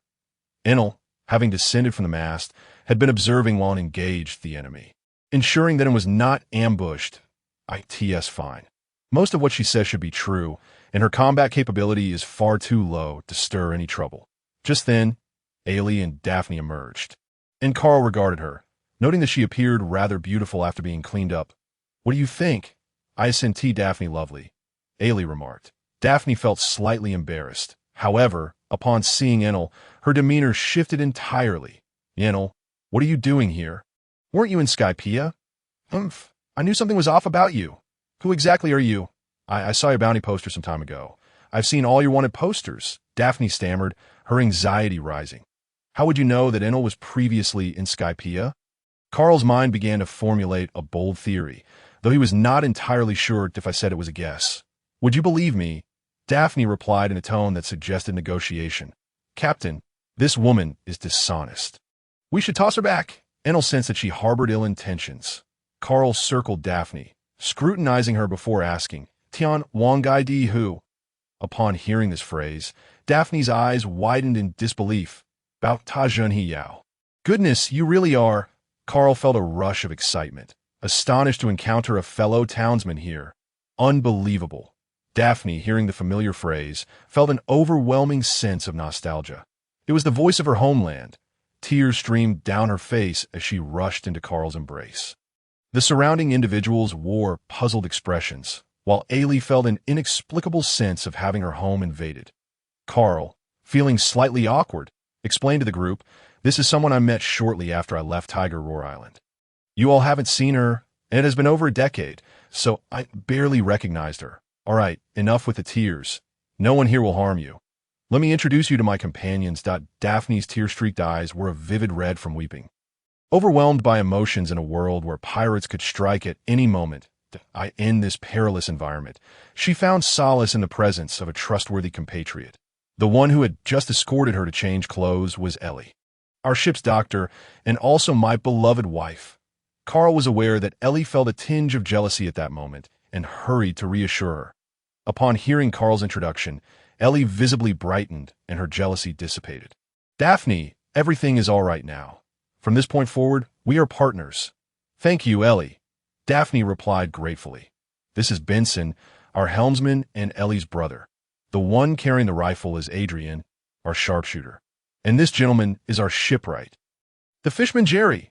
His skills are truly remarkable. Lastly, this is Corinne, our chef. whose culinary creations are absolutely exquisite. You're already familiar with Lu, and she's my niece, Porgasti. And Porgasti? Daphne gasped in surprise. Isn't that the surname of Ace's mother? Rouge? Indeed, it is as you suspect, but I'll explain that later. For now, let us commence the feast to welcome our new companion. The usual tradition, let the teppanyaki and barbecue commence. Aye, Captain, Corinne responded as she went to prepare. Before long, the deck was filled with the tantalizing aroma of grilled delicacies. Come, let us raise our glasses to welcome our new comrade. Cheers, cheers, echoed 8 voices in unison. Corinne, your brew is becoming increasingly delightful.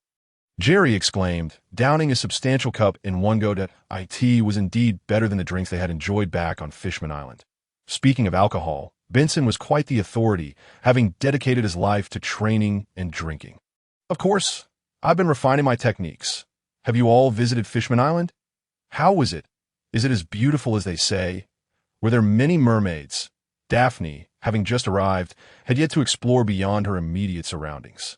The scenery at Fishman Island is breathtaking, and those mermaid sisters are incredibly gentle, and recalled her memories vivid of the kindness shown to her during her shopping excursions. And what a princess Shirahoshi. I wonder how she is faring, whether she's training well, that I find myself missing her. The Shirahoshi of Fishman Island? Is she not beautiful? Daphne mused, considering the mermaid princess from One Piece, whose beauty could rival that of the Empress. Indeed, though she is somewhat timid, I hope she isn't bullied without my protection, that if I find out someone dares to mistreat her, I shall surely take vengeance, and declared fiercely. Now, she is King Neptune looking after her, along with 3 brothers to pamper her. Who would dare bully her? Drink your milk? Carl ruffled his hair. Uncle, please stop patting my head. I want tea grow tall like this, and protested, quickly moving to sit beside Corinne. Ha, it's just a habit.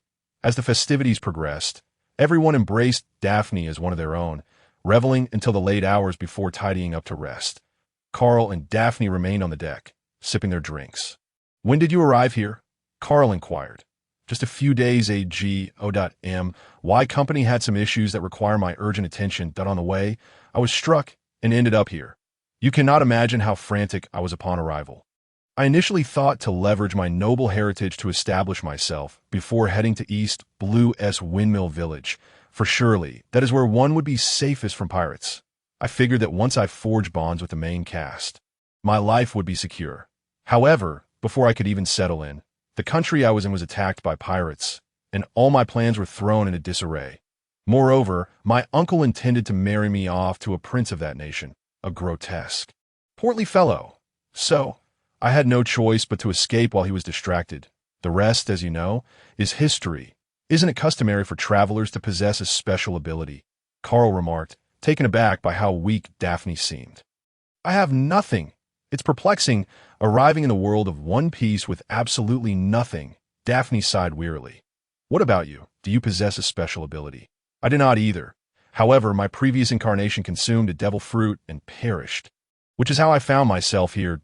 I hail from an island in the doldrums, next to a legendary swordsman with whom I trained from a young age.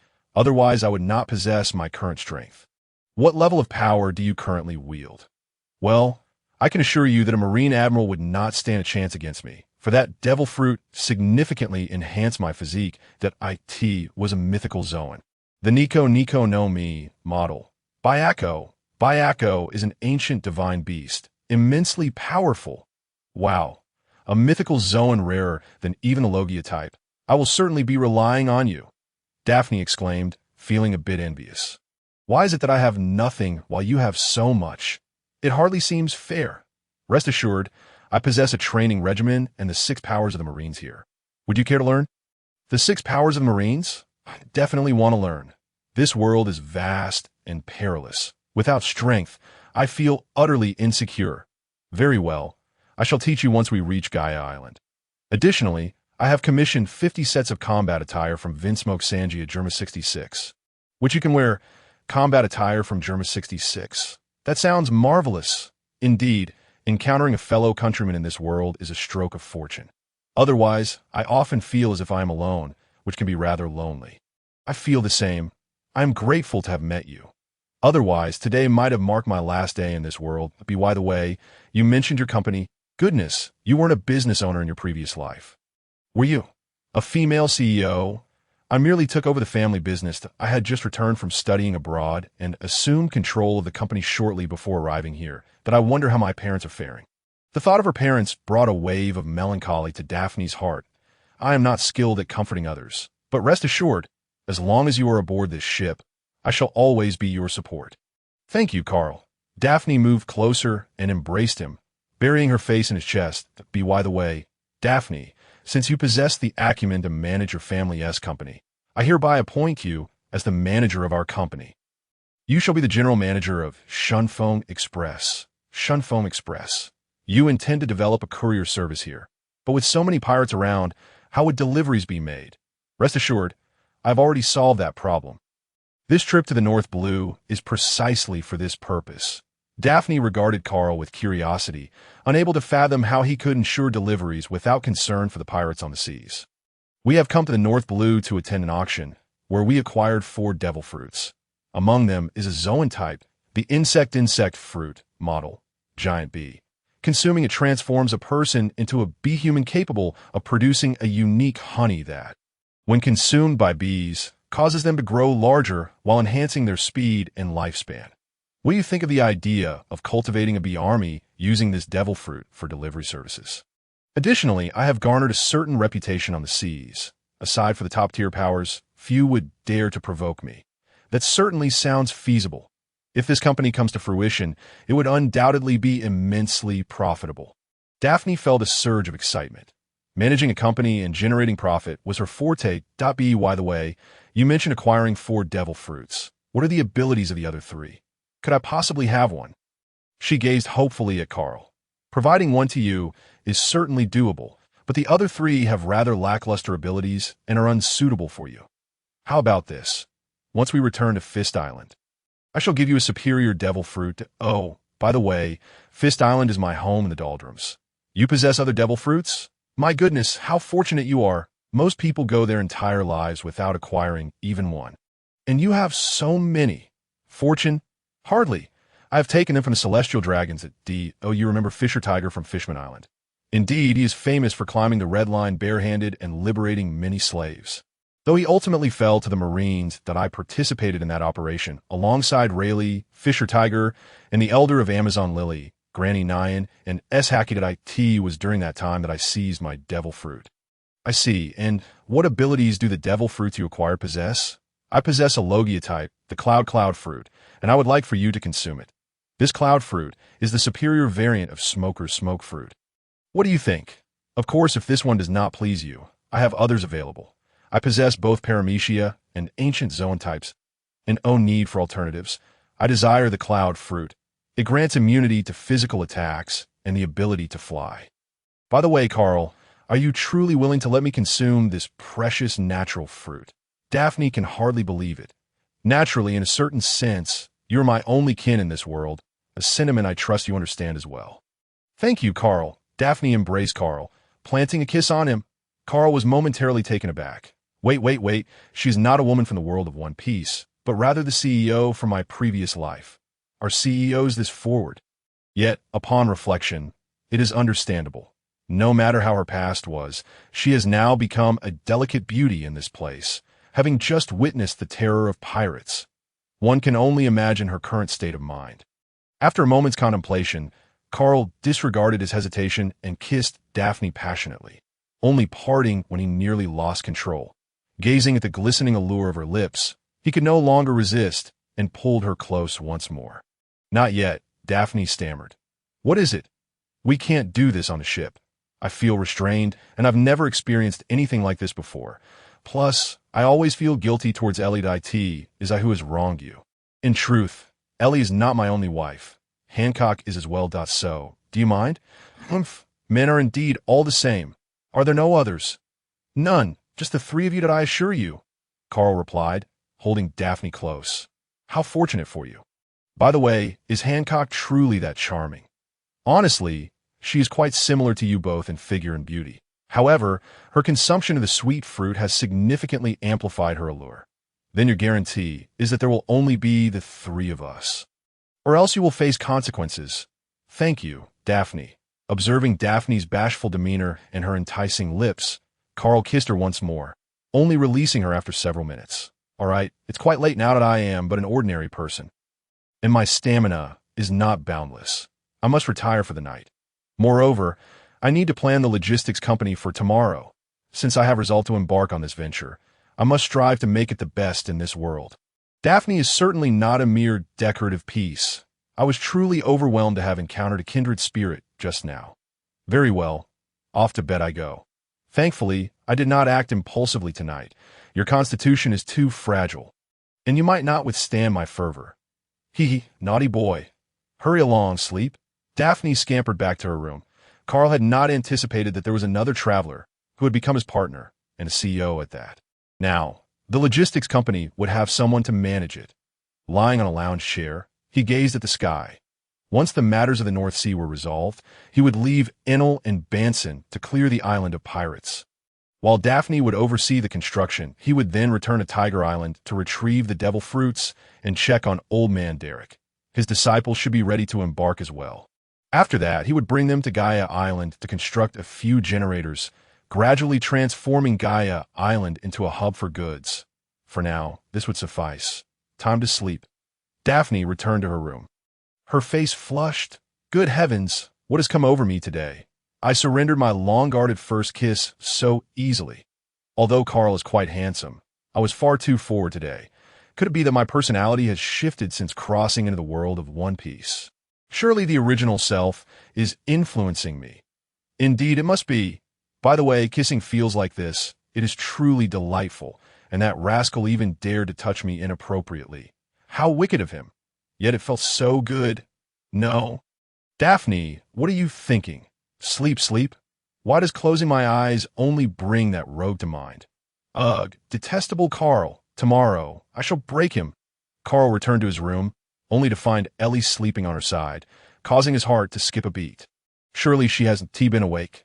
He lay down beside her, wrapping his arms around her. I thought you wouldn't return to sleep tonight, Ellie said with a hint of melancholy. How could I? I simply hadn't seen her in a long time and wanted to chat for a while. Carl kissed her forehead.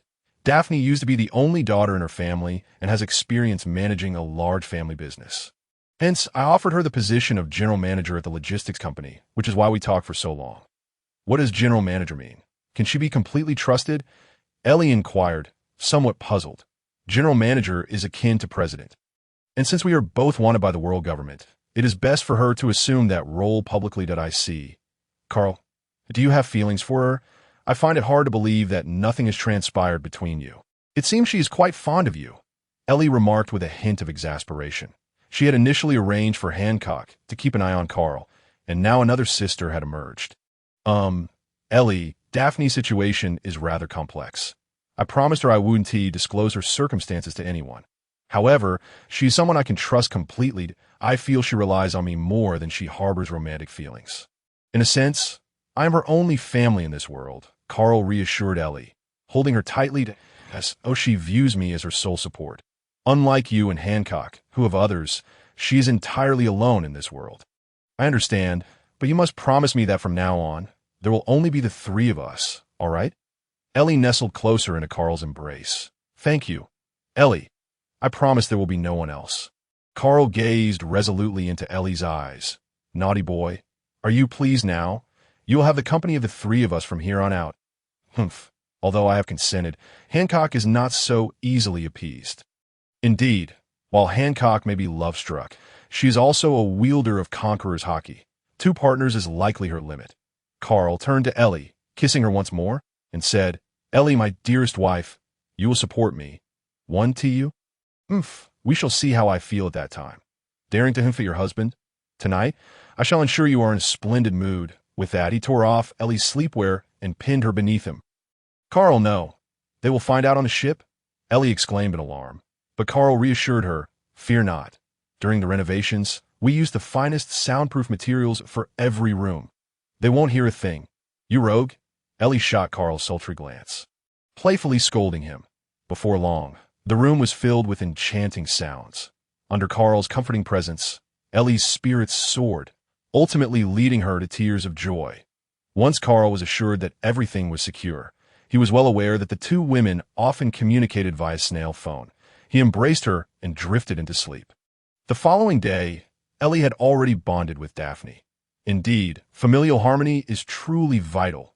At the Navy headquarters, Admiral Sengoku received news that the blooded swordsman Carl and his crew had arrived in the North Sea. What are they doing in the North Sea?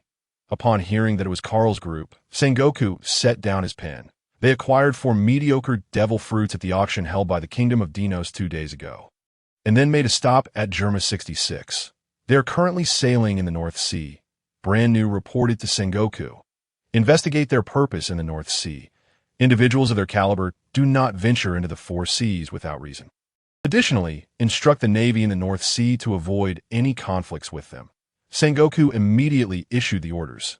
Understood, Admiral Sengoku. Blooded swordsman Carl, what exactly is your objective? Sengoku pondered, baffled by Carl's intentions. Ever since this group appeared on the seas, there had been no clear indication of their goals. Sighing, he lamented that since assuming the position of admiral, the burdens of leadership had only multiplied, leaving him increasingly drained. Captain, I am nearly out of apples. Enel approached Carl, munching on apple.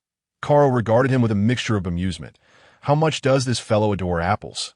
As long as there are apples, he seems content with nothing else. Let us find a nearby island to dock.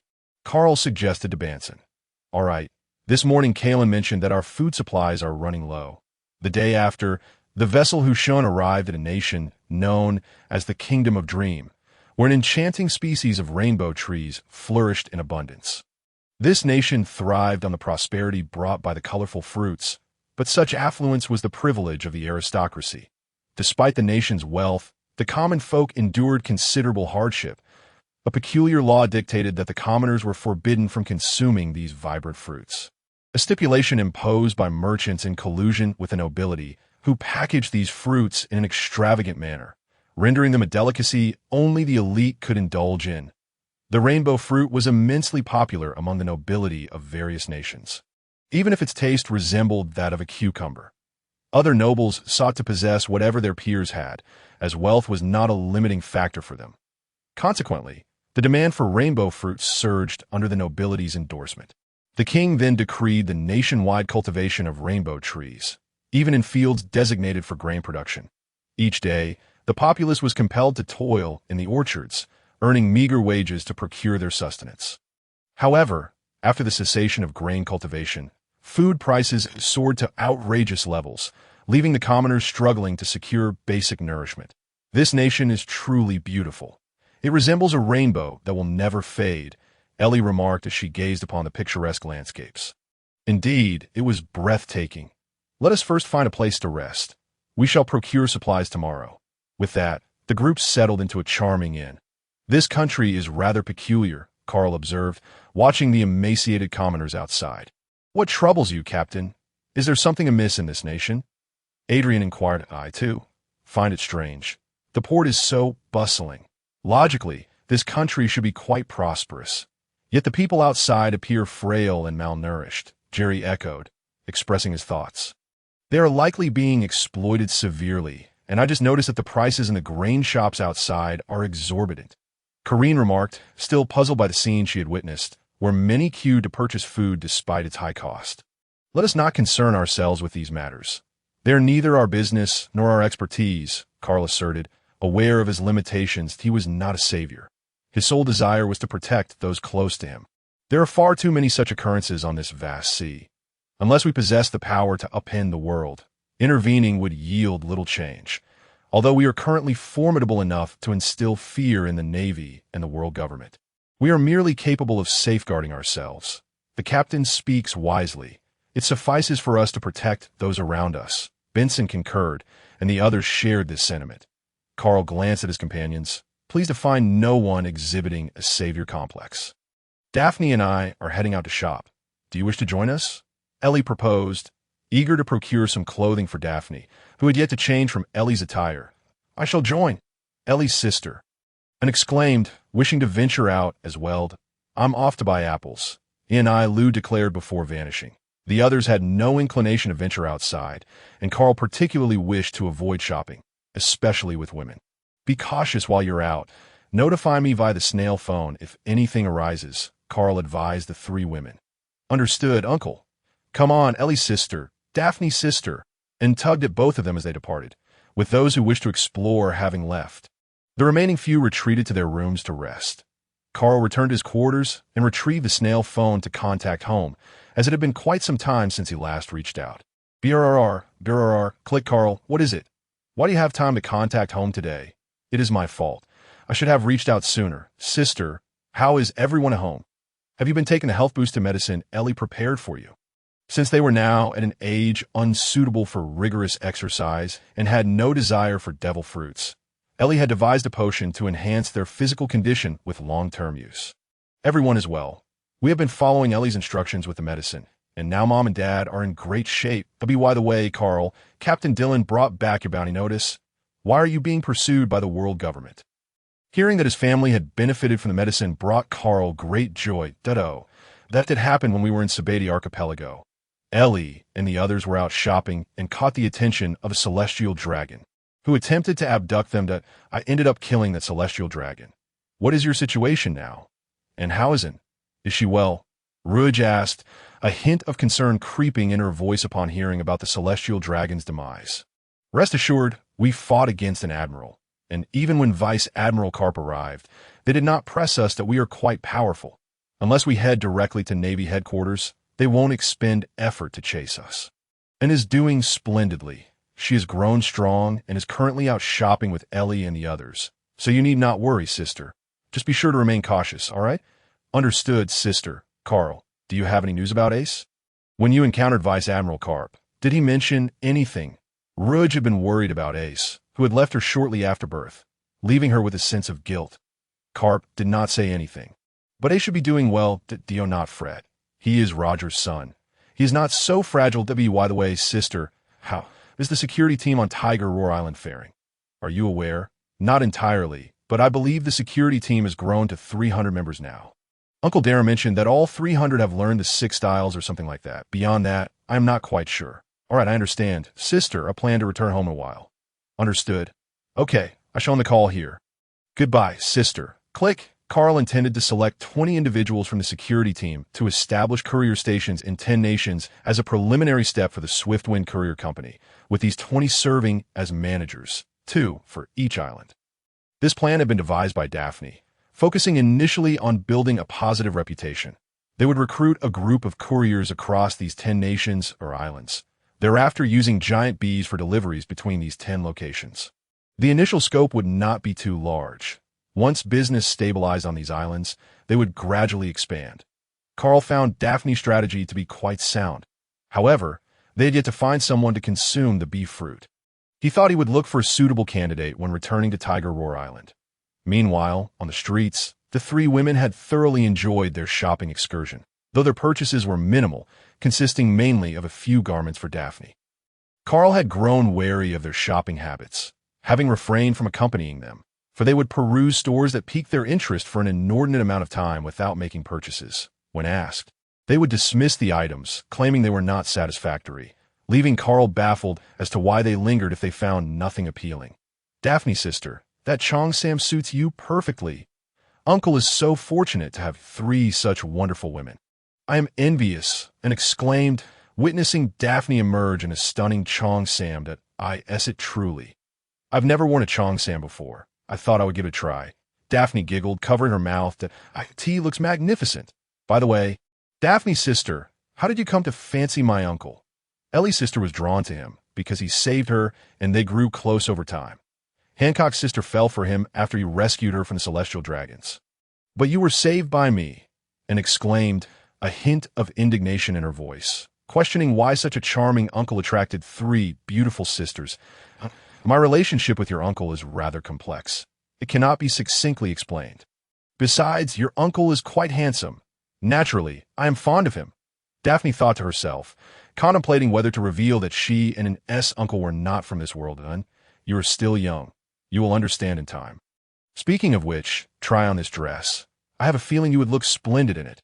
Ellie insisted, believing him would look lovely in a skirt. In no way. I refuse to wear a skirt. I aspire to be the greatest female swordsman. My attire must be cool and stylish, and declared, clutching her sword. Han Yu, with a fierce demeanor. Very well then. Oh, great swordswoman, how about we grab a bite to eat? Let us savor the local delicacies. Indeed. Let us go. 3 individuals made their way towards the port, where an abundance of dining establishments awaited. Before long, they had yet to reach the harbor when they spotted the kingdom's military maintaining order. The townsfolk had lined the streets. Standing aside, the 3 women observed that the king of this realm, along with the nobility, was present as if to welcome a distinguished guest. Shortly thereafter, a lavish vessel approached the port, escorted by the navy, and brimming with CP agents. Daphne, upon witnessing this scene, discerned the situation. Surely, the celestial dragons had arrived. Welcome, Lord Topman Fedra, to the Rainbow Kingdom. The king and nobles bowed in deference, while the commoners knelt upon the ground. Soon, a celestial dragon, donning a glass dome, descended with the protection of CP0. Are you the king of this nation? Indeed, Lord Fedra, a banquet has been prepared within the palace, and we extend our heartfelt invitation for you to attend. The king was exhilarated. The celestial dragons had graced their kingdom with their presence. What an immense honor! Very well, let us proceed, he declared, stepping onto the carpet as they made their way to the palace. Why are those lowly peasants not kneeling? As he spoke, he raised his weapon to fire, only to be momentarily distracted by Daphne's exquisite chi-pow, stirring an unsettling desire within him. Go, bring her to me. I want her to accompany me to the banquet tonight. Fedra commanded CP0. Yes, my lord. The CP0 agent swiftly approached the trio of women. The celestial dragon demands your presence at the banquet. Come along. The agent's demeanor was already chilling. Step away immediately. Ailey interjected, standing defiantly before them. Impudent, CP0 wasted no time in retaliating. Ailey engaged in combat with one of them, and in that instant, and rushed forth to confront the CP agents. Daphne, feeling a twinge of anxiety, utilized her transponder snail to contact Carl. In an instant, an overwhelming aura manifested in the sky. It was Carl, the blood sword hero. Get aboard, my lord. This is the blood sword hero. Carl, he was the one who vanquished Lord Villar. A CP0 agent recognized Carl and hurriedly pulled his master onto the ship. Carl was seething with rage. Twice now, these swine, Captain. Enel was the first to sense Carl's fury and rushed over. Should I engage? Enel could tell that Carl was infuriated. No, I shall handle this personally. Carl observed as the celestial dragons and the CP agents boarded their vessel, while the navy stood by in terror. Fully aware of the warnings against provoking Carl, they hastily retreated that moment. A few others arrived, uncertain of the unfolding events, but recognizing Carl's wrath, they gathered behind him. Carl watched as the celestial dragon's ship gradually departed the port. And just as the CP agents and navy believed they had escaped unscathed, ominous clouds gathered above, accompanied by thunder and lightning. Carl soared into the air, enveloped in flames, and soon transformed, revealing a colossal tiger-like creature surrounded by white smoke. The CP0 agents aboard the ship sensed their impending doom. My lord Carl, please do not act against us. We can offer compensation. One CP0 agent cried out. Kneel, a commanding voice, filled with authority, resonated in the ears of all present. Lowly peasant, how dare you demand my submission? The admiral of the navy is on his way. Apologize and become my slave, or I shall have him slay you. Fedra exclaimed, his excitement palpable as he beheld the colossal beast in the sky. Yearning for such a slave. It's over, the CP0 agent realized, understanding the gravity of their situation. Hellfire, indeed, the gigantic beast opened its maw, unleashing a torrent of flame that distorted the surrounding air with its searing heat.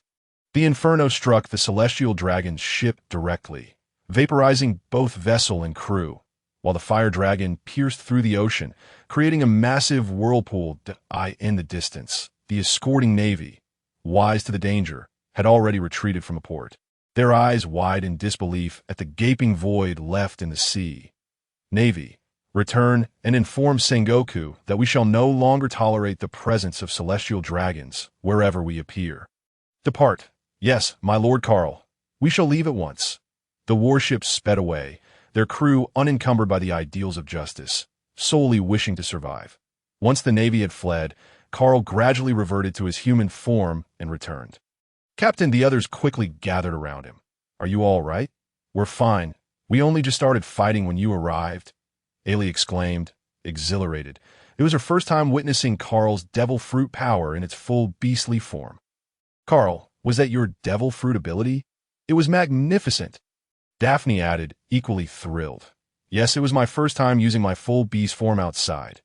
Damn, this infuriated me. Those filthy swine. Let us depart. Otherwise, these commoners will not dare to rise. With that, they left the scene, allowing the onlookers to regain their composure, some drenched in sweat, feeling as though they had traversed the gates of hell. The reporter from the World Economic News Agency was ecstatic. He had captured every moment on film. He needed to send the photos back to his editor immediately. This was monumental news. When Morgans received the report, he was nearly beside himself with excitement, flapping his wings in a fervor, repeatedly muttering, "Monumental news! Monumental news!" He promptly ordered an expedited printing of the story to be dispatched worldwide the next day, having already crafted the headline in his mind, "The Tiger God Carl's Grand Declaration. Wherever he appears, celestial dragons shall retreat." Surely, the world would be set ablaze by this revelation. Not only had the celestial dragons been annihilated, but Carl had boldly proclaimed that they would no longer be permitted in his presence. To think these celestial dragons were regarded as deities among men. As Morgans received this news, the Navy headquarters was also alerted. What? He has slain another celestial dragon. How could they have been present there? And what was the cause this time? Sengoku's head was spinning. It seemed as though another had perished not long after the last. Rumor had it that the celestial dragons sought to claim Carl's woman. But none dared to voice that aloud. These imbeciles. Sengoku felt his blood pressure rising. How could these people possess such audacity? Admiral Sengoku, please take a look at these photographs. The officer presented a series of images captured by the Navy. Sengoku was taken aback upon viewing the photos. Mythical beast type. His devil fruit was indeed of the mythical variety. Sengoku's gaze shifted to the ringing transponder snail, his heart racing. Another reprimand awaited him. He answered the call, and sure enough, the voice on the other end was furious. Sengoku, why has another celestial dragon perished? It has barely been a fortnight since the last. And now, is the same individual. Is this how you protect the celestial dragons? You have brought shame upon the world government. Furthermore, why was Carl allowed to leave unimpeded last time? I demand an explanation. After the tirade concluded, Sengoku found himself at a loss for words. It was hard to believe the 5 Elder Stars were unaware of the situation. Yet, he could not voice this. As this year's military budget had yet to be finalized, I apologize, esteemed Elder Stars. This was indeed a failure on our part. However, apprehending Carl and his crew is a formidable challenge. Intelligence suggests that Carl possesses Imperial-level strength. Additionally, reports indicate that his devil fruit is an exceedingly rare mythical type, boasting formidable abilities.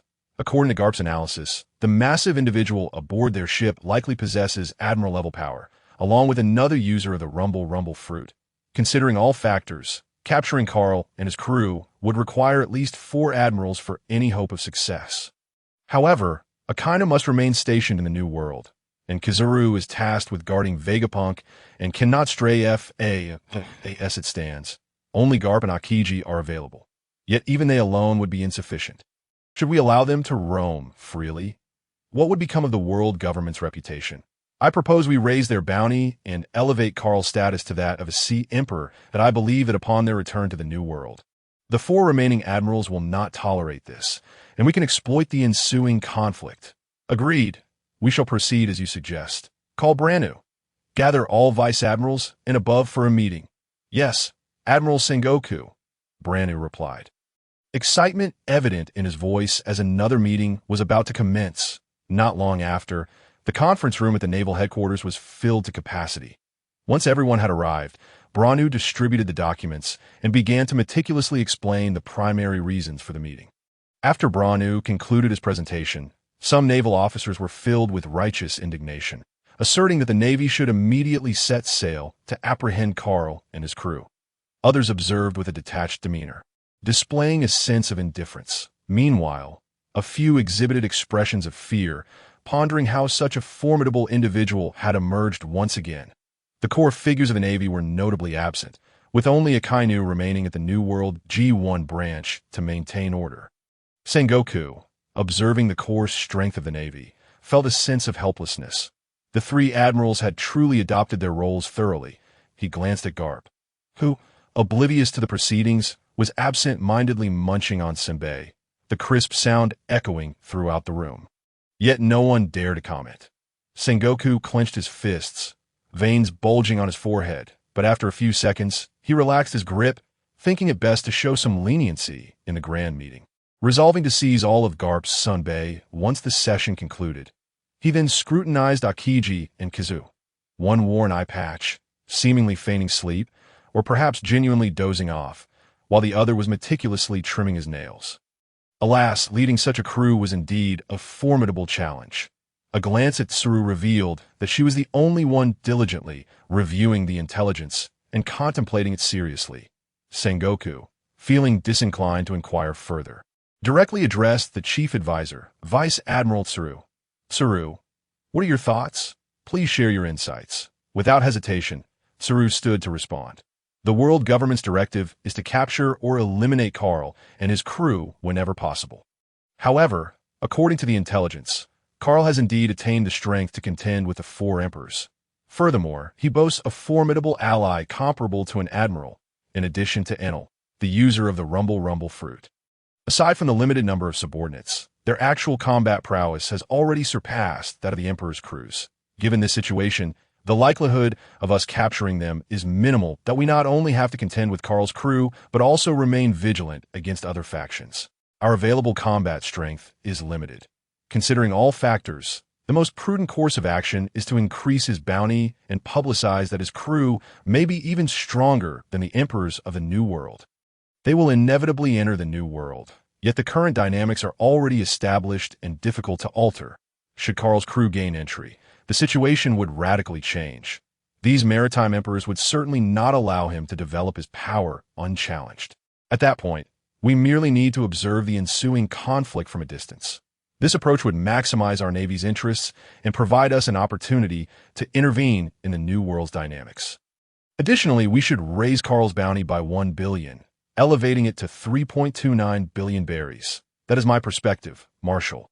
Upon hearing Tsuru's opinion, Sengoku thought to himself that indeed, she was the Navy's chief advisor. Tsuru's insights aligned perfectly with his own, and this truly seemed to be the most optimal strategy. He inquired one last time, "Does anyone else have any objections?"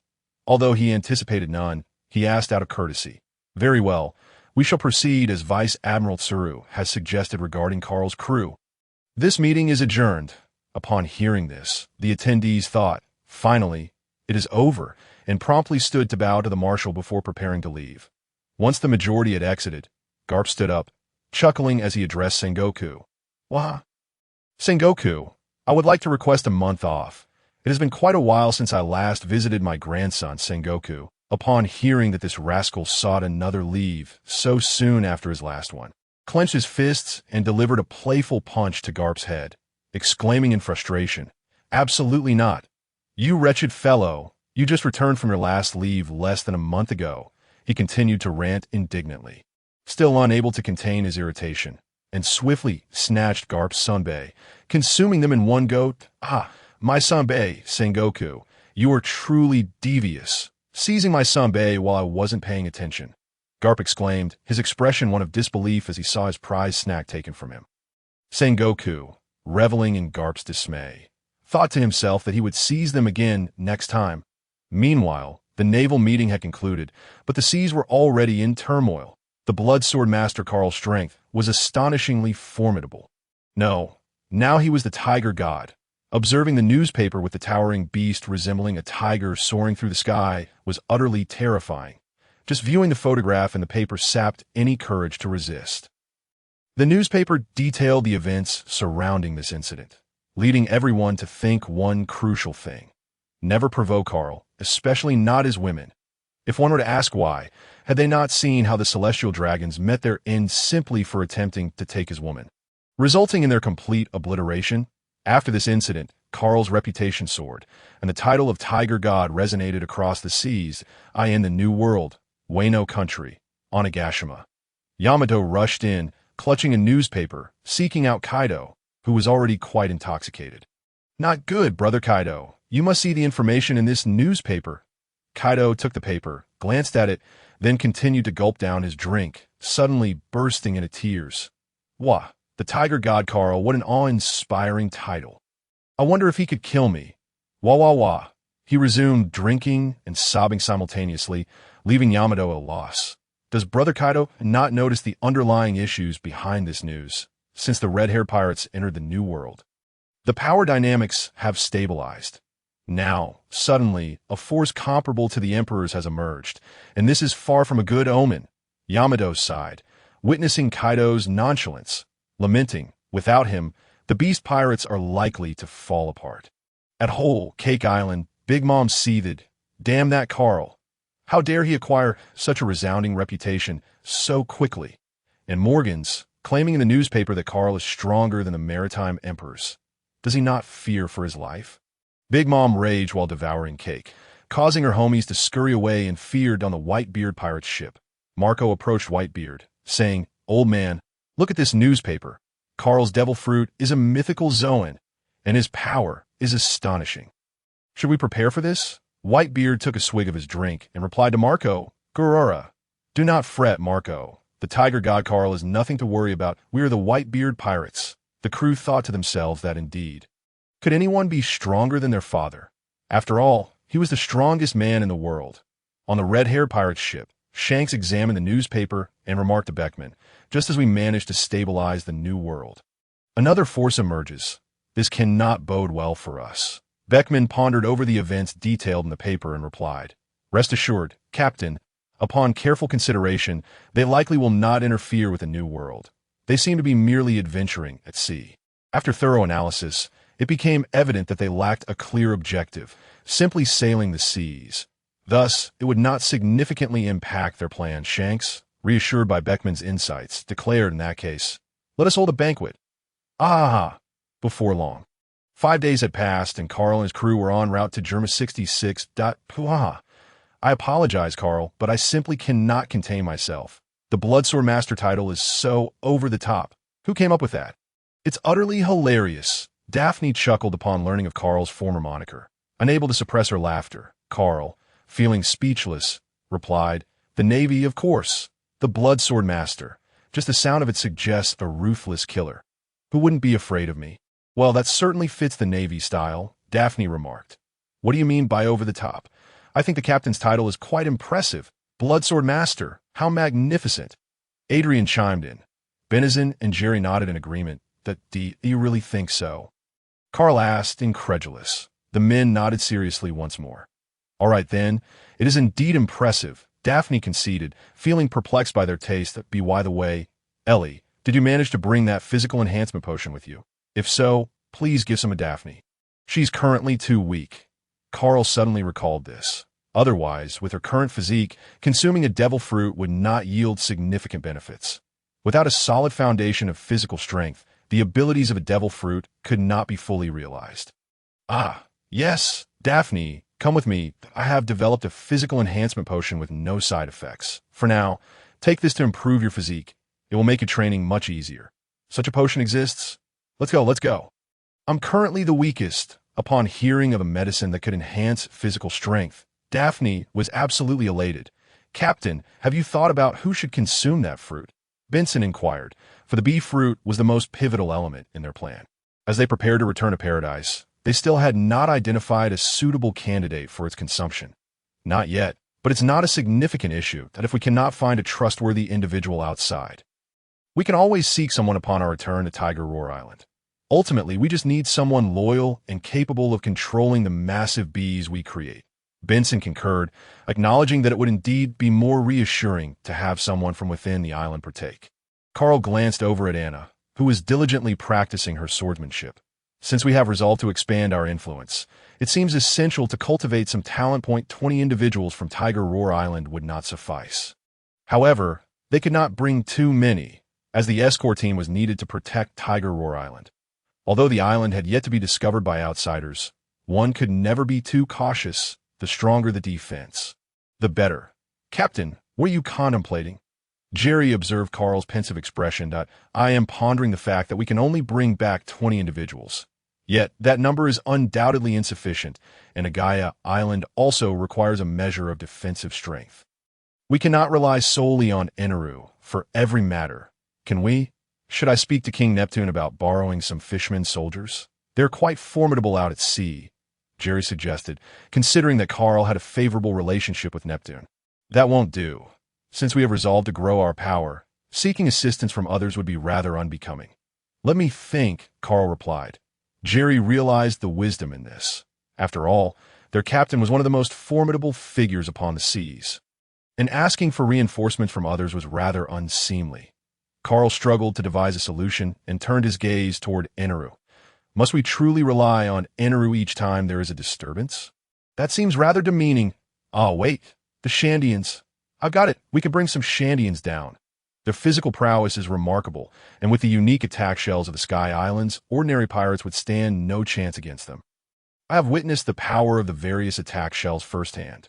Moreover, Agaya Island was originally inhabited by the Shandians. They would surely be eager to return home. Yes, that settles it. What do you mean by that settles it? Carl, Daphne, and Ellie had just arrived. I am planning to bring some Shandians from the Sky Island to serve as guardians for Agaya Island, which is also their homeland, so it is essentially a return for them. Carl explained. That is indeed a splendid idea. This would not only address our manpower shortage, but also ensure that the Shandians wholeheartedly protect Agaya Island, as it is their birthplace, Daphne thought, considering the potential future benefits. Captain, we are approaching Germa 66, Benson announced, pointing toward the distant island composed of massive snails. Yes, Gaji should be awaiting us, as we notified him in advance. Before long, the Tiger God ship docked at the harbor of Germa 66. Lord Carl, welcome once again to the Germa Kingdom. Gaji's demeanor was markedly more respectful this time, tinged with a hint of fear. One could hardly blame him, given the awe-inspiring image of Carl transforming into a colossal beast that had circulated in the newspapers. Gaji, spare me the theatrics. I do not appreciate them. The items I requested should be ready, correct? Carl remarked, somewhat exasperated by Gaji's overly respectful attitude. Yes, they're prepared, Gaji replied. Reiju, bring forth the items. Reiju promptly approached with the goods. Lord Carl, this is my eldest daughter, Reiju, Gaji introduced. Greetings, Reiju. Carl was already familiar with her. Gaji's 5 children had maintained a connection with her and Sanji. Hello, Lord Carl. Here are the 80 sets of battle attire you requested, along with your storage bracelet, Reiju stated, handing over the bracelet and signaling the soldiers to bring forth the battle suits. Why are there 80 sets? I requested 50, Carl exclaimed. The additional 30 sets are a gift from me. As I was somewhat excessive in my previous conduct, I hope you can overlook it. Ever since Gaji learned of Carl's true strength, he had been restless, fearing Carl might dismantle the Germa kingdom. Gaji, am I truly that fearsome? This is absurd, but since you have offered them, I shall accept them, as I do indeed need to arm some individuals. Adrian, give Gaji the payment. Adrian handed over 2 chests filled with money. No, Lord Carl. It's merely a few sets of battle attire. It is insignificant, Gaji protested, unwilling to accept payment. Take it. What are you worried about? I may very well need your assistance in the future. Well then, I am grateful. Lord Carl, Gaji conceded after a brief deliberation. Very well, we shall take our leave. With that, the group departed. All right, Lord Carl, please travel safely. Their objective in the North Sea had been fulfilled. They set sail for paradise. This journey had proven fruitful, as they encountered a fellow countryman, acquired 4 devil fruits, obtained the long-desired storage device, and secured 80 sets of battle attire. Quite a splendid outcome. Carl, show me the battle attire. Daphne, feeling somewhat anxious, as she currently felt quite weak, implored. Here, these 20 sets are for women. Choose your preferred colors. Ellie, do you want one? These battle outfits have the ability to enable flight. Yes, I want this light pink one. It can fly, which will surely be useful in the future. Ellie selected a light pink outfit. That I shall take this purple one. Daphne exclaimed, grabbing a purple suit and activating the button, instantly donning the battle attire. Oh wow, it looks splendid. Sister Daphne. Uncle, I want one too, and gazed at Daphne's transformed appearance, utterly captivated. Choose for yourself. Corinne, what about you? I'll take this light blue one. It suits me perfectly, and claimed a light blue outfit. I think I will take this red one.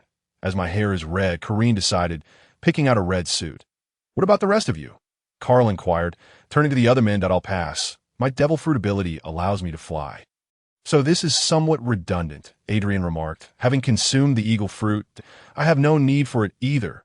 My strength lies in the sea. Jerry, being a fisherman, stated that I won't require it either. This gear does not suit me. Very well, then I shall keep the remaining attire for now. Once we bring the Shandians down, we can distribute the battle suits to them. With the battle suits and the unique shells from Sky, their combat capabilities will be significantly enhanced. A month later, the Tiger God ship docked at the shores of Agaya Island. Captain, shall we act immediately, or do we have a plan? Benson inquired, having not engaged in combat for quite some time and feeling restless. Patience, let us first disembark on the island. Inaru, monitor the entire island from the sky and be prepared to act when the situation demands, Carl instructed.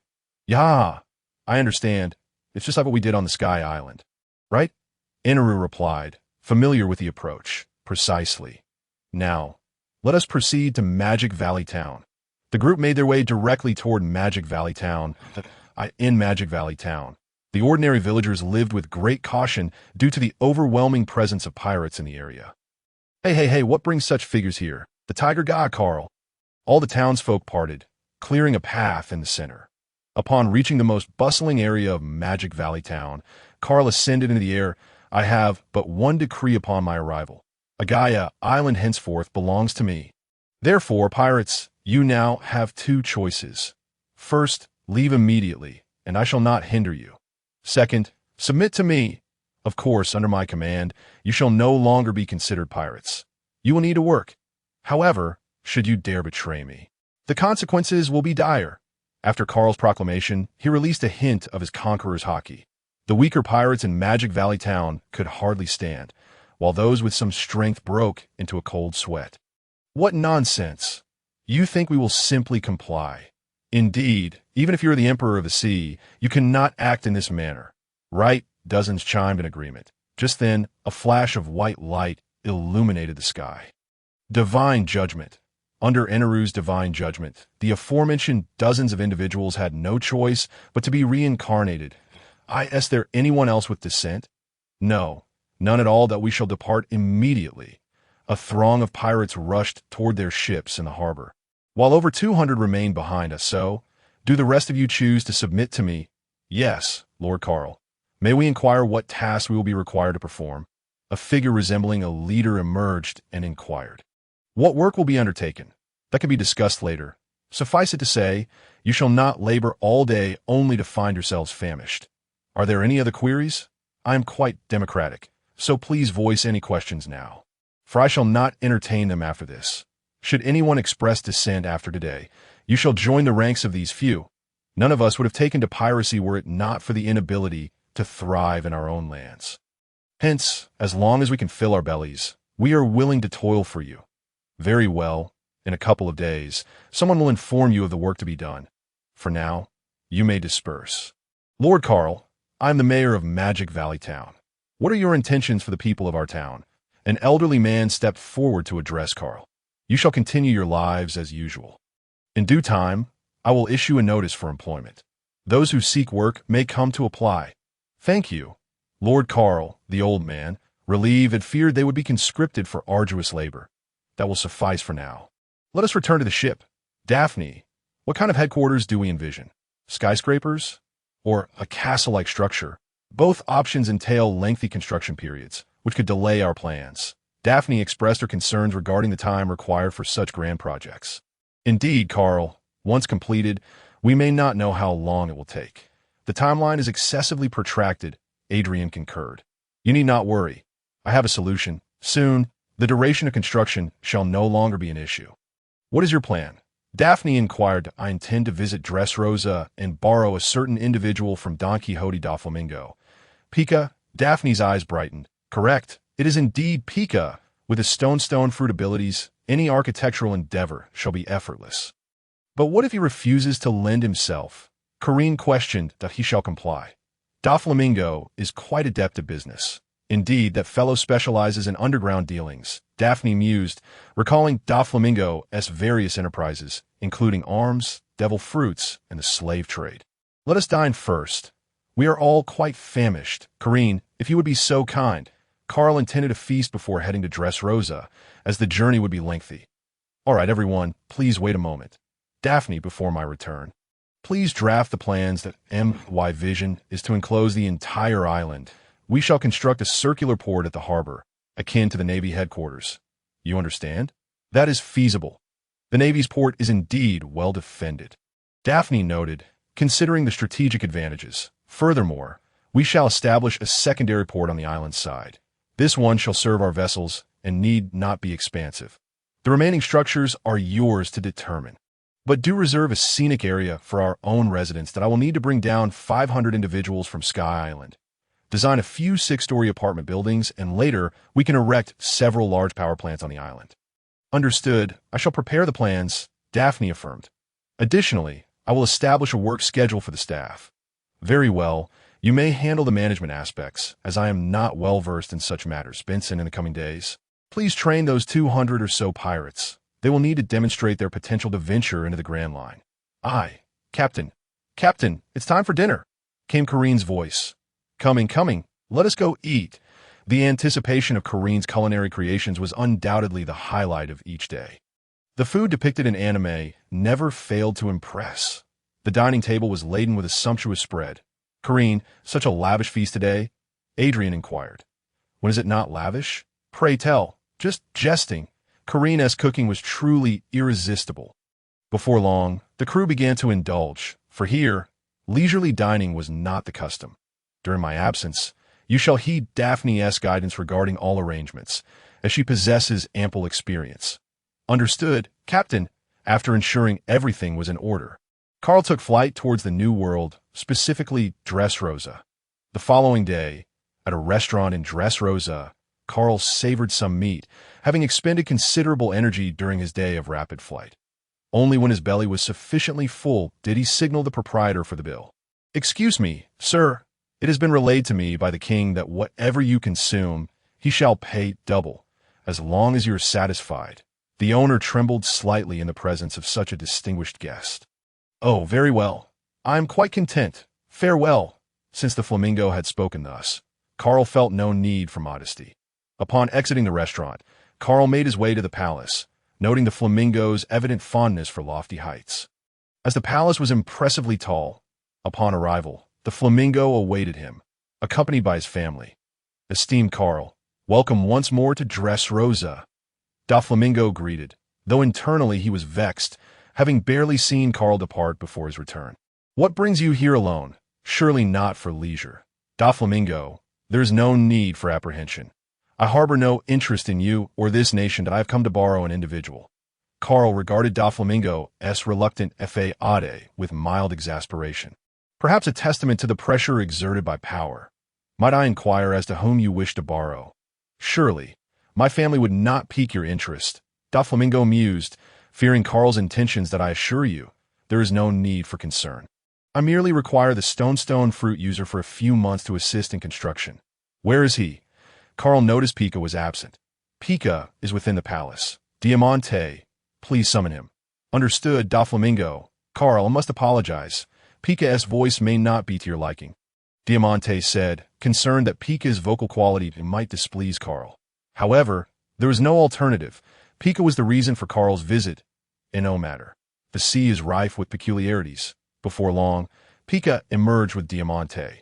Young master, Pika's voice, high-pitched and childlike, drew a moment of silence from Carl, who knew what to expect, yet hearing it was another matter entirely of a towering figure. Yet his voice was endearingly juvenile. Pika, you shall accompany me for a few months and return afterwards. Your master has consented. Pika, Lord Carl requires your abilities for some construction. You will assist him for a few months. Very well, young master. I am grateful for the opportunity to aid Lord Karl. Pika acknowledged, grateful for his master's approval. Now, let us depart. The sooner we complete this task, the sooner you may return. With that, Karl activated his powers, enveloping Pika in flame clouds, and soared into the sky, heading straight for Kaya Island. Will Pika be all right? Torpol expressed concern, having lived alongside Pika for so long that he should be fine. Individuals of his caliber seldom resort to deception. That be why the way, how progresses the Smile Factory? It is indeed a hen that lays golden eggs. Doflamingo inquired, ever concerned that IT is completed and ready for production. Diamante replied, excitement evident in his tone, despite its association with Kaido. Ensure Sugar's safety at all costs. We cannot afford any mishaps. Henceforth, Torpol shall oversee Sugar's protection. After nearly 2 more days of flight, Karl returned to Kaya Island accompanied by Pika. Lord Karl. The guards on the street immediately saluted, now resembling proper sentinels rather than mere pirates. The streets of Magic Valley Town had undergone a remarkable transformation, bustling with life, as civilians dared to emerge. Previously, they would not have ventured out during the day, while pirates roamed freely. Upon bringing Pika to the temporary base, he found Benson training approximately 100 pirates, likely divided into 2 groups. Benson, this is Pika. Please arrange suitable accommodations for him. Understood, Captain. By the way, Daphne mentioned you should check in with her upon your return. I will do so. Then I went straight to Daphne, finding her engrossed in her work. Indeed, she is a woman dedicated to her career.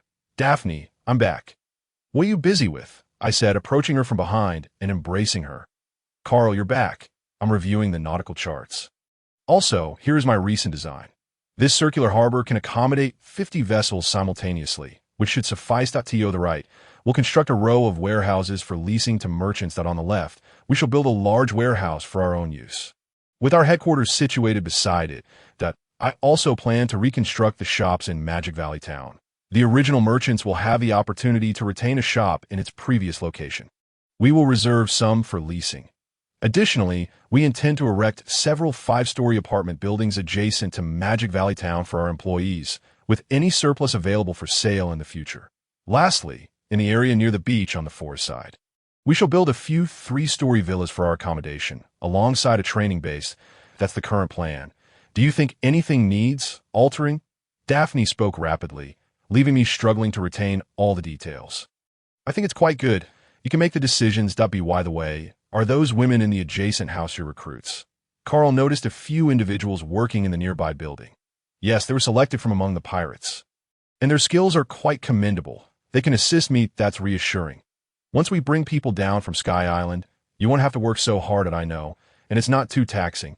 I was much busier in my previous life. Let's head back. I've borrowed Pika, and we'll commence construction on Gaia Island tomorrow. There is plenty to do. Upon returning to our temporary headquarters, I found Ellie still in her pharmacy, engrossed in her studies. Karen and Adrian were absent, their whereabouts unknown. Enel, how goes your mastery of hockey?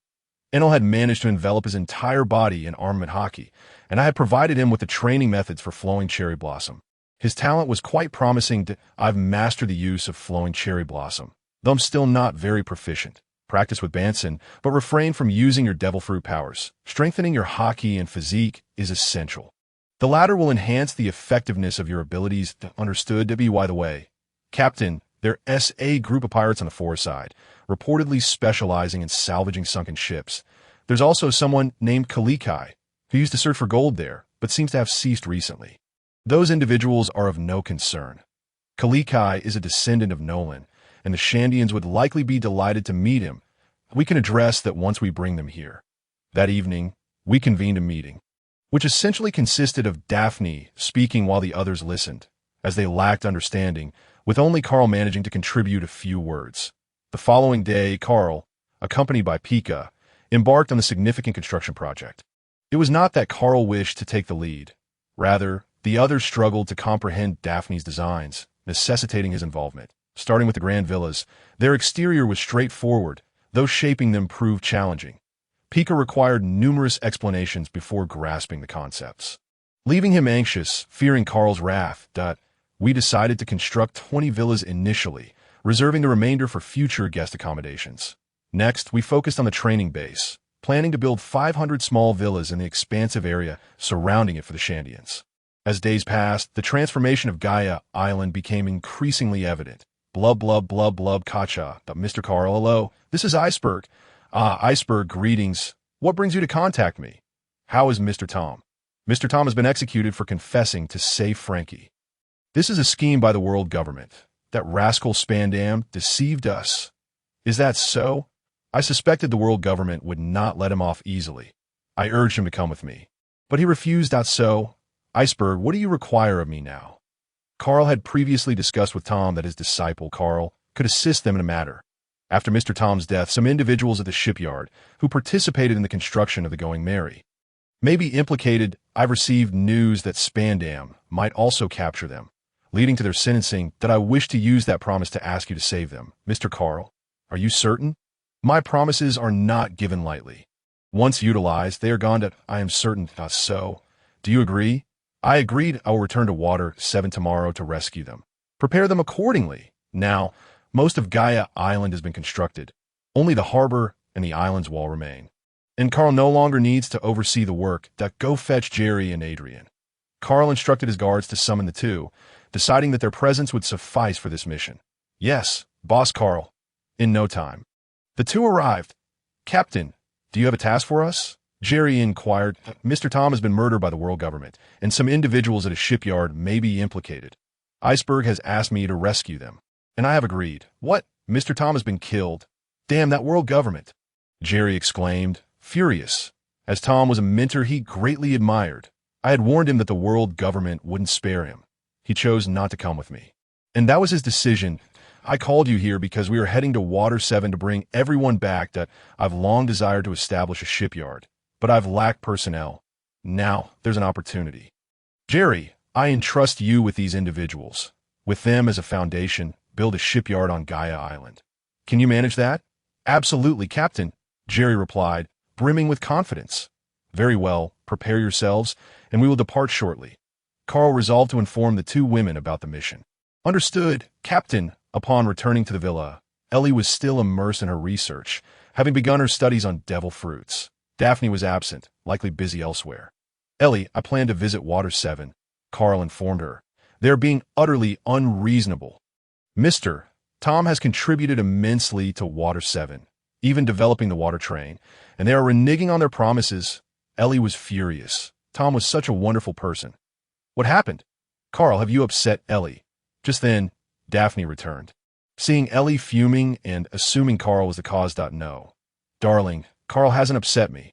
It's about Mr. Tom, Ellie explained, recounting Tom's situation to Daphne.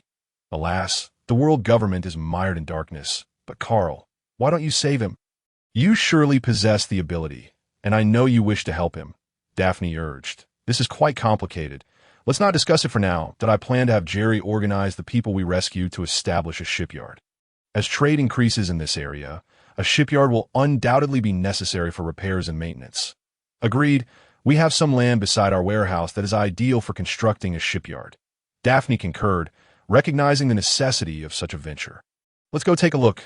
Soon I will be departing with Jerry and Adrian. By the way, Ellie, please inform your brother that I will return in a few days. Understood, darling. I'll return to my research now. Daphne and Carl walked towards the harbor. Carl, honestly, why don't you save Tom? Daphne pressed, sensing Carl had more to say. Daphne, as of now, Luffy has yet to set sail, and the outcomes remain uncertain. In principle, we are not of this world. Should deviations occur, the future becomes unpredictable. We cannot foresee if the world government will be overthrown.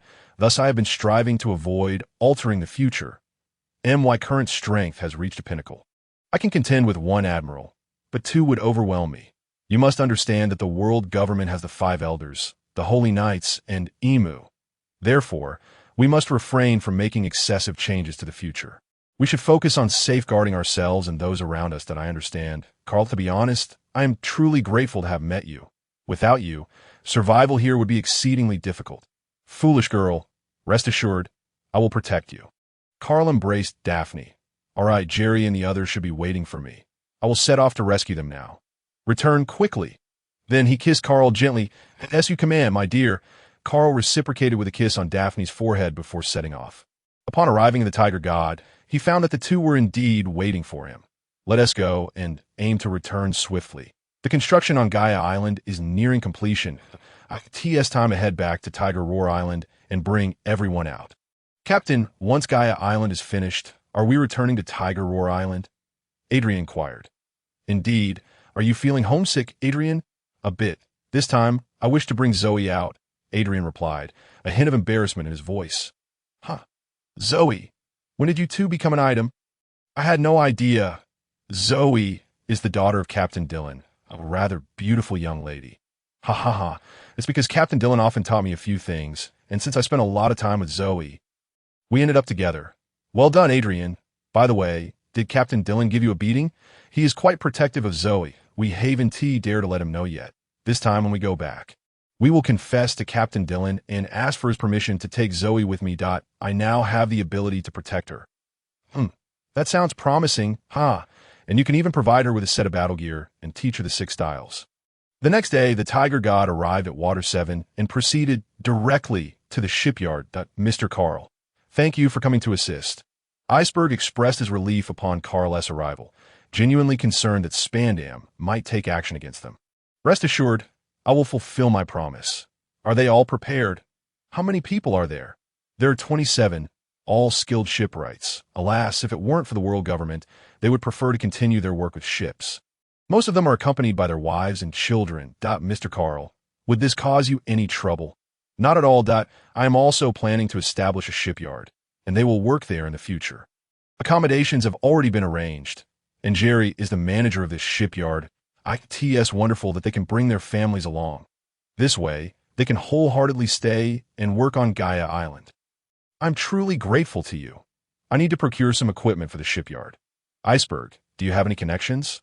Please help me prepare a batch, and you can discuss specifics with Jared out of course. Mr. Jerry, just tell me what you need. Let us head to your office first, and I will jot down everything required, Jerry replied to Iceberg. Then let us go. You are responsible for purchasing the equipment.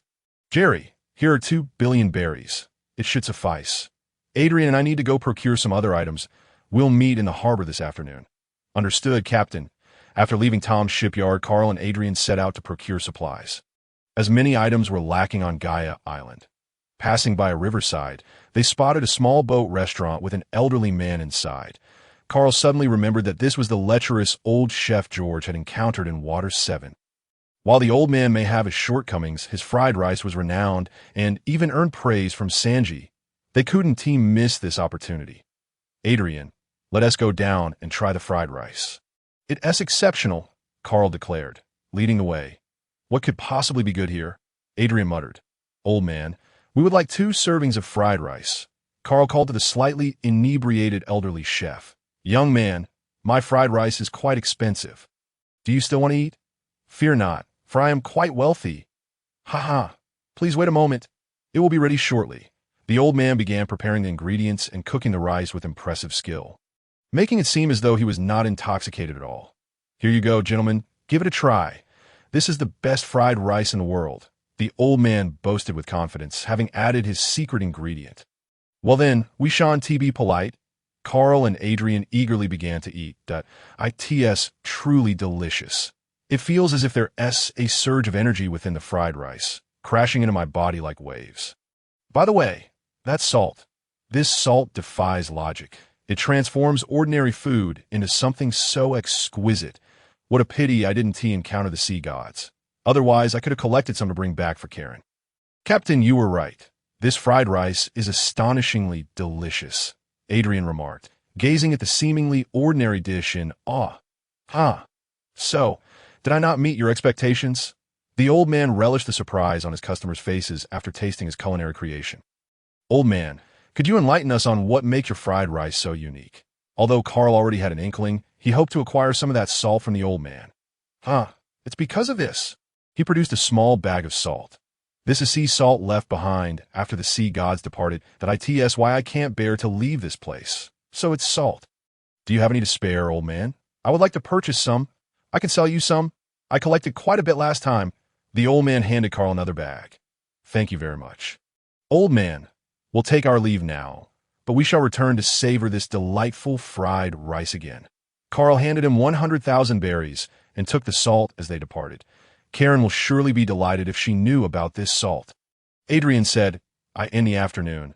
After completing all their purchases, they returned to the Tiger God, where another larger ship was docked, designated for transporting the equipment acquired from a shipyard, as the Tiger God could not accommodate all the items.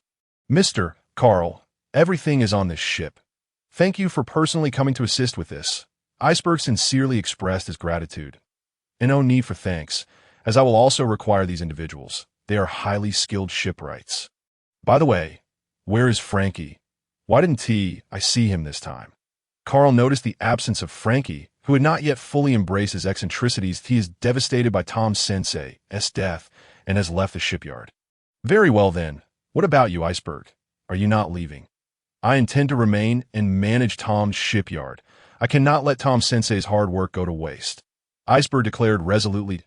In all honesty, Carl wished to take him along, as he was truly a pragmatic talent. Iceberg had successfully consolidated all the shipbuilding companies in Water 7 into a new entity, Courier Company.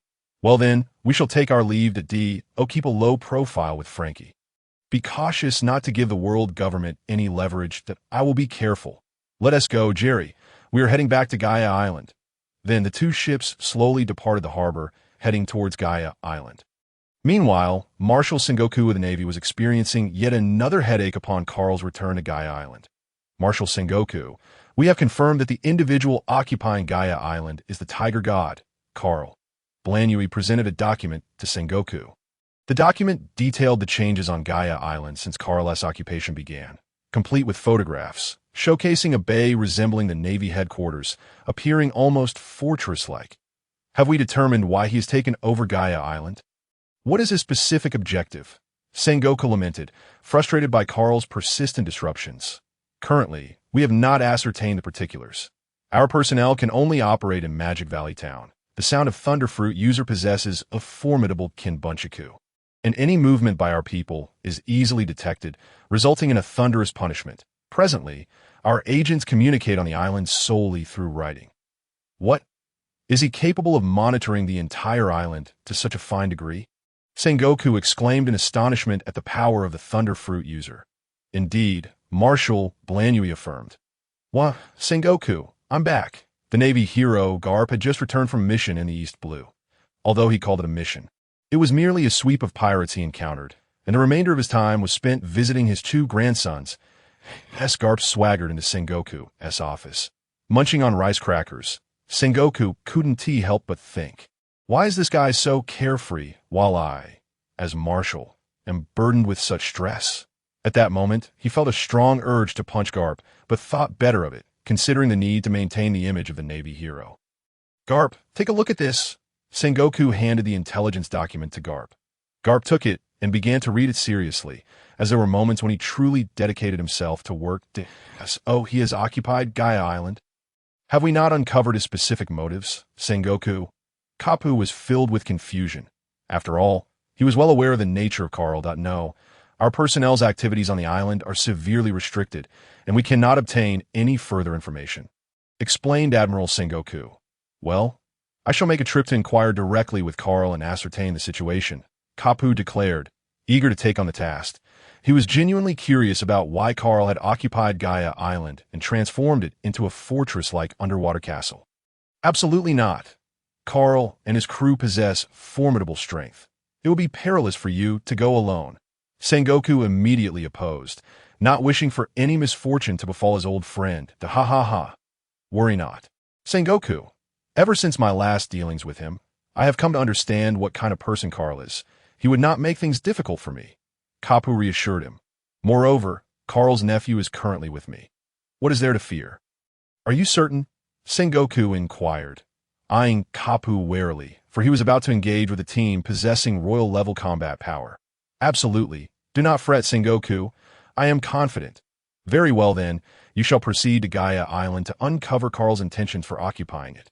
After all, this is in paradise, and we must ascertain his precise motives. Understood. I shall set forth at once. Kapu rose and departed. Watching Kapu leave, Sengoku felt a slight relief. His old friend still had some utility. After all, Kapu arrived at the Doghead warship and instructed Bogart, gather everyone together. We need to make a trip to Gaia Island. Understood, Rear Admiral Kapu. Bogart promptly went to summon everyone who had just disembarked. And they swiftly set sail for Gaia Island. A day later, Carl returned to Gaia Island and directed Jerry to arrange accommodations for the ship workers and their families in the commercial housing adjacent to Magic Valley Town. While he himself went to see his wife, Carl approached the headquarters of the Shunfeng Express Company, which was now officially operational. Although many facilities were still lacking, it was far superior to working from home. And once the island was equipped with a generator, it would be much improved. Daphne, I'm back, Carl announced as he entered Daphne's office, where she was busily engaged at her work, although he was unaware of the specifics. After all, the company's development was entrusted to her. Oh, Carl, you're back. Have you arranged for the ship workers? Daphne inquired, her face lighting up with joy upon seeing him. Yes, I've already instructed Jerry to accommodate them in the commercial housing near Magic Valley Town. How is everything on the island? It seems the construction is nearly complete, Carl said as he embraced Daphne. Indeed, it is nearly finished. We just need the shipyard, but we must wait for Jerry and the others to provide their input. Daphne replied, That is good to hear. In a few days, we shall return to Tiger Roar Island, and you must accompany me. Although Ina Lu is stationed here, I still worry about your safety, Carl expressed. That I know. Let us go home now. We have finished our work for the day. Daphne felt content with her current life, having a reliable partner and her own career. Then let us go. Tonight we shall host a banquet. The two held hands as they made their way home. How is your mastery of the 6 styles coming along? Here, strength remains paramount. Delegate the matters of the express company to those below you. In this world, absolute power ensures the loyalty of subordinates. That is the essence of the Pirate King's world, Carl remarked, concerned that Daphne might neglect her training due to her work commitments. Worry not. I have already mastered Soru and Jeppu, and wearing my combat attire, I am not easily matched by ordinary opponents, Daphne assured him. That is good to hear. Your physique has become remarkably strong since consuming LES potion. Now it is time to gradually learn hockey. Yes, I understand. By the way, the potion Ellie developed is truly miraculous. It enhances one's physique without any effort. Simply unbelievable, Daphne remarked, astonished at the technological advancements of their world. Ha ha ha. That is the wonder of this realm. Let us not forget there are robots on the moon. Oh yes, we must find time to visit the moon and bring back those robots. Before long, they arrived home, where Ellie was still engrossed in her experiments. Ellie, I'm back, Carl exclaimed as he entered the laboratory, embracing the tall woman. Darling, come quickly and take a look. My research is about to yield results.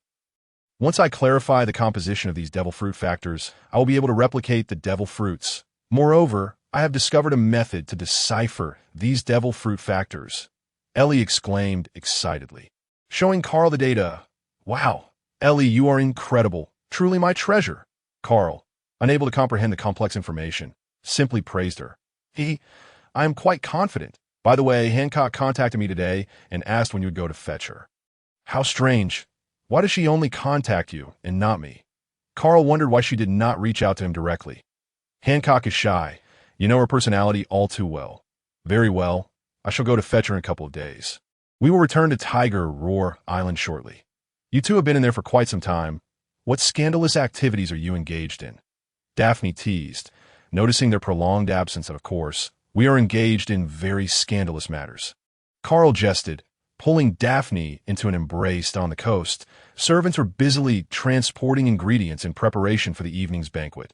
These servants were individuals whose families had previously suffered from pirate raids, while men could find work on the island. It was far more challenging for women. Feeling sympathy for these people, Daphne invited them into the villa area to perform some housekeeping tasks. Just as Carl was flirting with the two women in his villa, he suddenly sensed a powerful force approaching from the harbor. Someone is coming. I shall go see who it is, Carl informed the two women. Go ahead, they replied, their garments slightly disheveled, their fair faces flushed with crimson as if they might bleed. Their bodies tingling with sensations, leaving them weak and breathless. Carl struggled to extricate himself from between the two women and exited the villa. Ellie, we can't indulge him. Otherwise, he will take the opportunity to cause mischief. Daphne chastised, feeling embarrassed as she adjusted her clothing, still a maiden at heart. Hee, Daphne, your face is redder than mine. Darling is just like that. Once you've had your turn with him, you will understand. Why don't I sleep alone tonight, and you two can share a room? What do you think? Daphne's face grew even redder at the suggestion. What nonsense! Hurry up and tidy yourselves. We have a banquet to prepare for tonight. The two were unconcerned about any intruders causing havoc on Gaia Island. They were well aware of Karl's strength, A.S. for Karl. Upon reaching the harbor, he spotted a doghead warship, realizing it was his old acquaintance. Kapu, who had arrived. Rear Admiral Kapu, what brings you to Gaia Island? Karl called out to the warship to ha. Of course, and I'm here to capture you, Karl, Kapu exclaimed, leaping into the air, his fist enveloped in hockey as he launched an attack toward Karl. Karl was not one to hold back either. He leapt forward to engage Kapu in a fierce exchange. The clash of their hockey-infused powers distorted the surrounding space, drawing the attention of Ainalu and Banson, who had also arrived. After a brief exchange, they decided to cease hostilities that ha. It seems I cannot capture you today. Kapu laughed, having merely aimed to test Karl's strength. Ha. Capturing me is no easy feat. But tell me, what brings you here today? I refuse to believe you simply passed by. Kapu's fists were indeed formidable, his hockey and physique among the finest. I've come bearing a mission. Sengoku sent me to inquire about your intentions for occupying Gaia Island. You must know this is in paradise. Kapu stated plainly. Establish a company and conduct business, of course. In due time, you shall understand. One must provide for a large family. You wish to engage in business? You are hardly cut out for that. Kapu laughed heartlessly. Karl felt an exasperated vein throbbing on his forehead. That old man was really asking for a beating. I may not be. But I have people who can. Forget it. We are preparing for a banquet now. Farewell. Karl turned and strode away without looking back. Hey, I traveled a long way, and you want to even offer me a meal? Bogart, bring the ship to shore. We shall dine here before departing. Kapu commanded Bogart and quickly chased after Karl, heading toward the beach. Hey, Bogart, do we really need to go? A naval soldier on the warship asked uncertainly. Let us go. We will do as Rear Admiral Kapu says, Bogart replied, hastily following Kapu. I say, Rear Admiral Kapu, do you truly have a crew of over 100? Do you really believe I am made of money? Observing over 100 mouths trailing behind him, Karl found himself at a loss for words. That's not my concern anymore. After all, we are currently famished. Karp wore a rogue's demeanor, as if proclaiming, today, I have every intention of dining at your expense. Just summon the chef from your battleship. I certainly do not possess such a multitude of chefs. While Corrine managed effortlessly with a few individuals, she would surely be overwhelmed with so many. No problem, Bogart. Let the chef lend a hand. Entrusting it to Bogart is the right choice. Aye, Admiral Karp. The small group on the beach was taken aback upon seeing Karl leading a large contingent of Navy personnel. It is essential to note that, apart from Daphne, everyone else bore a bounty. Karl, what is the meaning of this? Daphne inquired of the throng of sailors, having recognized that the leader was none other than the famed Navy hero. Karp, no need to worry. Admiral Karp is merely here because the Navy has been shortchanged on rations and has come to us for a meal. Please ensure the kitchen prepares ample ingredients. Upon hearing this, Daphne thought, while uncertain of the particulars, it certainly seemed like something Karp would do. Benson, go catch a sea monster. With so many people, our supplies might fall short. Understood, Captain. Before long, night fell, and a large assembly gathered on the shore, toasting and exchanging pleasantries, leaving those unaware to assume they were one cohesive group. Cheers. To our health. Karl, my boy, what business do you intend to pursue that will transform Gaia Island into a maritime fortress? Karl pondered internally. I aim to establish a logistics hub here. I want all merchant vessels to dock and trade their wares, turning this place into a bustling marketplace, Karl exclaimed, speaking rapidly. When he turned to look, however, he found Karp had fallen asleep. It felt as if a flock of crows had flown overhead, heralding a storm. Is it raining? Is it raining? Karl shouted beside him. Karp jolted awake, noticing Karl's incredulous expression. Ha. My apologies. I must have dozed off unintentionally, as long as you're not constructing a military fortress here. It is all good. Carp laughed heartily. Goodness, this old man has some audacity. Uncle, is that really Admiral Carp? And gazed at the elderly figure, perceiving him as unreliable, especially knowing her brother was in Windmill Village. Indeed, that old fellow is Admiral Carp of the Navy. Carl, could this girl be Anne? Carp asked, eyeing the girl. Calling you Uncle Carl at such an age? She must be. Yes, it is, and she is with me now. Ha ha ha. And join the Navy. I promise to make you a colonel within 3 years. Carp remarked, eyeing her skillfully wielding a fine sword. Likely of level 21, that I must say, Carp, have some dignity. You are poaching talent right from under my nose. Carl thought to himself, and oh thanks, Admiral Carp. I am quite content following my uncle, and was not keen on associating with the unreliable old man. What a pity. The banquet continued until midnight, and Carp did not linger on Gaia Island but departed directly aboard his warship. Before leaving, Carp was heard muttering something about the failure of Sengoku and Crane's schemes. Darling, what brings Admiral Carp here? I cannot believe he merely came for a meal, Daphne inquired as Carl emerged from the bath. The Navy is concerned about our construction resembling a fortress, but I assured them it was merely business, and he ceased his inquiries at, I see. Daphne mused. Carl was unable to resist the allure of Daphne, who looked enticing in her silk nightgown. Enough of this. We must attend to more pressing matters. Daphne gasped as Carl lunged toward her. Darling, be gentle, she shyly murmured. Am I to experience my first time tonight? How nerve-wracking. Fear not. I shall be tender, he assured her, unfastening her nightgown and leaning in for a kiss, his hands exploring her enticing curves. Daphne responded passionately. This night was destined to be anything but tranquil.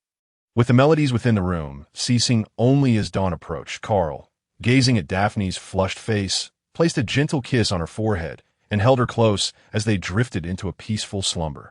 Upon awakening the next day, Daphne found herself nestled in the warmth of Carl's embrace. Having spent the night curled up against him, a sense of security unlike any she had ever known. Then she realized that one of Carl's hands rested upon her bosom, and her face flushed crimson, her entire body feeling weak and languid. Daphne scarcely dared to move, feeling so shy. But why did his touch feel so delightful? Oh, how embarrassing! Sensing Daphne's movement, Carl awoke and tightened his grip around her. Why are you up so early? Does it still hurt? He asked, gently caressing her abdomen. Not at all. In fact, it's quite late now and I have to go to work. Daphne replied softly. You shouldn't go to work today. Take a day to rest. After all, you did experience some bleeding last night. You need to recuperate. What bleeding? You rascal, I am perfectly fine. This is not Earth. My current constitution is excellent, she protested. Hurry up and get out of bed. I am starving. Just a moment longer, Carl insisted, holding her tightly, greedily inhaling her scent. By the time they finally rose, 3 hours had passed. This is your fault, you bad guy, saying it was just a hug and that I wouldn't move. I cannot trust your words anymore, Daphne pouted at Carl. Your charm is simply irresistible, Carl chuckled. Come, let us go eat. He swept Daphne off her feet and carried her toward the dining area. Oh, my goodness, what time is it? And Carl, after Daphne's first time, couldn't you have shown some restraint? Really? Ellie scolded as she helped Daphne sit down to eat. He's just a big liar. I cannot trust him anymore. Daphne huffed at, my fault.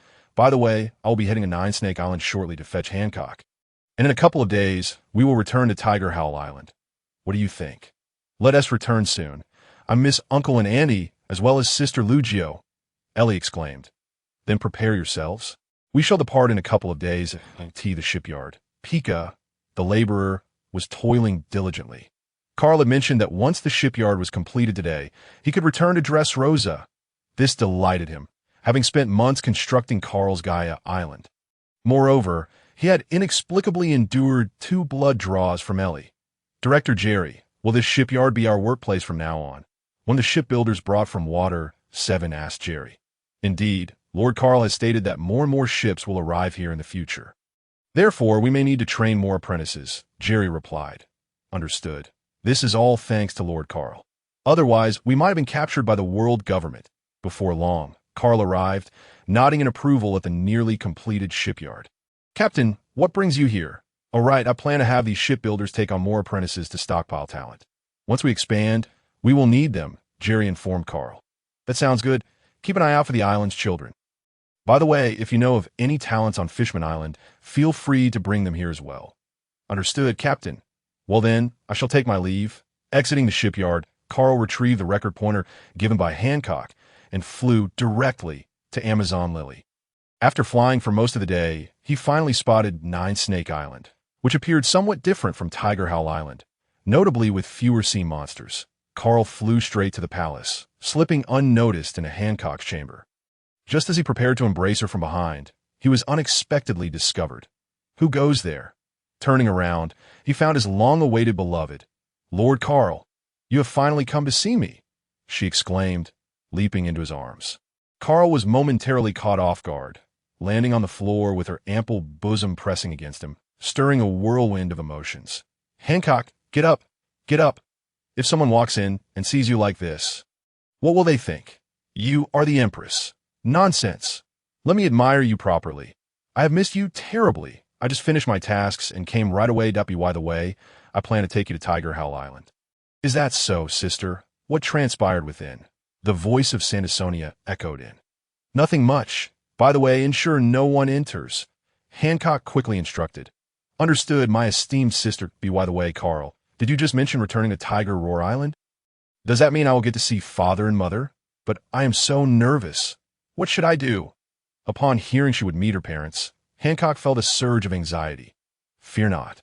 They are quite amiable. And besides, Hancock, you are so beautiful. They must think I am unworthy of you to— Oh, Carl, you're also quite handsome. I adore you, Hancock replied bashfully, her cheeks flushed with crimson at Carl's compliment. Observing her in this state, Carl found her utterly enchanting. Hancock, I have flown for half the day to reach here. I am a bit weary. Shall we take a moment to rest?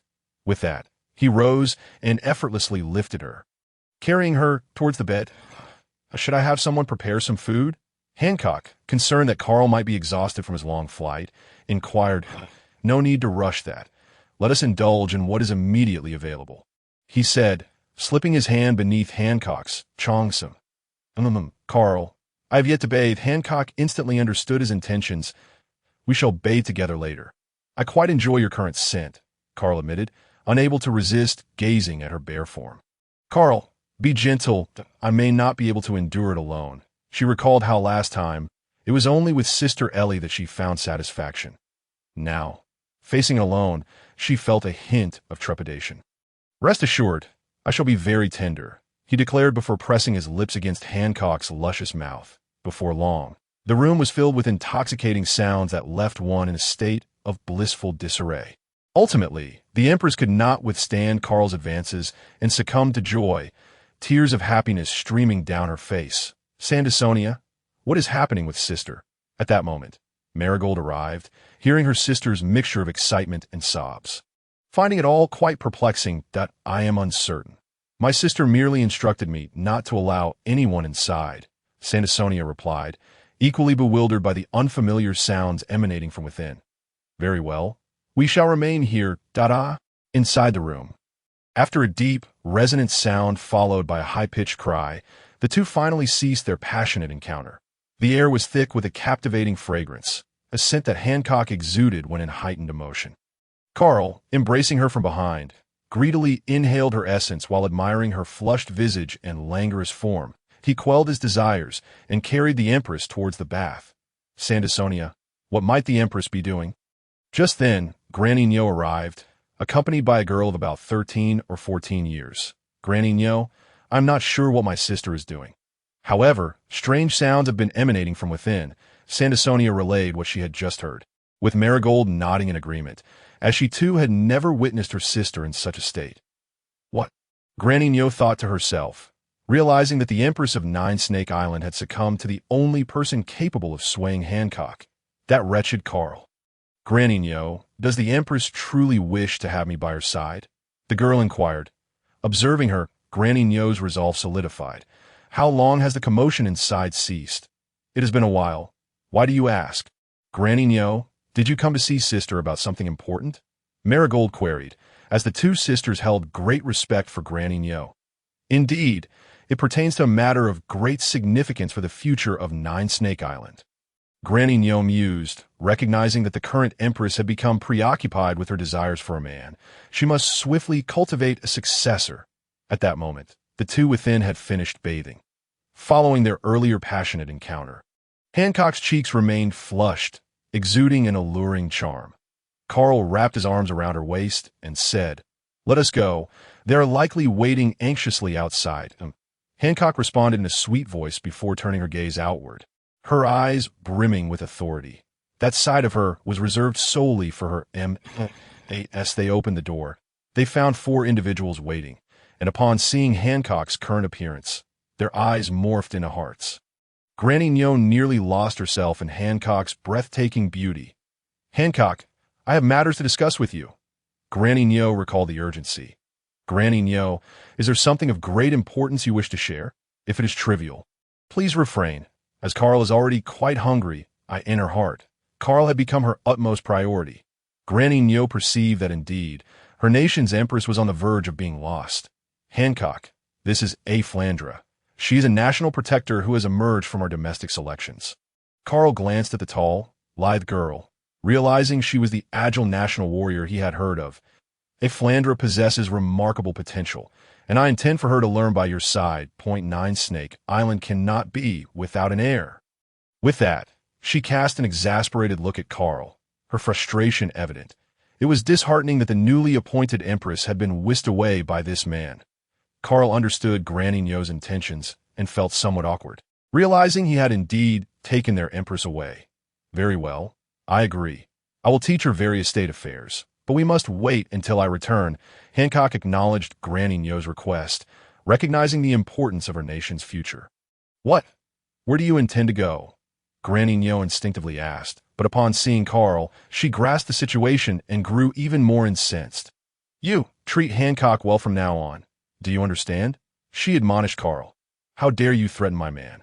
"Vile Granny Nyo, I shall turn you to stone," Hancock declared, preparing to unleash her wrath. Carl hurriedly intervened. "It's all right, Hancock. Granny Nyo is merely concerned for you.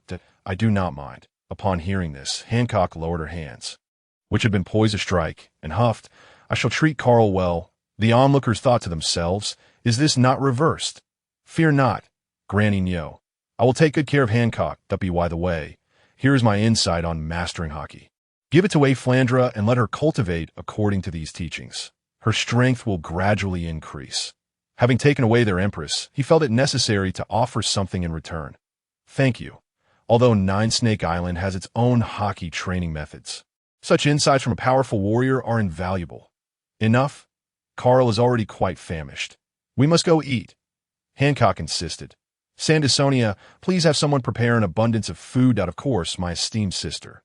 With that, Sandersonia departed. "Come, Carl," Hancock sweetly beckoned. The two then proceeded to the dining hall, as the recent exertions had indeed drained their energy. After a night's rest on Nine Snake Island, Carl, aware that they had further travel the next day, heeded Hancock's advice and fell into a peaceful slumber in her embrace. Upon waking the next day, Hancock briefed Granny Nyo on a few matters before preparing to depart with Carl. "Carl, when do you plan to return, Hancock?" "She cannot be away from Nine Snake Island for too long," Granny Nyo addressed Carl. "Rest assured, Granny Nyo, we shall return in about a month." Granny Nyo said nothing further, watching as Carl enveloped Hancock in a mist of white clouds before soaring away. "Is this a curse? Each successive empress seems to follow this path," Granny Nyo sighed, feeling somewhat weary. She then turned to A. Flandra, resolute in her mission to ensure that she would not follow in the footsteps of her predecessors. "Come, A. Flandra, I shall teach you to cultivate your abilities. You must strive to enhance your strength."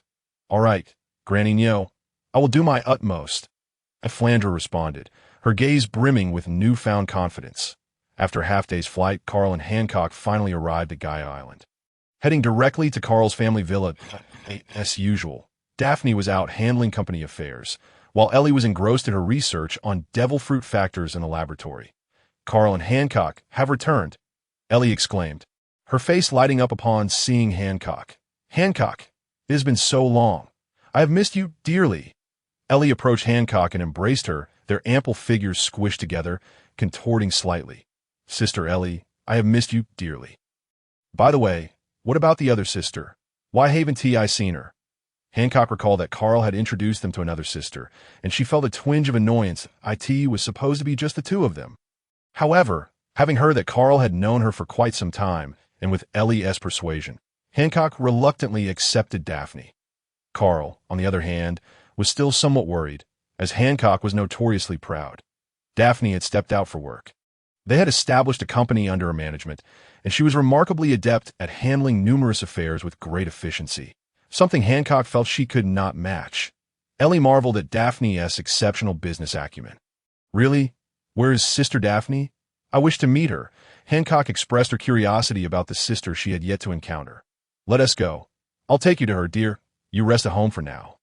I'll take Hancock out for a stroll, Ellie suggested. Oh, all right, Carl replied, casting her a knowing glance. I understand, she assured him. So don't worry. Come on, Hancock. The two women then departed. Both Daphne and Ellie possess high emotional intelligence, and it should be a simple task to sway Hancock, who is somewhat naive in matters of affection. Carl felt reassured and proceeded to the training base, where Benson and Adrian were instructing over 100 guards in their training regiment. Under the influence of Ellie's physique-enhancing potions, these individuals had significantly improved, mastering several techniques of the Navy's 6 styles. Benson had now become the instructor of this base, and Carl couldn't help but feel nostalgic, as the once youthful lad had now grown taller than him, towering over 3 meters, while Carl stood at a mere 2.6 meters. He chose not to interrupt their training and sought out whose swordsmanship talent was commendable and should not be squandered. At the headquarters of the Shunphone Company, Ellie and Hancock arrived at Daphne's office.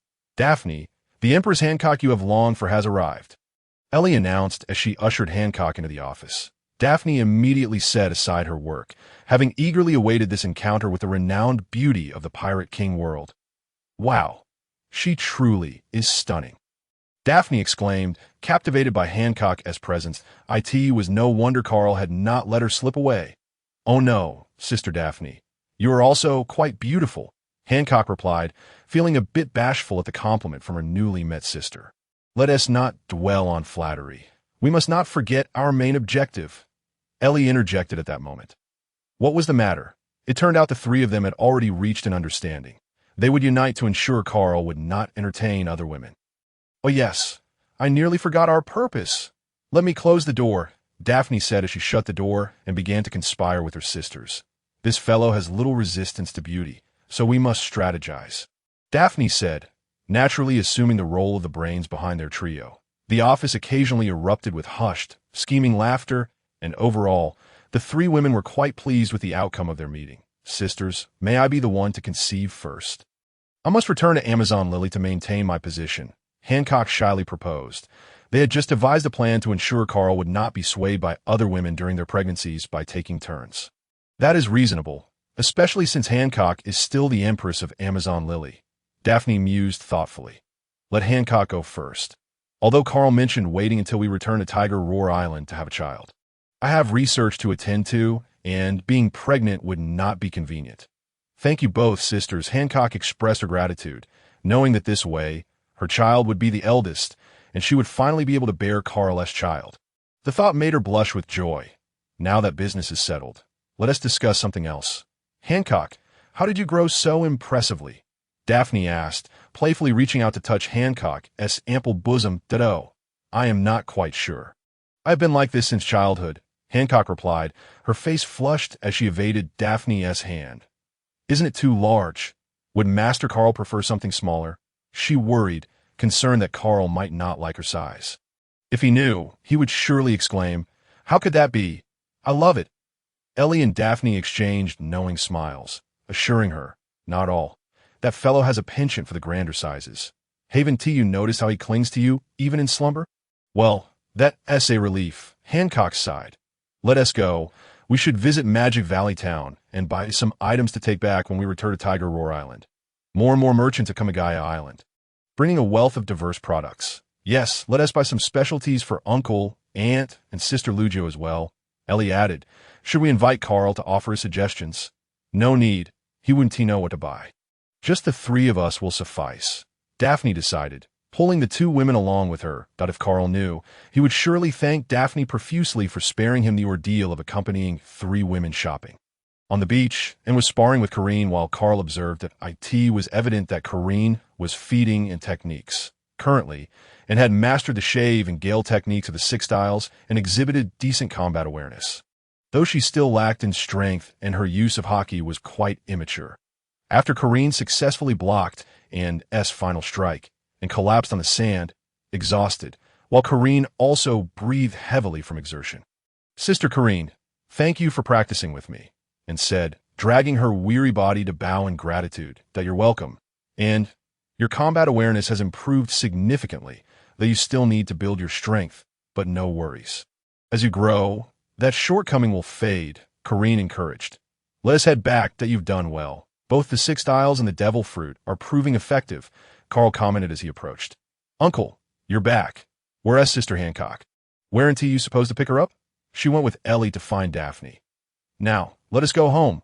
"All right, Uncle," and exclaimed, promptly leaping onto Carl's back, "that I'm so tired. Carry me back. At your age. You still need to be carried? Aren't you ashamed?" Carl quipped, but before he could finish, and had already fallen asleep on his back, leaving him shaking his head in exasperation. "Corinne, thank you, it's nothing. We genuinely enjoy Anne's company." Upon returning home, Carl placed Anne in her room to rest. The girl had been working hard lately, which was commendable. She needed to push herself to learn how to protect herself. Just as Carl reclined on a lounge chair in the yard, Enel swaggered in, biting into an apple. "Captain, what's the matter, Enel? A few agents from the world government tried to infiltrate our training base, but I discovered them and knocked them out. These pests are quite bothersome. May I eliminate them?" With Gaia Island undergoing significant development, not only had it attracted the Navy's attention, but the CP organization of the world government had also sent agents to investigate. "The world government? Don't bother with them. Just deal with those CP agents directly. From now on, if any spies come to the island, you are to unleash divine punishment without hesitation. There's no need to be courteous. The guards on Dead Man's Island will handle the cleanup." Carl knew that the changes on Gaia Island would inevitably draw scrutiny, but he was unconcerned. "Yahaha, understood," Enel replied with a somewhat cruel smile, revealing his not-so-innocent nature. "Strange, why haven't Hancock and the others returned yet? Surely they aren't quarreling. That seems unlikely. Daphne isn't that foolish." Carl dozed off in a lounge chair, unaware of how long he had been asleep. Suddenly, he sensed a movement beside him. Upon opening his eyes, he saw Hancock, her dress billowing gently in the breeze, exuding a classic allure and poetic temptation. Carl reached out and pulled her into his embrace. "Ah, Master Carl, don't be mischievous. I have matters to discuss with you," Hancock exclaimed, startled by his sudden motion. I want to be mischievous. I'll hold you like this." "Please continue," Carl said, greedily inhaling the sweet fragrance emanating from the Empress. "You've taken advantage of me. I agree, and I've already made arrangements with my 2 sisters. If you dare to be unfaithful and seek out other women, I shall have you castrated." As Hancock spoke, her delicate hand ventured towards Carl's lower region and seized it directly. "Hiss. Be gentle, my dear wife. Rest assured, I promise there will be no other women in my life." Carl hastily pleaded for mercy. For Hancock had indeed exerted considerable force moments before. "Just remember what you just said, or else." "Humph." Hancock withdrew her hand, her face flushed with embarrassment. She had just been bold enough to grasp Lord Carl's intimate area. I shall certainly remember." She continued to be by the way. "What about the 2 of them? Why did you return alone?" Carl, relieved to have escaped the predicament, quickly changed the subject. "Sister Daphne and Sister Ellie are attending to some matters. It seems a person named Diamante has arrived, claiming to take Pika back.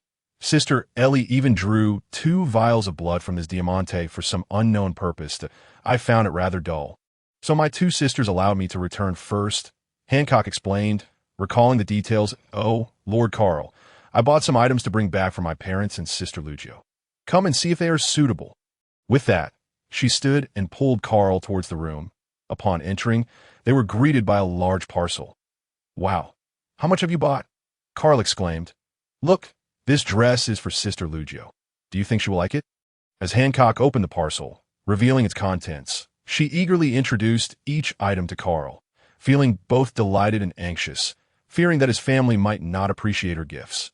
Watching Hancock unwrap each present filled Carl's heart with warmth. With such a wife, what more could he desire? He moved closer and embraced her. Rest assured, they will surely love them. And as long as you return with me, they will be thrilled. They will surely think, how could this little rascal find such a wonderful wife? Well, that's a relief. I just didn't know what they would like, so I bought a little of everything. Hancock shyly replied, Don't worry, I'll put these away for now and give them to you when we reach Tiger Roar Island. Carl then used his spatial bracelet to store the large parcel. Hey, you all should be mindful of your surroundings. What will it do if she sees this? At that moment, Daphne and Ellie returned, each carrying a package. You misunderstand. I did nothing with Lord Carl, so I returned to my room first, Hancock said, before clicking her heels and dashing back to her chamber.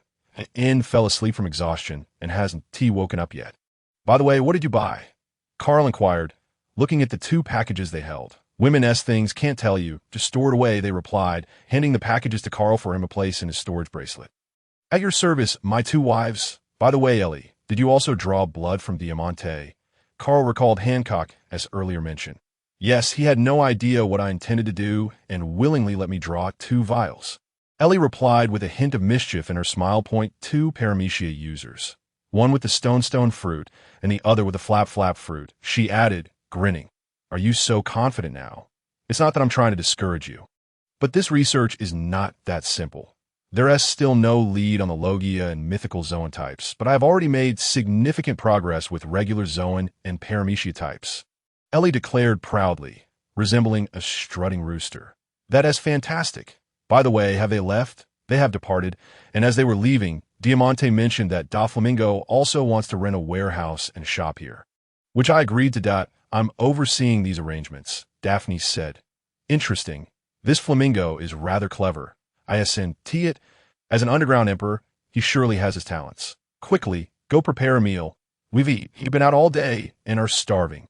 Daphne urged Carl to cook. I just remembered I brought back that salt from Water 7. Carl exclaimed, realizing he had yet to present it to Karen. Is this the salt left behind after the gods of water departed? Indeed. Let us go find Karen. Grilling meat with this salt tonight will surely be delicious, Carl said excitedly. Okay, I'll go call Hancock and Ellie. Check if it has woken up yet. We're having grilled meat tonight. With that, Daphne hurried off to Hancock's room. Then I'll seek out Karen. Let us all enjoy a hearty meal tonight, and tomorrow we set off back to Tiger Roar Island that night. The beach was bustling with activity, and the most delighted of all was Karen. The meat grilled with the salt Carl had brought back was simply divine. She mentioned wanting to gather more from Water 7 in the future to experiment with even more culinary delights. The following day, at the dedicated port for Swift Express on Gaia Island, everyone had arrived. This time, Carl left Enel, Benson, and Jerry behind. Enel was to monitor the entire island. Benson would continue training the guards, and Jerry would manage the shipyard. Daphne has already arranged everything for the company. If anything is uncertain, just contact me using the snail phone, Carl instructed Enel. Understood, Captain. All right, we're off then. We should return in about a month's time. Once we bring over the people from Sky Island, we can begin full-scale development, Carl stated. Jerry, a shipment of materials will arrive from Water 7 in a few days. Please construct 10 more ships, according to the blueprints I left you, ensuring to maximize cabin space while extending their underwater operational time. Understood, Captain, Jerry replied. Let us go. The tiger god sailed across the boundless sea as Carl reclined on a beach chair, observing the women chatting nearby, and was also lounging on a chair while Adrian sat cross-legged atop the mast's lookout. This is quite comfortable, Carl thought, appreciating the scene before him. Everyone come and try my newly developed juice. I guarantee it's delicious, Karen announced, carrying several cups of juice. Coming. Karen, give me a big one, and immediately jumped up to grab one. To hear your cup, Karen distributed the drinks, and they all sat cross-legged on the deck, sipping the juice. And chill mine. I prefer it a bit colder, Carl called out. What a hassle. I'm not a refrigerator, and replied reluctantly as she reached out. This is truly delightful. Karen, you're amazing. Come here for a kiss. Mwah, Daphne exclaimed as she hugged Karen and planted a kiss on her cheek. Of course. I'm a champion of the national culinary competition. Awesome, awesome. They cheered, clapping in unison. Suddenly, an explosion echoed from afar. Captain, it's pirates clashing with the Navy. Adrian observed, don't mind them. We'll continue on our way, Carl stated, utilizing his observation hockey to discern that these were merely new pirates who had recently arrived in the Grand Line. After all, he was now a significant figure and had no intention of involving himself in the conflicts of those lacking sufficient strength. I just remembered. Adrian, what do you think about giving the BB fruit to Zoe? Carl mused, considering it a fitting choice for her, given their shared upbringing on Tiger Roar Island. We should consult Zoe first, but I believe she would be willing that if she agrees, she could join Daphne after we return. Wasn't she always eager to prove herself to Captain Dillon? This would be her chance to control the future's largest logistics hub. Carl chuckled, recalling how Zoe would pout when Captain Dillon didn't take her along on his adventures. Ha ha, I think so too. Huh. Captain, is something flying in the sky? Adrian pointed out something unusual above. Carl glanced skyward. I asked at a dragon. What on earth is it doing here? Adrian, full throttle. We need to leave, Carl said sternly. Eyeing the sky. Understood. Carl, is it Kaido? Daphne also noticed the dragon overhead. The IT must be. Don't worry, my current strength can match him without issue. I just hope he is not inebriated, or he might destroy our ship, which would be unfortunate. Kaido is not comparable to that old hag Big Mom. Ever since the Rocks Pirates disbanded, she isn't trained and has merely focused on childbirth. Her strength has severely declined. Among the four emperors, she is probably the weakest. Bad wind. Suddenly, the dragon in the sky launched a direct assault on the nearby navy and pirate ships. In an instant, the warship and the pirate vessel were obliterated and sank, leaving only a few desperate cries echoing across the surface of the sea. That moment, the dragon's gaze fell upon Carl. You must leave this sea area. I will catch up with you shortly. Carl understood that a confrontation was inevitable. Be careful, Carl. AI Lee said with concern. Why, Lord Carl, I wish to fight alongside you, she added. Fear not. Are you not aware of my strength? Quickly depart. I have no desire for that fiend to destroy my ship. Let us go. Carl's battle here will require discretion, Daphne remarked, fully aware that they could not assist in a conflict of such magnitude. Uncle, be cautious. With that, the Tiger God ship departed at full speed from the area. Carl conjured flame clouds and soared into the sky, assuming his full beast form. Kaido, what brings you to this paradise? Upon reaching Kaido, Carl realized that this individual was not inebriated, yet he had come here on his own accord. I recognize you, Tiger God Carl. Boy, would you care to join my beast pirates? I can make you my first mate. What do you say? Urololo, Kaido finally recalled who stood before him, suddenly filled with a desire to recruit him. No. Thank you, by the way, Kaido. I have always been curious. Who is your wife, the mother of Yamato? Carl was genuinely eager to uncover the identity of Yamato's mother. Urololo, curious, are we? Then take this attack. Heat breath. Kaido wasted no time and unleashed a torrent of scorching breath towards Carl. Whoa, no honor among combatants. Is there? Hellfire. The two pillars of fire clashed in the sky, painting the clouds in a vivid crimson hue. You possess some skill, Kaido acknowledged as he realized his heat breath was countered, indicating that Carl possessed comparable abilities that he then transformed into his hybrid form. Seeing Kaido becoming serious, Carl also shifted into his hybrid state. Receive this attack. Thunder Bagua. Kaido swung his lightning-imbued Kanabo towards Carl. Whoa, that's incredibly impressive. There's no time to analyze Kaido's techniques. Wave-cutting slash. A deep crimson slash erupted from Carl, colliding with Kaido's Thunder Bagua. The immense forces clashed, causing the space around them to emit creaking sounds as if it were about to shatter. Urololo, do not perish, boy. Great Thunder Bagua. This time, Kaido infused his attack with Conqueror's Haki, amplifying its power exponentially. Fear not, Kaido. You mustn't perish either. Dragon Roar Slash. Carl also enveloped his attack in Conqueror's Haki, the new pavilion marquee resonating with a heavy roar. Meeting Kaido's great Thunder Bagua head-on boom. The explosive sound reverberated, sending both combatants flying back. They managed to halt their backward rolls, both wearing solemn expressions. Kaido seemed angered, his Conqueror's Haki pressing down upon Carl. Yet Carl would not be easily intimidated, countering with his own conqueror's haki. The sky seemed to tear as black and red lightning swirled around them, resulting in a standoff. Urolo, Urololo. Here comes another attack. Downward 3 realms. Inducing the abyss, Kaido leapt into the air, spinning his kanabo, enveloping it in Conqueror's haki as he aimed it at Carl. With no time to hesitate, Carl unleashed his ultimate technique. Howling Sky Technique. Azure Dragon Break. Conqueror's haki wrapped around the new pavilion marquee, accompanied by a chorus of dragon roars and tiger howls, colliding with Kaido's kanabo. The two warriors unleashed their Conqueror's haki, turning the sky into a scene reminiscent of the apocalypse, as black and red lightning danced furiously across the sea. Boom! The earth-shattering sound echoed as their Conqueror's haki clashed, creating an explosion that shattered the surrounding space. They were propelled outward, crashing into the sea. Carl felt a wave of weakness wash over him and swiftly ascended, feeling his chest surge with blood before he coughed it up, instantly feeling significantly weakened. He glanced at Kaido, who appeared equally battered, having also coughed up blood while looking in his direction. Urolo, Urololo. Carl, I acknowledge you, Kaido exclaimed, exhilarated by the fierce battle. Hearing this, Carl sighed in relief. Had they continued without restraint, it might have turned fatal. Kaido, you truly hold nothing back. What if you keep hammering me like this? I can hardly withstand it.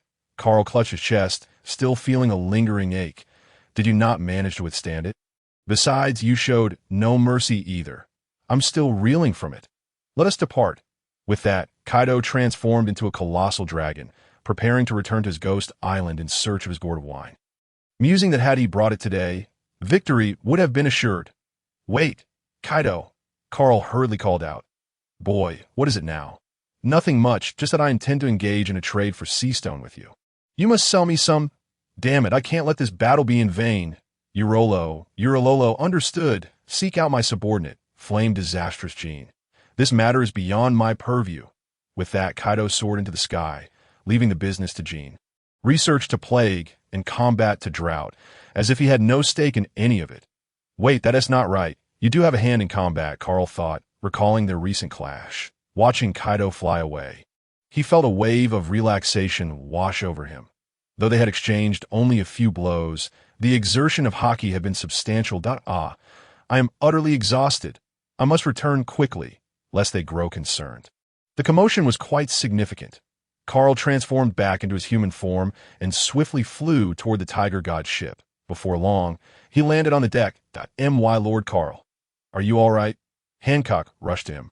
Noticing the blood at the corner of his mouth. I am fine. Just coughed up some blood. Kaido is in a similar predicament, and no need for concern. Uncle, you seem a bit pale. Are you truly all right? And looked at Carl's somewhat ashen complexion. I am merely hungry. Honestly, battling Kaido depleted several days' worth of reserves, Carl replied, somewhat exasperated. Captain, hurry to the kitchen. Daphne already mentioned that after your battle, you would surely need to eat a great deal. I have prepared plenty in advance, Corinne chimed in. Thank you, Corinne, Carl exclaimed as he dashed into the kitchen dining area, where he was greeted by a table overflowing with various meats. He wasted no time and began devouring the food, his enthusiasm rivaling that of a professional mukbang streamer. Slow down. Corinne prepared so much, AI Lee remarked, watching Carl devour piece after piece of meat. And oh worries. I can still eat, Carl replied, his words somewhat slurred as he continued to feast. Indifferent to whether they understood him, the food on the table visibly diminished. Before long, Carl had polished off the entire spread, his stomach now round and bulging, as if on the verge of bursting. I'm full. Carl then used the life return ability, and his stomach returned to normal. I've been revived. I was truly starving. After the battle, and then a hearty meal, I feel splendid. Carl, how did Kaido end up here? He shouldn't be appearing in paradise under normal circumstances. Daphne inquired after Carl had finished eating. I am unsure. Perhaps he was intoxicated and wandered about, attempting to take his own life. And upon sobering up, found himself here. Carl, too, was puzzled by Kaido's presence, wondering if he had come specifically for him. Suicide? Why would such a formidable pirate king contemplate suicide? Adrian pondered. Well, to put it simply, Because Kaido is incredibly resilient. Others cannot breach his defenses or kill him. Hence, he often flies into the air and jumps down to commit suicide. Upon this realization, Carl found himself intrigued, wondering how it would feel to jump from a height. Wait, no. I'm not Kaido. This form of suicide was astonishing to everyone except Daphne. Is it true that the Oni race possesses such formidable physiques? The others expressed their astonishment. Indeed. And then there's Big Mom. Her physique is renowned as the steel balloon. At the age of 5, she destroyed a giant village. She's quite formidable, Daphne interjected. The group was once again filled with awe. Wait, Daphne, how do you know so much about this? Hancock questioned, curious, since Daphne was once an ordinary noble with no particular influence. Well, this is all thanks to Carl. He shared many stories with me in the past. Daphne directly pulled Carla over to serve as a shield. Carla's eyes widened in astonishment. She thought to herself, hey, when did I ever tell you a story? Lord Carla, you haven't shared a tale with me yet. Hancock felt a twinge of jealousy upon hearing this. She too wished to hear a story from Carla. All right. I'll tell you one later, Carla replied. Oh, by the way, Daphne, I just made arrangements with Kaido. We can engage in the trade of sea prism stone with him. You know what that is, right? Carla hastily changed the subject.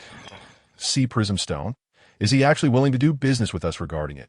Daphne expressed her surprise. Well, perhaps it's because my strength has earned his respect, Carla said with a hint of pride. After all, he was the ultimate teacher in the world of pirates. In that case, Carla, do you think we could establish a delivery station in Wano country as well? Daphne pondered. Considering it was an essential location in the pirate world, I don't see why not, but we should refrain from meddling in unnecessary affairs. Our focus should solely be on our business. And as long as we can transport the sea prism stone, that's sufficient. Carla was concerned that Daphne might develop a sense of compassion. He had no desire to play the savior. I understand. Don't worry. Carla, I won't interfere in matters that don't concern you. By the way, Carla, do you think the king of the underworld is truly beneath Wano? It's not impossible, but the king of the underworld is beyond our control. At least for now, we cannot grasp itness. Let us refrain from probing into that for the time being, Carla advised Daphne, knowing her ambitious nature. Captain, what is the king of the underworld? Adrian inquired. The king of the underworld is one of the 3 ancient weapons, a colossal battleship said to be capable of obliterating an island with a single shot. However, I doubt it's that straightforward. Carla replied, skeptical that the king of the underworld was merely an ordinary warship. If it were just a simple battleship, not even a celestial dragon could easily command sea kings to overthrow the king of the underworld. One of the 3 ancient weapons. So there are 2 others? Ellie asked with curiosity.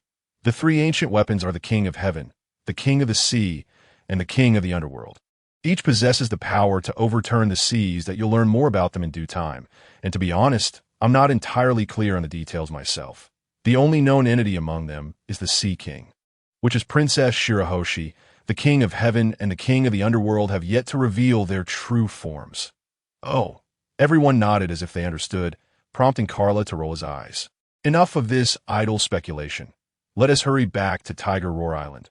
Carla felt a wave of exasperation wash over him that a few days later, the Tiger God ship docked at the port of Tiger Roar Island after traversing the calm belt. Lord Carla, is this Tiger Roar Island? Hancock gazed at the island, curious as their home, Snake Princess Island, was also situated in the calm belt. Yes, aside from the sacred mountain in the center, most of Tiger Roar Island is covered in forest. Come, let's go home. Carla suddenly felt a sense of nostalgia, reminiscent of a wanderer returning to their homeland. Ha ha ha. Carla, I've heard you made quite a name for yourself while away. Welcome back, Uncle Darren exclaimed. Uncle Darren, it's been too long. Carla rushed forward to give Darren a bear hug. Darren, look who I've brought, and, now vastly changed since you last left Tiger Roar Island, stood beside him. Darren turned to the girl clad in blue battle attire, her cold demeanor accentuated by the sword she held, exuding an air of aloofness. I asked that you. And you've changed so much. The little girl who used to beg me to buy her cake is now a formidable swordswoman. Darren marveled at Anne's transformation. Of course. I've been training hard. Ha! All right, Carla. You all head home first. Your parents and sister must be aware of your return. Darren, who had been drinking in the tavern, noticed several powerful presences at the port and came to investigate. "All right, we'll take our leave," Carla said to Darren. "Captain, I'll head home first," Adrian announced. "All right, how about you, Corinne?" Carla asked, knowing she had a house there as well. "I'll definitely go check on my little nest first." "Goodbye, Captain. Well then, let us return. Mother, grandfather, grandmother, I'm back," and exclaimed as she saw her mother waiting at the door, rushing over to embrace her. "Why precious, and has grown so much. Let me take a good look at you. Are you hurt?" Lu Jiu was quite excited, inspecting and from head to toe, aware that, and had been marked with a bounty. "I'm fine, mother. I'm very strong now," and eagerly turned to hug her grandparents. "Oh, Aaron has grown up, turning into a beautiful young lady." "Of course.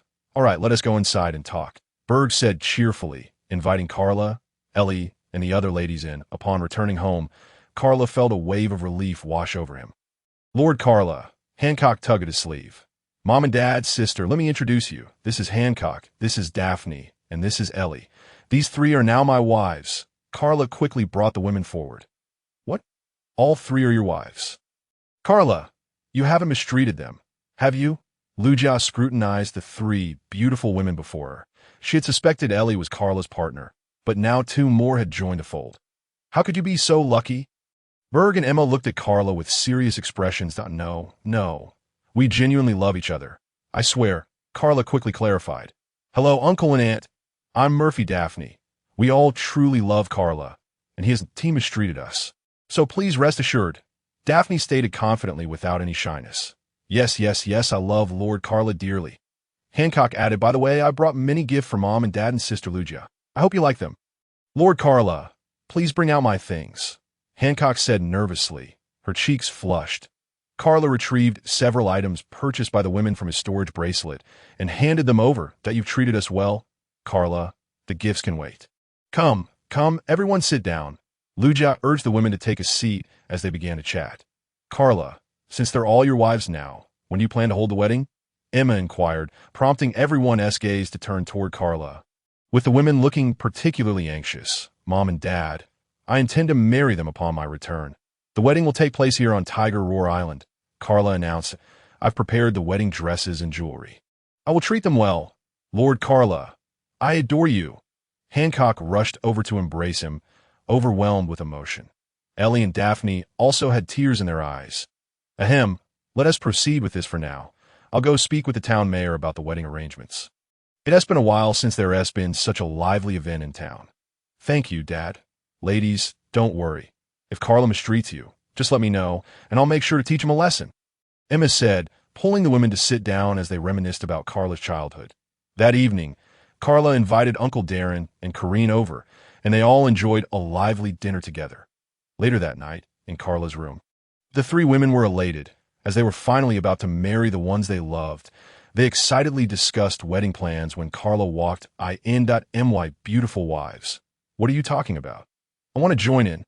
Carla quickly seated himself cross-legged on the bed. "Lord Carla, we were just discussing the wedding. We are finally getting married. I'm so happy." Hancock leaned against Carla, beaming. "By the way, dear husband, I want my brother to come back for my wedding." Ellie suddenly remembered that her brother was still on Jaya Island. "Lord Carla, I also hope that Grandma Nyo and my two younger sisters can attend my wedding. That's a given. In a few days. I'll go fetch them. Don't worry," Carla assured her. Daphne suddenly felt a bit melancholic. She wished for her parents to attend her wedding as well, wondering how they were doing and knowing they must be heartbroken without her. Carla took Daphne's hand, comforting her. "Daphne, from now on, I will be your support. We are all your family." "Sister Daphne, we are all your family." "Yes, I am fine, for I have you all, and Carl as well." Carl gently embraced her, understanding the emotions that stirred within Daphne at that moment. By the way, Daphne, wait a moment. Carl suddenly remembered he had yet to present her with the devil fruit. He leapt off the bed and opened the safe, retrieving the natural type cloud fruit. "Daphne, this is the devil fruit I prepared for you. The natural type cloud fruit," Carl exclaimed, holding the pineapple-shaped fruit adorned with cloud patterns. Is this the natural type devil fruit?" Ellie observed with curiosity. "So, shall we eat it now?" Carl extended the devil fruit towards Daphne. "Let's eat it now." Daphne responded with excitement. After all, this was a natural type devil fruit. Sister Daphne, you must consume the entire fruit for it to be effective, Ellie mischievously suggested, eager to see if Daphne would indeed finish it. However, she was unaware that Daphne was well informed about the devil fruit. Oh, so you wish to trick me, do you? Just wait and see how I teach you a lesson. Hancock, help me seize Ellie's hand, Daphne proclaimed, mounting Ellie as she extended her devilish claws. Oh, all right. Hancock hurried over to grasp Ellie's hand. Yikes. Hancock, don't come near. Ha. Daphne, stop scratching. Ha. I realized my mistake. The three women began playfully tussling on the bed. For a fleeting moment, the room was filled with laughter and light-hearted chaos, as Carl observed, muttering to himself, How white. No. How grand. Ladies, might we pause for a moment until Daphne has consumed the devil fruit? So, I may join in your merriment? Carl struggled to contain his excitement, marveling at the sight before him. I was wrong. I was wrong. First, Daphne, eat the devil fruit. Ellie seized the opportunity to escape from Daphne's grasp. Hee, I shall let you off this time. Daphne rose and took the cloud fruit, examining it closely, as if making a momentous decision. Then, with determination, she bit into the cloud fruit, and an indescribable flavor flooded her mouth, making it difficult for her to swallow. This is horrid. What on earth is this taste? Daphne grimaced, feeling nauseous. Ha, I felt the same way. Quick, have a glass of milk to rinse your mouth. Ellie poured a glass of milk and handed it to Daphne. Daphne accepted the milk and gulped it down gratefully. Phew, I feel revived. That was truly dreadful. Well then, shall we test your abilities? Carl expressed his eagerness to see what powers the cloud fruit bestowed. Let me give it a try. Daphne conjured clouds that floated gracefully throughout the room, savoring her newfound abilities before retracting the clouds. How does it feel? Sister Daphne, aside from elemental transformation, what else can your powers do? Hancock inquired, intrigued. Well, I can summon rain using the clouds, create thunder clouds to launch lightning strikes, shape massive cloud beasts to attack foes, and even craft a transparent-like cloud to conceal myself, among other abilities that I must further develop them. Daphne believed that the capabilities of the cloud fruit extended beyond what she had discovered. Surely you can create sky islands similar to the ones in the Sky Island. Indeed, that is quite simple. That's splendid that in the future, we must also focus on strengthening our bodies. Only with greater physical prowess can we fully utilize the abilities of the fruit. Although Carl knew Daphne understood this principle, he felt compelled to remind her, I know. Don't worry, Carl, Daphne assured him, recognizing that while the natural-type devil fruit was formidable, the essence of this world lay in physical strength and hockey. All right, then. Tomorrow you shall accompany me to fetch our guests, and upon our return, we shall wed. Understood? Thank you, Carl, for being here. I'm truly grateful to have met you.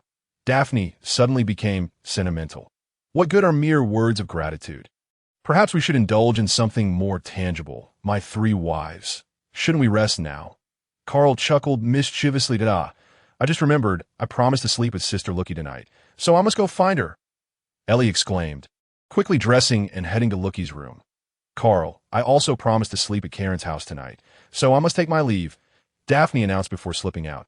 Well, how fortuitous. I had hoped we could all sleep together tonight.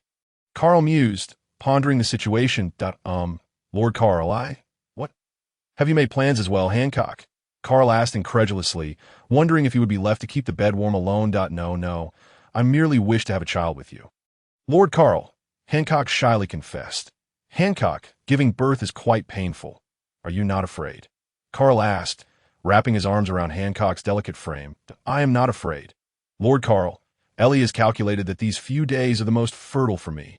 Hancock whispered softly. Then let us have a child. With that, Carl pressed his lips to Hancock's rosy ones.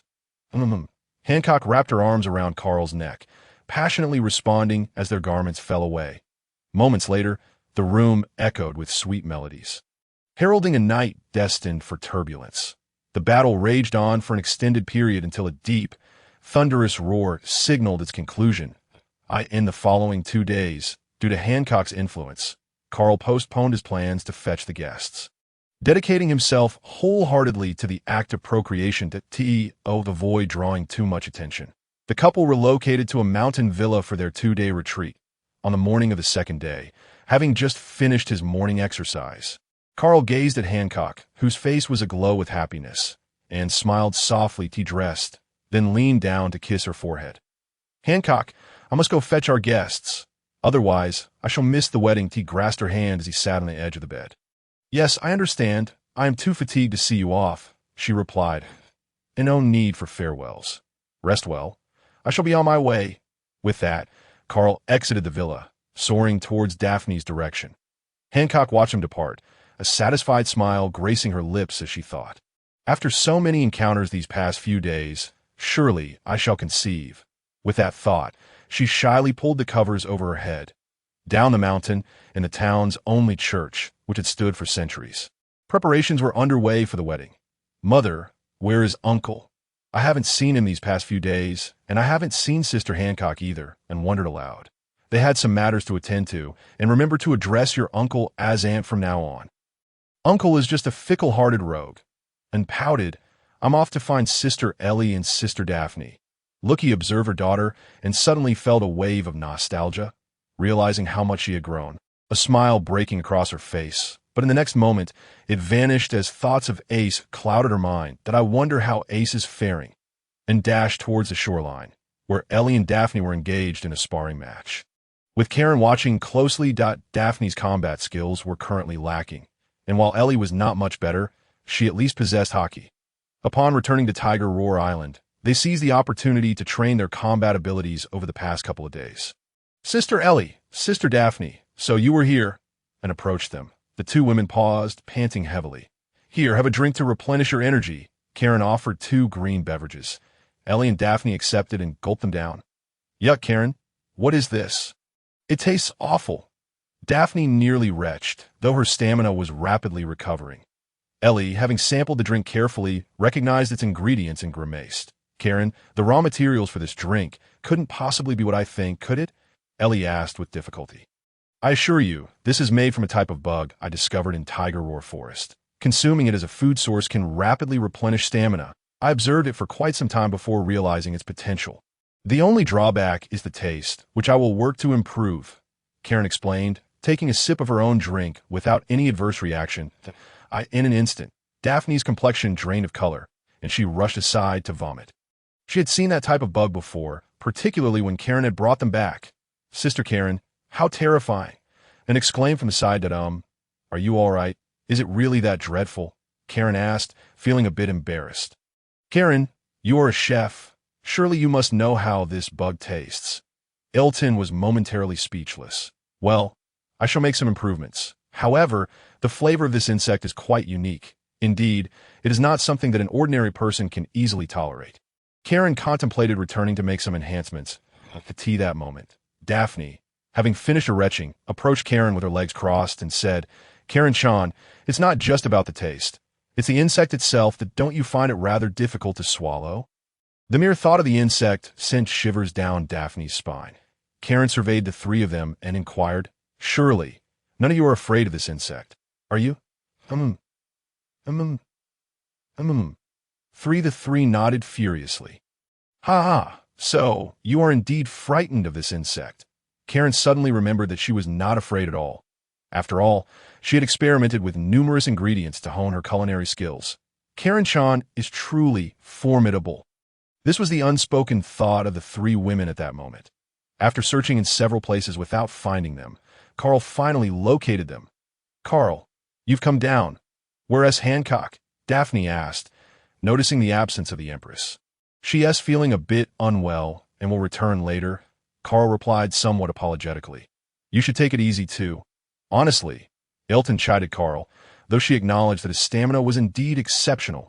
Uncle, where have you been these past few days? I couldn't find you anywhere. This is a drink I recently made. Karen and the others think it's rather good. This cup has just been sipped by Elton. Would you like to try it? And then picked up Elton's cup and presented it to Carl with a sincere expression. The 3 women, however, were struggling to suppress their laughter. I can make drinks now. Let me have a taste. Carl took a sip from Elton's cup. As soon as it touched his lips, a strange flavor flooded his mouth, somewhat unpleasant, making him want to spit it out. But then he reconsidered, thinking that it was made by and with considerable effort. So he ought to give her some credit. Carl set down the cup and said to him, Not bad. It's quite tasty. However, perhaps some improvements could enhance the flavor. The women could no longer hold back and burst into laughter. What is so funny? What are you laughing at? Did I say something wrong about the drink? Carl felt perplexed, wondering what was wrong with giving his niece a bit of face of, oh, it's nothing. Ha ha. I am, by the way. Carl, what brings you to us? Karen inquired at that moment. Oh, I almost forgot the main business. Daphne, you'll accompany me to pick someone up shortly, Carl said to Daphne. All right, then I'll go home first to take a shower and change. Daphne had anticipated she would be going out with Carl to pick someone up, but it had been delayed due to Hancock's susceptibility to pregnancy these past few days. You go ahead and wash up. ILL, fine, Mom and Dad. I might be away for a few days and need to inform them, Carl stated. Okay, you go and clarify things with them. I'll wait for you at home. With that, Daphne flew home to take her shower. Uncle, are you going to Fishman Island this time? If so, could you bring Shirahoshi along? And asked Carl. Yes, I will, this time with Daphne's cloud disguise, even if we're outside. No one will be able to see Shirahoshi.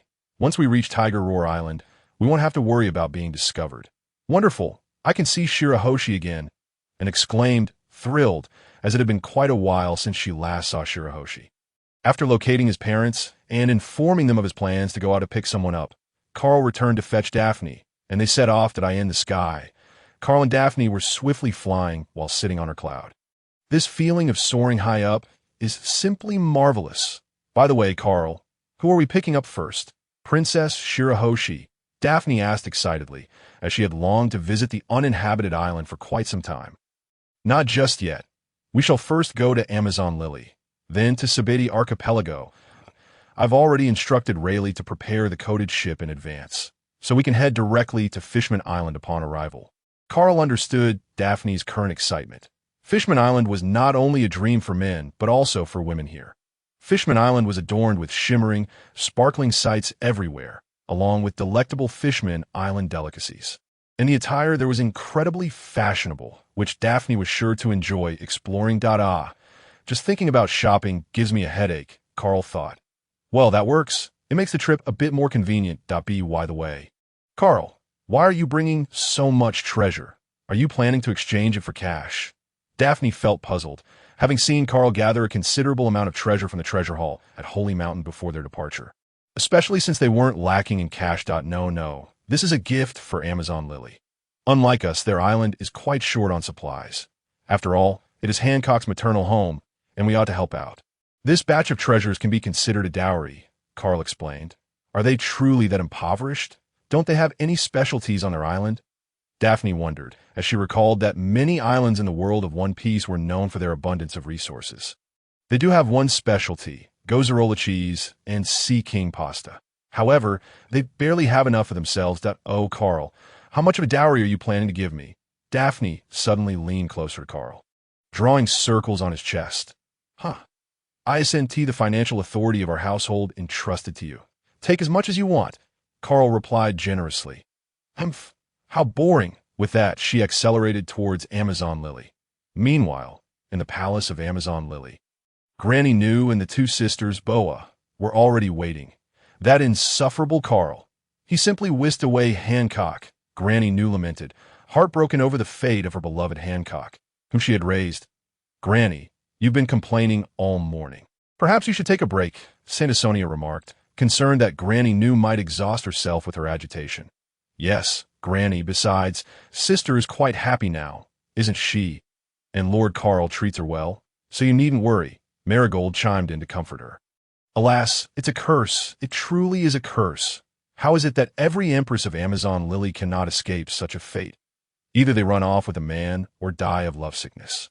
As Granny Nu spoke, she glanced at Elfrond, thinking, this child is giant blood.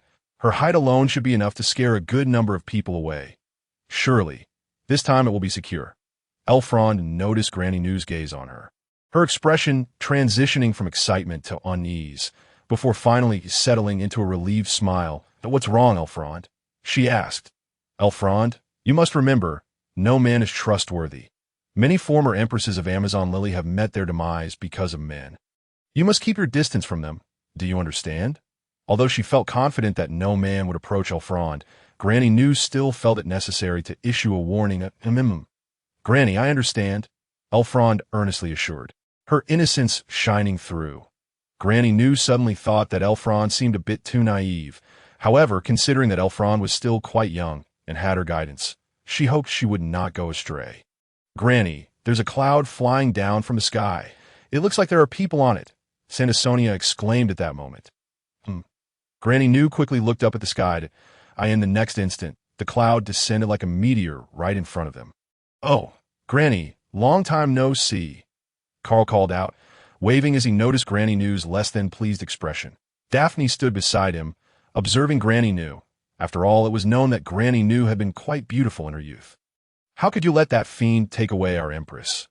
Granny New snapped, though the next moment her eyes widened in astonishment as she beheld a trove of treasures. Granny, this is my dowry from marrying Hancock. What do you think?" Carl straightforwardly displayed the treasures. "Humph, what else can be done now that you've whisked her away?" Suddenly, Granny New's attitude improved considerably. "And this, Granny, is a devil fruit I prepared for Elfrond." A Paramecia-type scent fruit. He then handed the devil fruit to Elfrond. "Oh, is this really a devil fruit?" Elfrond received the fruit with a hint of surprise, knowing from her time learning with Granny New that consuming a devil fruit grants immense power. "So you brought out the devil fruits? I suppose you have a bit of conscience. But what abilities does this scent fruit possess?" Granny New, upon seeing Carl present the devil fruits, was no longer angry and did not question the power of this Paramecia-type fruit. As she was aware that the powers of the superhuman fruit are indeed quite unique, the potential, once fully developed, would render one immensely formidable. The ability of this fragrant fruit, as its name suggests, is to emanate a scent akin to that of perfume that it can not only bewilder others, leading them into a state of illusion, but can also poison opponents stealthily. Other specific abilities will require AI Falanda to develop on her own. Carl was introducing the capabilities of the fragrant fruit to them. Is that so? That truly is a remarkable devil fruit. New Popo also grasped the formidable nature of this fruit and said to AI Falanda, "AI Falanda, you should consume it right away." "Oh, very well." New Popo, without hesitation, AI Falanda took a bite of the devil fruit, but her expression changed in the next moment. "Ugh, it tastes awful." "New Popo, I cannot swallow it." After a laborious gulp, AI Falanda was reluctant to continue. "It's all right. Just a single bite will grant you the powers of the devil fruit. There's no need to finish it." New Popo reassured her. Suddenly, a delightful fragrance wafted through the air. This was AI Falanda LA's fruit ability. "What an enchanting scent," Daphne remarked, realizing that this ability was something every woman would covet. She had once contemplated consuming this particular devil fruit herself, yet ultimately chose the natural type cloud fruit instead, now feeling a pang of regret.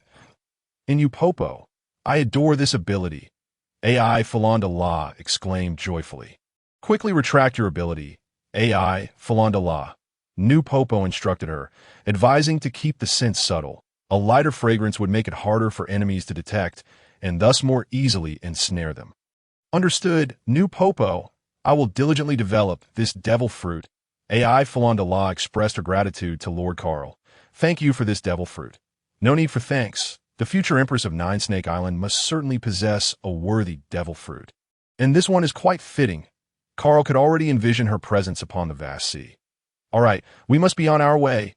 AI Falanda, the affairs of Nine Snake Island will be entrusted to you for the next few days. "The others will assist you," New Popo said to AI. Falanda understood. New Popo. Subsequently, Daphne conjured clouds, and upon their ascent, they soared away from Nine Snake Island. They then arrived at Gaia Island to pick up Benson, while Enelu opted to remain on Gaia Island, and Jerry was preoccupied with shipyard matters and did not accompany them. "Lord Carl, are we heading straight to Tiger's Roar Island next?" Mary Gollet inquired. "No, we'll first visit the Sabati Archipelago. We must also see Rayleigh and Shacky, and then make a trip to Fishman Island. After arriving at the Sabati Archipelago, you will wait a day. Then, when Daphne and I return, we shall proceed together to Tiger's Roar Island," Carl explained to the group. Fishman Island? It has indeed been a while. New Popo suddenly felt nostalgic. In the afternoon, they finally reached the Sabati Archipelago and headed directly to the Summer Bamboo restaurant.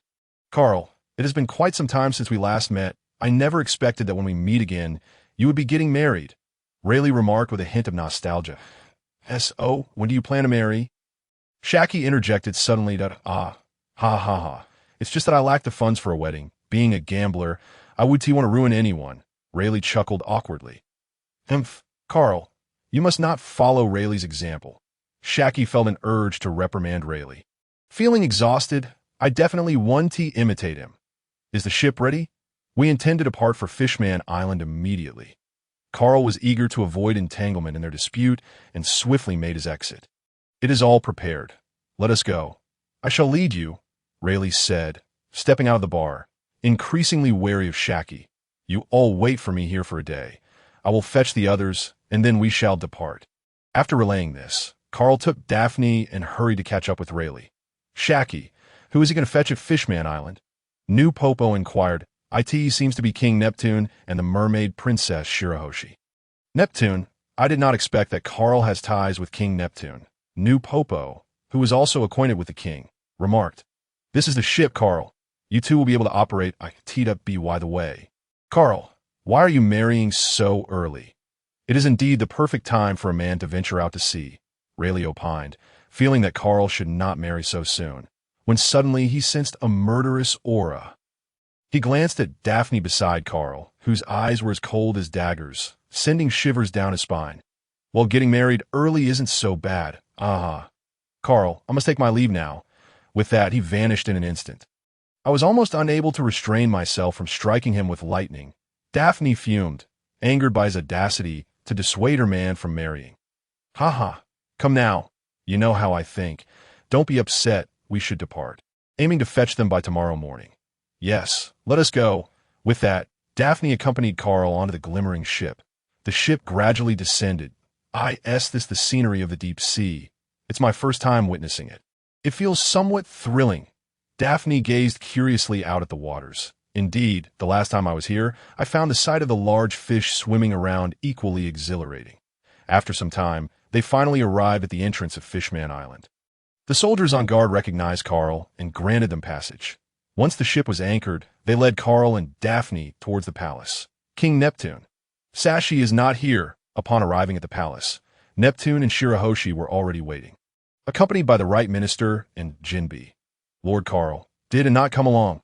Shirahoshi timidly asked. No, she did not come this time, as I am merely here to fetch someone. She is waiting for you on Tiger's Roar Island. After addressing Shirahoshi, Carl introduced Daphne to everyone. Lord Carl, allow me to introduce you to Jinbi, Neptune said. Tiger God Carl, it is a pleasure to meet you. I am immensely grateful for your assistance in resolving the troubles caused by Hody Jones during your last visit to Fishman Island. I never anticipated Hody would harbor such deep-seated hatred towards humans. Jinbi, who had not been present during the last incident, felt a sense of guilt upon learning of it from Neptune after returning to Fishman Island, particularly as he had been protecting the island since Fisher Tiger's demise. The Sea Knight Jinbi, I know you. Just call me Carl. There is no need for such formality. Carl held a deep respect for Jinbi. I must still express my gratitude to you, Lord Carl, for without your intervention, Hody would have undoubtedly committed even graver sins. Hearing Carl say this, Jinbi relaxed, for he had often heard of Carl's reputation at sea. The most recent occurrence was just days ago during the clash with Kaido at the Paradise. Such a significant figure warranted a cautious approach. Lord Carl, please rest in the palace. We shall set off tomorrow. Seeing the two engaged in pleasant conversation, Neptune felt reassured. With the Whitebeard pirates safeguarding Fishman Island and Jinbi negotiating with the world government, along with the addition of Tiger God Carl, Neptune was quite pleased. Very well, we shall depart tomorrow. There is still ample time. Carl followed Neptune and the others into the palace. Princess Shirahoshi, greetings. I am Daphne, one of the brides for this wedding. Daphne looked at the mermaid princess with great curiosity. Might it be that Lord Carl has several brides? Bai Xing was momentarily taken aback.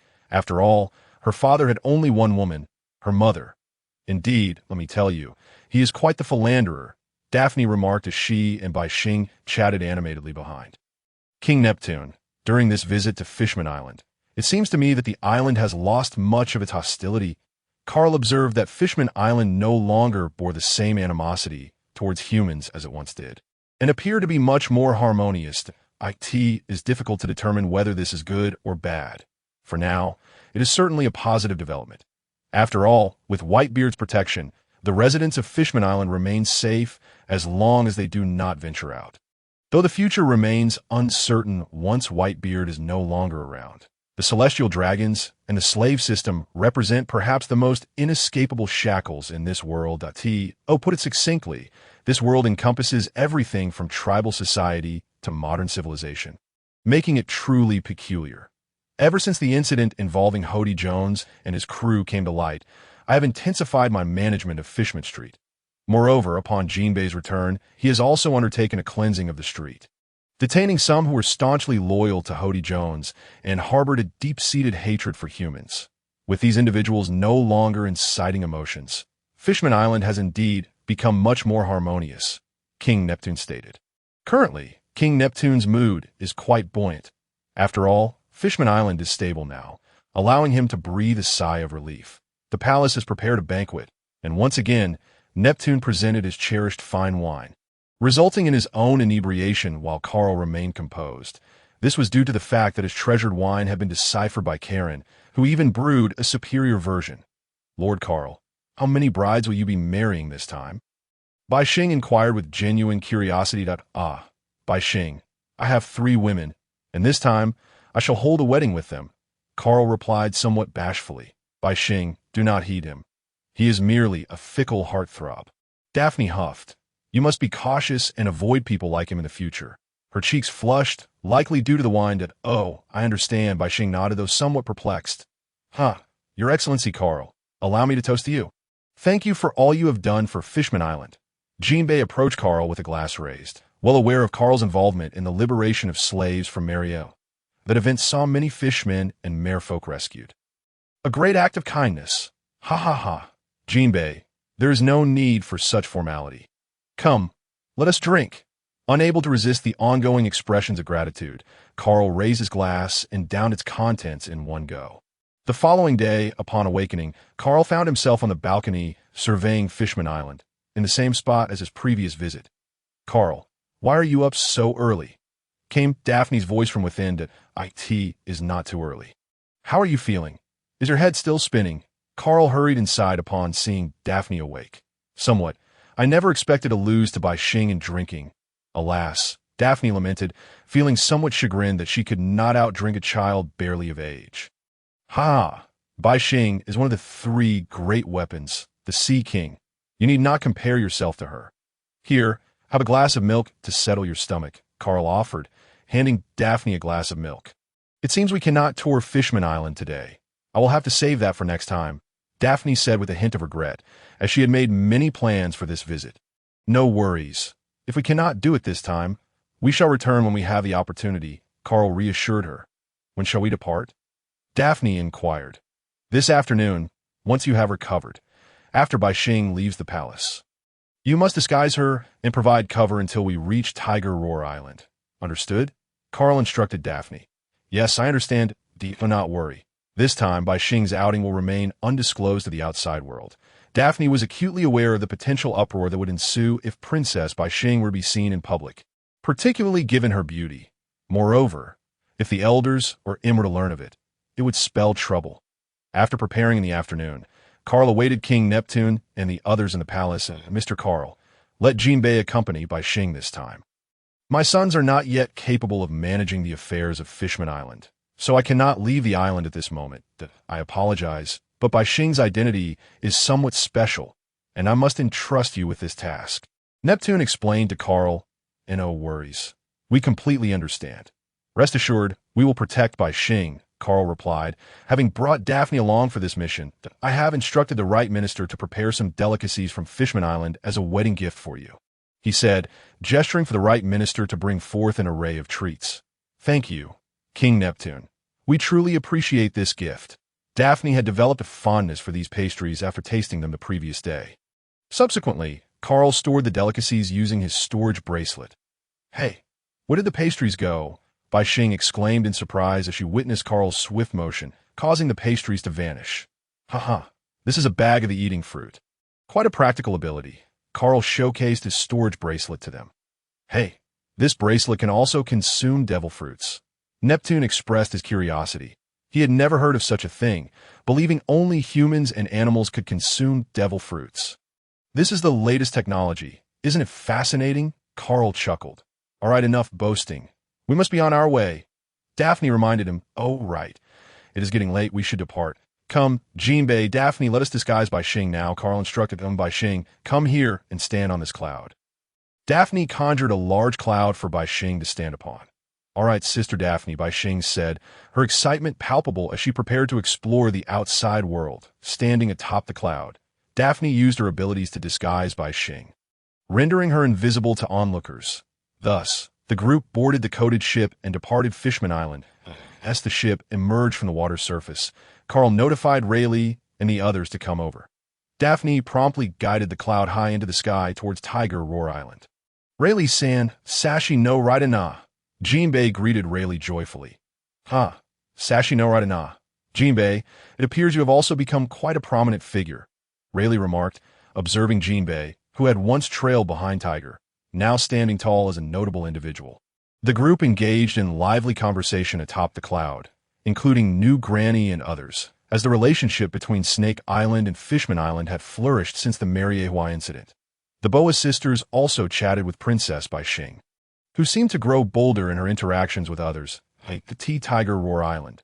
Hancock and the others awaited their arrival, with the most delighted being Anne, who had not seen her beloved Princess Bai Xing in ages.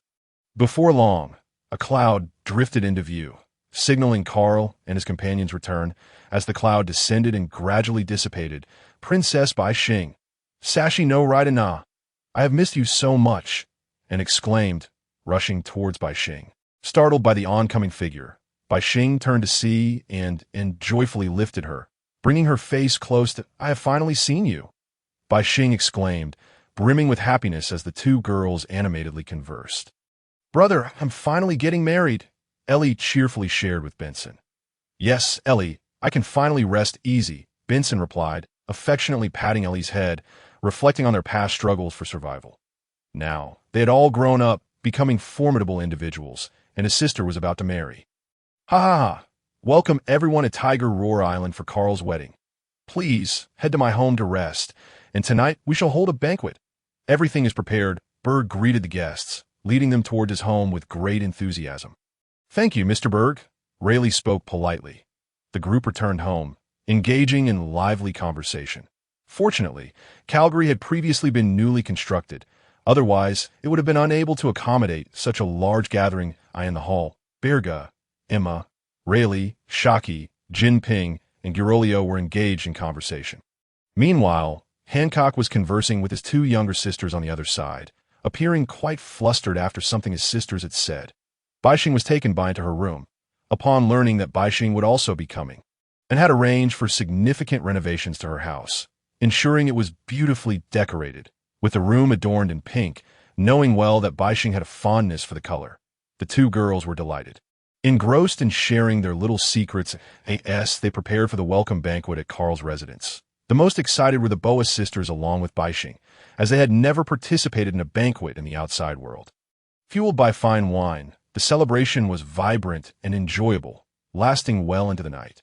The following day, Carl rose early to inspect the church, which had been beautifully decorated, awaiting the wedding 2 days hence. At this moment, Daphne arrived, and the two exchanged sweet smiles. Daphne, do you feel that something is still missing from the wedding venue? Carl inquired. Nothing seems to be missing. Are you planning a surprise? Daphne replied. Her spirits lifted. Well, Daphne, if the ground were covered with fluffy white clouds and colorful clouds floated above, wouldn't that resemble a celestial realm? We would be wed in a paradise, with you as a celestial fairy. Carl mused, believing Daphne could use her powers to transform the place into something ethereal. How could I have overlooked that? She exclaimed, immediately setting about making it a reality, thinking to herself how romantic this man truly was. Under their joint efforts, the venue transformed into a palace of ethereal beauty, and both were satisfied with their creation. 2 days later, everyone arose early and the three brides were taken to prepare for their makeup and wedding dresses. The town buzzed with excitement, all aware that Carl was marrying three women. The church was packed with guests, and a band was present, with Daphne having composed the wedding march, astonishing Carl with her musical talent and remarkable memory. The air was filled with enchanting atmosphere, creating a truly picturesque setting. Rayleigh presided over the ceremony, having been requested by Shaki to don formal attire, making him appear rather distinguished, hardly resembling the infamous underworld king. Soon, the wedding commenced. Carl, dressed elegantly, stood on the platform awaiting the arrival of his three brides, exuding charm and grace. As Rayleigh announced the commencement of the ceremony, the band played the wedding march, and the crowd parted to form a path. Before long, the brides appeared, with Shaki leading them gracefully toward the church, each bride accompanied by two page boys and page girls holding their train as they passed. The crowd erupted in enthusiastic applause, and the ushers seized the moment to shower them with petals. Shaki led the brides to Carl, offering a few words of encouragement to cherish them well. Under Rayleigh's guidance, Carl and the three brides proceeded through the wedding rituals step by step. Finally, as Rayleigh declared, Carl was united in matrimony with Ailey, Hancock, and Daphne, and the venue erupted in resounding applause. Berga, Emma, and the old lady wept tears of joy, filled with pride for their children who had found their rightful partners. And in Baishing were overjoyed, as they both loved lively celebrations. The newlyweds raised their champagne glasses, filled only 8/10 full, a symbol of a harmonious marriage to come. Let us sincerely wish the newlyweds a lifetime of happiness, unwavering unity, and early blessings of children. The wedding concluded with Rayleigh's voice resonating through the air. Next came the grand banquet for the entire town. The day was destined to be a lively affair. After the wedding, Rayleigh changed back into his spotted attire and reveled in the fine wines. The atmosphere was filled with laughter and merriment, and the celebration continued until the early hours of the next morning. Some returned home to rest, while others simply fell asleep on the ground. Carl and his three brides also returned home, changing into nightwear and lounging on the bed. "Lord Carl, I am so happy. I have finally become your wife," exclaimed Hancock, brimming with excitement. "Carl, I look forward to our future together," Daphne said, gazing affectionately at him. "My dear wives, we are now bound for life. Rest assured, I will always love you." Carl stated earnestly, "Yes, yes, yes, we shall always be together." Ailey chimed in, "So, my lovely wives, shall we consummate our union?" Carl inquired, gazing at his three beautiful companions. They replied shyly in unison. The evening's activities continued until nightfall, and Carl smiled contentedly at the rosy blush on their cheeks. Ultimately, Hancock nestled against Carl, wrapping her arms around Ailey and Daphne, drifting off to a blissful slumber. 3 days later, at the harbor of Tiger Howl Island, Carl was to send Rayleigh and the others back, while also initiating their delivery service plan. And Baishing felt a twinge of sadness at the impending separation. "Will you come to Fishman Island to visit me?" Baishing asked, holding his face, her large pearls falling freely. "Don't cry, my darling Baishing. Promise you'll think of me when you return, okay? My uncle has told me that once I come of age, I can set sail on my own. I will come to find you then," and assured Baishing ate the tea last. Baishing boarded the Tiger God's ship, which Daphne levitated with her powers. Although the ship could fly, it was no match for the speed of Daphne's clouds. In the afternoon, the group arrived at Gaia Island, where Adrian had successfully persuaded Captain Dillon to bring Zoe along. Carl gifted Zoe the enormous beef fruit, after which he asked Adrian to help her familiarize herself with her abilities through practice, as the plan would officially commence upon his return. Soon, Carl and the others delivered the old lady to Nine Snake Island, and upon reaching the Sabeti archipelago, Rayleigh and Shaki disembarked, with Rayleigh's assistance. The Tiger God underwent its coating before setting off to return Baishing and Jinping to Fishman Island. "Mr. Carl, when will your delivery company officially start operations?" Jinping inquired. "In about a month, as we first need to produce a substantial number of giant bees." Daphne replied to Jinping, "Once you begin operations, Fishman Island would like to do business with you as well. I hope to establish some stores on other islands to sell Fishman Island's specialties. And perhaps the delivery could be entrusted to your company," Jinping shared. "That sounds like an excellent idea. I believe many will be eager to purchase Fishman Island-esque products, Daphne remarked, envisioning the abundance of treasures from Fishman Island. Ha ha ha, I think so too, but ultimately it will depend on King Neptune's decision, Jinping responded. After half a day of descent, the tiger god arrived at Fishman Island. Neptune, relieved to see his daughter return safely, noted that her courage had grown during this journey, a positive development. Subsequently, Jinping informed Neptune about the potential business with Carl's delivery service, which Neptune wholeheartedly supported, as it would allow him to sell the island specialties. Carl and his 3 brides spent 2 days exploring Fishman Island before returning, as Daphne's heart was already set on the company headquarters in Gaia Island. Ailey was also eager to return, as her research was nearing completion, and she was determined to successfully replicate the devil fruit. Hancock had little to occupy her, but would soon return to Nine Snake Island, as she was still the Empress of Amazon Lily. Until Everlandra matured, Hancock felt it necessary to return, although she had relinquished command of the Nine Snake Pirates, now led by Everlandra under the guidance of the Old Lady, upon their return to Gaia Island. Daphne immediately immersed herself in her work. The 20 guards trained in armed color hockey brought from Tiger Howl Island had already arrived. Then, 100 individuals from the previously trained pirate Gardner Benson were selected and divided into 10 teams, each led by 2 guardians from Tiger Roar Island. They were dispatched to the 10 islands of the Paradise, which included Water 7 and Alabasta, as well as Drum Island and the Sabati Archipelago, among others.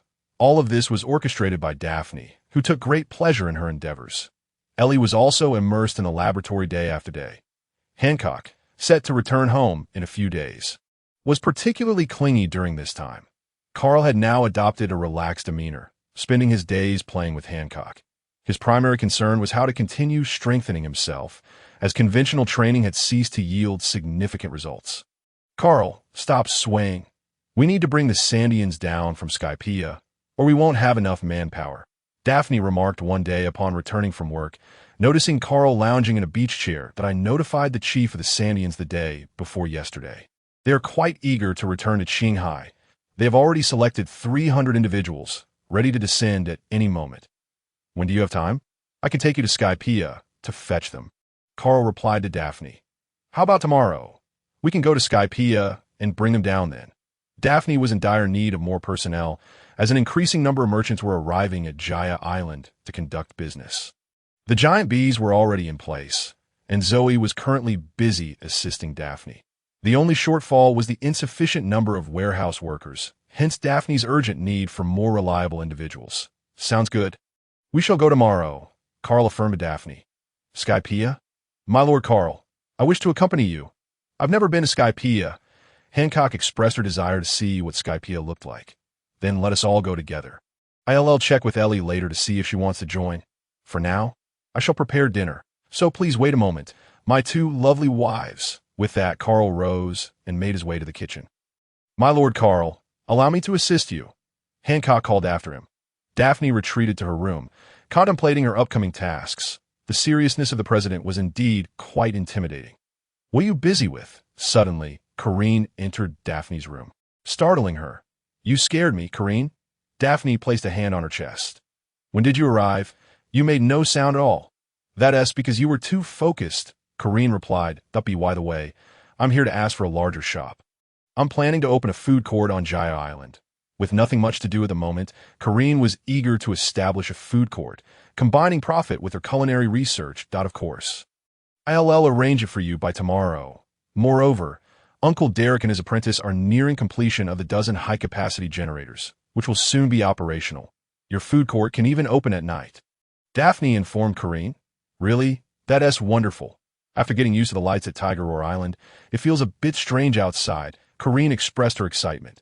Jaya Island would finally have electricity like Tiger Roar Island. Corinne, would you like me to help design the food court? I have plenty of design ideas from my past life, Daphne offered, her mind brimming with concepts. Absolutely. Thank you, Daphne. Corinne gleefully planted a kiss on Daphne. Dinner is ready, my wives, Carl called out, noticing Corinne's presence and feeling a bit disheartened that she hadn't come earlier, or else he wouldn't have had to cook. Captain, I should be able to sample your culinary skills occasionally. Corinne chimed in. Besides, I came to discuss something important with Daphne. What crucial matter could you possibly have for Daphne? Carl doubted her intentions. Corinne came to see me about opening a food court on Jaya Island. I think it's a splendid idea, and I'll help her design it. It's bound to be a hit, Daphne explained. At a food court? That sounds delightful. I won't have to cook anymore. Carl eagerly supported Corinne's venture. By the way, where are Benson and Enelu? I haven't seen them around lately. That you're still the captain. Yet they've gone out to train. They mentioned you're busy that day and decided to leave. Daphne replied, slightly annoyed. Are they really that intense with their training now? I can't seem to muster the energy. Conventional training is no longer effective for me. I'm truly troubled, Carl lamented, as he found it increasingly arduous to enhance his strength. Carl, let us eat before it gets cold. Hancock interjected, unable to hold back as their conversation continued, risking the meal to become unpalatable. Oh yes, let us eat. If you're not eager to dine, your thoughts might be muddled. You two go ahead. I'll fetch Ellie, Carl said before heading toward the laboratory. Captain, your cooking is quite good. You might want to explore culinary arts more seriously, Corinne remarked, finding the evening's meal quite satisfactory and believing there was potential for improvement. I think I'll pass on that. I don't have the time, Carl replied, still yawning. By the way, Carl, have you considered incorporating gravity training methods? Perhaps something like a gravity machine, Daphne suggested, recalling how Goku used a gravity machine in Dragon Ball to great effect. Carl's eyes lit up at the mention of a gravity machine. A gravity machine. That might be an excellent idea, but we currently lack the technology. I wonder if Vinsmoke Judge could create one. Surely, he could. If he could devise battle suits, a gravity machine should be a piece of cake for him. It's not much more complicated than a battle suit. Daphne believed it was feasible. Sometimes she even contemplated capturing Vinsmoke Judge to dedicate himself to developing a universal capsule. If successful, it would be immensely profitable. She was certain it would be a sensation in this world. Sounds plausible. Vinsmoke Judge, Carl mused. Daphne, what are you thinking? Your smile seems rather sinister, Hancock observed, sensing something unusual in Daphne's demeanor. What are you plotting? Speak up. Ellie moved closer, sitting beside Daphne. It's nothing, Carl, if you go to find Judge. Please take me along. I have some important inquiries for him as well, Daphne said to Carl. Understood, Carl replied, slightly puzzled but willing to comply. The following morning, while Carl and Hancock were still in slumber, Daphne roused them from their sleep. Wake up! Have you two even checked the time? Daphne glared at the two, who were still wrapped in each other's embrace. That we agreed to go to Skypiea today to fetch people. I also need to help Corinne design the food court this afternoon. I have so much to do. It's still early. I sent it. Why the rush? Carl said, stretching lazily as he rubbed his eyes. My lord Carl, I'm not dressed. The blanket has slipped. Hancock quickly pulled the covers back over herself, revealing more than she intended. Hancock, hurry up. Didn't you say you wanted to go to Skypiea today? If you don't get up soon, I'll leave with Carl without you. Daphne handed Hancock her clothes. I'm getting up. I'll go.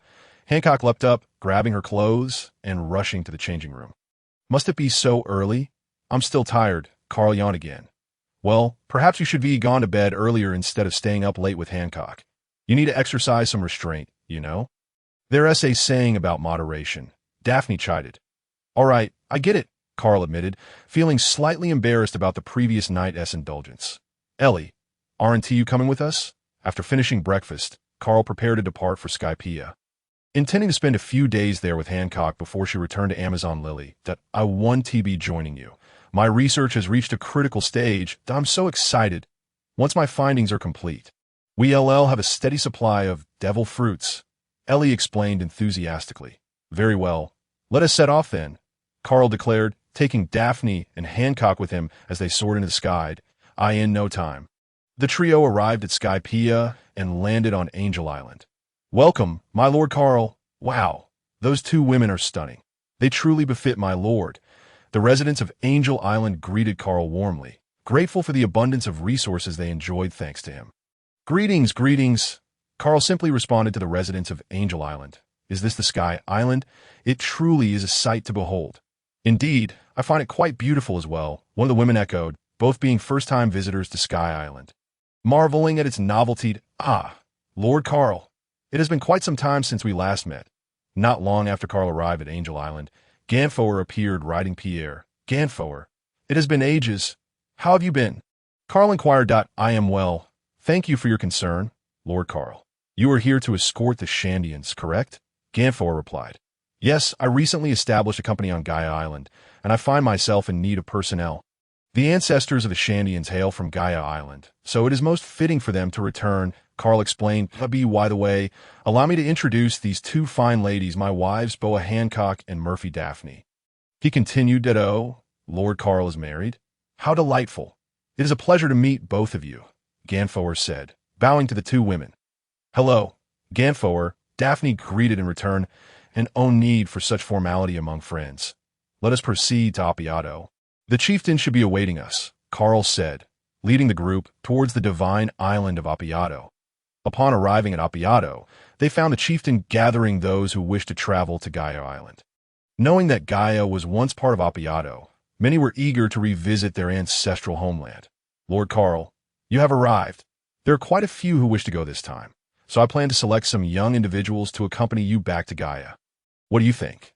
The chieftain proposed, secretly wishing to join them himself. That is acceptable. You may choose both young men and women, but they must possess a certain level of strength, Carl replied, observing the group of young people, including Weepa, Kamakili, Brahm, and Jibao, all of whom displayed great potential and could become formidable fighters after training. That I understand, Lord Carl. However, I will need a bit more time to finalize my selections. The chieftain responded, no problem.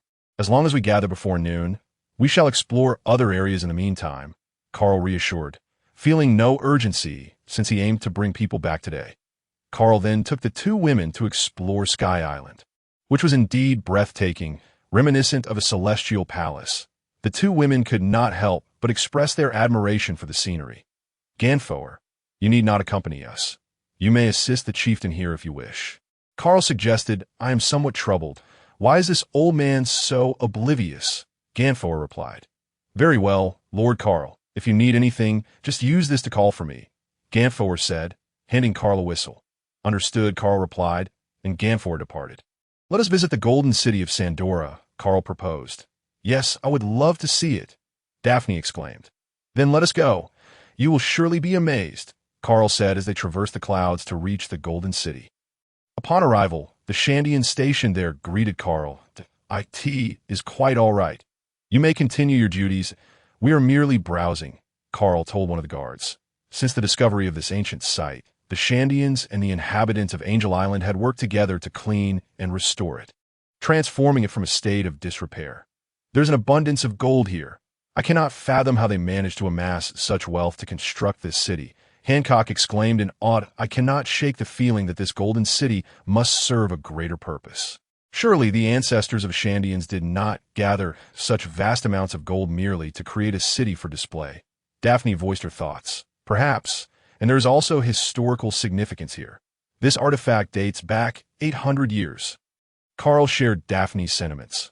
After wandering for a while, the trio exited the city, still struck by its splendor. They made their way to the Divine Palace, which had once been Enel's domain, later claimed by Carl as his residence on Sky Island.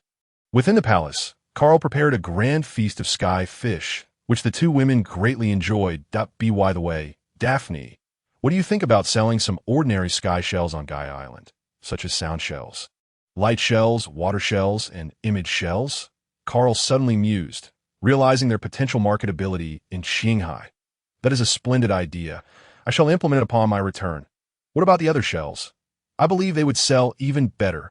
Daphne remarked, the combat-capable shells will not be sold, except for our own guards in the future. I plan to trade them with the Revolutionary Army. I'm certain they would find them quite appealing. Carl explained, I see now, Daphne acknowledged. The shells here are truly marvelous, especially the sound and image shells that I wish to use these to capture countless moments of my life with you, Lord Carl, so that whenever I miss you, I can simply take them out and reminisce, she said, gazing at Carl with admiration. Silly girl, is it not better to see the real thing?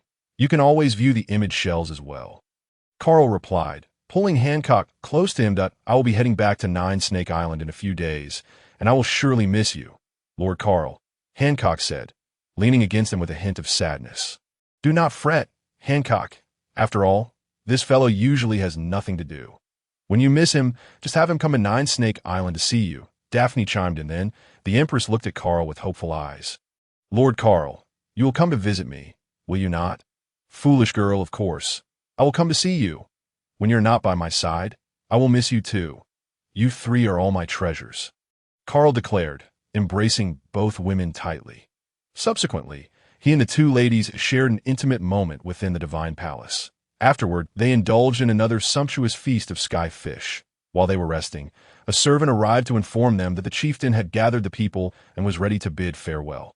Allowing them to depart with Carl, as they approached the chieftain, they were met with a sea of eager faces. Chieftain, why are there so many people? This appears to be more than 300.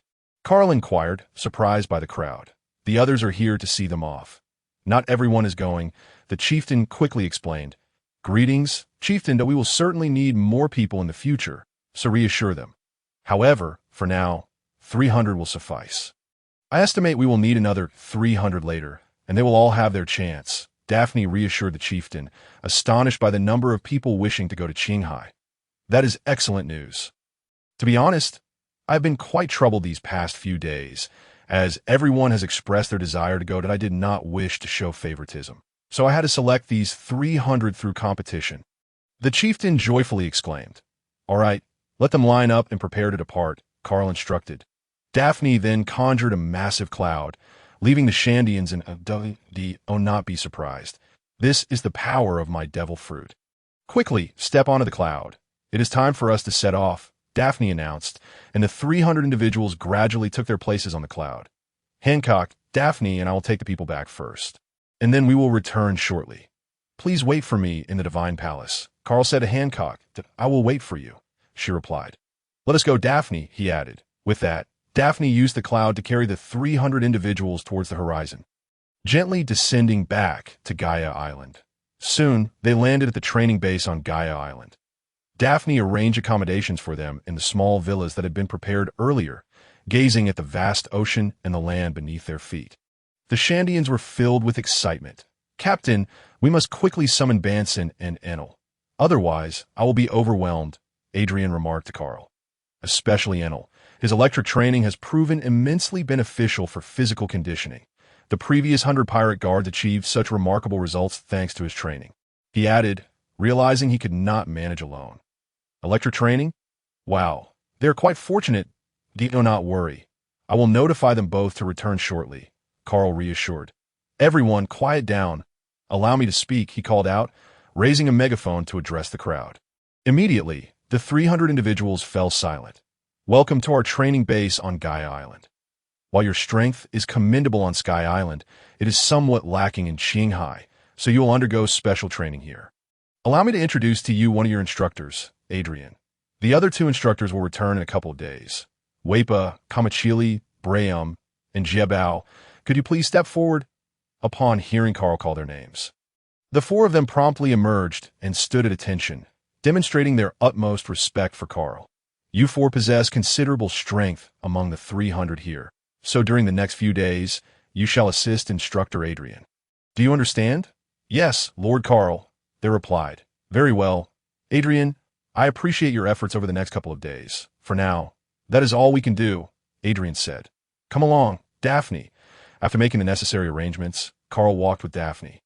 By the way, let us go check on the progress of Zoe's bees, Carl suggested. There are already over 2,000 mutated bees, and these bees exhibit a remarkable degree of sentience. They can comprehend basic language. As long as they carry Zoe's honey, they will heed her commands. Daphne frequently visits Zoe, hence her knowledge of this. Doesn't that require a substantial amount of honey? Can Zoe produce enough honey to sustain them? Moreover, these bees need to feed as well. Carl mused that with only 2,000 mutated bees at present, the demand for honey would skyrocket as their numbers increase. You'll find out shortly, came the reply as the two entered the forest where Zoe's mutated bees were kept. Soon, they arrived at Zoe's location, where an overwhelming swarm of bees filled the air. These bees were about 1 meter long and over half a meter tall, inducing a sense of trepidation. Zoe, how are things going?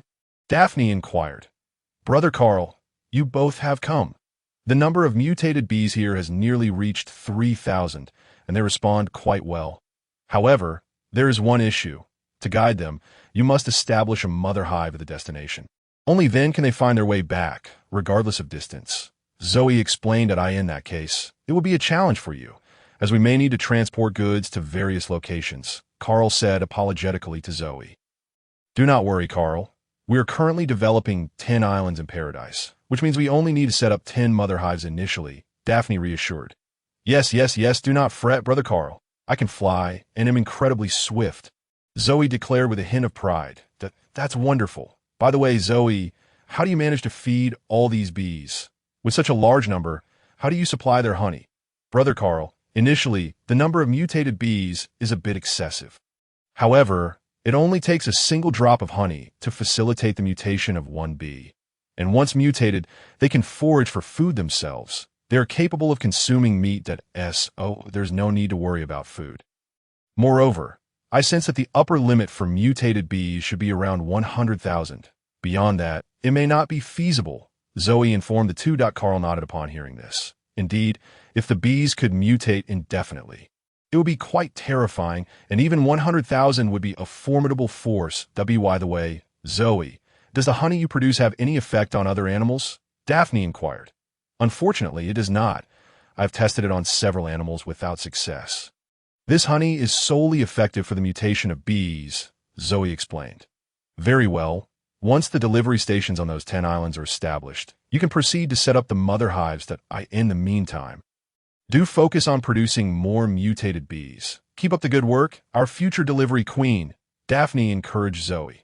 Rest assured, Daphne, together we shall establish delivery stations across the globe and ensure that everything is delivered to every corner of this world, Zoe proclaimed with confidence. Ha! Go for it. I believe in you. We must take our leave now, but do visit Adrian when you have a chance. He mentioned that you have been too busy to pay him any mind lately. Carl recalled with a chuckle that Adrian is quite the character, always blabbing. Zoe responded with exasperation.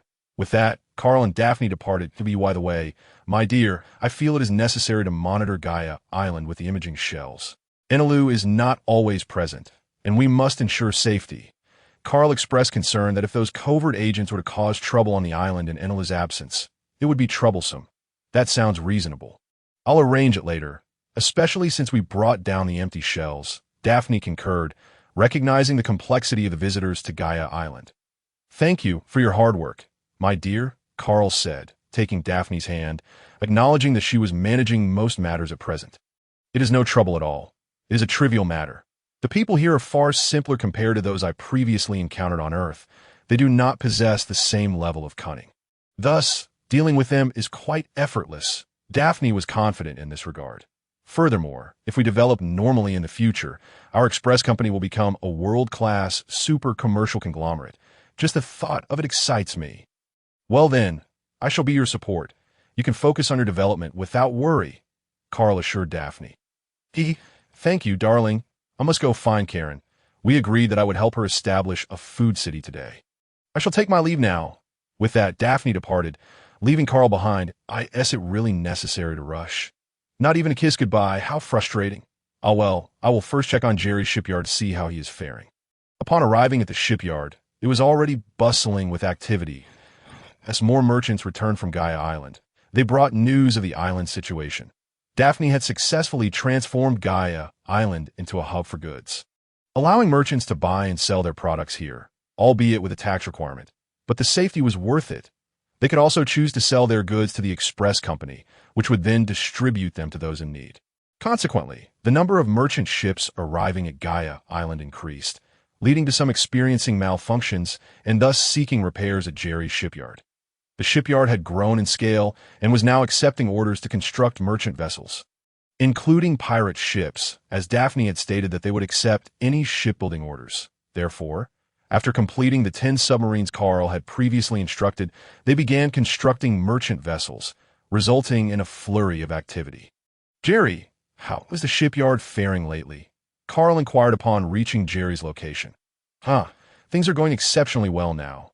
The shipyard is operating smoothly. The shipbuilders are quite busy and fulfilled. Previously, there were concerns about not receiving orders. But now everyone is at ease, eager to work harder and earn more berries to provide for their families, Jerry shared. radiating happiness and fulfillment. That is excellent. Should you encounter any unresolved issues, just reach out to Daphne. Carl advised that I understand, Captain, and Mrs. Daphne has provided me with numerous practical suggestions. Managing things has become quite effortless. Jerry had not anticipated that Mrs. Daphne would possess such intelligence and insight into management matters. Very well, I shall take my leave now. After confirming that everything was running smoothly, Carl felt reassured and decided to head to the Sky Island. Otherwise, Hancock would be anxiously awaiting his arrival before long. Carl arrived at the Sky Island and made his way directly to the Divine Palace. Hancock, I'm back. Did you miss me? Carl called out as he approached the Empress, who seemed lost in thought. Gazing at the distant sea of clouds, of course, I missed you. I think of you every moment, Hancock replied, turning to lean against Carl's chest. Hee, let us go grab a bite. I'm a bit hungry after flying up here. With that, he took the Empress's hand and led her toward the dining hall. In the dining hall, Carl savored the delectable sky fish dishes while Hancock, seated beside him, watched him eat with a dreamy expression. What is wrong, Hancock? Aren't you eating? Is it not to your liking? Carl asked, noticing her gaze fixed upon him. No, I'm just not hungry yet. I simply enjoy watching you eat, the Empress replied, her cheeks slightly flushed. Silly girl, eat something first, then we can ride the wyvern afterward. How about that? As Carl gazed into Hancock's eyes, filled with adoration for him, a warmth blossomed within his heart. Shall we ride the wibba? Splendid, he exclaimed, in mere moments. She finished her portion of the empty fish dish, her speed rendering Carl momentarily speechless. Hancock, feeling a touch embarrassed, expressed her eagerness to ride the wibba with Carl, having been lost in thoughts of their adventure together, which led her to eat hastily. Oh, how unbecoming of her to reveal such a lack of ladylike composure in front of Carl. Fear not, Hancock, I cherish every aspect of you, Carl reassured her promptly. Really? Hancock leaned closer, her curiosity piqued. Absolutely. You are my wife, after all. Whatever you do delights me that I'm full now. So let us proceed to ride the wibba. However, you must change into a different outfit. The chi pao is not suitable for riding. Carl remarked, eyeing the imperial purple of Hancock's attire. Oh, but I only possess the chi pao. What shall I do? Hancock responded, a hint of urgency in her voice. How about donning a battle outfit? I have a purple one that should suit you well. Carl suggested, retrieving a purple jar for her. Very well, I shall give it a try, she replied, taking the jar and dashing to her room. Before long, she emerged clad in the purple battle attire, exuding an irresistible allure. Carl stood captivated by her appearance. What do you think? Hancock beamed, showcasing her figure. Absolutely splendid. It complements you perfectly, Carl declared with enthusiasm. Hee, then let us be off, Hancock thought to herself, elated by Carl's admiration. Shortly thereafter, they arrived by the empty river. When it comes to crafting wibbas, the unparalleled expert is undoubtedly Pagaya, and so they made their way to his abode. Greetings, Lord Carl, Pagaya exclaimed, astonished by Carl's unexpected visit. No need to be nervous, Pagaya. We are here to purchase a wibba, Carl stated straightforwardly to alleviate any misconceptions. Of course. Right this way, Lord Carl. Cornus, keep an eye on the house. I shall return shortly, Pagaya instructed his daughter, who was still quite young and timid. All right, father, she replied. Following Pagaya, Carl was led to the workshop where the wibbas were fashioned. After selecting a wibba, Carl departed, leaving Pagaya in a state of excitement. After all, it was Carl who had come to procure his wibba. Hancock, come here and hold on to me from behind. Yes, Lord Carl, she responded, climbing onto the wibba and wrapping her arms around him. Carl could distinctly feel the pressure from behind, causing his heart to race, while Hancock blushed slightly. Hold on tight. I'm starting now, he announced before accelerating the wibba towards the forest. Riding the wibba with Lord Carl makes me so happy, Hancock exclaimed. And Carl couldn't help but smile in response, continuing to navigate the wibba along the empty river, both content to simply relish their time together. They enjoyed several days on the empty island. But old Granny Nyo persistently urged Hancock to return home, compelling him to head back to Guaya Island. Darn that Granny Nyo. When I return, I shall petrify her. Hancock fumed, having relished their time together. only to have her joy interrupted by Granny Nyo's insistence. Now, Granny Nyo merely wishes the best for Nine Snake Island. After all, you are still the Empress of Amazon Lily, Carl consoled her. Since you say so, Lord Carl, I shall forgive her. When shall we return to Guaya Island? Hancock asked, feeling a pang of sadness at the thought of leaving. Shortly, we will rest for the night on Guaya Island, and I shall escort you home tomorrow. Carl replied that, in the afternoon. They returned to Guaya Island. Upon arriving at the villa, they found Daphne, Ellie, and Carlin grilling and enjoying drinks that, the honeymooners have returned home. Daphne teased them. Sister Daphne. Hancock pouted playfully. Uncle, Sister Hancock, suddenly, and dashed out from inside. When did you return from Tiger Roar Island? Carl was surprised to see in the day before yesterday. I called Sister Daphne to pick me up. I was quite bored on Tiger Roar Island. It's far more comfortable out here, and replied. All right, Hancock, do you want some grilled meat? Ellie asked. I feel a bit unwell and might vomit, so I shall pass. Hancock admitted, feeling a sudden wave of nausea at the thought of grilled meat. Are you unwell, Hancock? Come with me. I'll check you over, Ellie said, concerned. Thank you, Sister Ellie, Hancock replied as Ellie led her to the medicine room. Uncle, what did you eat today? Why is Sister Hancock feeling unwell? And inquired. Not much. We only had empty fish. I'm perfectly fine, Carl remarked, puzzled. Don't worry. Perhaps this is a good sign. Darling, you might want to prepare yourself, Daphne suggested, recalling the days when Hancock and Carl had spent 3 consecutive days together during her fertile period. Are you saying Hancock might be pregnant? Carl asked, a glimmer of excitement in his eyes. What do you mean by that? Carlin asked, perplexed, then looked similarly confused, having heard Daphne mention it could be a good thing. I merely suggested it might be possible. Don't forget that during those days, you two were quite busy, Daphne clarified. Carl pondered this, and combining it with Hancock's current reactions, he felt a burgeoning sense of certainty. Shortly after, Ellie and Hancock emerged, both beaming, with Hancock's cheeks flushed. What is the verdict, Ellie? Carl rushed to ask. My dear, I think it's best if Hancock shares the news with you, Ellie suggested, wishing for Hancock to reveal the moment herself. Carl's anticipation turned towards Hancock. Lord Carl, I am pregnant, Hancock shyly declared, overwhelmed with joy at finally carrying Carl's child. Is that true? Hancock, I'm going to be a father, Carl exclaimed, exhilarated, experiencing something he had never encountered in either of his lives. Indeed, darling, I have checked multiple times, Hancock affirmed, her happiness palpable. I'm going to be a father. Hancock, Carl lifted her in sheer joy. Sister Daphne, does that mean I'm going to have a little brother or sister? And asked Daphne, thrilled at the prospect of having a little sibling to tease. What sister? You'll need to start calling me Annie from now on, Daphne exclaimed, equally excited. I must notify everyone to come and share this wonderful news. We shall host a banquet tonight. Carlin, I entrust tonight's preparations to you, Carl declared enthusiastically. No problem. I'll handle the cooking, Carlin replied.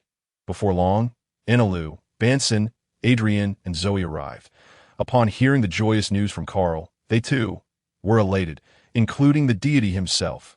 The evening was filled with clinking glasses and exuberant laughter, creating a vibrant atmosphere brimming with celebration.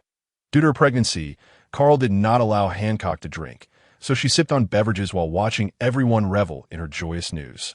Observing her beloved Carl, she felt an indescribable sweetness in her heart. The festivities continued until midnight, and Carl found himself quite intoxicated. The following morning, Carl finally embraced the reality of becoming a father. Feeling an exhilarating thrill, since Hancock was pregnant, he decided against sending her home immediately, wishing for her to stay a few more days. Carl also made arrangements to visit Hancock once a month. Upon waking, he tended to Hancock with utmost care, his overly cautious demeanor causing her a hint of exasperation. But dear husband, I cannot simply sit idly.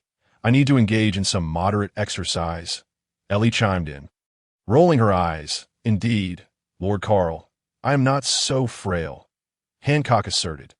Very well, then how about a leisurely stroll along the beach? Carl suggested. I would love that. Hancock replied eagerly. I shall remain here. My research is nearing completion and requires my attention. You two go ahead, Ellie said, excitedly focusing on replicating her first devil fruit. Very well. You should also take a moment to rest. There's no rush with the research, After all, we are not lacking in devil fruits. Carl remarked to Ellie, "You don't understand. If I could crack the secret of the devil fruits, the sensation would be absolutely exhilarating." Ellie replied, her excitement palpable. "All right then, Hancock, let's proceed together," Carl said as he stored 2 beach chairs in his storage bracelet. Bringing along some provisions before heading to the beach to set up camp with Hancock, the two frolicked by the shoreline, resting on the beach chairs when fatigued and indulging in the nutritious dishes Carl had prepared for pregnant women. Based on a recipe provided by Karen, "Lord Carl, do you prefer boys or girls?" Hancock inquired. "Girls. She will undoubtedly be as beautiful as you," Carl responded without a moment's hesitation. Upon hearing Carl praise her beauty once again, Hancock felt a sweet warmth envelop her heart. "Then you must think of a name. Make sure it sounds lovely." Names? Let me ponder for a moment," Carl said as he sat up, stroking his chin in contemplation. Zihan? Zihan? Zihan? No. Why am I even considering those?" Carl shook his head vigorously. "What is it, Lord Carl? Have you thought of something?" Hancock asked, noticing his shaking head. "Well, for the boy, let's name him Levi, if it's a girl. Lucille. What do you think?" After considerable thought, Carl finally settled on 2 names that he found somewhat satisfactory. Levi, Lucille. Indeed, those names are delightful, Hancock exclaimed joyfully. "It took me quite some time to finalize those names," Carl said, gazing at Hancock and recalling Daphne and Ellie. Truly, they were the most precious gifts this world had bestowed upon him. "What is it, Lord Carl?" Hancock noticed Carl's dreamy gaze, which made her face flush. "Nothing. I was merely reflecting on how extraordinarily fortunate I am to have married such wonderful wives as you 3, Carl stated, looking at Hancock. Listening to Carl's heartfelt words, Hancock's cheeks flushed even deeper, her hands cradling her face as she gazed adoringly at him. That moment, Hancock's radiant smile was so enchanting that even the sun seemed to shy away behind the clouds. Suddenly, a figure appeared in the distance on the beach, riding a bicycle. Admiral Akiji? What brings him here? Carl noted as Akiji approached on his bicycle. "Admiral. Lord Carl, should I go back and bring Banson and Enel over? An admiral represents the highest combat capability of the Navy." Hancock expressed concern that a confrontation might ensue. "No need. This fellow likely isn't here to fight. Hancock, you should return. He must have something to discuss with me. I'll have a chat with him," Carl said, confident that the admiral wasn't foolish enough to think he could take on a force comparable to the world government. "All right, Lord Carl, be careful." Hancock understood that her current pregnant state was not suitable for lingering here. "Don't worry, Enel should already be aware. He will come," Carl reassured her as Hancock turned back, glancing over her shoulder multiple times. Just as Hancock departed, Enel arrived. "Yaha, Captain, shall we engage in a fight?" Enel exclaimed, observing the approaching admiral. Sensing his formidable strength at present, both Enel and Banson had fully unleashed their devil fruit powers and could match one another evenly. Enel was eager to find a worthy opponent to test his strength. "Fight! There's no intent of battle here. I no need to be anxious. Let us sit down and enjoy some tea," Carl said, retrieving 2 beach chairs and a small table for tea. Carl perceived Akiji's fruit abilities and concluded that he had taken a more leisurely approach, effortlessly riding a bicycle instead of relying on a warship. Ever since the O'Hara incident, the admiral had been engulfed in confusion. Some might question why he felt perplexed, considering the matter involved the celestial dragons and the world government. However, a closer examination of the Pirate King reveals that while individuals are aware of good and evil, they are far more committed to upholding their own beliefs. Many would unwaveringly pursue their objectives, even at the cost of their lives. Simply put, they are resolute. Hello, Mr. Carl, Akiji greeted as he dismounted and leaned his bicycle against the side. "Hello, Mr. Akiji. Please have a seat and enjoy some tea," Carl offered, pouring a cup for Akiji. "Thank you, Mr. Carl. This tea is splendid," Akiji said, lifting the cup to his nose to savor its aroma. "What brings you alone to Gaia Island to seek out a bounty criminal like me, Mr. Akiji?" Carl was curious about the motive, as it was hardly rational for an admiral to venture into enemy territory alone. Actually, it was Marshal Sengoku's directive. "After Captain Karp returned, we held a meeting in the Navy regarding you. Captain Karp believes you are not like those typical pirates, suggesting we need not be overly wary. However, there are dissenting voices within the Navy, arguing that a criminal is a criminal and should be eradicated without exception. Furthermore, since you have established Gaia Island as your stronghold, which lies in the first half of the Grand Line, the Navy and world government would require an explanation if we do not address this. Thus, Marshal Sengoku wishes to establish a naval branch on Gaia Island. Although it would merely be symbolic and would not affect you, Akiji explained the purpose of his visit. Mr. Akiji, you must know that this is out of the question. I shall not allow any other forces, including the world government, to establish a presence on my territory. Carl replied firmly. It was absurd to suggest that the Navy could set up a base on Gaia Island. Everyone was aware that it was Carl's domain, and such an establishment would severely undermine his reputation. Indeed, just as Captain Carp mentioned, Akiji remarked, unfazed by the rejection, understanding that the proposal was inherently unfeasible. As long as the world government does not provoke me, I have no interest in causing them trouble. For instance, those agents on the island, despite knowing they are affiliated with the world government, as long as they remain compliant, I will not resort to killing them. It is too troublesome to deal with a continuous cycle of conflict. I detest complications. Therefore, Mr. Akiji, you may relay this sentiment to the world government and the Navy. Carl stated, I can certainly convey this to the Navy, but the world government remains beyond my influence. My primary reason for coming here is due to Captain Carp's assertion that you are a person of justice, yet uncompromising towards the celestial dragons. I am curious, so I wanted to see for myself. Akiji confessed, his perception of the Navy's justice beginning to waver. Mr. Akiji, you are a witness and executor of the O'Hara incident. What is your perspective on that event? Carl inquired, prompting a long silence from Aokiji. IT fundamentally revolves around the Navy's own self-identity. Does the Navy exist to protect civilians, or is it merely a FAAD for the world government, as the 5 old geezers claim? Once you clarify this issue, the understanding becomes apparent, Carl articulated. Then, do you believe the Navy embodies justice, Mr. Carl? Akiji asked that, in my view, whether the Navy is just or not depends on its own actions. The Navy should center its existence around protecting the lives and properties of civilians. And the common folk share this sentiment. When faced with pirate attacks, they hope the Navy will come to their rescue. If the Navy fails to do so, they will be criticized. This is the simplest explanation. Yet now, the Navy has become the enforcers of the world government and the celestial dragons, existing solely to serve their interests. How is that just? Mr. Akiji, it is essential to recognize that it is not the world government or the celestial dragons who sustain the Navy. It is the impoverished citizens of the world. Carl expressed his thoughts candidly, centering on the protection of civilian lives and properties. That is indeed a bold notion, Akiji remarked, visibly shaken by Carl's words. It was worth noting that such a perspective had never been uttered in the past 800 years by the world government, and no noble would ever entertain such an idea, as they only cared for their own interests, disregarding the losses of the common people. Seeing Akiji remain silent, Carl too fell into contemplation. The issue was rather straightforward. The collective understanding of individuals in this world was flawed.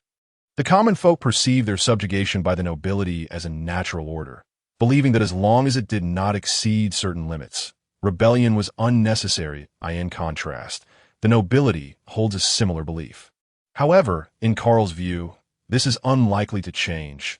The difficulty is insurmountable. Having obtained the answers he sought, he decided not to disturb Mr. Carl any further. With that, he finished the remaining tea in his cup and rode away on his bicycle. Captain, why do the admirals seem so averse to battle? Enelu remarked, observing the lethargic demeanor of Akiji, which dampened his desire for competition. The previous admiral, who had exhausted himself, also seemed to be slacking off during the fight. Well, there's also that battle maniac, a magma fruit user, whose temperament is as volatile as magma, Carl commented. Then I shall seek out that magma fruit user for a duel, Enelu declared with enthusiasm. If that pleases you, then go ahead, but for now, let us return home. Upon arriving, he found Daphne conversing with Hancock. How is Lord Carl? Is he injured? Hancock inquired, rising to scrutinize Carl. No, I'm merely engaged in a conversation with him. There was no fighting. Besides, you know my capabilities, and Enelu was there as well, Carl quickly reassured her, as Hancock had always prioritized his safety. That's a relief. I was simply worried about your well-being. Hancock replied, visibly relieved. Darling, why has Akiji come to our Gaia island? Is the Navy planning to confront us? Daphne asked. It's nothing significant. The Navy simply wishes to establish a branch on Gaia Island, which I declined. What a joke. How would others perceive me if I allowed the Navy to station here? Carl stated. He pondered whether he had inadvertently given Sengoku the impression that he was overly benevolent. Assuming Carl would comply, this would not only provide the world government with an explanation, but also undermine Carl's reputation, instilling fear in the criminals at sea. Was that the only topic of discussion? Surely such matters do not require an admiral's presence. At that moment, Ellie chimed in truth. He likely wanted to avoid work and casually discuss his notions of justice, perhaps influenced by the O'Hara incident from years past. Carl mused. O'Hara, ever since she left Tiger Roar Island, I have not seen her, and I wonder how Robin is faring. She hasn't even reached out to us. Not a single word. Ellie reminisced about Robin, recalling how close they had once been on Tiger Roar Island. Is it Nico Robin? Did she also stay on Tiger Roar Island? Daphne inquired. Indeed, I encountered her in a pitiable state and brought her back to Tiger Roar Island, where I taught her hockey and the 6 powers of the Navy. Eventually, she insisted on leaving to seek the true history, and I allowed her to go. However, the absence of any news after all this time is quite troubling. Carl reflected. Should we inquire with Sister Shaki? I believe she might know Robin's whereabouts, Hancock suggested, knowing Shaki was involved in intelligence. And no need. No news is often the best news, that we shall encounter her again eventually. Days later, Carl escorted the Empress back to Snake Princess Island, preparing to journey to the North Sea. Since the world government remained uneasy about Carl's presence on Gaia Island, he had to make some preparations. The best preparation being to enhance his own strength as much as possible. That old rascal Vegapunk should be able to manage the gravity machine, that if he can't, I'll have him come to Gaia Island to work on it. It should be safe enough here to accomplish that. Darling, are you planning to head to the North Sea tomorrow? Daphne inquired upon returning home. Yes, it would be best to expedite the development of the gravity machine. By the way, you mentioned wanting to consult Vegapunk. Could you share what you intend to ask him to research? Carl replied. Darling, what do you think of Germa's battle suits? She said, pulling out a canister containing her battle suit. A universal capsule? Carl mused. If this could be realized, wouldn't it mean we could become the wealthiest people in the world? Daphne exclaimed with excitement. That is indeed the case, but producing it will be quite challenging. Wouldn't it? A capsule that encompasses everything seems far-fetched. I suspect Vegapunk might struggle with this. There's a significant difference between this and a battle suit, and even if it can be developed, it will likely take a considerable amount of time. Well, let us allow Vegapunk to explore it. Even if it fails, we won't suffer any losses, Daphne suggested. All right, but can you leave Gaia Island at this time? The express stations in Water 7 and the Sabadi Archipelago have recently opened, and there are plans for Magnet Drum Island and Alabasta, so you have a lot on your plate, Carl remarked. Well, I suppose I should remain on Gaia Island. Zoe cannot manage the company's affairs alone. Just remember to have Vegapunk test it. If he needs funding for research, we will provide it. After a moment's thought, Daphne added, I understand. I may be away for a while. I'm planning to find the location of Wano, as I previously arranged a deal with Kaido regarding Seastone. Make sure to take the life car with you. Once you find it, let me know, and I will have Zoe establish a base. Then I will send someone to set up an express station in Wano, Daphne instructed. Understood. Uncle, can I go with you? I've grown quite bored on Gaia Island. And piped up, having followed Carl around while helping Karen at her culinary establishment, which was nearing its grand opening. Very well. I shall take you to Wano for a visit, Carl replied, figuring it would not hurt to expose her to the world's foremost powers. I'll go prepare. With that, and dashed to her room to pack. By the way, Daphne, we should establish express stations on Tiger Roar Island, as well as on Sky Island and Snake Princess Island. For convenience when sending items, Carl suddenly remembered. I'd already considered that, and my mother even sent some unique fruits from Tiger Roar Island for us. I almost forgot about them. The golden daylilies have likely wilted by now. Daphne replied, pouting that, come now. I was simply busy and momentarily forgot. Speaking of fruits, where are they? I haven't seen any, Carl redirected the conversation. You were probably too busy basking in the sun. I sent some to Hancock and delivered others to Enelu and his crew. There should still be some left in the refrigerator, Daphne retorted playfully. All right then, let us wash up and get some rest. I'll be away for a while, Carl said. You always think of these things. Daphne teased, but she followed Carl back to their room, having missed his company. The next morning, Carl rose from his warm bed. Seeing Daphne still feigning sleep brought a smile to his face. She was both lazy and playful. He decided not to expose her, instead preparing breakfast. Darling, did you and Daphne stay up late last night? She rarely sleeps in this late, Ellie commented while waiting for breakfast in her pajamas. Well, it was because she was being obstinate. I absolutely refuse to concede on this matter. It's a matter of a man's dignity, Carl asserted as he finished preparing the meal. Where isn't she up yet? He asked, noticing her absence. She saw you were still asleep and decided to skip breakfast to find Karen. Ellie replied while eating dada. I see by the way, Ellie, I might be away for quite some time. If you encounter any devil fruit users. Could you bring back some of their blood? I might need it in the future, Ellie requested. Have you made any progress on your research? Carl inquired. You'll find out when you return. Just help me collect as much blood from devil fruit users as possible. All right, I understand. Speaking of which, Ellie, since I'll be gone for a while, how about a loving farewell kiss? Carl leaned in for a hug. No, I'm full. Let me go. Ellie shyly protested and, having just returned, stumbled upon this rather provocative scene and quickly ran upstairs. This is all your fault, Ellie exclaimed as she wriggled free from Carl's embrace and dashed back to her room. What a blunder. I didn't notice it come back. After finishing breakfast and tidying up, Carl prepared to set off, bringing along a considerable amount of supplies. It's time to leave. Hurry down, Carl called up the stairs. Coming, and replied, emerging with a large luggage bag. And how much are you bringing? That is quite a hefty load. Carl felt somewhat speechless. What was lacking could simply be purchased outside later. After all, money was not an issue. He found certain items outside to be quite unfamiliar. And besides, they could easily be stored in your storage bracelet. Dear Uncle A.S. and spoke. She handed her backpack to Carl, who then stowed it away in the storage bracelet. All right, my dear wife, and then I shall set off now. Very well, came the response, albeit without any reaction. Let us go. The two exited the villa, with Carl lifting it on a flame cloud and soaring towards the kingdom of Germa. Upon their arrival at the royal castle, they were greeted by Gaji. Mr. Carl, welcome back to the kingdom of Germa. And could this be Missin? What a promising young lady! Gaji exclaimed as he hurried out to meet them, having heard from the guards of Carl's arrival. And, hearing Gaji's flattery, felt indifferent. She had heard such words far too often. She was merely accompanying her uncle for a leisurely outing and turned to Gaji. Mr. Gaji, might I have someone show me around? Of course, no problem at all. This is my daughter, Lu Jiu. She shall be your guide around our kingdom of Germa. Gaji assigned the task to his daughter. Missin, allow me to show you our kingdom of Germa. Lu Jiu said, Thank you, Sister Lu Jiu, and replied, and together they set off to explore. Mr. Gaji, I have come this time to discuss the development of a gravity device, Carl said once the two girls had departed. A gravity device? What purpose does Mr. Carl have for such an invention? Gaji inquired, somewhat puzzled. That is of no concern to you. I require a gravity device that is robust, approximately 20 square meters in size. Constructed from the finest materials that, if you lack any, I can provide them.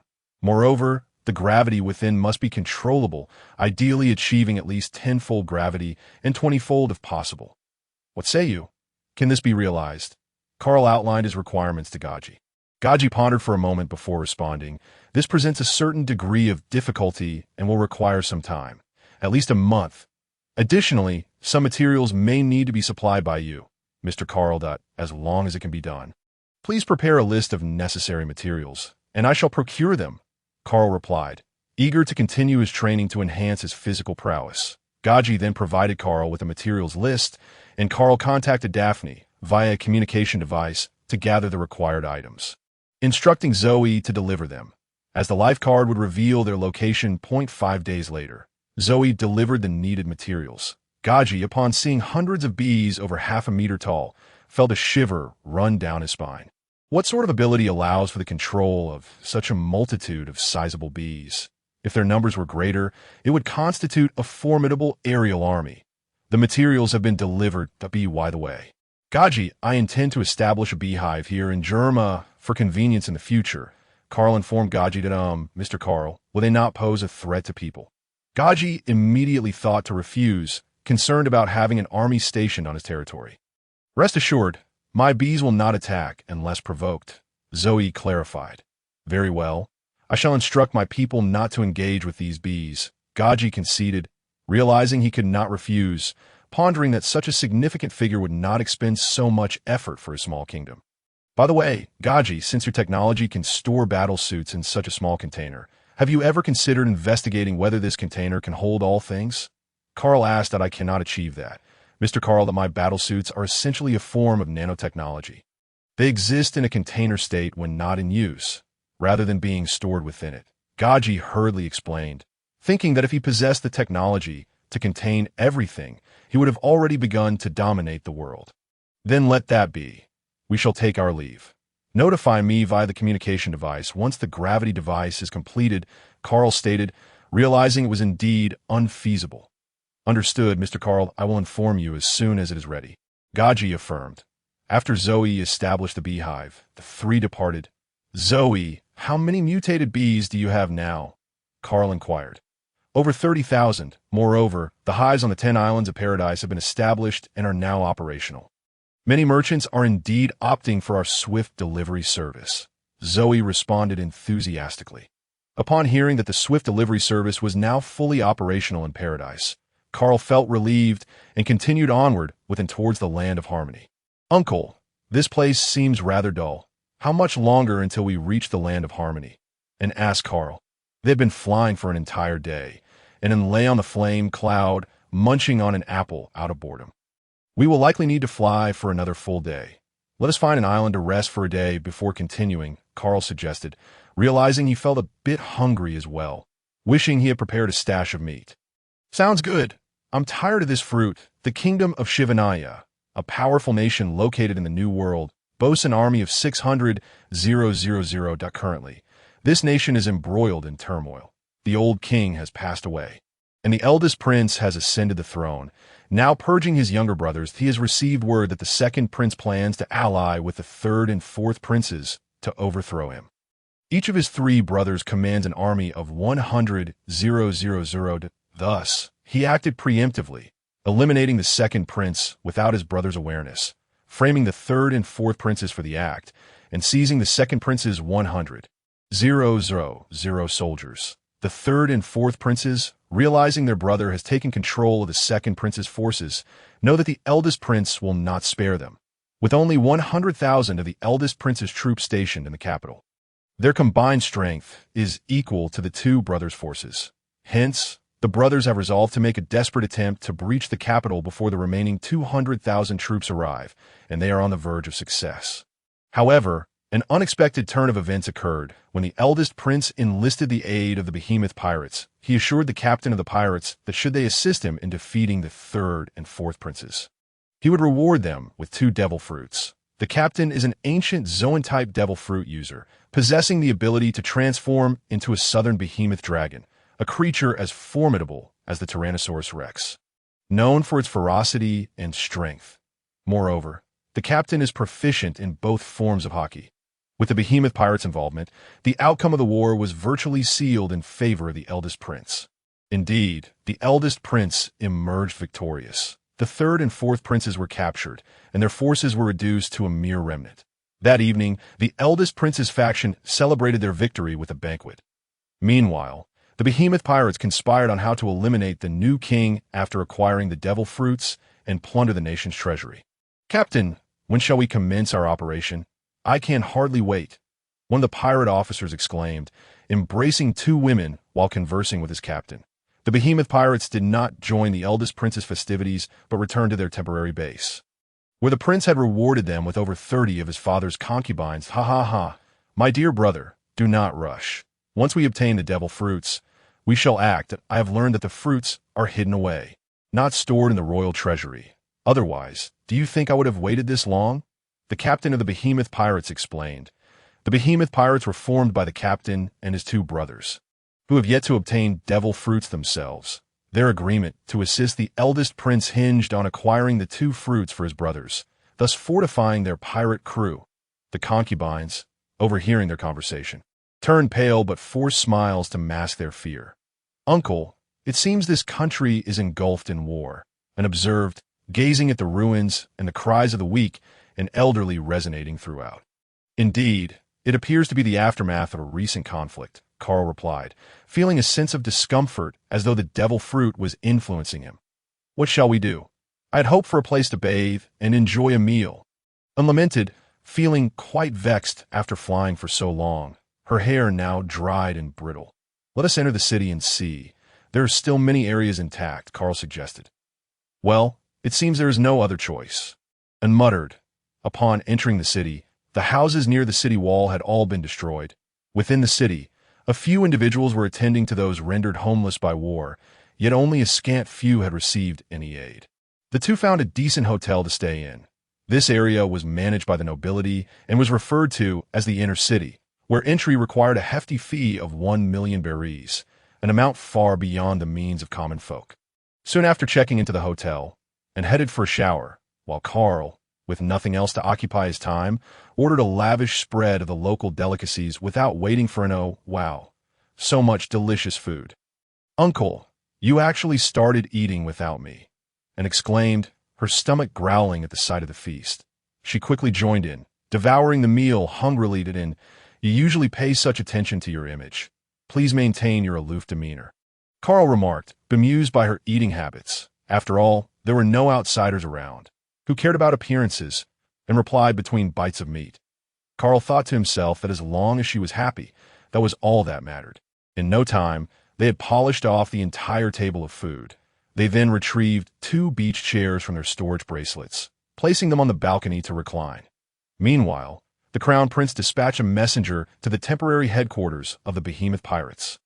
Witnessing the former king's concubines being manhandled by the brutish pirates filled him with sorrow, and he wondered why these concubines were not bestowed upon him. "So tell me, why has your king sent you here? Has he brought what he promised me?"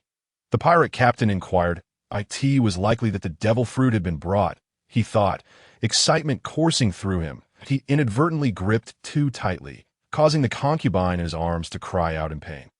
"Captain Lim, our king has informed us that he has been too busy with the rebellion of his 2 brothers to recall where he placed the items he promised you. He asks that you wait a few more days." The messenger declared haughtily, thinking to himself how clever the king was.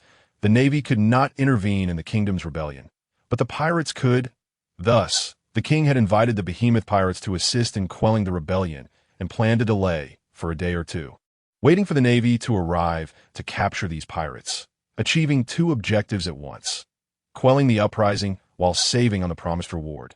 These pirates were rather foolish, the messenger mused. However, he failed to notice that the pirate captain before him was on the verge of losing his temper. Was this a suggestion that he would not receive his reward? Without a second thought, Lim cast aside the woman in his arms, seized his blade, and struck down the messenger, prompting the concubine to scream in terror. Seeing their captain kill the messenger, Lim's crew abandoned their revelry and rushed to his side. "The little king thinks he can deny us our reward. Then we shall seize it ourselves. Follow me," Lim commanded, brandishing his weapon as he led his crew toward the royal palace. Roar! The crew could hardly contain their eagerness. This was the treasury of an entire kingdom. How much treasure could be inside? They roared in excitement as they charged toward the palace. "Uncle, why do you think this country is at war?" and asked Carl. "Who knows? It's probably due to internal strife among the nobles. After all, the common people lack the power to rebel. The civilians we saw upon entering the city were gaunt and powerless," Carl replied. And pondered, resting her chin on her hand. Suddenly, Carl gazed toward the palace, a hint of confusion in his eyes. Hadn't the war ended? Why were there still hostilities? "What is wrong, uncle?" and inquired, noticing Carl's intense focus on the palace. "It seems there is quite a commotion at the palace. Come, let us join in the excitement," he exclaimed, summoning flames to lift both of them as they soared toward the palace. That moment. Due to the recent conclusion of the war, the palace was inadequately defended and was swiftly overtaken by the behemoth pirates, who stormed the palace where the crown prince resided. The newly appointed king trembled in fear. "Captain Lim, what are you doing?" The crown prince was acutely aware that allying with pirates was akin to courting disaster. However, He believed that once his plan was executed, he could delay for a couple of days until the Navy arrived, and everything would be resolved. Thus, he had sent a messenger claiming he had forgotten where the devil fruit was hidden. Requesting Lim to wait for 2 days, he thought Lim would hesitate, fearing the absence of the devil fruit. Little did he know, before the messenger could return, Lim had already attacked. Little king, do you think I'm a fool? Forgotten where it's hidden? Let me jog your memory, Lim exclaimed, striking the crown prince to the ground with a resounding slap, then stomping down on his leg, breaking it. The crown prince howled in agony, while the nobles attending the banquet nearby turned pale with fear, dreading that they might be next. The timid among them covered their heads, screaming in terror, which only led the pirates to silence them permanently. Captain Lim, I remember now. I recall. The crown prince cried out hastily, fearing he would be the next victim. Quickly, have it brought forth, Lim bellowed at the crown prince. Not daring to hesitate, the crown prince, supported by his attendants, rushed into his chambers, opened a hidden compartment, and retrieved the devil fruits, one shaped like a pineapple, the other resembling a pear of tea that moment. Carl, and arrived at the palace, observing the unfolding scene from above, unnoticed by anyone. Wouldn't it have been better to present them sooner? Perhaps I might have spared your life, Lim said, his excitement palpable upon seeing the devil fruits. Hearing this, the crown prince was struck with terror. Losing control of his bladder, I've given you the devil fruits. You cannot kill me. I am the king of a world government allied nation. If you kill me, the Navy will not let you go. They are already on their way. The crown prince, desperate to intimidate Lim, revealed the Navy's approach, but Lim dismissed his concern entirely, swiftly decapitating him with a single stroke. Men, let us move. Empty this kingdom's treasury, Lim commanded his crew. The pirates surged forward, slaughtering the surviving nobles before racing toward the palace treasury. Lim reveled in the sight of the 2 devil fruits, while his 2 brothers grew anxious. Brother, will you give us the devil fruits? Lim pondered that if it weren't for the fact that one could only consume 1 devil fruit, he would never consider sharing these 2 with his foolish siblings. My dear brothers, the devil fruits are yours, and I hope you will assist me in making our pirate crew even more formidable. Who knows, we might even secure the title of Warlord of the Sea. Lim chuckled to himself, already envisioning the day his reputation would allow him to propose his own ascension to that esteemed title to the world government. Upon hearing Lim's proclamation, his brothers became excited as well. Forget the warlord title. Why not just give me a devil fruit? I could spare your life, one of them suggested that moment. Carl appeared behind Lim in a flash. Lim, startled by the sudden voice, broke into a cold sweat, quickly turning to distance himself from Carl. Who are you? Lim demanded, stashing the devil fruits into a box while eyeing Carl warily, feeling an immense pressure in his presence. Uncle, why didn't you call me? I could have come down myself, and exclaimed as she jumped down beside Carl. The pirate crew halted their looting and surrounded Carl, and in absolutely not. These devil fruits are meant for us. Prepared by our brother, Lim's siblings declared as they charged at Carl. Carl drew his new weapon, ready to dispatch them, but was already in motion. Lim's brothers, having just learned the basics of armament hockey and not yet proficient, found themselves swiftly incapacitated by his combat skills employing the Navy's 6 styles, leaving them wounded with icy shards on their injuries. Seeing his brothers laid low, Lim felt a surge of panic. You think I'll hand over the devil fruits? Never. I am Lim, captain of the behemoth pirates, he roared, transforming into the form of a southern behemoth dragon, lunging at Carl with a ferocious bite. As the crew witnessed their captain's aggression, they too charged forward, roaring in a frenzy. Uncle, leave these minions to me. Upon uttering those words, he charged towards the brigands. Carl, confronted by the approaching foul-mouthed beast, quickly covered his nose in disgust before leaping onto Lim's head, his feet imbued with powerful energy as he forcefully stomped down. The impact created a deep crater in Lim's dragon head, causing his eyes to bulge out. In the next moment, Lim could no longer maintain his beastly form and reverted to his human shape, promptly spitting out blood before collapsing onto the ground. Captain Lim! The crew, witnessing their captain being so easily vanquished, cried out in terror, their fighting spirit utterly extinguished. The once invincible captain had been defeated in an instant, prompting them to scatter in panic. "Uncle, what shall we do next?" Aston, rushing over to Carl after tending to the bloodied Hanyu. "What to do? Naturally, we must seize the devil fruits and make our exit."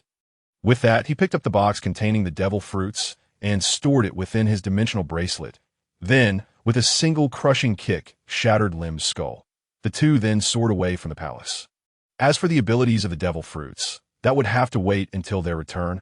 Upon arriving back at the hotel, they found it relatively tranquil, likely due to the fact that news of the palace incident had yet to spread. It would probably cause quite a stir by the following day. However, it was indeed ironic that the third and fourth princes had emerged as the ultimate victors. Such is the unpredictability of life. "Uncle, what powers do those two devil fruits possess? Hurry and find out," and, eager to uncover the nature of the fruits, urged Carl as soon as they returned. "No need to rush. I'll check the devil fruit encyclopedia right away." With that, Carl retrieved the encyclopedia and compared it with the two fruits. Fortune smiled upon them, for one was of the natural type and the other of the superhuman type. Carl felt a surge of joy upon discovering one of the fruits belonged to the natural category, while the superhuman one was also quite impressive. "Let me have a look," and exclaimed as he snatched the encyclopedia. Natural type. Earth fruit. Superhuman type. Rubber fruit. "Uncle, our luck tonight is truly remarkable. Indeed, it is splendid. Both of these devil fruits possess excellent abilities, but why hasn't the king consumed them? Had he ingested the natural type devil fruit, he surely would not have.